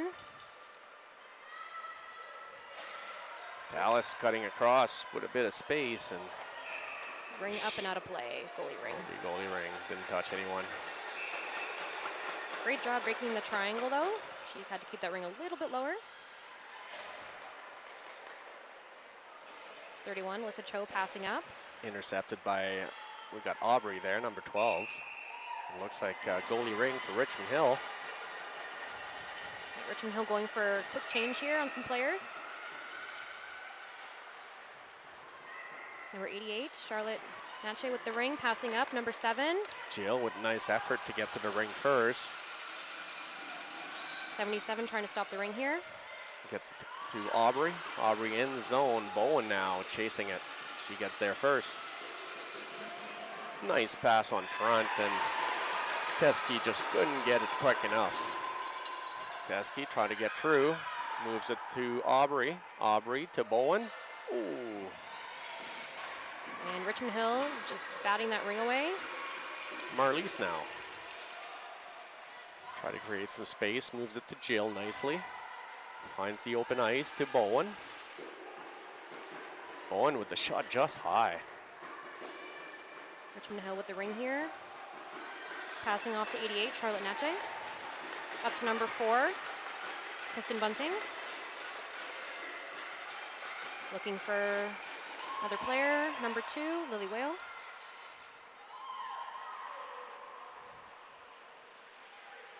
'17, Wu with the ring. Ooh, shot over the net. Hard shot. Shot clock counting down. We need a reset here. Got the reset off the goalie. We got Kiara beyond the net with the ring. Just gonna move it up the board to Dallas. Oh, Richmond Hill with a check there, 17. Suki Wu. Using that shot clock to let some players change. Some fresh legs. Ooh, kind of a break there for Richmond Hill. Nice defensive play by Dallas and Alexis. And there's a whistle. We'll have a goalie ring. Yep. Another move it or lose it. The referees here, they're very quick at the move it or lose it. You'll see that I usually give about a 1 or 2 second, before they'll call it off. Just trying to keep the game moving and keep it as fast as possible. There's a reason this is the fastest team sport on ice. Another move it or lose it there, and Team Alberta will go for the ring in the center. Just less than a minute left to that first half. If the score is 5-3 for Team Alberta. We're gonna have Marlies, I believe, in the circle, starting with Jill. And Jill's gonna go. Jill with the ring to Marlies. Marlies looking around, makes the play to Hannah, deflected by Richmond Hill and taken possession. Great stop there. Number 9 with the ring now, Wong. Number 5, Bunting. Oh, defensive play by, we got, that was Marlies there, putting her stick down. Check there by number 31. Help by number 9, and we have a Richmond Hill ring, second stick.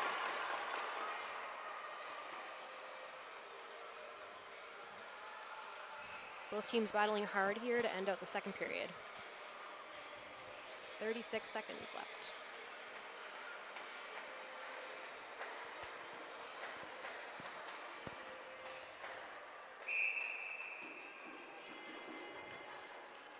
Number 7, Trisha Zhu with the ring.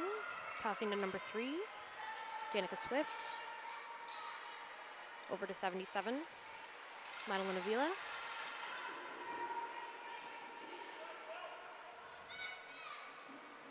Drop pass, back pass, number 88, Charlotte Natche. Back to 77, shot clock winding down here, need a quick shot. Big save by Rianne on that one. One of Richmond Hill girl was left alone. Yep. Yeah, it's hard when the clock's winding down here. Do you make a play? Do you let the clock wind down? That's it. Lots of decisions. Great job by both teams here. We are at our halftime. Now they will not bring the Zambonis out for halftime. They will for the NRL games, but not these ones. I think they should, personally. I think, you know, the ice is going to start to get a little bit choppy for these girls. They are playing hard and fast. I believe at this level, I think they all deserve a clean flood. I agree. Maybe in the future they will, but for these girls here, we will not see Zamboni flood for the half.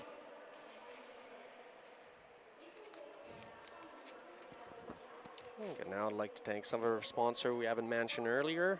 We've got, let's see here, NAMI is one of them, Annabelle, ISI Live, which is what you guys are watching right now, Auger Hollingworth, personal injury lawyer. I mean, you never know when you need them. David Allensworth, Professional Corp, and Malika Consulting. Thank you very much. Yeah, we couldn't have these championships without our sponsors. A lot goes into these games, even our volunteers. Huge thank you to all the volunteers.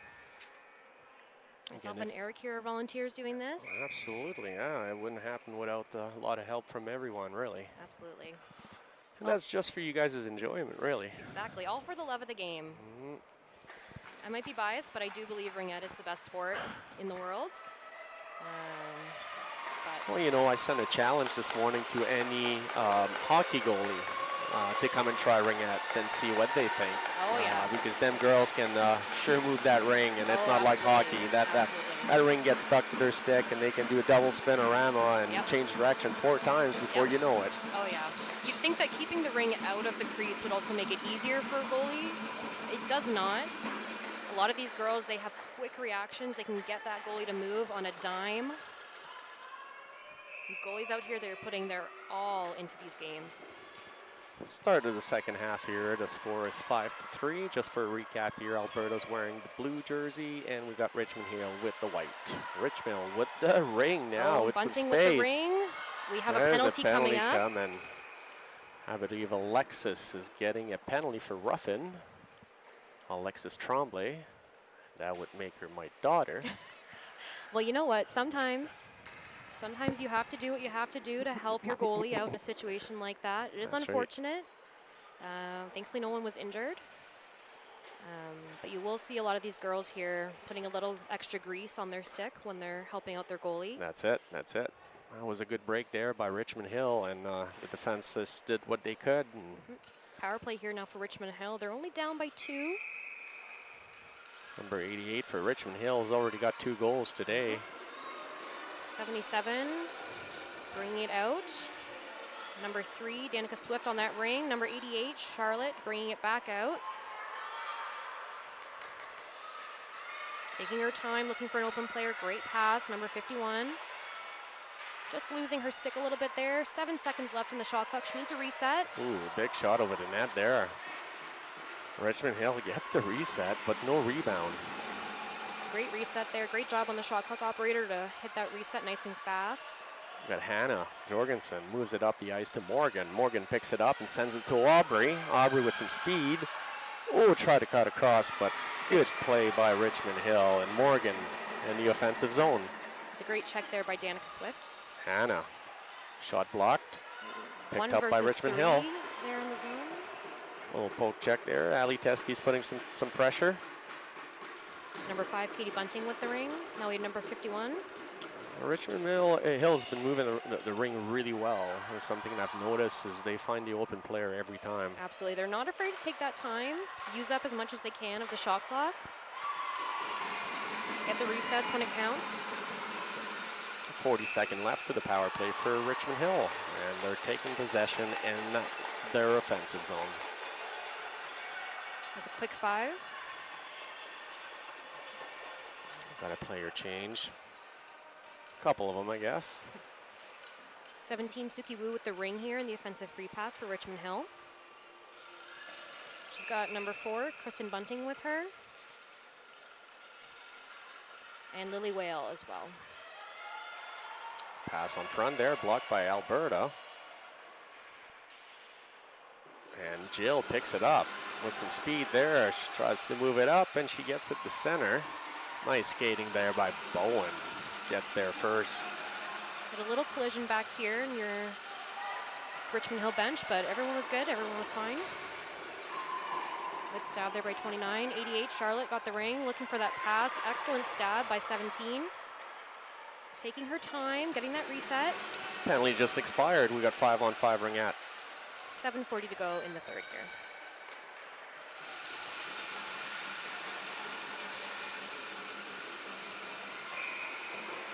So 77, Madeline Avila with the ring, breaking the triangle, and getting the ring back for Richmond Hill off the goalie save. Richmond Hill girls here, or athletes, sorry, just taking a second to strategize.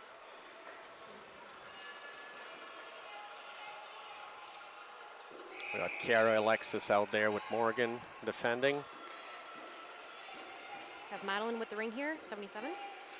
Looking to do a bit of a play, checked off by Alberta. Nice poke check there, and Dallas with a bit of a break. She gets checked right away.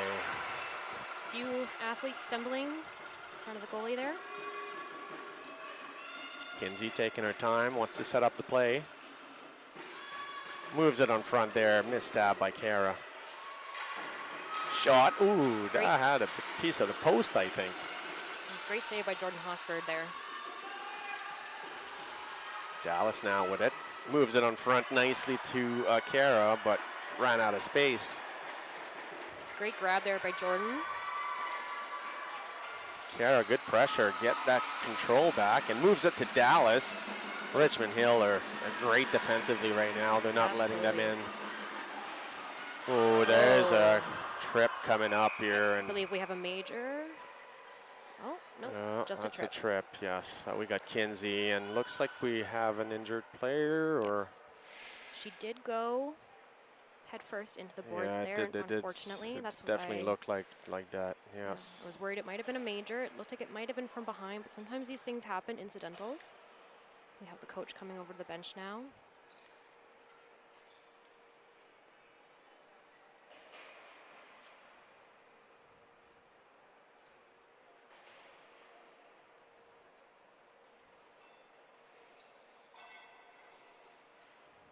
That was a tripping call on Kinsey there. We've got Richmond Hill girl on the ice right now. There we go. She's on her knees. Yep, taking a second to get up.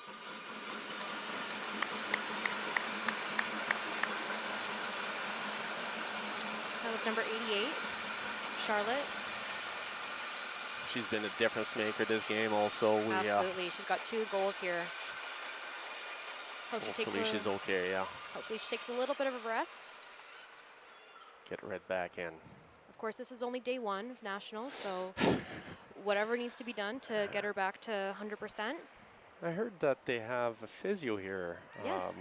Dressing room number 9 or so. And they do. They any have of the injured girl or can get patched up pretty quick, so it's nice. Yeah, it's a great opportunity for these girls to get some much needed support after these hard-fought games. Number 4, Bunting with the ring, 17. Again, it's a power play for Richmond Hill, a full 2 minutes. Looking to use this opportunity here to get them within 1. Nice back pass there. Good pressure by Alberta to get that ring out of there, and now Bowen with some speed gets there, moves it in. Oh, and that'll be both sides on Alberta. Good move there by 29 to force the blue line violation.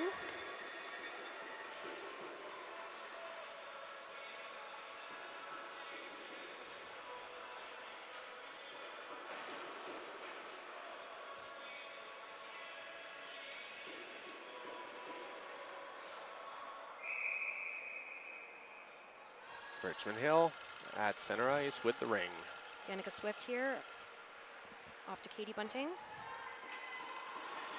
A minute 23 left in the power play for Richmond Hill. They're in their offensive zone right now. Trying to break into that triangle. Nice block there by the girls. Number 11 now, Madison Dye with the ring. Shot clock winding down, comes out. 51, Elise Faulkner with the ring. Nice save. Shot. Ooh, bit of a battle. No call on the play there. Number 5, Katie Bunting with the ring. Looking to get a line change here. Defense are changing. Richmond Hill still in possession. 14 seconds left in the shot clock. It's Kalina Wong with the ring. It's picked up by Alberta and out. Caitlin Choi with the ring here. Nice stab there, waiting for that line. Alyssa Cho off to Lily Whale, number 2. Coming around, 77 parked in front of the net there. Looking for a rebound. Shot clock winding down. 77 with the ring. Ooh, big save by Rayanne. Picked up by Morgan. Ali Teskey now with the ring. Delayed violation. There's a tripping call coming up. And we got Marlies with it now. See, the Alberta goalie is going to the bench. She doesn't have to. Ali Teskey at center. Gonna find Marlies open. Gets it in the zone. We're gonna have four athletes in right now. Hannah, pass deflected, but picked up by Dallas, and she moves it to Kinsey. Kinsey across. Ooh, one-timer missed. Good try.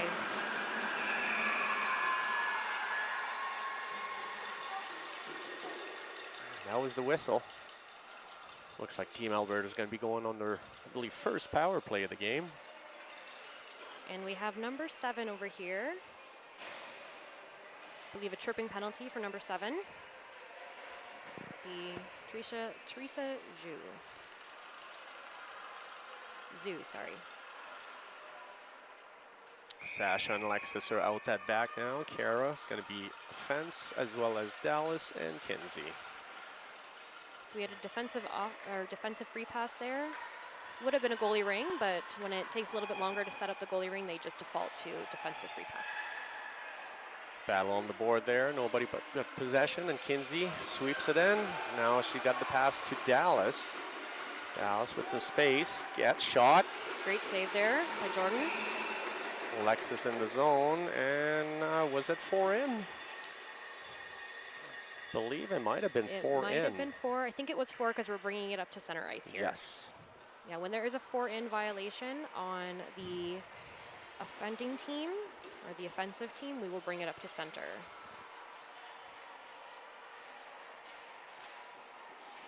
There's 3 minutes, 28 seconds left in the third quarter. The score is 5-3. Faulkner off to number 2, Lily Hale.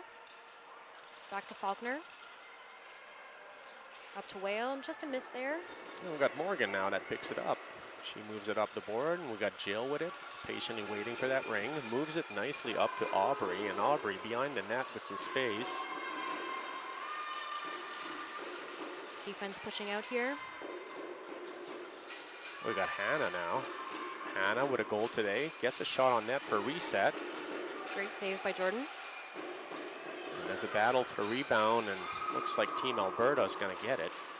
They had every girl in the zone there on the player. Bowen, oh, nice little shot.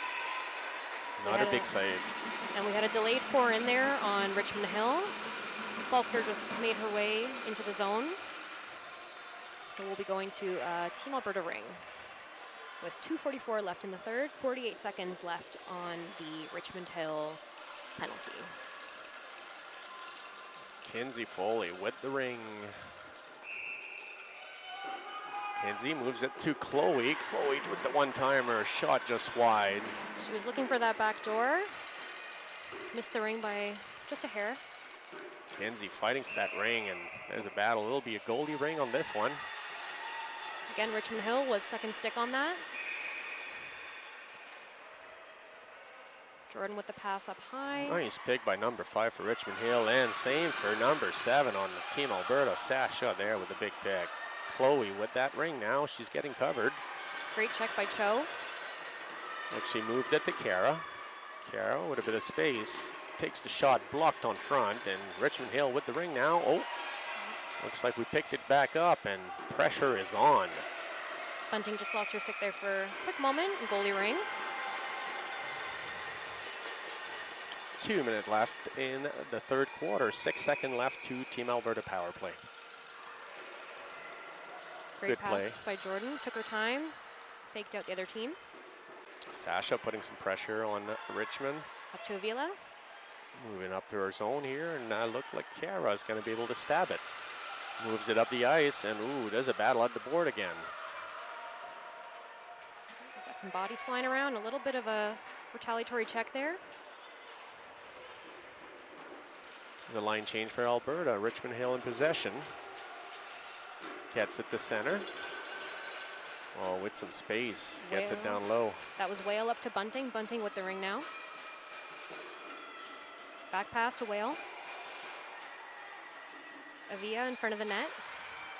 Great shot there. Big save by Ryan again. Got some bodies flying around the goalie here. Nice poke check out. It's like we got it in the zone. Alexis with some space there. She tried to cut on front. Ooh, that's... And we have a delayed penalty here as well. I believe on Richmond Hill for body contact. Yes, I believe so. Good effort there by Alexis trying to cut through there, but she got stopped. Richmond Hill is going to get penalized for 2 minutes on that, though. I believe we have number 4, Kristen Bunting, for the penalty here. Again, one of the situations where to get these goals, often you have to break the triangle, and breaking the triangle at this level means getting into some traffic. That's right. Which means there are potentials to get some penalties. Great save there, no goal. It was picked up in the crease. Bowen there with the quick shot, but that won't count. Great call by the referees there. Oh, and there's Charlotte. She's back on the ice. Glad to see her back out there. Great. Oh, and we have Richmond Hill on top of the ring. So it'll be Alberta ring. Another rule that folks will see sometimes, maybe not as often with younger Ringette players, but the referees at this age, they will call it more often, is on top of the ring. Anytime a player steps on or is on the ring, immediately is awarded to the other team. We got Sasha from Team Alberta starting with that ring. Moves it to Jill. Jill to Dallas. Dallas was in space there. Cuts on front. Moves it to Chloe. Good try for the back door there. Richmond Hill getting back out. 29 seconds left in the period. Chloe gets that ring now, and she's going to move it right back in the zone with some space. Nice block by number 10 for Richmond Hill. Joy bouncing the ring off. Number 7. Oh. Choi with the ring here. Great job keeping the ring on her stick there. Good pressure. Pass off the boards here. We got Kara with Team Alberta moving it back in the zone. And that'll be the third The quarter. third. What an excellent period. Absolutely. I think this one was scoreless. I believe it was as well. Well, both teams there has been tightening up their games and making it difficult on each other to get a good opportunity. But right now, Team Alberta will be starting the last quarter of this game on a power play. Still a minute 5 left. Some interesting fact there. I mean, we've been in Ontario twice this year already. Amazing. I'm hoping that you had great visits when you were in Ontario. You know, we went to Kitchener, and we were always told around Toronto area it's always warmer in the winter. And when we hit 25 below every day that we were there. Yeah, that's and Ontario so, for you. I know, but I mean, to be honest with you, it was about minus 49 in Alberta the week before. So it was a sunny day. It was really gorgeous when you think about it.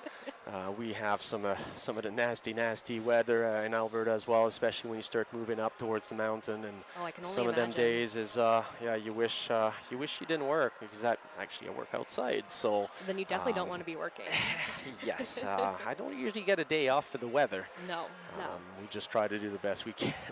Absolutely. But yeah, we were hoping for a bit of a warmer vacation in Kitchener. It just didn't happen. I mean, 25 versus 49. I mean, it's still better. Still a little bit of a wasn't degree great. increase. Yeah. Hopefully the weather here in Ottawa will treat you a little bit better. With our valley weather, it comes in one day, comes out the other. You really can only trust the weather a couple hours ahead of time. Any earlier than that, you're just hoping for something that may or may not come. Yeah.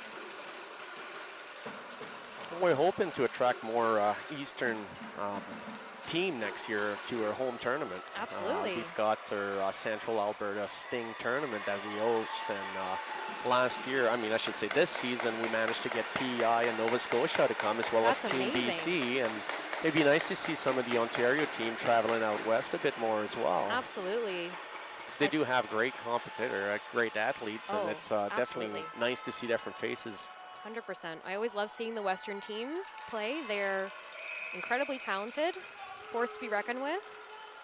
Got Alexis with the ring. She moves it up, and Ali Teske chasing. Gets there first. Behind the net she goes. Again, power play for Team Alberta for a minute. We got Aubrey.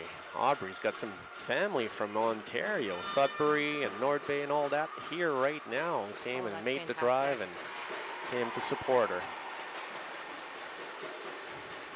Richmond Hill with a bouncing ring, and we got 2 Alberta girl right on it. Ring still moving just a little bit, so they will not be calling a move it or lose it there. Looks like Hannah now, and she does have a wicked shot. And blocked on front. She got a clear reset there as well. Full clock. Looks like Ali Teske now with the ring. Is going to take her time, look around, and drops it to Aubrey. Aubrey with the shot block. Great job there by the defense. Been blocking a lot of shots. They've definitely stepped up their game in these last 2 periods. Absolutely. Alexa's going to stab that at center and sends it right back to Aubrey. Aubrey with some space there. Power play winding down here, and we are back to full strength. And nice play by Richmond Hill to move it up. Kristen Bunting, going deep into the zone after her penalty expired. Grabbing the ring there, Kristen Bunting. Little back pass there to Charlotte. Nice pick by Alexis. Stop that play from happening, and she moves it up to Dallas, and right back in the zone it goes. Alexis again, back to Dallas. Finally get it to center. She moves it on the board, and Kinsey's gonna pick that one up. Kinsey, try to get around, get some space, moves it to Kara. Kara with the shot to get a reset, and great save. We got a free ring here. We got Kinsey back with it to Dallas. Dallas covered right away. Great job by the defense here. They're playing very high, very wide, giving their goalie lots of space to see.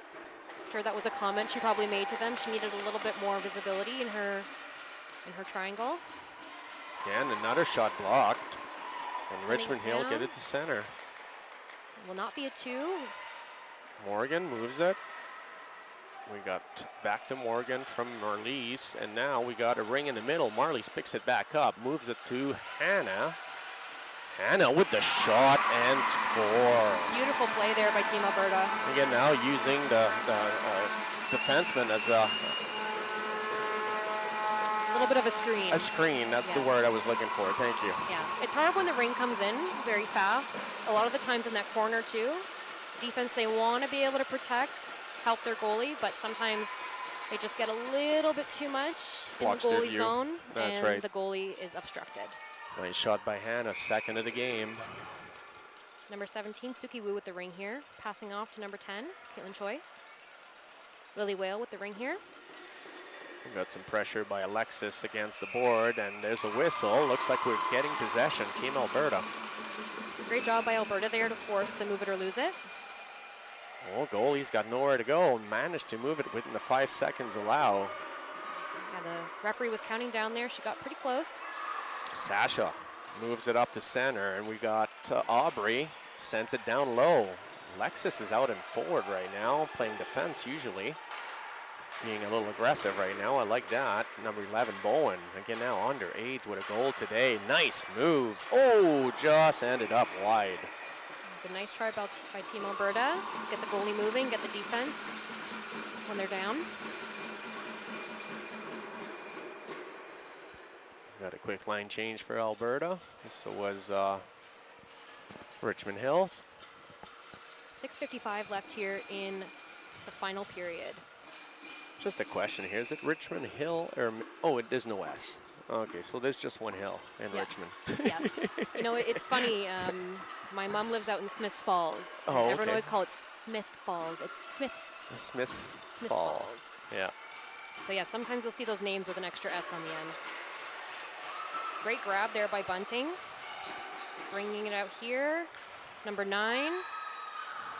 Back to Bunting. Great pass by Wong. Ooh, just wide. That was a wicked shot by number 5 from Richmond Hill. Hard and fast there, and we're going to have a move it or lose it. Richmond Hill will have the ring. 6:23 left in this game, and the score is 6-3 for Team Alberta. We got a good game going on here. It's fast absolutely. and it's back and forth. They are keeping the energy up. These girls are not giving up. I believe this is also their second game today, so, and I think for Team Alberta as well, their second game, so they're keeping it energy filled this whole time. Number 7 with a shot save. We've got Morgan now for Team Alberta, picks it up, and looks like we might have a call holding. A holding penalty. Haven't seen one of those in a very long time. And we got Dallas Law here, 2 minutes for holding. Must have been behind or ahead of the play, I didn't notice. I think it was probably up at the free play line. Didn't quite see it there.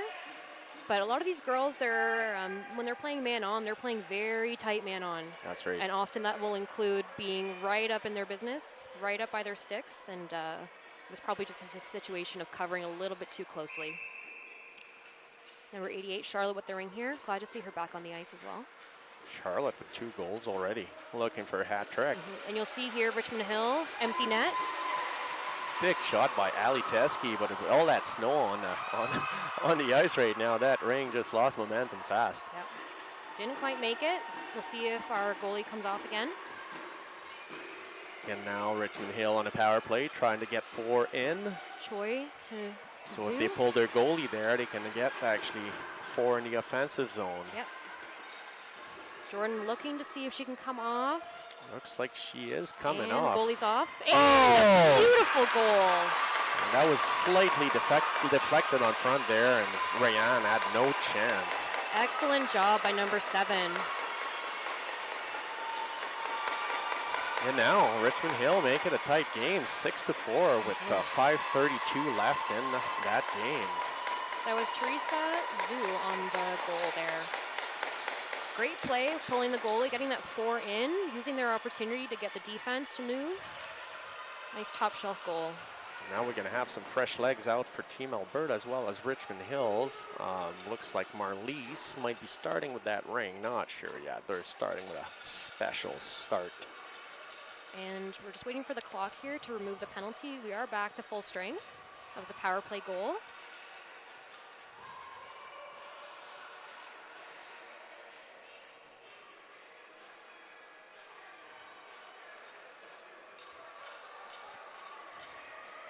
Just waiting for our scorekeepers to remove the penalty. I don't know if they know they need to do that or if they're having a bit of a hard time taking it down. With 5 minutes left in the game here, if the score happened to be tie by the end of the 4th quarter, it'll be an overtime for a whole 10 minutes, so a whole period of overtime. If nobody scores, the game will remain tie and both teams will receive 1 point in the standing. Again now, just waiting on that penalty to be removed off the board. We've got multiple parents looking down, scratching their head, and finally it is off. There we go. Back to play here. Marlies with that ring. We got a chase inside. Ooh, that was a bit of a collision there. Looks like we have a player down. Yeah, we do. I think it was knee on knee. I can't really tell, but it looked didn't like look it good. was just an incidental. She did go for a bit of a spin there. She's oh, there we go. And she's up and she's good. She's a tough one. Yeah, that was a good collision. That was yeah, I agree. I was a little worried there. She did go down face first. These athletes are very resilient. Putting their heart and souls into these games and nationals. Oh!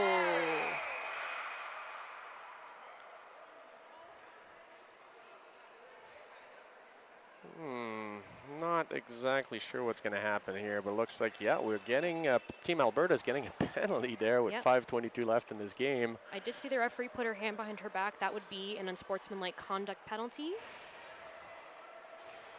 Marlies, 2 minutes in the box. Bit of an interesting decision there from Team Alberta.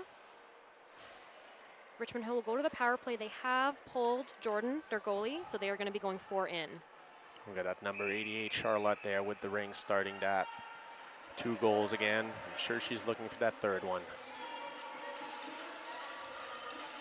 5:13 left in the period here. Oh, nice little back pass there.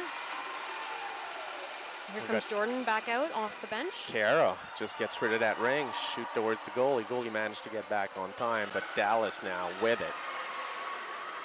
Oh, tried a backhand shot and got blocked on front. Richmond Hill with the ring here, getting it out, number 77. Off to that was number 17.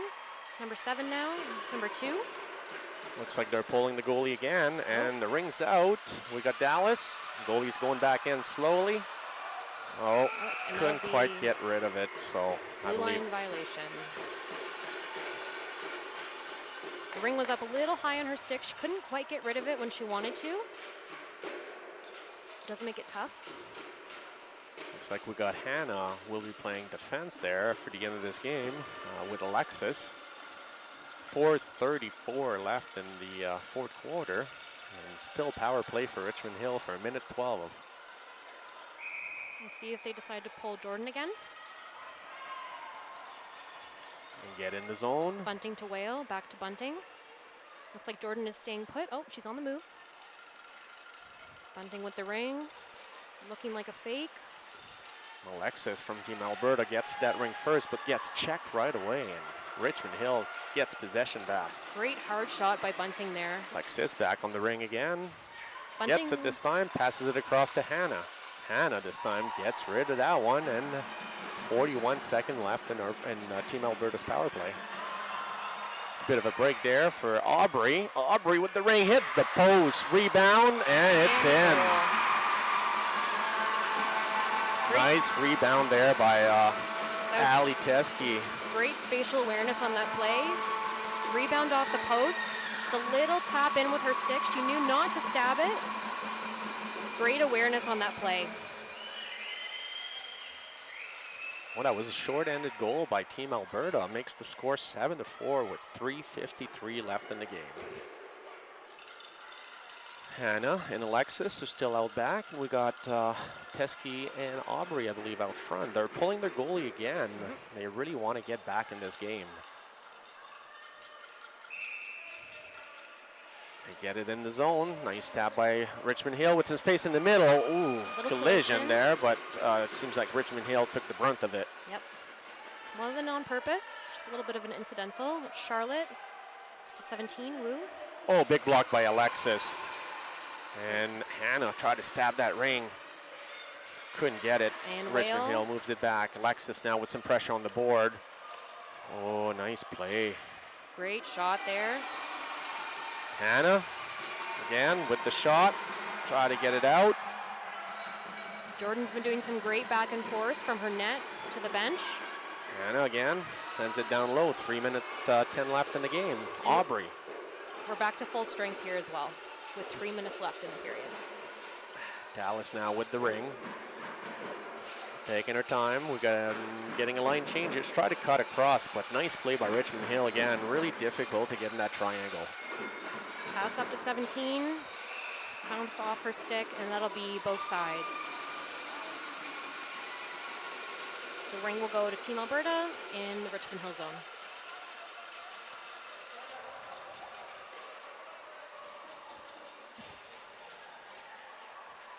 Last 2 minutes, 49 seconds left here. Looks like we're going for a timeout. Yeah, it's a good time to thank, obviously, all the coaches that are here traveling with the team. I would say that they're doing this with their heart, and they're all volunteer as well. Absolutely, huge commitment. Absolutely, and they're enjoying it. Trust me, Absolutely. it's a holiday for them as well right now. They would rather do nothing else but be in here. I can only imagine. As a coach myself, I definitely understand that. I only coach U10 at the moment, but I would go halfway across Canada for my girls if I could. Absolutely, that's fantastic. And now, thanks to all the coaches here this weekend, or this whole week. I forget, it's a long one. Oh yeah, we're only here day one. Yeah. We've got a whole week left. Yeah, last year we had nationals over in the east end of Ottawa, this year in the west end. out near our NHL arena over here. Yeah, well, we went and watched a lacrosse game a couple nights ago, and that was fantastic. It was at the Canadian Tire Center. Yep, we have a fantastic lacrosse team here. There actually is going to be a PWHL game on Saturday, April 3rd at 7 p.m. Sorry. Be the Victoire versus Charge. That would be Montreal, Victoire. Yep. Yes. Victoire, Montreal versus Ottawa, and they'll be doing some support for the Canadian Ringette Championships at that game, inviting a lot of Ringette teams from Ottawa to that game. It'll be a goalie ring. Richmond Hill with it. 2:40 left in the game. Jordan with a high pass out. Charlotte with the ring. Passing up to Bunting. Bunting with a nice stab. Waiting for her players. Richmond Hill pulling their goalie. Nice play by Morgan to get it out to Dallas. And goalie's just racing back to the net. Gets a piece of it to deflect it high. Wow. Great job on that, Jordan. Jordan has been an absolute menace here in this game, really making Team Alberta work for those goals. Absolutely.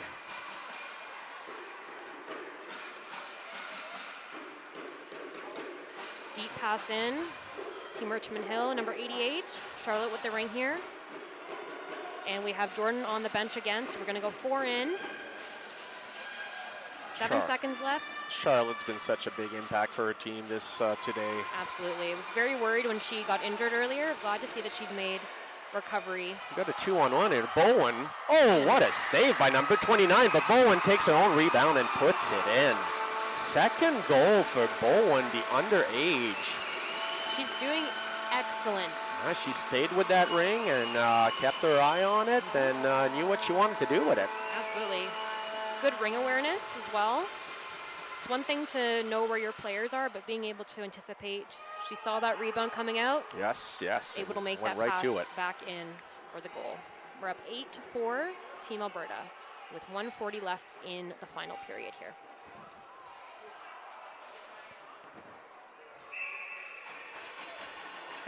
Wu, back to number 5, Bunting. Alexis managed to get that ring for Team Alberta. Oh, again, she was checked right away. 2 girls on her. That was Bunting passing to her twin sister. So we have Katie and Kristen Bunting. 17, Wu. Oh, a little bit high there. Out of play. It'll go to goalie ring for Team Alberta.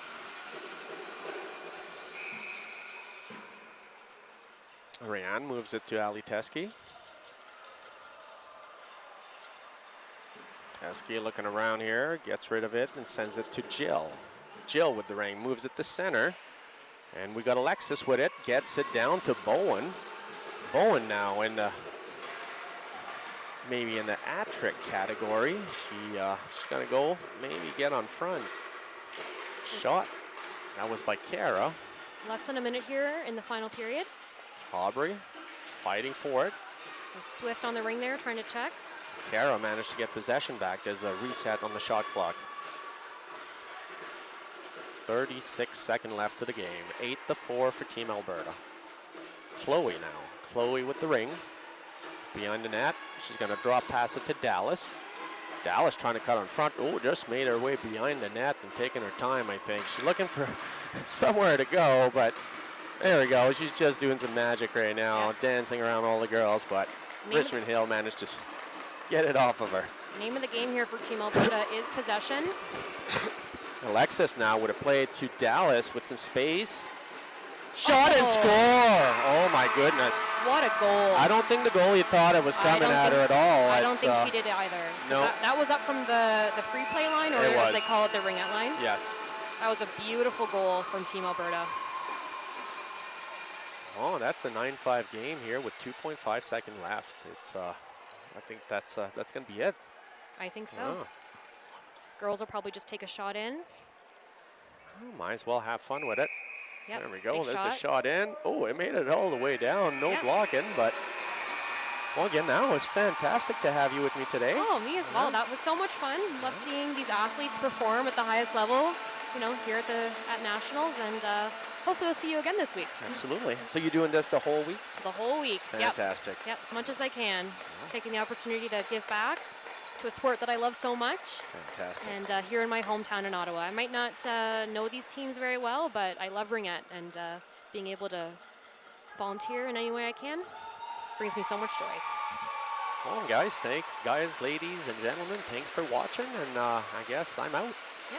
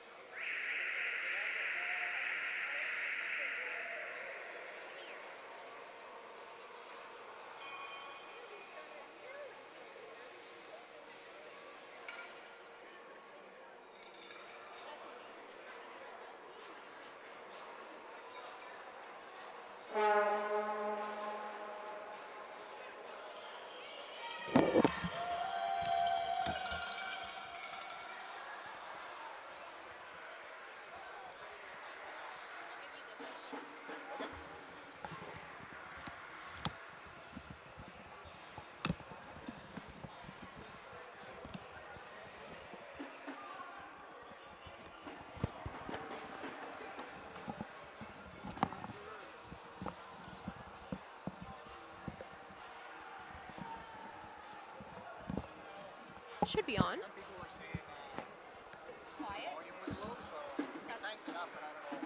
Yeah, the guy was saying we had to have it.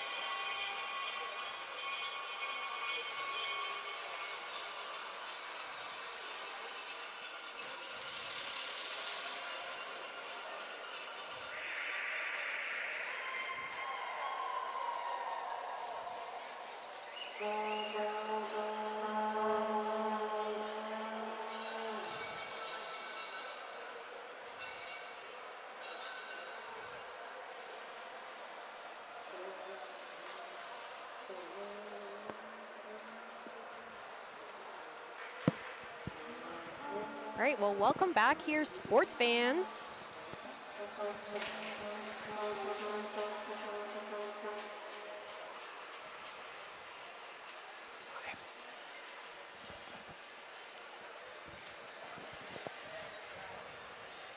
Coming up, we have our NRL game, Calgary RATH versus Rive-Sud Revolution. My name is Kira Kirkpatrick. I'm from the Ottawa area here. And I'm also helping out here, Dion Rock, voice of the Wrath. So we're going to be doing play-by-play and the commentary for this second NRL game for these two teams today. I believe Rive-Sud beat Saskatchewan Heat 6-4 earlier today, and the Calgary Wrath beat Gatineau Fusion 4-3 this afternoon.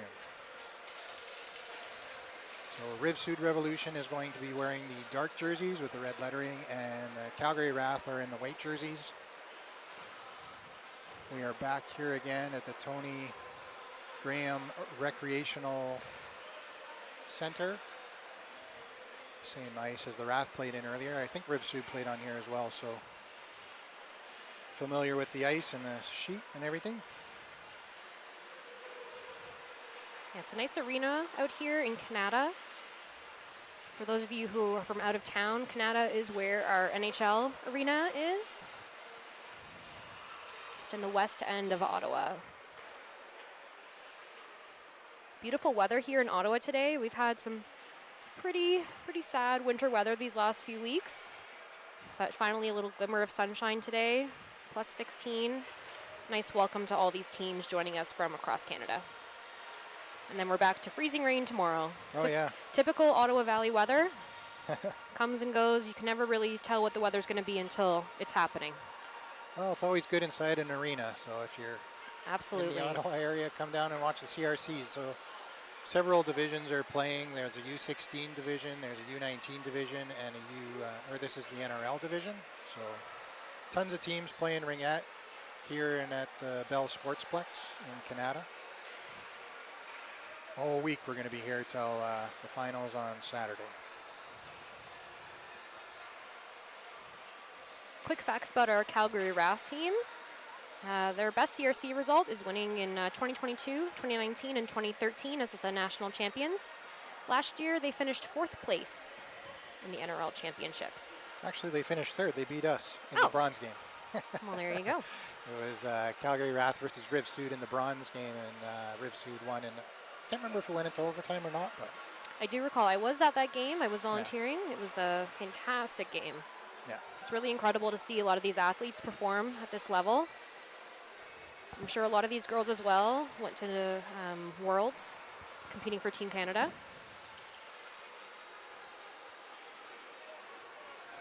Yeah, quite a few of the Wrath. I don't recognize too many names off Rive-Sud here, but the Worlds were in Finland about just before Christmas there in November. Yes. It's like Rive-Sud is a Ringette team based in Montreal, South Shore, Quebec, and was founded in 2004. And yeah, last year they finished 3rd in the NRL championship, which is their best CRC result. Nice. They actually finished the season in 1st place in the East, Rive-Sud, so they're on a tear here to possibly go all the way. I'm very excited to see Rive-Sud here. I know last year at Nationals, Rive-Sud was, they had a big crowd of folks with them. They were probably the loudest fans cheering in the stands, so we'll see if that's the same here this year. Calgary RATH, Ringette team, based in Calgary, Alberta, founded in 2007. Team this year, it looks like we have 4 rookies joining us on Calgary RATH this year. Tessa Brown. Leah Marlborough. Yeah, Tessa Brown's a forward. Leah Marlborough's a defenseman. Ava Wills a defense. And Julia Harvey is a goalie. Correct.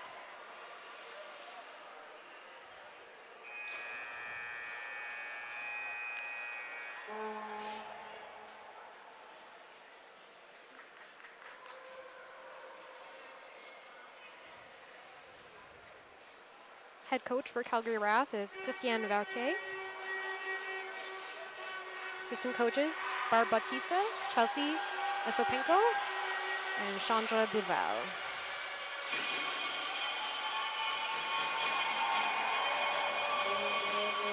So it looks like number 31 is going to be in net today for the Rive-Sud Revolution. It's Laurie St. Pierre. So she'll be the netminder for Rive-Sud, and Maddie Nystrom is going to be starting for the Calgary RATH in net. And Rive-Sud's going to be starting with the ring. Looks like Larocque is going to start with it, number 9. So Larocque's going to kick it back and over across to number 11, that's Kunai. And into the corner. Rath with some good checking. That's Jenica Murray turning it up the other way. Up across the blue line, Aranung to Gillespie now. Gillespie into the corner has a bit of a battle there with number 11, Kunyao. Gillespie able to come away with the ring, and she's going to go for a circle around the Ringette circle. Gillespie trying to break through. Drop pass to Aranung. Over to the side of the net. Good shot and good save there by St. Pierre right off the bat. Nice reset by Rath as well. Yeah, oh, they did get a reset and the rebound. So Gillespie cycling again. Looks like the forwards are changing for the Rath. And actually the Rive-Sud Revolution are changing too. Now there's Wheeler across to Anderson. Anderson with a shot off St. Pierre and into the mesh. So that'll be a Calgary RATH ring offensive free pass. Yeah, although Calgary did make the shot, it did go off the Rive-Sud goalie, so it will be Calgary ring. With a fresh 30 seconds too. So Wheeler's going to start with it, fakes a shot and pops it back to Anderson in the corner. Anderson dropped to Wheeler. Wheeler across the slot over to Burse. Burse circles back, doesn't like it. Now tries to get it across to Anderson. Anderson with a quick shot and scores. One-timer. Fantastic goal.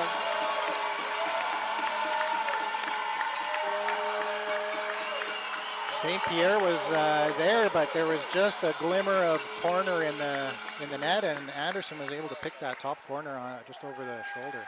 Beautiful goal by Calgary. Got to be quick with those shots. Goalies move fast here, so do their defense. So you got to make that opportunity count when you have it. So Lavoie now with the ring drops it back for Rive-Sud. There's number 20, Alain. And left in the corner. Rive-Sud in control, number 88 setting up with it. That's Kiebe. Sorry, Keeble. And it's a goalie ring, so Nystrom's going to throw it behind the net for Rock. Rock, quick out all the way up to Hazel. Hazel's got a skate for it, has lots of open space, and finds Sauvé deep in the corner. She is checked hard by number 7, Dumont. Able to get it back to Brewster into the slot and a shot. Great save, St. Pierre. Meyer was on the doorstep, had a great chance there, and Rive-Sud's away. Huge stretch by the Rive-Sud goalie there to make the save. Yeah. Now back to number 9, Larocque. Larocque finds 91, Rive-Sud, Plant. Now drop pass, Rive-Sud with a shot, and what a goal over Nystrom's glove side, pops the water bottle. So Rive-Sud answers back with authority on that goal, scored by number 9, Lawrence Larocque. Absolute sniper there by the captain. So 2 minutes in here, we're at 1-1. Now Ava Will starts with it for the Rath, sends it across to Aaron Ung. Drop pass to Murray. Murray doesn't like an opening, sends it back across to Will, still in the neutral zone here. Will trying to get it past traffic, and Plante is able to intercept that, but Plante throws it into center ice where Murray was waiting for it. So Murray sending it back in. Contested ring is picked up. Oh, initially that. No call on the play there. A little bit of a bump there, but nothing the refs thought was a penalty. And now all alone is Gillespie. Fakes the shot, takes it around the net, looking for a wraparound. St. Pierre able to cover up the far post. Gillespie now.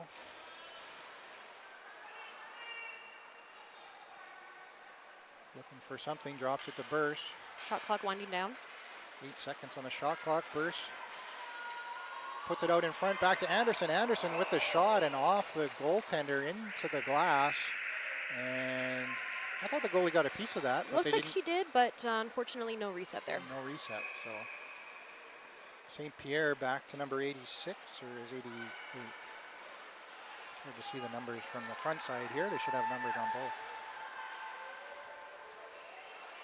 Oh yeah, that's Keeble. All right, Hazel now picking it off in neutral ice, gets it over to Armstrong. Armstrong's going to look for Burst in the offensive zone. Burst can't quite pick it off, and they're going to call 4 in. 4 in. Yeah, number 77 there, reached in.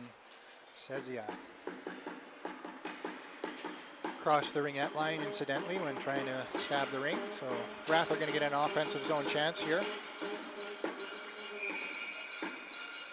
Brewster looks for the shot, doesn't see anything, sends it over to Meyer. Meyer's going to skate around the net. Meyer gets checked, drop pass to Brewster. A little bit of a collision up by the free play line. Yeah, I know.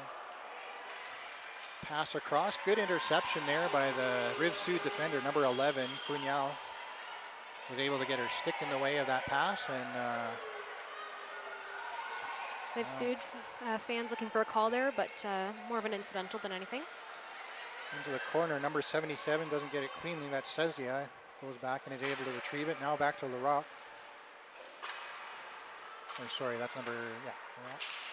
Scored the first goal and sends a shot wide into the corner, and that's shot clock violation. She was looking for a reset there, shot a little bit wide, so no reset. So Rock now for the Rath, running into a bit of trouble. Stretch pass out to Hemstreet. Hemstreet has to reach for it. Rock runs into her own player there, now sends it across to Brown. Brown's gonna skate in. The defensive triangle is set up for Rive-Sud. Ung over to Hemstreet, back to Ung. Ung wasn't ready for that. And Rive-Sud able to take over, and now it's number 28, gets it out, Boucher. And deep into the corner is picked up by Ava Will for the Rath. Looking for an opening, sends it to Hemstreet. Hemstreet can't stab the ring. And Rive-Sud take over. Number 99 into the corner, that's Lavoie. Rive-Sud setting up in the offensive zone, cycling behind top of the circle. Pass across is stick by Rachel Ung. Number 77 over to 97, Lacombe. Lacombe behind the back pass, out in front, shot is blocked. Need a reset here. Sezia. Ring ended up in the crease. Nystrom makes a great pickup. Bit of a error there by the goalie toss. Didn't see Rive-Sud right on it. Now tosses it behind Ung. Ung turns around and picks it up.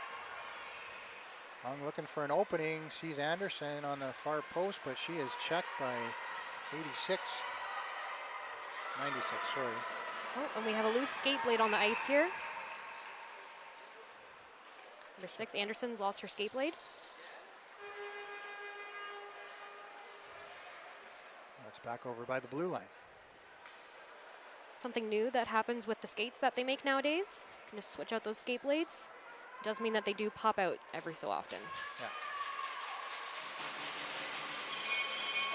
So because Rath was in possession, they gave it back to Rath, I guess. They just blew it down for a safety. Nobody trips over it, so Armstrong's going to start with it at center ice, over to Sauvé.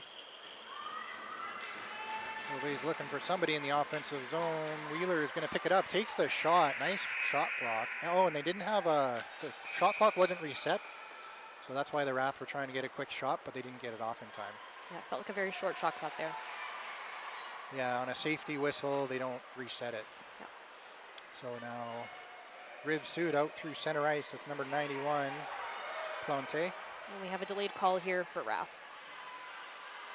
Oh yeah, a penalty. So interesting rule change. You don't have to pull the goalie to go 4 in on a delayed penalty, but Rive-Sud has opted to pull their goalie, so they can send out an extra player, I guess. So they got 4 in now. Controlling the ring, shot by 28. Nystrom, I think, got a piece of it, but it wasn't on net. They will get a reset here. And number 4 isn't on my list and doesn't have a name bar, so I'm not sure who that is. Number 4 got the ring off, but then Rath was able to block and get the whistle, and now we'll see who gets it. It's like Murray for the Rath is going to get 2 minutes for body. All right, so Rive-Sud having an offensive zone chance here. Keeble is going to pick it up in the circle. 5:58 left in the first quarter, 1-1. Just waiting for the scorekeeper to put the penalty up on.